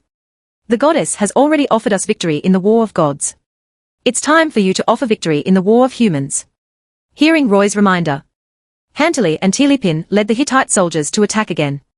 Led by 2 demigod heroes, the Hittite soldiers successfully captured the city of Telga. After the goddess Hatpurna ended her battle with Yam, Roy's warhorse turned back into an ordinary war horse. When the goddess came to Roy on horseback, Roy asked curiously, "Princess Hatapuna, your true identity, is it Alina, the queen of the gods of the Hittite kingdom?" The goddess smiled contemptuously. "To deal with Sea King Yam and Thunder God Marduk, there is no need for my sister to personally fight. Aren't you the goddess Alina?" Roy said with his eyes widened in surprise. "You are not the goddess Alina, who is regarded as the protector of the country by the Hittite royal family. But you have completely the same interests as the Hittite royal family. Are you the sister of Alina, the queen of the gods of the Hittite kingdom, who is in charge of the moon and Alma, the moon goddess of war?" In the ancient Aryan sun worship, the moon goddess always appeared as the sister of the sun god. The Etruscans, a branch of the ancient Aryans who worshipped the sun god Jupiter and the moon goddess Minerva. And the Thracians also worshipped the sun god Helios and the moon goddess Bendis. The Hittites were a fusion of the ancient Aryans who worshipped the sun and the people who worshipped the earth goddess. So the Hittites also worshipped the sun goddess and the moon goddess. "You guessed right," the goddess said as she took off her helmet. "As a reward for you, I will get to know you with my true identity." As the goddess took off her helmet, her beautiful silver hair began to flutter in the wind. Seeing the beautiful face of the goddess, Roy immediately opened his eyes in surprise and said, "Goddess Bendis, Goddess Minerva, your face dash." Although Roy had long known that the moon goddess Bendis of the Thracians, the moon goddess Minerva of the Etruscans, and the moon goddess Alma of the Hittites, who were branches of the ancient Aryans, originally originated from the same moon goddess. But Roy still didn't expect that they would be so similar. In the moon goddess Minerva, Roy saw the shadow of the moon goddess Bendis. In the moon goddess Alma, Roy saw the shadows of the moon goddess Minerva and the moon goddess Bendis. "Minerva? Bendis?" The goddess frowned with an unhappy expression and said, "My identity is Alma, the moon goddess of the Hittite kingdom, and the war goddess who leads the Hittite soldiers to defeat the enemy." "Selene," Roy said with a bright smile. "In Greece, the moon is called Selene. So according to the tradition in Greece, I should call you Selene. The moon goddess. Selene. The goddess said with a smile on her face. Sounds like a good name. So what would you name my sister? In Greece, the sun god is a unique godhead. The Athenian Empire already has a sun goddess. So according to tradition, I should regard the goddess Elena as the goddess of dawn Eos, and call her the goddess of dawn Eos. Goddess of dawn. The goddess said with a dissatisfied expression. My sister is the most powerful sun goddess in the world. Knowing that you have reduced her to the goddess of the dawn, my sister will definitely be very angry. After saying that, the goddess put her helmet back on to hide her face. The goddess's delicate and beautiful face was hidden again. And only her beautiful silver hair could be seen hanging on her shoulders. Roy couldn't help but ask. Goddess Alma. Will you accept the new name I give you? You want me to use the name Selene? The goddess said with a smile. Because I like this name. I accept the name you gave me. Selene will be one of my names from now on. Chapter 437 I don't need royalty and nobility. The history of another world has proven that the Hittite kingdom's destruction of the Babylonian kingdom was something that the Hittite kingdom had planned long ago. In this world, the Hittite kingdom would actively invite the Athens Empire to destroy the Babylonian kingdom. Of course, it was not because the Hittite kingdom had any favorable impressions of the Athens Empire. It was precisely because the Hittite kingdom regarded the Athenian Empire as a potential enemy that the Hittite kingdom invited the Athenian Empire to attack the Babylonian kingdom. The territory of the Kingdom of Babylon was the bait used by the Hittite kingdom to attract the Athenian Empire. Only if the Athenian Empire uses its excess soldiers to control the Babylonian kingdom. The Hittite kingdom will not worry about the Athenian Empire's ambitions for the Hittite kingdom's territory. Turning the Hittite kingdom's situation of being enemies on all sides into a worse situation of being enemies on all sides. The Hittite kingdom regarded the Athenian Empire as a potential enemy. And Roy also regarded the Hittite kingdom as a potential target. When the relationship between the two parties was so bad, the moon goddess of the Hittite kingdom happily accepted the name Selene given to her by Roy, which caused some doubts in Roy's mind. Human. Now my identity has changed back to Hatapuna. Selene put on her helmet again, and said in a serious tone. As the princess of the Hittite kingdom, I want to purchase the horse harness production technology and iron weapon production technology of the Athens Empire on behalf of the Hittite kingdom. Please give me a price. Hearing Selene's request, Roy suddenly understood. She has such a good attitude towards herself. And it turns out that she has taken a liking to the iron weapons and horse gear of the Athenian Empire. After coming back to his senses, Roy shook his head and said without hesitation. Princess Hatapuna. The most advanced technology of the Athens Empire will not be transferred to other countries. It's just that others can't give you the price you want. Selene said confidently. As long as you tell me the price you want, I will definitely satisfy you. I want you to marry me. Can you satisfy my request? Can. Selene said without hesitation. As long as we make a deal. The Hittite princess Hatapuna will be your fiancée from now on. The Hittite moon goddess Selene Alma is now disguised as a human. And her identity is the Hittite princess Hatapuna. She would simply agree to marry Roy. Obviously treating Roy as a fool. Seeing Roy rolling his eyes in dissatisfaction, Selene said with a smile. As the Hittite princess Hatapuna, I have agreed to your request. In the future, the Hittite princess Hatapuna will marry you. Are you dissatisfied with this result? If you want to blaspheme the goddess, ask the Hittite kingdoms if the moon goddess marries you. You will definitely regret accepting the moon goddess punishment. Are you considered a goddess like this? Facing Selene's threat, Roy said dissatisfied. You clearly know that what I really mean is dash. Roy did not say the next words. Because the charge of blaspheming the goddess is no joke. Roy will not risk his own life. Of course, Roy was able to accept the Hittite princess Hatapuna as his fiancée because the Hittite princess Hatapuna had great value. Regardless of whether the Hittite princess Hatapuna was beautiful or ugly, she undoubtedly had the right to inherit the Hittite throne. As long as Roy marries Hatapuna, the Hittite king Mursili can be deposed from the throne. And then Roy himself will become the emperor of Athens and the Hittite king. The Hittite kingdom entered the territory of the Athenian Empire. And it became natural to spread the advanced technology of the Athenian Empire to the Hittite kingdom. Goddess Selene. You used Princess Hatapuna to trade with me. Aren't you worried that I would use my identity as son-in-law to usurp the throne of Hittite King Mursili? What does this have to do with our gods? Our gods will not interfere with your human struggle for the throne. Could it be that after you become the Hittite king, Will you shake the status of my sister and me? Roy immediately shook his head and said, my becoming the Hittite king will not only not shake the status of you and the goddess Alina, but will also make your authority stronger. That's no problem. As soon as Selene finished speaking, Han Tilly and Tai Lipin came over with King Hana. Princess Hatapuna. We have captured Telga city. And this is King Hana, who was captured by us. After introducing the identity of King Hana, Tai Lipin kicked King Hana in the leg, making King Hana kneel in front of Selene. You are King Hana. Looking at the middle-aged man wearing a crown in front of her, Selene sighed and said, you are so stupid for not surrendering to us. Princess Hatapuna. I have realized my foolishness. King Hana lowered his proud head and said, I am willing to surrender to the Hittite kingdom and manage the cities of Telga, Haradam and Hit for the Hittite kingdom. Whatever the Hittite kingdom wants, I will do my best to give it to the Hittite kingdom.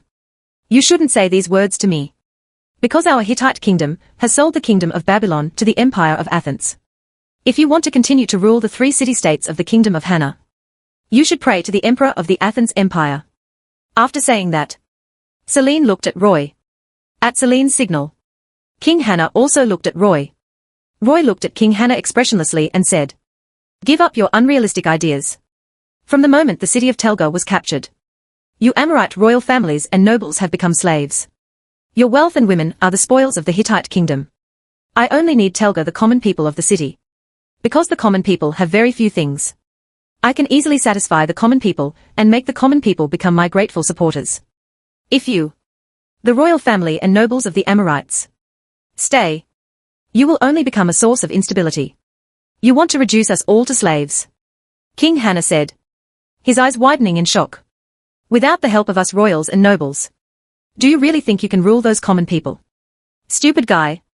I am a commoner myself, and I know how to rule the common people better than you royals and nobles. After saying that, Roy ignored King Hana and turned to Selene. Princess Hatapuna. Next, let our soldiers from the Athenian Empire search for the loot in Telga city. If Hittite soldiers are allowed to search for the loot, I'm worried that civilians will be harmed. Can. After accepting Roy's request, Selene said to Han Tilly and Tilipin. King Han Tilly. Prince Tilipin. I have good news for you. I have decided to marry the Emperor of Athens. The alliance between the Hittite kingdom and the Athenian Empire is guaranteed by marriage. Upon hearing the news, Han Tilly had no reaction. Because the Hittite royal family often used princesses to marry princes of various city-states and other countries, Han Tilly himself was a beneficiary of the Hittite royal family's marriage policy. His wife was not only a Hittite princess, but also the sister of the Hittite king Mursili. Tai Liping first showed an expression of surprise, and then showed an expression of reluctance. As a city-state prince of the Hittite kingdom, Tai Liping also wanted to marry a Hittite princess to gain the qualifications to compete for the throne. The target of Tai Liping's fancy was the unmarried Hittite princess Hatapuna. Chapter 438 The Goddess of Wealth of Scorpio Zodiac Sign. Telga City. As the capital of the Kingdom of Hana, this is a city with a population of about 50,000. After the soldiers of the Athenian Empire entered the city, they began to arrest the royal family and nobles in the city. Not only the small nobles in the city, but also the small nobles in the villages and towns outside the city would be arrested by the soldiers of the Athenian Empire. Roy, Selene, Han Tilly, and Tilipin entered the city. Seeing that the Athenian soldiers had really arrested all the royal family and nobles of the Kingdom of Hana, Selene asked curiously, how can you rule this city if you arrest all the royal families and nobles here? It is precisely because I captured all these royal families and nobles and gave them to you as slaves that I can truly rule this city. Roy explained with a smile. If I want to use the local royal family and nobles to rule Telga city, I must retain their privileges and wealth as nobles. When my rule cannot satisfy them, they can always use their huge wealth to arm soldiers to fight against me. In this case, the city of Telga is only nominally ruled by me. In fact, this city does not belong to me at all. In the history of the Mesopotamian plain, the kingdom of Akkadian, the third dynasty of Uri the Christian dynasty, and the kingdom of Babylon could only dominate for a short period of time because they only ruled each city-state in name. Once the city-state ruled by the king fell into weakness, each city-state would break away from the king's control. Without the local royal family and nobles to help you manage the common people, how can you still establish a stable rule? Okay, Roy said confidently. As a commoner of the ruled class, it can be said that I have nothing. As long as I give each commoner family 20 acres of land and exempt them from various taxes and corvées, I can make them grateful and support my rule. Commoners don't like to be ruled. The fools who are exploited by the royal family and nobles will not want to go back to the hard days of being exploited and oppressed just because I am a foreign ruler.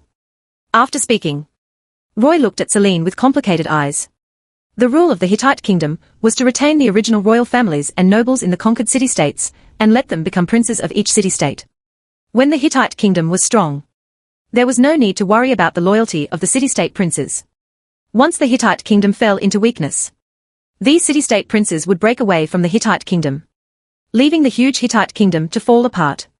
In the history of another world, after the son-in-law of the Hittite king Hantili usurped the throne of his brother-in-law, the Hittite kingdom fell into civil strife. The Amorites immediately rebuilt the kingdom of Jamhad in the northern part of Syria, and the Kitzavatna in the southeast of the Asia Minor Peninsula. The region also broke away from the rule of the Hittite kingdom. With these lessons learned, Roy must firmly learn from the first Emperor Yingzheng and transform the conquered areas to achieve the same effect as the same track and the same text. After listening to Roy's words, Selene asked Hantili and Tilipin. King Hantili, Prince Tilipin, what do you think of the Athenian Empire's policy of annihilating local royal families and nobles? Hantili and Tilipin looked at each other, then shook their heads and said, this kind of policy is bound to fail, and I don't think the Hittite kingdom should pursue this kind of policy. Even if the Athens Empire can get away with it, it doesn't mean that this policy is suitable for the Hittite kingdom. After all, the situation of the Hittite kingdom is different from that of the Athens Empire. Hantili and Tilipin, as city-state princes of the Hittite kingdom, themselves were the beneficiaries of the Hittite kingdom retaining local royal families and nobles. If the Hittite kingdom wiped out the local royal families and nobles, their families would also lose their status, power and wealth as city-state princes. Therefore, from the standpoint of the city-state princes, Hantili and Tilipin would of course oppose the policies of the Athenian Empire. The Athenian Empire wanted to completely transform the city of Telga. Of course, it not only had to demote all the local royal families and nobles into slaves and send them to the Hittite kingdom as trophies. It also wanted to eliminate the local gods and let the gods of the Athenian Empire replace the Amorites. Gods such as Marduk, Zeus, the human god of thunder, Yam, Poseidon, the king of the sea, and Nergal, Hades, the king of the underworld. Roy personally led the Athenian soldiers into the temples of Marduk, Jam, Nergal, Hammurabi and other temples, destroying the statues of gods enshrined in these temples. When Roy led his soldiers to a small temple, a petite and beautiful girl priest blocked the entrance of the temple and pushed all Roy's soldiers to the ground.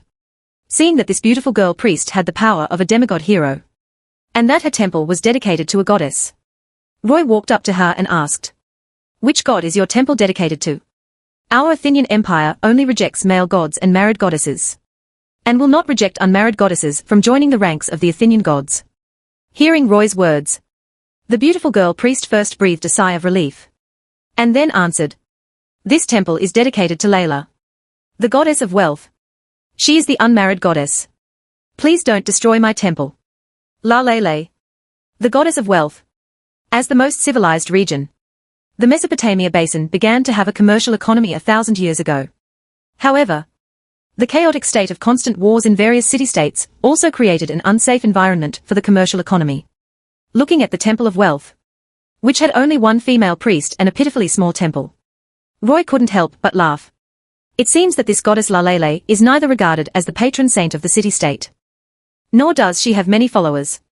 The beautiful girl priest said with a grimace, I have worked hard to spread the faith and tell people that they can get wealth by doing business. But they would rather plunder wealth under the protection of the god of war. If this situation continues, the goddess of wealth will have to change to a new priesthood. Isn't this goddess Layla originally the goddess of wealth? Layla was originally the Scorpio goddess born from the worship of the stars. In Mesopotamia, the primitive worship of the Sumerians was star worship. The sun god Utu, the moon god Nana, and the Venus goddess Inanna are the famous star triad.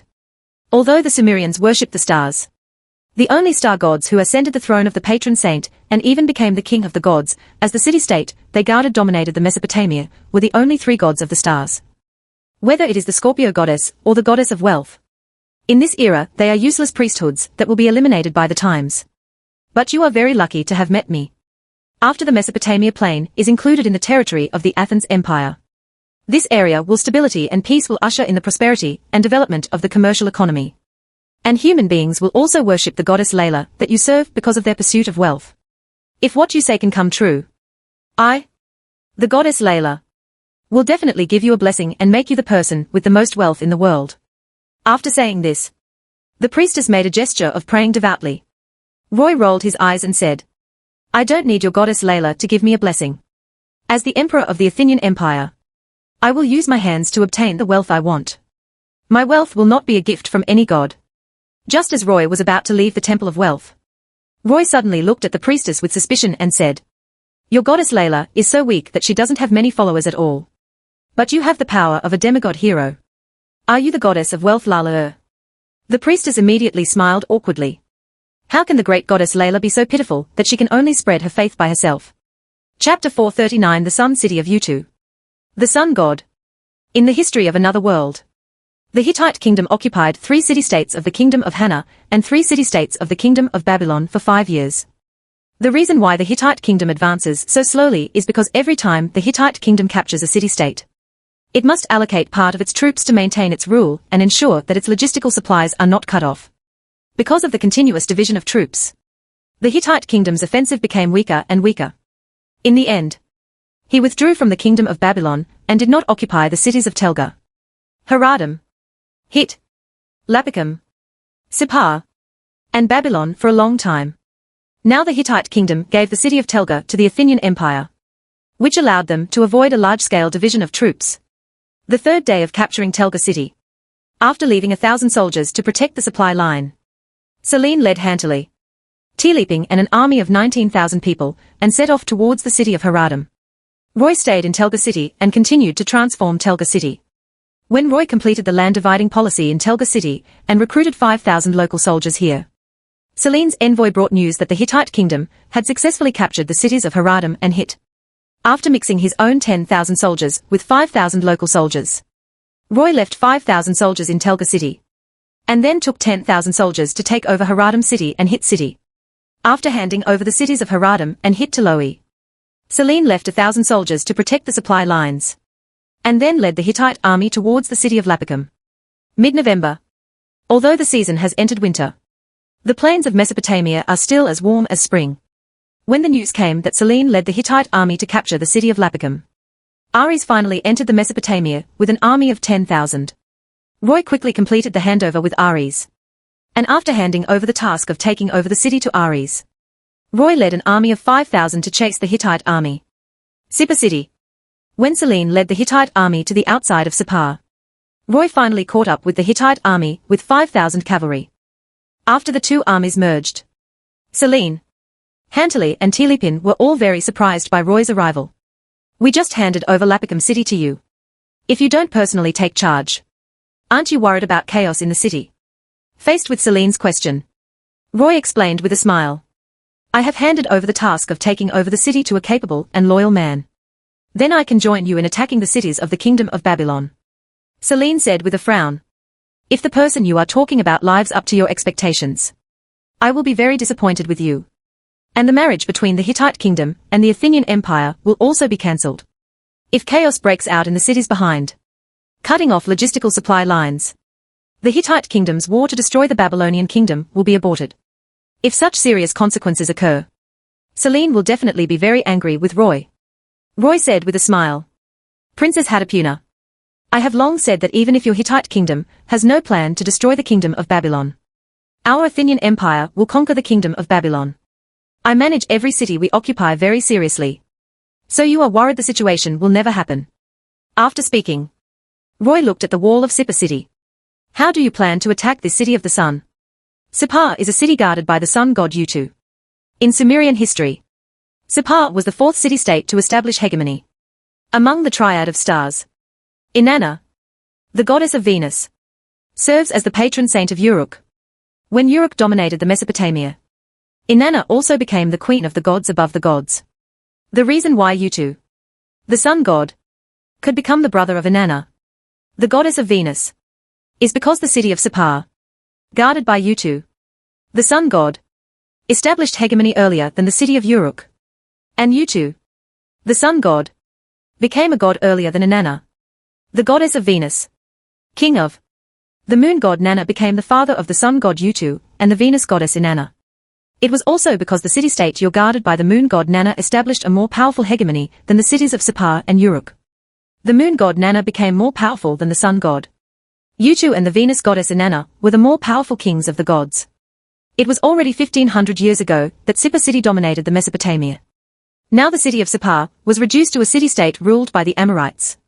Not only was Utu, the sun god who guarded the city of Sippar, suppressed by Marduk, Zeus, but even the city of Sippar was weakened by the city of Babylon.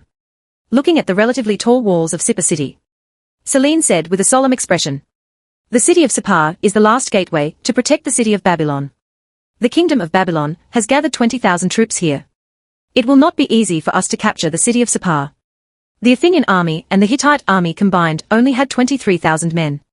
There are 20,000 defenders in Sippar city. Even if Roy and Selene are willing to pay heavy casualties, they may not be able to capture Sippar city. There are 20,000 defenders. And the siege is very detrimental to us. Roy observed the defenders of Sippar city and said, "But Sippar city is just a small city. The food here cannot support an army of 20,000 people. I can take my cavalry to cut off Sippar city's supplies and let the garrison of Sippar city go out to fight." Hantilly's eyes immediately lit up and he couldn't help but praise. "This is a really good idea. Then we will leave this important task to you." Tai Liping said with some worry. "The Amorites can not only use the land, but also use the Euphrates River to send food and supplies into the city of Sippar. Can your Athenian cavalry cut off their supplies on land as well as on the water?" Most of the city-states in the Mesopotamia were built near the Euphrates and Tigris rivers. Therefore, if we want to cut off the supply lines of these city-states, we must not only cut off their supply lines from land, but also cut off their supply lines from water. Roy said confidently, "Some of my soldiers come from the city of Athens. And they are all the best sailors. By collecting some ships from the cities we captured, my soldiers can cut off the supply of Sippar on the water." 10 days later, Roy used his actual actions to prove that he was not lying. Roy's soldiers not only cut off the supply of the city of Sippar on land, but also intercepted the ships of the kingdom of Babylon on the Euphrates River. During these 10 days, not a single grain of food entered the city of Sippar from outside. The food in Sippar city has also been exhausted. If the defenders of Sippar city choose to continue to defend the city, the hungry defenders will soon lose their combat effectiveness. Therefore, the only correct choice for the defenders was to go out of the city and engage in a decisive battle with the Hittite army. The last day of November, the city of Sippar suddenly opened its gates, and the 20,000 soldiers defending the city poured out like a tide, rushing towards the Hittite army surrounding the city of Sippar. As agreed with the city of Sippar, the 10,000-strong army of the kingdom of Babylon came from the city of Kuta, apparently hoping to completely defeat the Hittite army with its superior force. After losing the city of Lapicum, there were only 8 cities under the actual control of the Babylonian kingdom, with a population of only about 300,000. This 30,000-strong army was undoubtedly the main force of the kingdom of Babylon. As long as these 30,000 troops are defeated, the kingdom of Babylon will become a lamb to be slaughtered. Chapter 440 The 12 Pillar Divine Kings of the Two Rivers Basin. There are currently 8 cities in the kingdom of Babylon, namely the capital city of Babylon, Sippar, Tutupo, Kuta, Kish, Borsippa, Darebachan, and Malad. Marduk, the patron saint of Babylon, is also the protector of the kingdom of Babylon and the king of the gods. The patron saint of the city of Sippar is the sun god Utu. The patron saint of Kuta city is Nergal, the king of the underworld. The patron saint of Kish is Zababar, the god of war. The patron saint of the city of Borsippa is Nabu, the god of writing. The patron saint of Diabat is the earth goddess Ulash. The patron saint of the city of Malad is Ninurta, the god of agriculture and war. Among these many city-states, Babylon, Sippar, and Kish were all once dominant overlords. Utu, the sun god who protects the city of Sippar, and Zababar, the war god who protects the city of Kish, were also the kings of the gods who were superior to the gods when the cities of Sippar and Kish dominated the two river basins. Marduk, Zeus, the god of thunder and god of war, who protects the city of Babylon, is now the king of the gods in the Mesopotamia. 3,000 years ago was a watershed in the history of the Sumerians. The era before this is called the Antediluvian era. The myth of the Great Flood that originated in the Mesopotamia basin not only influenced Greek mythology, but also influenced the almighty god of the Light tribe. The so-called Great Flood that destroyed the world probably refers to some kind of catastrophe. This kind of catastrophe may be a flood caused by the diversion of rivers in the lower reaches of the Mesopotamia. Or it may be other forms of catastrophe. For example, the ancient Aryans on horseback invaded the Mesopotamian plains like a torrent. Before the flood, the Sumerians recorded 5 city-states that established hegemony. The first city-state to establish hegemony was the city of Eridu, guarded by the water god Enki. The second city-state to establish hegemony was the city of Bad Tabera, guarded by the shepherd god Dumuzi. The third city-state to establish hegemony was Larak city, which was guarded by the plant god Pabursag. The fourth city-state to establish hegemony was Sapar, guarded by the sun god Utu. The fifth city-state to establish hegemony was Shuruppak city, guarded by the god of war Sud. After the Great Flood, the city of Kish, guarded by the god of war Zababar, became the first hegemonic city-state after the Great Flood.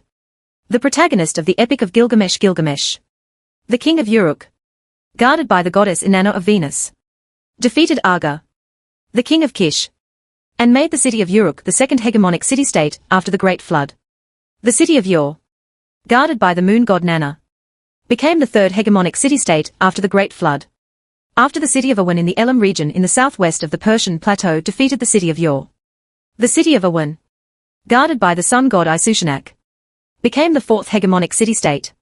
The city of Adab, guarded by Ninhursag, the goddess of earth and sea, was the fifth hegemonic city-state after the Great Flood. The city of Muri, guarded by Mer, Zeus, worshipped by the Akkadians, a branch of the ancient Aryans, was the sixth hegemonic city-state after the Great Flood. The city of Akkad, guarded by Hadad, Mer Marduk Zeus, was the seventh hegemonic city-state after the Great Flood. Isin city, guarded by the healing goddess Gula, was the eighth hegemonic city-state after the Great Flood. The city of Lhasa, guarded by the sun god Utu, was the ninth hegemonic city-state after the Great Flood. The city of Babylon, guarded by Marduk, the god of thunder and god of war, was the 10th hegemonic city-state after the Great Flood. Among these 15 hegemonic city-states, none worshipped the sky god and in Babylonian mythology. More specifically, no city-state in the Mesopotamia worshipped the god An. Tianshen and is just a supreme god made up in mythology, not a god worshipped in real history. Although Enlil, the god of earth and air in Mesopotamia mythology, is the patron saint of the holy city of Nippur. The city of Nippur was not a hegemonic city-state in the history of the Sumerians. Perhaps Nippur has a special status because the city is located in the center of the Sumerian region and once served as a neutral area for meetings between various city-states in the Sumerian region.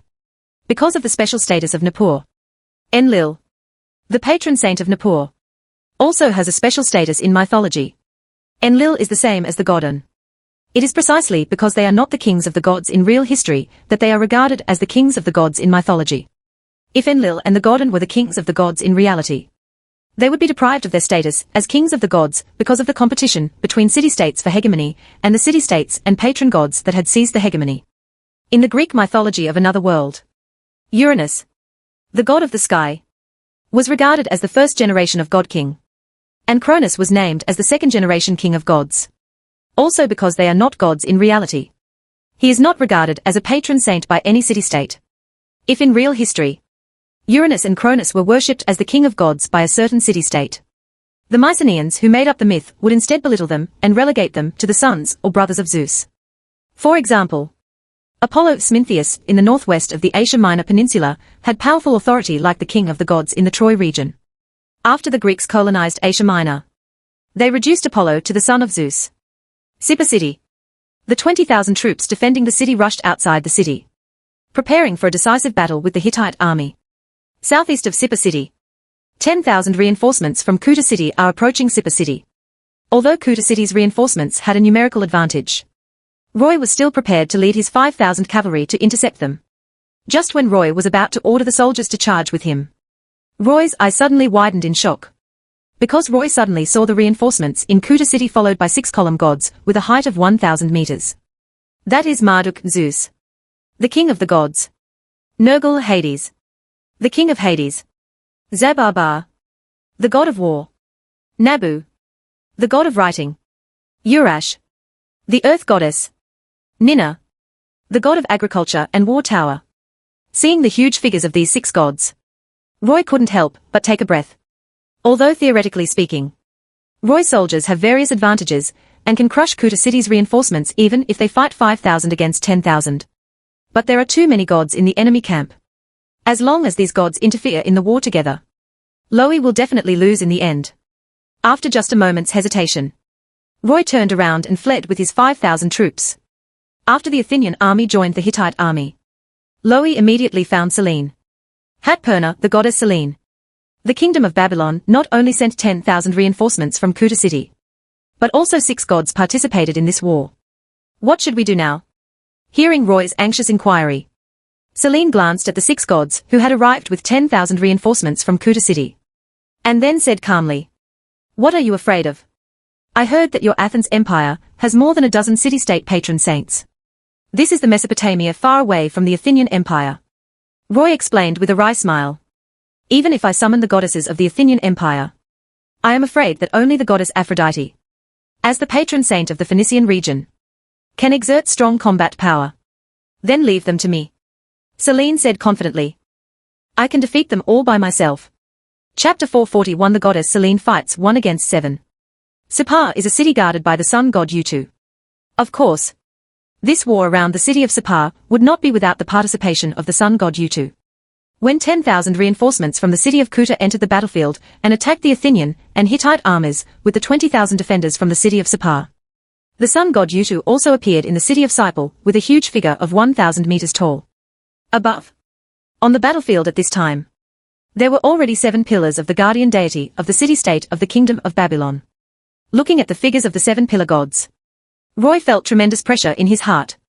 Just when Roy wanted to summon the goddess of the Athenian empire, Selene's body suddenly flew hundreds of meters into the air. Then under Roy's gaze, Selene's body glowed with white divine light, and she instantly transformed into the figure of a 1,000-meter-tall goddess. Selene, who turned into a goddess, also wore fully armored armor and used a helmet to hide her face. She waved the black iron spear in her right hand and pointed at the 7 pillar gods of the kingdom of Babylon with contempt. "Gods of Babylon, I am the goddess of the moon and war of the Hittite kingdom. Victory in this war must belong to the Hittite kingdom. Do you want to admit defeat on your own? Or do you want me to beat you until you admit defeat?" Arrogant and savage woman. Facing Selene's provocation and humiliation, Marduk said with a cold face, "You are just Alina's sister and subordinate. But you dare to challenge Marduk, the king of the gods of the kingdom of Babylon. Utu, the sun god. Zabarbar, the god of war. Urash, the earth goddess. Ninurta, the god of agriculture and war. I command you to defeat this arrogant and savage goddess." The 4 gods named by Marduk are all local gods in the Mesopotamia. Although they were very dissatisfied with Marduk's order, Utu, Zabarbar, Urash, and Ninurta still performed their duties as the patron saints of the city-state and besieged Selene from 4 directions. The city of Sippar, guarded by the sun god Utu, was once a hegemonic city-state in the Mesopotamia. Because the city of Sippar became the overlord, Utu, the sun god who protected the city of Sippar, also became the king of the gods in the Mesopotamia. The city of Kish, guarded by the god of war Zabarbar, was once the hegemonic city-state in the Mesopotamia. Because the city of Kish became the overlord, Zabarbar, the god of war who protected the city of Kish, became the king of the gods in the Mesopotamia. But this is, after all, the glorious history of the past.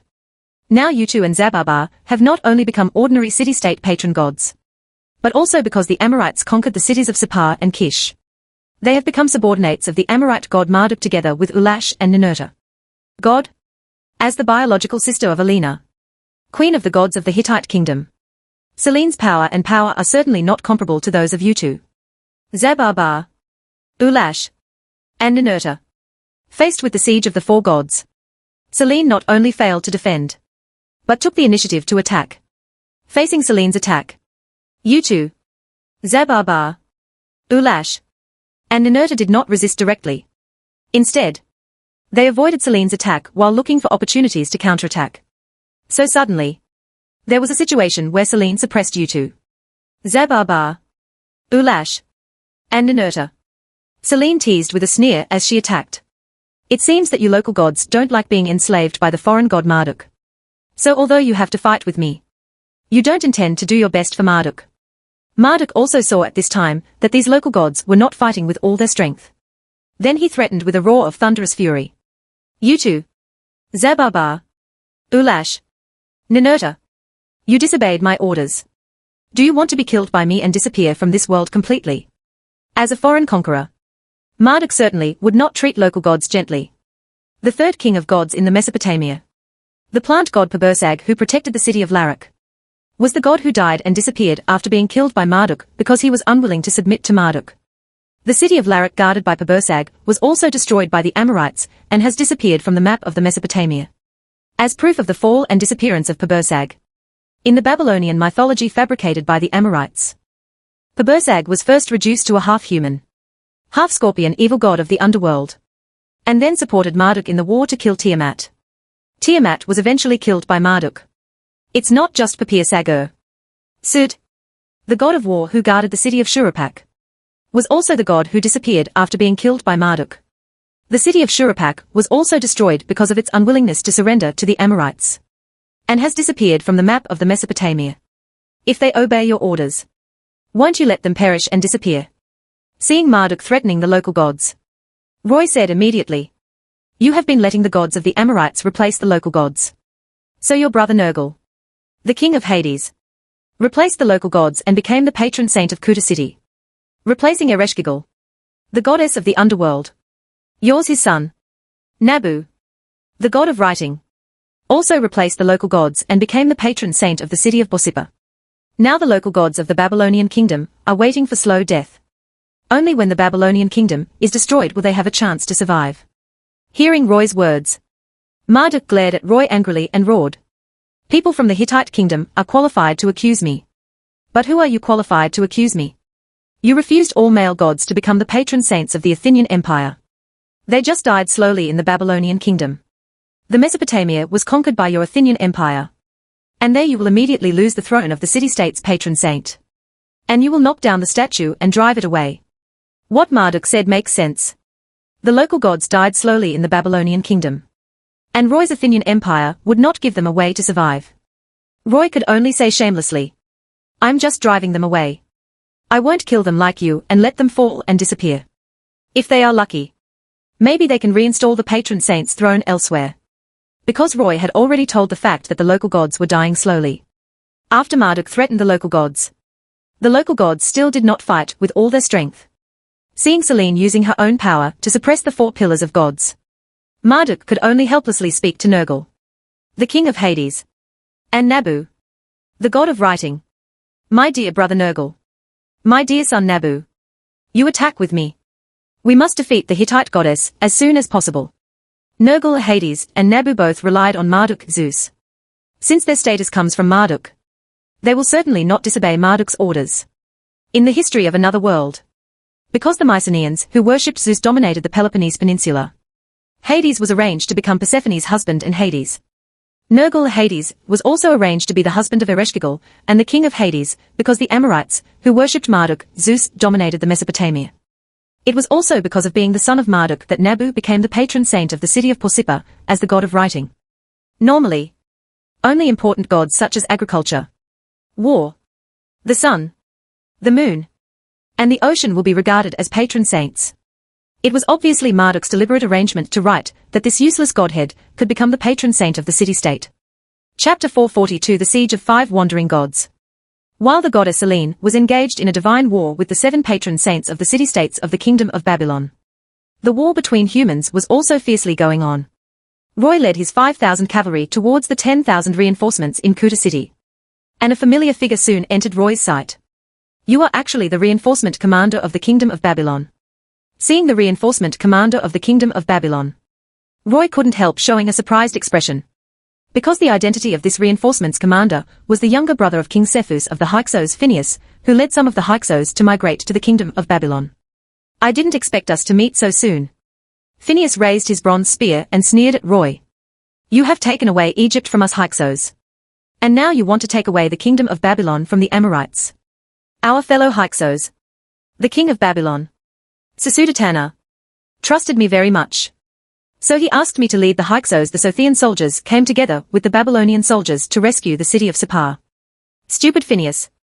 After being surprised, Roy looked at Phineas with pity and said, after I enter the Mesopotamia, you should continue to migrate with the Hyksos. Flee to the Persian plateau. And flee to the Indian region. Since you choose to fight me head-on, then I will send your soul to the arms of Ereshkigal, the goddess of the underworld. After saying that, Roy rode towards Phineas. Roy's cavalry also rushed towards the soldiers behind Phineas. Roy came to Phineas, preparing to end Phineas's life and make Phineas's soldiers lose their will to fight, when a golden scepter suddenly stretched out from the side to block Roy's attack on Phineas. The next moment, Roy was shocked to find that he was surrounded by 5 demigod heroes. The kingdom of Babylon currently only has a population of about 300,000. How can such a small country have 5 demigod heroes? Roy turned around and looked at the demigod heroes around him, and found that these demigod heroes were all people he knew. The Egyptian god of fire and craftsman Ptah, Hephaestus. The sun god Ra. The sun god Amon. The sun god Atum. The falcon god Hentikti. These 5 Egyptian gods are the 5 demigod heroes surrounding Roy at this time. Ptah, Ra, Amon, Atum, Hentikti. As gods, you all disguised yourself as human demigod heroes in order to deal with me. Don't call me the Egyptian name Ptah. Ptah roared angrily like an enraged lion. I am now the biological son of Father God Zeus Marduk. Father God has given me the name Hephaestus. Hearing Ptah's words, Roy rolled his eyes and mocked. Hephaestus, you don't think that Zeus will really treat you as his own son and make you the patron saint of the city-state like Nabu, the god of writing? Do you? Ptah said without hesitation. Brother Nabu is just the god of writing, and he can be given the throne of the patron saint of Borsippa city by God the Father. My god of fire and the god of craftsmen are both very important. As long as Father God and I become a father and son who love each other, Father God will definitely make me the patron saint of the city. Roy turned to look at Ra, Amon, Atum, and Hentikti and teased. Do you also think that as long as you and Zeus Marduk become biological father and son who are not related by blood, Zeus will let you ascend the throne of the patron saint again? Who do you think I am? Amon said angrily. I am Amon, the king of the Egyptian gods. How could I degenerate and become the son of Zeus? Human, I don't hesitate to become like this just to destroy you. Because of your greed for the goddess. You are in the territory of the Athens Empire. Expel all male gods. As long as we kill you, we can regain the throne of the patron saint. Atum said nothing. Hentikti persuaded Roy. Human, we can give you a chance. As long as you promise to let us return to the throne of the patron saint. We will not be your enemy. And we will help you defeat all enemies. Ra lowered his head and said, as long as you are willing to accept me, you can let me be your brother. Is this the so-called coercion and inducement? Looking at the 5 gods surrounding him, Roy said with a smile. If I accept you, you will help me. If I refuse to accept you, you will join forces to kill me and try to use my death to change the Athenian Empire. Unfortunately, as gods, you cannot directly interfere with humans on the battlefield. In this war, we can only pretend to be human demigod heroes. Although you are now 5 demigod heroes, I have no intention of surrendering to you. Then go die. After Amon said coldly. He immediately waved the golden scepter to attack Roy. There was a loud explosion. Roy waved his iron gun to block Amon's attack. Seeing Ra and Atum also attacking him from the side, Roy didn't have time to think too much and immediately summoned the wings of the sky to fly into the sky. Swish! Roy's body flew thousands of meters into the air with a sound of breaking through the air. Just when Roy wanted to breathe a sigh of relief, the hawk god Hentikti stretched out his wings and flew to Roy's left side. And Ptah also released blazing flames and flew to Roy's right side. Human, you made the stupidest choice, Hentikti said while wielding the bronze war spear to attack Roy. No one of us gods can be defeated by you. Facing the joint attack of our 5 gods, can you last for a few minutes or a few seconds? Roy said while dodging Hentikti's spear blade and the flames released by Ptah. I just need to hold on until the goddess of the Athenian Empire comes. After speaking, Roy prayed to the goddess of the Athenian Empire in his heart. Phineas looked at Roy's battle with the 5 gods and was a little confused for a moment. because he didn't know that he actually had 5 powerful demigod heroes under his command. And judging from Roy's conversation with them, it seems that these 5 demigod heroes are not human beings, but 5 demigod heroes disguised as humans. The great Zeus Marduk is indeed the king of the gods. These gods who help me must be Zeus's subordinate gods. As long as these gods can kill the hateful Loi, I can lead the Hyksos, the soldiers, and the Babylonian soldiers won the war, and ask the Babylonian king Sisudatana to grant me a territory. With the territory as the foundation for development, I can also build a powerful city-state, or even a kingdom. Under the siege of the 5 gods, Roy could only avoid the attacks in a panic. Although these 5 gods can only exert the power of demigod heroes while disguising themselves as humans, there are simply too many of them.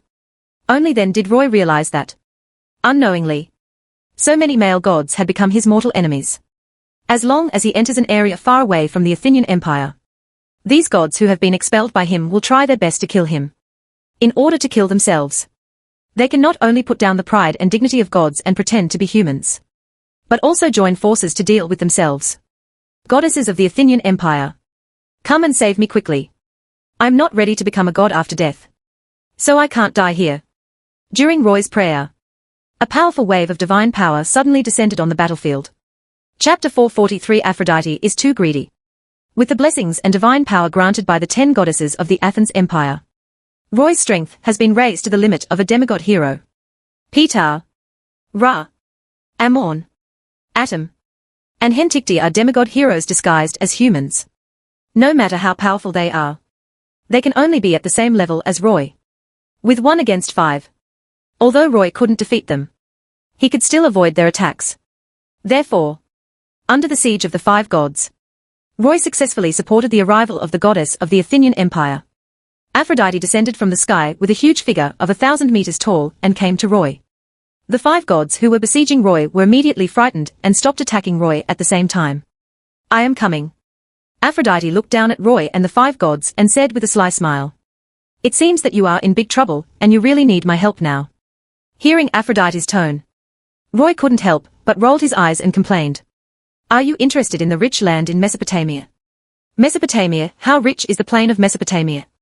The Babylonian region in the middle reaches of the 2 river basins, and the Sumerian region in the lower reaches alone have agricultural land of more than 110,000 square kilometers, equivalent to 150 million acres of cultivated land.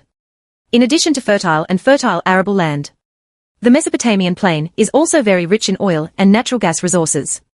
It accounts for 1/10 of the world's total proven oil reserves, and its natural gas reserves account for 1/10 of the world's total proven reserves. About 2% of the reserves. Phosphate reserves are about 10 billion tons. The Syrian region in the upper reaches of the Mesopotamia also has agricultural land exceeding 50,000 square kilometers. Syria is rich in mineral resources, mainly including petroleum, phosphate, natural gas, rock salt, asphalt, apatite, copper, iron, etc. After Roy saw through her thoughts, Aphrodite said with a bright smile, "Don't you want to marry me? Give me Mesopotamia as a wedding gift, and I will marry you now." Shameless goddess. After hearing Aphrodite's words, Amon suddenly reprimanded, "You are a disgrace to our gods for being willing to become a human wife.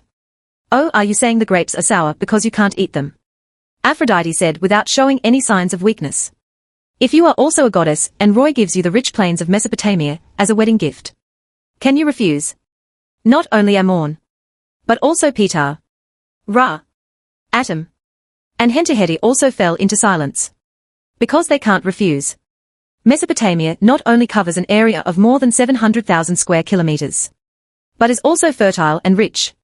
Become the king of the gods of Mesopotamia, and you will become one of the most powerful gods in the world. You want me to give you the entire plain of Mesopotamia? Roy said, rolling his eyes at Aphrodite. Even if I don't marry you, I can't personally turn you into a queen sitting on my head.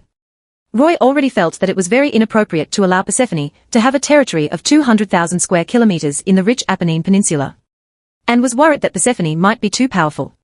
In order to use Persephone's physical body to become a god, Roy pretended not to see the threat that Persephone was too powerful. Aphrodite dared to ask for the entire plain of Mesopotamia. If you feel dissatisfied, we can still discuss it. Aphrodite began to bargain. You can't give me the entire Mesopotamia plain, But you can give me half of the Mesopotamia plain. Are you still not satisfied? Then give me 1/3. Is it possible? You are so cruel. You are only willing to give me 4 points. Roy interrupted her. What I give you belongs to you. You can't take what I don't give you. Help me deal with them quickly. And the benefits that should be given to you will be given to you. Then the benefit you give me cannot be less than 1/4 of the Mesopotamia plain. After saying that, without waiting for Roy to agree, Aphrodite summoned a golden divine bow, and then used her divine power to condense arrows and shoot them at the 5 gods. Aha! Aha! Aha! Aha! Aha! As soon as Aphrodite's arrow left the bowstring, it split into 5 and shot at a moon, Ra, Atum, Ptah, and Hentiti. The 5 gods turned into gods 100 meters tall and blocked Aphrodite's arrow attack. Then Amon said to the 4 gods, "We are no match for her. Let this human being go free today." After saying that, Amon flew towards the Amori Peninsula in the south at great speed. After La, Atum, Ptah, and Hentiti also escaped with great speed, Roy immediately breathed a sigh of relief, seeing that Selene was at a disadvantage under the siege of Marduk. Nergal, Nabu, Utu, Zabarbar, Urash, and Ninurta. Loe urged Aphrodite. Goddess Aphrodite. Now the Athens Empire and the Hittite Kingdom are in an alliance. As an ally of the goddess Selene, you should take the initiative to help her. I can help her, but the benefits I deserve must be given to me. You really deserve to be the patron saint of Phoenician merchants. I will give you all the benefits that should be given to you. After hearing Roy's answer, Aphrodite ran over to help Selene. At this time, the Hittite kingdom was vast and had a population of about 2 million. There are only 8 city-states left in the kingdom of Babylon, with a population of about 300,000. There is no doubt that the strength of the Hittite kingdom was more than 7 times that of the Babylonian kingdom. If Alina, the protector of the Hittite kingdom and queen of the gods, comes in person, even if Marduk, Nergal, Nabu, Utu, Zabarbar, Ulash, and Ninurta join forces, they will not be able to defeat the sun. Queen Alina. Although the moon goddess Selene is the biological sister of the sun Queen Alina, and has the authority second only to Alina in the Hittite kingdom, she is not the sun Queen Alina after all. Under siege by the 7 city-state patron saints of the kingdom of Babylon, Selene fell into a disadvantage in the battle and became increasingly embarrassed. Aphrodite intervened in the fight and stood behind Selene and said, "Dear Selene, I'm here to help you." Unnecessary. Selene refused without hesitation. To deal with these guys, the Hittite kingdom does not need the help of your Athenian empire. But you look like you're about to lose. There's no shame in being defeated by 1 against 7. Even if I need help, I don't need your help. After saying that, Selene took the initiative to retreat and distance herself from Marduk and the others, and then said angrily, "Yam, Hadad, Istanus, I command you to come to my aid." The Hittite kingdom conquered the kingdom of Jamhad in northern Syria, but did not include the local sea king Yam, Poseidon, thunder and storm god Hadad, Marduk, Zeus, and the sun goddess and earth goddess Ishtar. Nus, Aphrodite, banished them, and instead allowed them to join the Hittite pantheon. With the call of Selene, Hadad, Zeus, who is almost identical to Marduk, Istanus, who is very similar to Aphrodite, and king of the sea Yam, Poseidon. With a height of 1,000 meters, the huge figure descended behind Selene. Chapter 444. The clones of the same god meet. It's me. Seeing Hadad, Zeus, sea king Yam, Poseidon, and sun goddess Istanus behind Selene, Aphrodite immediately walked to Istanus, with her eyes widened in joy, and said, "I didn't expect to see another me here. What nonsense are you talking about?" The sun goddess Istanus stared at Aphrodite with an unhappy expression and said, "I am Istanus, the sun goddess and earth goddess from the city of Ardana in the Hittite kingdom. If you look at our identical faces and body movements, everyone will understand that you are the other me." Aphrodite leaned close to Istanus and said, "Your name Istanus is the variation of my other name Astarte." "Fool," Istanus said expressionlessly. "Of course I know that our names and bodies have the same origin. But I am now the sun goddess and earth goddess of the Hittite kingdom. You should understand that because the sun queen Alina came from the Caucasus to Asia Minor, I was affected by her influence, changed from a pure earth goddess to a sun goddess and earth goddess. So now I should be regarded as Alina's clone." "No," No. Aphrodite immediately retorted. Alina is a foreign conqueror. Don't think that you are Alina's clone just because you were conquered and assimilated by Alina. As goddesses with the same origin, you and I can be said to be twin sisters. As a foreign god, Alina can only be regarded as a sister who has no blood relationship with you. You two. Stop arguing. Selene said with an unhappy look on her face as she listened to the argument between Aphrodite and Astanis. When our Hittite kingdom conquers the Phoenician region, we will reunite you as one. The Phoenician region is now part of the Athenian Empire. Aphrodite immediately teased Selene. The alliance between the Athens Empire and the Hittite kingdom has not ended yet.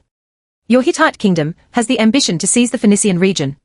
No wonder you don't want to accept the help given to you by the goddess of the Athens Empire. In the camp of the Babylonian gods. Seeing that in the camp of the Hittite gods there were Hadad, Marduk, Zeus, Sea King Yam, Poseidon, and Pluto, Nergal said with some disappointment. I'm not there.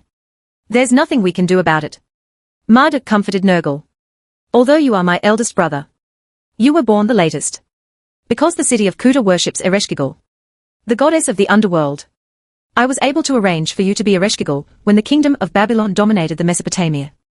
Husband of Gala and Hades. The kingdom of Babylon is now on the verge of collapse and may really be destroyed. Nergal looked at Marduk with clear and pure eyes and said, even if the kingdom of Babylon is destroyed, you can still continue to exist as Teshub Hadad, the thunder and storm god, and Aruna Yam, the sea god of the Hittite kingdom. What about me? If the Amorites conquer the Hittite kingdom, I will make you the husband of Lelvane, the Hades goddess of the Hittite kingdom, and the king of Hades. Unfortunately, we are about to be conquered by the Hittite kingdom, so I cannot guarantee our status. But you can rest assured that the priests who serve us can make up myths, and let me become the husband of the Sun Queen Alina, and the king of the gods of the Hittite kingdom in the myths. You will also become the Pluto of the Hittite kingdom in the myths.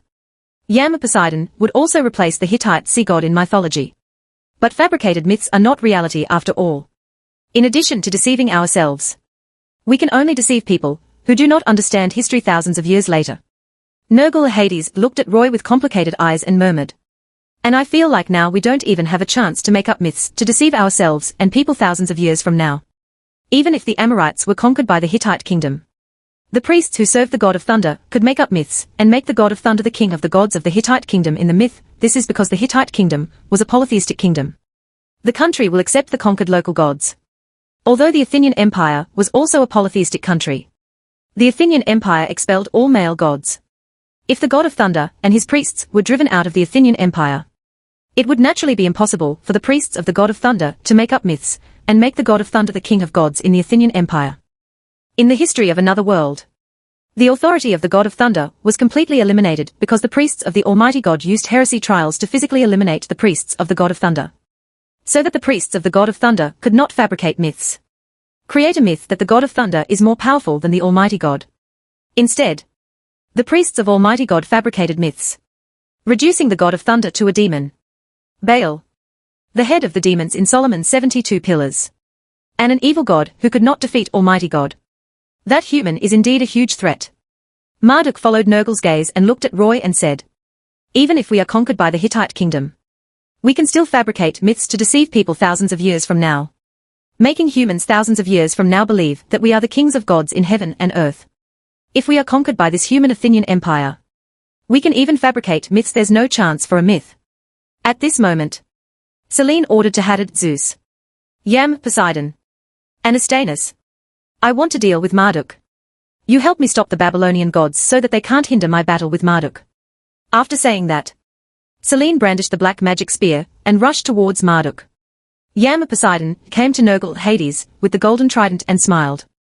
Dear brother, I am your second brother. Marduk is really a stingy man. Because my authority in the kingdom of Yamhad is greater than Hadad, Marduk, Zeus, he will not let my name be appears in the Babylonian myths concocted by the priests who served him. Dear brother, are you going to fight me? Nergal also said with a smile. We are true brothers. And we are both clones of the god of thunder. I don't want to fight you. I don't want to fight you either. But we are the losers conquered by the Hittite kingdom. And we have to obey the Moon Queen's orders. So just play with me for a while. While Yam, Poseidon, was chatting with Nergal Hades, Hadad, Zeus also came to Nabu. The god of writing. Nabu. Do you want to fight me? Father god. Nabu bowed his head respectfully and said. The great Marduk is the father god. And the great Hadad is also the father god. Of course I dare not fight with the great father god. Hadad said with satisfaction. In addition to Marduk and Hadad, I now have a new avatar of Zeus. If neither the Athens Empire nor the Hittite kingdom are willing to accept you after the fall of the Babylonian kingdom, you can go to the Balkans to seek refuge with Zeus. And he will let you become the Illyrian god of wisdom and writing. Thank you to the great father god. I believe that father god will definitely become the most powerful king of the gods. Nabu said gratefully. Even if they can't do it in reality, the priests of God the Father can still make up myths and make God the Father the most powerful king of the gods in the myth. Chapter 445. The moon is the shadow of the sun. Hadad, Zeus and Yam, Poseidon each had their opponents. And Astanus also came to the sun god Utu, the earth goddess Ulash, the war god Zababar, and the god of agriculture and war Ninurta said, I'll be your opponent. You four come together. Arrogant goddess. Utu immediately frowned and said, maybe we can't defeat you alone. But you are too stupid to challenge four of us gods at the same time. Aphrodite also came to Astanus and said, Dear sister, let me help you share the burden. One of us will deal with two. Astanus did not refuse. Because she does not have the strength to defeat the four gods on her own. It was just her own pride that prevented her from asking Aphrodite for help. Aphrodite's offer to help her does not count as her asking Aphrodite for help. Seeing that Astanus did not reject her, Aphrodite came to the war god Zababar and the earth goddess Urash and said, I will be your opponent. You two come together. Phoenician goddess. There is no need for us to fight. Zababar stood there and said, after the Amorites conquered my city of Kish, they have been suppressing my city of Kish. I also feel like dying slowly under Marduk's suppression. I don't want to fight with the Amorites for Marduk. So we just pretend let's kill time by pretending to be fighting. In the history of the Sumerians, as the city of Kish rose to become the overlord several times, Zababar, the god of war who protected the city of Kish, also became the king of the gods in the Mesopotamia several times. After the Amorites conquered the city of Kish, in order to prevent the city of Kish from rising again and threatening the rule of the Amorites, the city of Babylon has been suppressing the city of Kish. Zababar is the king of the gods of the Sumerians. So Marduk, the king of the gods of the Amorites, has also been suppressing Zababar. Now for Zababar, even if the city of Kish was conquered by the Athenian Empire and the Hittite kingdom, the result would not be worse. So Zababar did not want to fight for the kingdom of Babylon at all. After hearing Zababar's words, Aphrodite turned to look at the earth goddess Ulash and said, Don't you want to fight me either? Ulash shook his head and said, We, the local gods, will be degraded and humiliated by the Amorites. The priests who served Marduk made up the king of gods named Tian Shen and in Babylonian mythology, and actually arranged for me to be the wife of Tian Shen. Let it is such a humiliation for me to be the wife of a god who does not exist in reality. Although I do not want to fight for the kingdom of Babylon. After all, I have the responsibility of being the patron saint of the city-state. So I must pretend to follow the way you fight. After saying that, Ulash released a huge ball of black divine power to attack Aphrodite. Although Ulash's attack looks incredibly powerful, it actually cannot cause any harm to Aphrodite. After Aphrodite released a ball of divine power the size of a football to annihilate Ulash's attack, she said with a gentle and sweet smile, I feel very sorry for your experience. So I will play with you for a while. After saying that, Aphrodite also released a ball of divine power to attack Zababar. While Aphrodite was performing a battle show with Zababar and Urash, Astanus also started fighting with Utu and Ninurta. Unlike Aphrodite who was performing a battle, Astanus was seriously attacking Utu and Ninurta. And Utu was also seriously fighting back. Ninurta said dissatisfiedly while blocking Astanus' attack, Goddess Astanus, do you really want to kill us? I must defeat you to increase my authority in the Hittite kingdom. Astanus explained as he attacked. And your companion Utu is also fighting seriously. Utu said expressionlessly, Astanus, you want to defeat us and step on our bodies to enhance your authority. I have a reason why I cannot lose to you.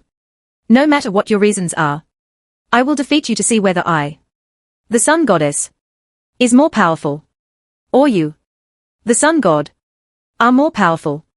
Among the gods, Selene, the goddess of the moon, And Marduk, Zeus, the god of thunder and war, fought the most fiercely. Selene's black magic gun attacked Marduk's body with the power to tear apart space. Marduk avoided the attack while releasing thunder to counterattack. Although Marduk is the protector of the kingdom of Babylon and the king of the gods, the kingdom of Babylon is now only a small country with a population of about 300,000. Although Selene is not the king of the gods, she is the biological sister of Alina, the goddess of the sun and earth, the protector of the Hittite kingdom with a population of about 2 million and the queen of the gods. The battle between the two gods was hard to tell for a while, but it could be seen that Marduk was gradually losing ground. Clang clang clang. Selene's gun blade collided with Marduk's Thor's hammer. Boom boom boom boom. Marduk's left hand kept releasing thunder to attack Selene. Although Marduk is astonishingly powerful as the king of the gods, Selene's divine power is even more powerful. No, no. Marduk questioned suspiciously as he fought Selene. Selene, even if you are the biological sister of Sun Queen Alina, you should not be so powerful. You're right, Selene said with a smile. Although I, as the god of the moon and war, am an important deity of the Hittite kingdom, I am still at the same level as the city-state patron saint of the Hittite kingdom. I have more powerful divine power than you, the king of gods. Because the moon is the shadow of the sun, human beings in this era may not understand it. But we gods know that the moon itself does not emit light. The moon just reflects the light of the sun. In other words, the light of the moon comes from the sun. I just like a mirror. The person who really fights you is not me, but my sister who lent me the power of the Sun Queen. While Selene was explaining, the shadow of a 10,000-meter tall goddess appeared behind her. Seeing the phantom of the goddess behind Selene, Marduk showed an expression of anger and helplessness on his face. As the shadow of the Sun Queen Alina descended, Selene was like the sun goddess, her body bursting with endless light, and her divine power surged instantly. Facing Selene with enhanced divine power, Marduk only hesitated for a moment, then turned and ran away from Selene. Marduk. Selene was about to kill Marduk with an attack with enhanced divine power, when she saw Marduk abandoning his dignity as the king of gods in the kingdom of Babylon and running away. Selene was immediately stunned, before Selene could come to her senses. When Nergal and Nabu saw Marduk fleeing, they immediately chased him away. Utu, Zabarbar, Ulash, and Ninurta, who stayed on the battlefield, also stopped fighting Aphrodite and Astanus. It seems that Marduk has abandoned the city of Sippar, Utu said as he looked at Marduk's fleeing figure.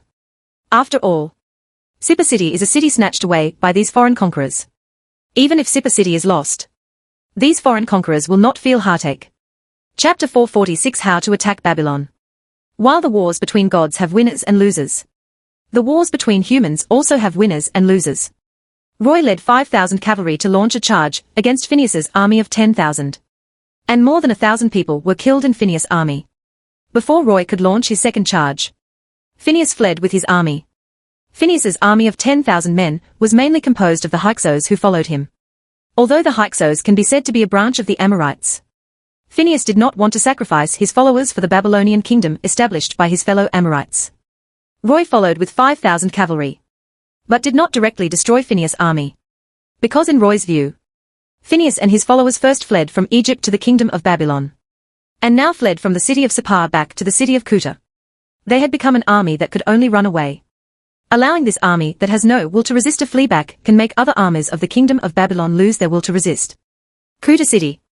This is the city guarded by Nergal, the king of Hades. Phineas fled to the city of Kuta with his army and immediately ordered the garrison of Kuta to open the city gates. Just when Phineas was about to lead his army into Kuta City, Roy led hundreds of cavalry into Kuta City and guarded the city gate and said to Phineas, "Dear Phineas, thank you for helping me open the gate of Kuta City. Now Kuta City belongs to me, and you can leave with your soldiers." Loey. Phineas glared at Roy with angry eyes, but he did not order an attack. Because of the previous battles, Phineas understood that although his army had a numerical advantage, it was vulnerable to Roy's cavalry. Seeing that Roy's large cavalry force had arrived, Phineas could only leave with his own army and give up the city of Kuta to Roy. In order to rescue Sippar City, Phineas took away almost all the soldiers from Kuta City. Now there are only 1,000 defenders left in Kuta City. Seeing that the gate of Kuta City was captured by Roy and Phineas left with the army, the defenders simply chose to surrender. When Lowy captured Kuta Castle without bloodshed. Outside Sippar, Hantili and Tilipin also led 18,000 Hittite soldiers and defeated the 20,000 defenders of Sippar. After destroying the Temple of Hades and knocking the statue of Nergal to the ground in Kuta city, Roy left 4,000 soldiers to capture the nobles of Kuta city, and then returned to Sippar with 1,000 cavalry. Sippar city. Roy returned here with 1,000 cavalry and saw that the war was over. 2,000 of the 20,000 defenders of Sippar city were killed, and the rest were all prisoners. After reuniting with Selene, who had transformed back into a Hatpurna, Roy entered Sippar city with Selene, Hantili, and Tilipin, and asked his soldiers to capture the nobles of Sippar city, the city lord's palace in Sippar city. When Sippar was an independent city-state, it was the palace of King Sippar. After Roy, Selene, Hantili, and Tilipin entered the palace hall, Selene sat on the throne that used to belong to King Sipal and now belongs to the city lord and said, "In today's war, we captured too many prisoners. Should we temporarily stop the offensive and send these prisoners back to the Hittite kingdom as slaves?" Hantili said immediately, "The number of these 18,000 prisoners is too much. We don't have any extra food to feed them. And we don't need so many slaves. Let's just kill half of them." In ancient wars, large-scale massacres of captives often occurred. The most famous deed of the killing god Bai Chi was to win the Battle of Changping and massacre 400,000 Zhao army prisoners. The fundamental reason why Bai Chi massacred Zhao's prisoners was that the Qin army's logistics were stretched thin, and there was no extra food to feed 400,000 prisoners. If the prisoners of Zhao army cannot get food, there will definitely be a riot. So the best option is to kill all the prisoners. After the overlord Xiang Yu won the Battle of Julu, he chose to trap and kill 200,000 prisoners. Also because he could not afford to feed these prisoners. After hearing Hantili's suggestion to kill the prisoners, Roy immediately said to Selene, "Princess Hatpurna, if the Hittite kingdom does not want so many captives, I am willing to buy them. My soldiers and I have captured Kuta city, and I am willing to exchange these captives with the families and wealth of all the nobles in Kuta city. Can you afford to feed these prisoners?" Selene said with confusion, "As far as I know, you don't have much food. I'm bringing in food from Phoenicia and Egypt." Roy explained with a smile. "Although it is indeed stressful to feed these prisoners, I don't want to waste these precious manpower. And if I buy these prisoners and give them freedom, I can recruit at least 10,000 soldiers from them. Since you are willing to pay the price, I will sell all these prisoners to you." After deciding on the ownership of the captives, Selene continued, "In today's war, although our Hittite army lost more than 1,000 people and more than 1,000 people were injured and lost their fighting power, the kingdom of Babylon was also severely damaged. Next, I plan to attack Babylon, the capital of the kingdom of Babylon, in one go. What do you think?" "I agree with the princess's idea," Tai Liping said immediately. "We are now attacking the city of Babylon. The defenders of Babylon only have 20,000 soldiers at most. But our Hittite kingdom has only 15,000 soldiers left to fight. The defenders of Babylon have the advantage of defending the city. The Athenian soldiers followed. If we attack the city together, we can defeat the city of Babylon at the minimum cost. As the capital of the kingdom of Babylon, the city of Babylon was of course an easy to defend but difficult to attack city. In the history of another world, not only the kingdom of Babylon, but also the kingdom of Kassite, the kingdom of Neo-Babylon, and the Persian Empire also used Babylon as their capital. After hearing Tai Liping's words, Roy said with a smile, "My Athenian soldiers can participate in the attack on Babylon. But I request to separate from you. If you attack the west gate of Babylon, I will attack the north gate of Babylon." "Can." After accepting Roy's request, Selene continued, "Princess Semiramis, the daughter of the king of Babylon, is said to be a peerless beauty, as beautiful as a goddess. She can be said to be the most valuable trophy in the city of Babylon. Whoever can enter the palace first will get Semiramis, Princess Sai, as a trophy. If you don't want to lose such a beauty, you must do your best to attack the city of Babylon." After saying that, Selene looked at Roy, Hantili and Tai Liping with half-smiling eyes. Roy said while staring at Selene's perfect figure with a slender waist, "I have no interest in the Babylonian Princess Semiramis. It seems you can't wait to get Hatapuna." Selene teased in a teasing tone, "I promise you will not regret exchanging the advanced technology of the Athenian Empire for Hatapuna. Because Hatapuna's beauty will not be lost to any girl in the world." "No. Roy couldn't help, but said silently in his heart. In fact, I am not interested in the Hittite princess Hatapuna either. What I am really interested in is you. The powerful goddess who defeated Marduk. The king of the Babylonian gods. Chapter 447 King of Babylon Sasudatana. There is a saying that soldiers are valuable and quick. The goal is to attack the enemy before they can react. The day after the Athenian army and the Hittite army captured the cities of Sippar and Kuta, Roy ordered Ares to take over the cities of Sippar and Kuta in a hurry with 10,000 troops. Roy himself led 5,000 cavalry and 15,000 Hittite soldiers led by Selene, Hantali, and Tyapin attacked the city of Babylon.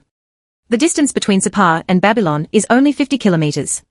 So at noon the next day, the Athenian army and the Hittite army arrived outside the city of Babylon and surrounded the capital of the kingdom of Babylon. The enemy troops approached the city and immediately plunged the city of Babylon into panic. Although the city of Babylon also had 20,000 soldiers defending the city, which was not inferior to the enemy forces outside the city. The disastrous defeat of Sippar city had made the kingdom of Babylon understand the gap in combat power between the two side soldiers. Even if the soldiers of Babylon rely on tall and solid walls for defense, they may not be able to defend the city of Babylon. Therefore, before the Hittite army and the Athenian army attacked the city, the Babylonian king Sasudatana sent an envoy, expressing his willingness to surrender and pay tribute in exchange for ending the war. If the Hittite kingdom had long-term ambitions to control the Babylonian kingdom, the Hittite kingdom would accept the Babylonian kingdom as a city-state prince of the Hittite kingdom, and then subtly annex the Babylonian kingdom. It is a pity that the external environment of the kingdom of Babylon is too bad. To the north of the Babylonian kingdom was the kingdom of Kassite. To the northwest were the kingdom of Mitanni and Assyria. And to the east were the Sumerian kingdom of Haiti and the Elamite kingdom of Elam. If the Hittite kingdom wanted to control the Babylonian kingdom for a long time, these forces around the Babylonian kingdom would become enemies that the Hittite kingdom must face. Obviously, the Hittite kingdom did not have the extra power to control the Babylonian kingdom and compete with the various forces in the Mesopotamia for hegemony. Now the Hittite kingdom just wants to break through the city of Babylon and rob the wealth that the city of Babylon has accumulated for hundreds of years. The Hittite kingdom did not accept the peace proposal of the Babylonian king Sasudatana. And Roy certainly would not accept it. After all, only by wiping out all the kings of the Mesopotamia, including the Babylonian king Sasudatana, could Lowy become the only king of the Mesopotamia. After rejecting the Babylonian envoy's request for peace, the Hittite army began to attack the city from the west gate of Babylon. Roy led the Athenian army to attack the city from the north gate of Babylon. To the south of the city of Babylon was the Euphrates River, and the east gate was the only one that was not blocked. While the Athenian and Hittite armies were attacking the city, the Amorite royal family and nobles fled from the east gate of Babylon with their families and wealth. Seeing that Phineas and the Hyksos who followed him were also in the fleeing party, Roy handed over the siege to the soldiers. And Roy himself rode towards the fleeing party at the east gate. Phineas, are you running away again? After catching up with Phineas, Roy joked with a smile. If you stay in Babylon with the Hyksos soldiers, the city of Babylon can only have 20,000 garrison soldiers. Now that you have escaped with the Hyksos soldiers, there are only 10,000 garrison soldiers left in the city of Babylon, about. This is the Babylon of the Amorites, not the Babylon of us Hyksos, Phineas said, glaring at Roy with angry eyes. I will not let the Hyksos who follow me bleed and die for the Amorite city of Babylon. Only by surviving can we conquer a new land and regain our Egypt in the future. Then you continue to escape. You take the Hyksos and flee to the Persian plateau. And I will take the Athenian soldiers to chase them to the Persian plateau. You take the Hyksos and flee to India. And I will take the Athens. The soldiers pursued me to the Indian region. One day, you and the Hyksos who follow you will become my prisoners. After saying that, Roy stopped chasing Phineas and turned back to the north gate of Babylon. Looking at Roy's leaving figure, Phineas sneered. I heard that the Indian region has a large population. By the time you catch up to the Indian region, I will have already conquered the indigenous people there and established a powerful kingdom. When Roy rode back to the north gate, he was surprised to see that the Athenian soldiers had breached the north gate without his leadership. When the kingdom of Babylon was about to perish, not only the Amorite royal family and nobles did not want to sacrifice themselves, but even the soldiers at the bottom did not want to sacrifice their lives for the kingdom of Babylon. The main force that captured the city of Babylon should be the Hittites, Roy said helplessly as he rode into the city of Babylon. You are fighting so aggressively. If there are too many casualties, I will feel bad. The history of another world has proven that the Hittite kingdom had no ambition to control the Babylonian kingdom. Even if the Athenian Empire did nothing, it could still take over the cities of the Babylonian kingdom from the Hittite kingdom. So Roy always believed that the Athenian soldiers could just pretend to be attacking the city. And there was no need to be injured or even sacrificed for this war. But the Athenian soldiers did not know what Roy was thinking. Without Roy's control, they actually entered the city of Babylon one step ahead of the Hittite army. When Roy caught up with the Athenian soldiers, this group of wolf-like soldiers had already arrived at the gate of the royal palace in Babylon. No way. In order to take care of the soldiers' mood, Roy could only lead them to capture the palace and win the greatest glory in this war. The Babylonian king Sasudatana also seemed to have a backbone. So he did not escape with his family. Even if he wanted to escape, the surrounding forces would not be able to accept him as the king of Babylon.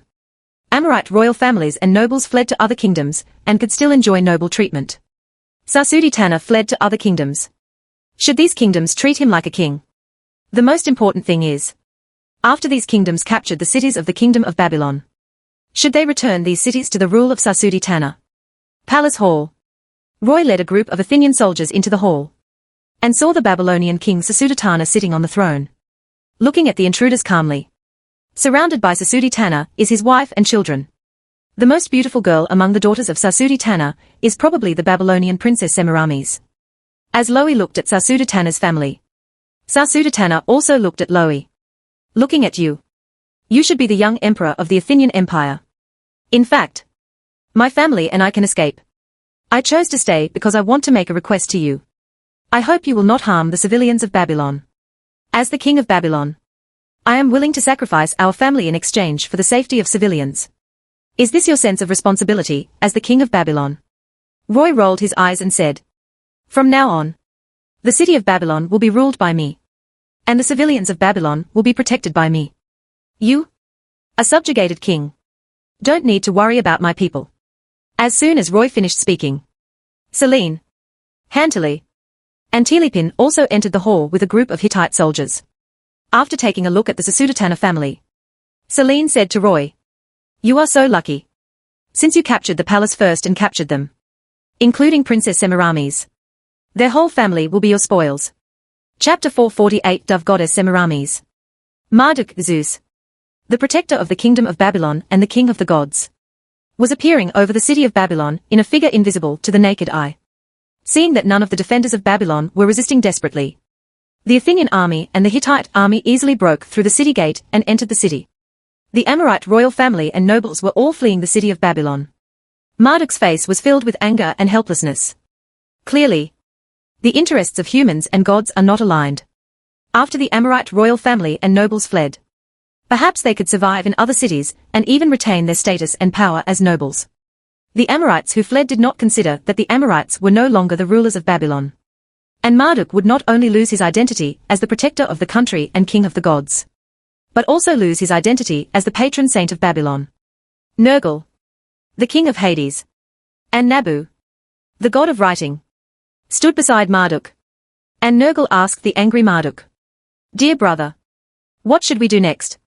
Marduk closed his eyes and took a deep breath. Then opened his eyes with a painful expression and said, although Roy, this damn human, has not yet knocked down the Marduk statue in the Marduk temple, I know he will definitely knock down my statue. There is no place for us in the Mesopotamia. We are different from the Hyksos. Let's go to the Persian plateau or India together. God the Father, Nabu, the god of writing, said with some lack of confidence, I haven't lost the throne of the patron saint of Borsippa city. Do I want to leave too? My stupid son, Marduk said, glaring at Nab with an angry look. The kingdom of Babylon has been destroyed. No matter whether the Athenians or the Sumerians conquer the city of Borsippa next, they will drive you, the Amorite god, from your throne.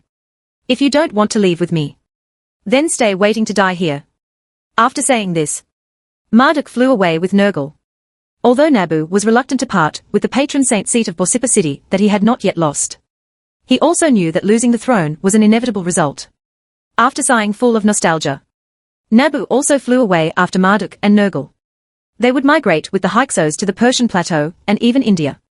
Perhaps there, Marduk can become Indra, the king of the gods. And Nergal can become Yama, the lord of the underworld. The royal palace of Babylon. The Hittites began to plunder wealth and palace maids here as trophies. Roy looked at the Babylonian king Sasuditana and his family in the palace hall, thinking about what to do with them. King Sasuditana of Babylon. What do you think I should do with you? Roy asked, looking at Sasuditana on the throne. Should I marry your daughter Semiramis? Inherit the throne of the Babylonian king? And then declare myself the legal ruler of Mesopotamia? Sasuditana asked rhetorically. If you become my son-in-law, how will you treat our family? Since you want to inherit my throne, you must kill me. As a subjugated king, I no longer care about my life or death, but my family. I won't kill you, Roy said with a smile. Other people might kill you as a threat, but you are not an enemy in my eyes. Regardless of whether your daughter Semiramis will become my woman or not, I will not kill you. But I will demote your whole family into slaves, and make your men work as mining slaves or road construction slaves, and your women as weaver slaves. Slave.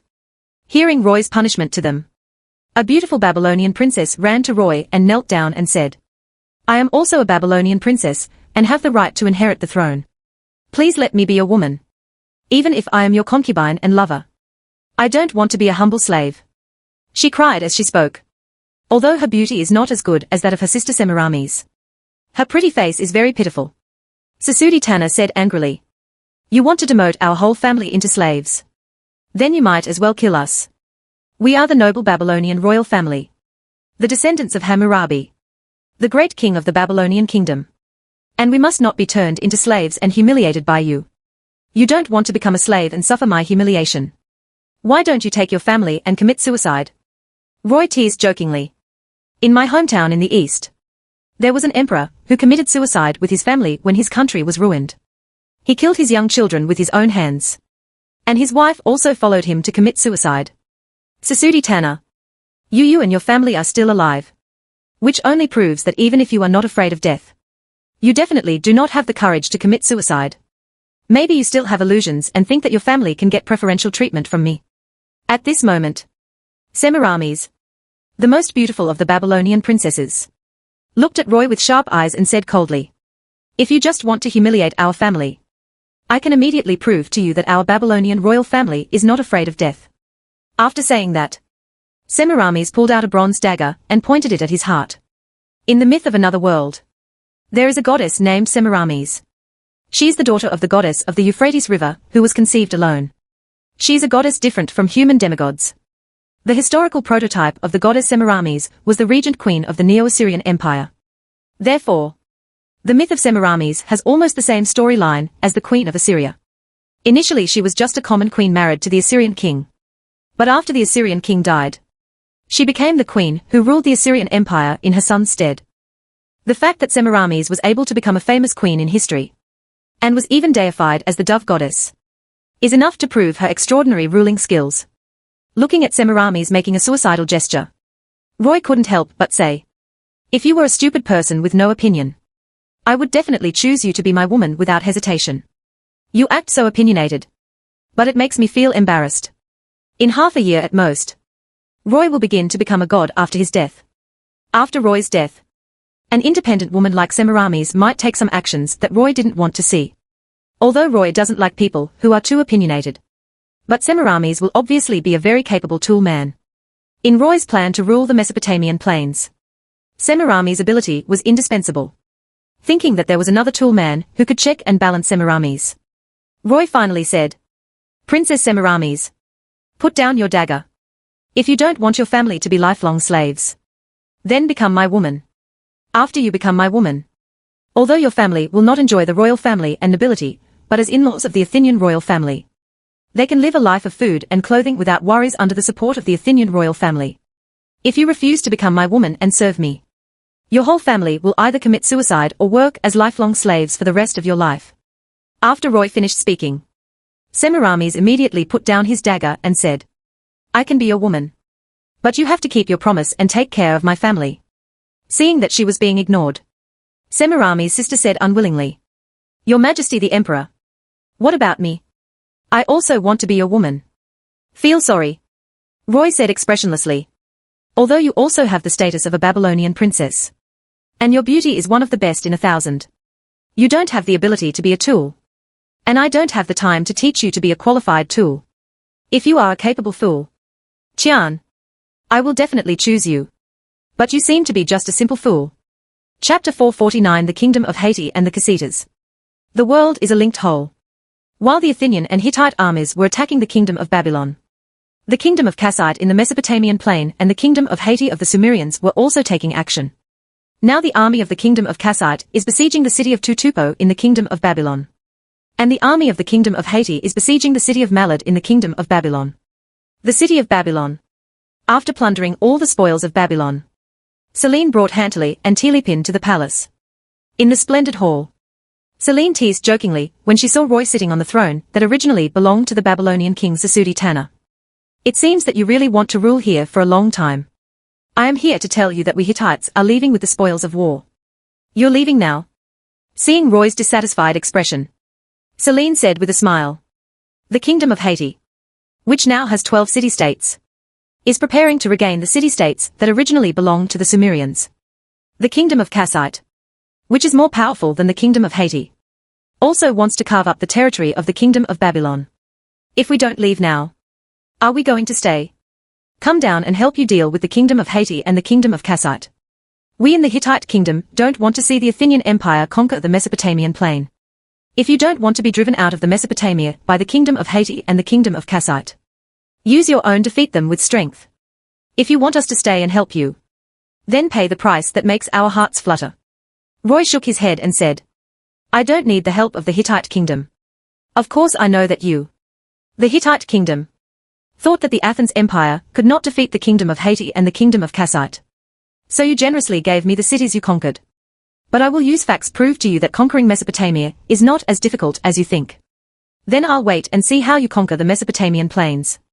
I think you will definitely fail in the end. After you marry Hatapuna and share advanced technology with the Hittite kingdom, maybe the Hittite the kingdom and the Athenian empire could join forces to divide the Mesopotamian plains. After Selene left with Hantali and Telepin, Semiramis, standing next to Roy, said, in order to deal with the kingdom of Haiti and the kingdom of Kassite, I think you can continue to honor my father as the king of Babylon. My father will use his identity as the king of Babylon to order the various city-states of the kingdom of Babylon to join the empire of Athens against the kingdom of Haiti and Kassite kingdom. When the war is over, you will inherit the throne of Babylon as my father's son-in-law. Do you think I'm a child? Roy said, rolling his eyes at Semiramis. Now I am a foreign conqueror. So I can reasonably deprive your father of the throne. If I respect your father as the king of Babylon and become his son-in-law, I cannot reasonably deprive him of the throne. I can only wait. He will inherit his throne after he dies of old age. You don't have to worry about dealing with the kingdom of Haiti and the kingdom of Kassite. I really don't regard them as a threat. The kingdom of Haiti was composed of 12 Sumerian city-states in the lower reaches of Mesopotamia. The kingdom of Kassite was established by the Kassite people who migrated from the Persian plateau. The population of the kingdom of Haiti is approximately 400,000. And the population of the kingdom of Kassite is 300,000. Because the kingdom of Kassite is a nomadic nation with a large number of war horses, the kingdom of Kassite with a smaller population is stronger than the kingdom of Haiti. In the history of another world, after the fall of the kingdom of Babylon, the kingdom of Kassite seized most of the territory of the kingdom of Babylon, destroyed the kingdom of Haiti, and became the new overlord of the Mesopotamian plain. Because the kingdom of Haiti and the kingdom of Kassite are also hostile to each other, the kingdom of Haiti can send up to 20,000 soldiers to seize the territory of the kingdom of Babylon. And the kingdom of Kassite can send up to 15,000 troops to seize the territory of the kingdom of Babylon. In other words, the Athenian Empire only needed to defeat 35,000 people to keep the fruits of victory. If Selene, Hantali, and Telepin had not left with the Hittite army, the Athenian army and the Hittite army would have easily defeated the kingdom of Haiti and the kingdom of Kassite. Now, Roy's troops can be said to be stretched thin. It seems that this is the only way. In a short period of time, Roy did not have enough troops to capture the cities of Tutupo, Kish, Borsippa, Durbachan, and Malad in the kingdom of Babylon. But Roy could not just watch his defeat. The fruits of victory were captured by the kingdom of Haiti and the kingdom of Kassite. So the only way now is for Lowi to first defeat the kingdom of Haiti and the kingdom of Kashet. And then seize the 5 city-states of the kingdom of Babylon. Semiramis. Can I trust you? Roy looked at Semiramis with a solemn expression and said, I plan to take 8,000 soldiers from Babylon. I will give the remaining soldiers to you and make you the ruler of Babylon. If you feel you can't trust me, you can make me your woman now. That's not necessary. Roy shook his head and said, if you want to betray me, even if you become my woman, you will still betray me for your family. I will hand over the rule of Babylon to you. If you dare to betray me, I will definitely let your family suffer a punishment worse than life. After making the decision, Roy immediately adjusted the military strength of the city of Babylon. After Roy's 5,000 Athenian soldiers and 8,000 Babylonian soldiers are reorganized, 3,000 Athenian soldiers and 5,000 Babylonian soldiers will be taken away by Roy. And the remaining 2,000 Athenian soldiers and 3,000 Babylonian soldiers will ensure that Semiramis had absolute rule over the city of Babylon. Of course, Roy didn't completely believe Semiramis. Therefore, Roy has authorized Ares. Once Semiramis betrays Roy, Ares can lead his army to attack the city of Babylon. The next day, Lowi left the city of Babylon with an army of 8,000 and headed for the city of Malad, which was being besieged by the kingdom of Haiti. As Roy left, Semiramis also took action. 5 envoys left Babylon with letters written by Semiramis and went to Tutupo, Borsippa, Durbat, Kish and Malad respectively. Before nightfall, the Amorite governors of Tutupo, Borsippa, Durbat, Kish, and Malad received cuneiform texts written on clay tablets by Semiramis. Letter. Let me surrender to the Emperor of Athens. The governor of Malad looked at Semiramis' letter with a very complicated expression on his face. Because the epistle of Semiramis makes a lot of sense. The age of the Amorites is now over. Regardless of whether the Athenians, the Sumerians, or the Kassites conquered the Babylonian region, it was impossible for the Amorite royal family and nobles to retain the power and wealth of the past. The Amorites had a blood feud with the Sumerians and Kassites who had been fighting each other for hundreds of years. So it was the wisest choice for the Amorites to surrender to the foreign Athenians. The most important is, as the princess of the Amorites, Semiramis will not only become the woman of Lowi, but also the ruler of the Mesopotamia. Under the rule of Semiramis, the interests of the Amorites will be maximized. Chapter 450 The City-States and Gods of Sumer. Ninurta is the god of Saturn and the god of war. The city of Malad he protects is not outstanding in the history of the Mesopotamia. However, Ninurta is not only the patron saint of Malad city, but also the patron saint of the cities of Lagash and Gursu in the Tigris River basin. As the patron saint of the 3 city-states, Ninurta has great authority among the gods of the Mesopotamia. The queen of the gods who once dominated the Mesopotamia, the healing goddess Gula, who protected the city of Ison, was also an ally of Ninurta, and was even classified as Ninurta's wife in mythology. Roy rushed to the city of Malad with 3,000 Athenian soldiers and 5,000 Babylonian soldiers, and saw that the city had been surrounded by 20,000 troops from the kingdom of Haiti from 4 directions. Seeing Lowi's army approaching Malad city, King Iruma Migal of the kingdom of Haiti responded immediately, gathered together the 20,000 troops besieging the city, and sent an envoy to Lowi. Lowi negotiated with the Haitian envoys and accepted the request to negotiate with the Haitian king Iruma Migal. So before the Athenian army fought with the Haitian army, Roy rode alone and Iruma Migal drove the chariot alone to the center of the battlefield. After the 2 kings faced each other, they saw that Iruma Migal was also a young king. Roy took the initiative to speak to Iruma Migal. King of Haiti, I ask you to give up attacking the city of Malad. The Babylonian princess Semiramis is my fiancée, and I am the legal heir to the throne of Babylon. If your kingdom of Haiti invades the territory of the kingdom of Babylon, I will treat you kingdom of Haiti to fight back and retaliate. Your request is unreasonable. Iruma Migal said, neither humble nor condescending. From the Persian Gulf to the city of Kish, it is all the territory that belongs to us Sumerians. As the king of the Sumerians, I must recover the cities of Malad, Durbat, and Porsi that were taken away by the Amorites. The cities of Par and Kish. If you Athenians are willing to voluntarily leave our Sumerian territory, I will give you great wealth in return. Then we can't reach an agreement. Roy said with a joking smile. Iruma Migal, king of Haiti, now that you have committed the crime of waging war against me, I will not only defeat you, but I will also conquer your kingdom of Haiti as punishment. You, Iruma-Migel said with his eyes widened in shock. You have no sincerity in negotiating from the beginning. And you have the ambition to conquer us Sumerians. Roy did not deny Iruma-Migel's accusation, and nodded with a smile. Iruma-Migel. Thank you for giving me a reason to conquer the Sumerians. When you become my prisoner, I will set you and your family free. After saying that, Roy turned around and left. Returning to his army. Iruma-Migel also angrily drove his chariot back to the Haitian army. The kingdom of Haiti was established in the city of Enlil by Iruma-Iram, the ancestor of Iruma-Migel. In 1730 BC, the 20th year after the death of Hammurabi.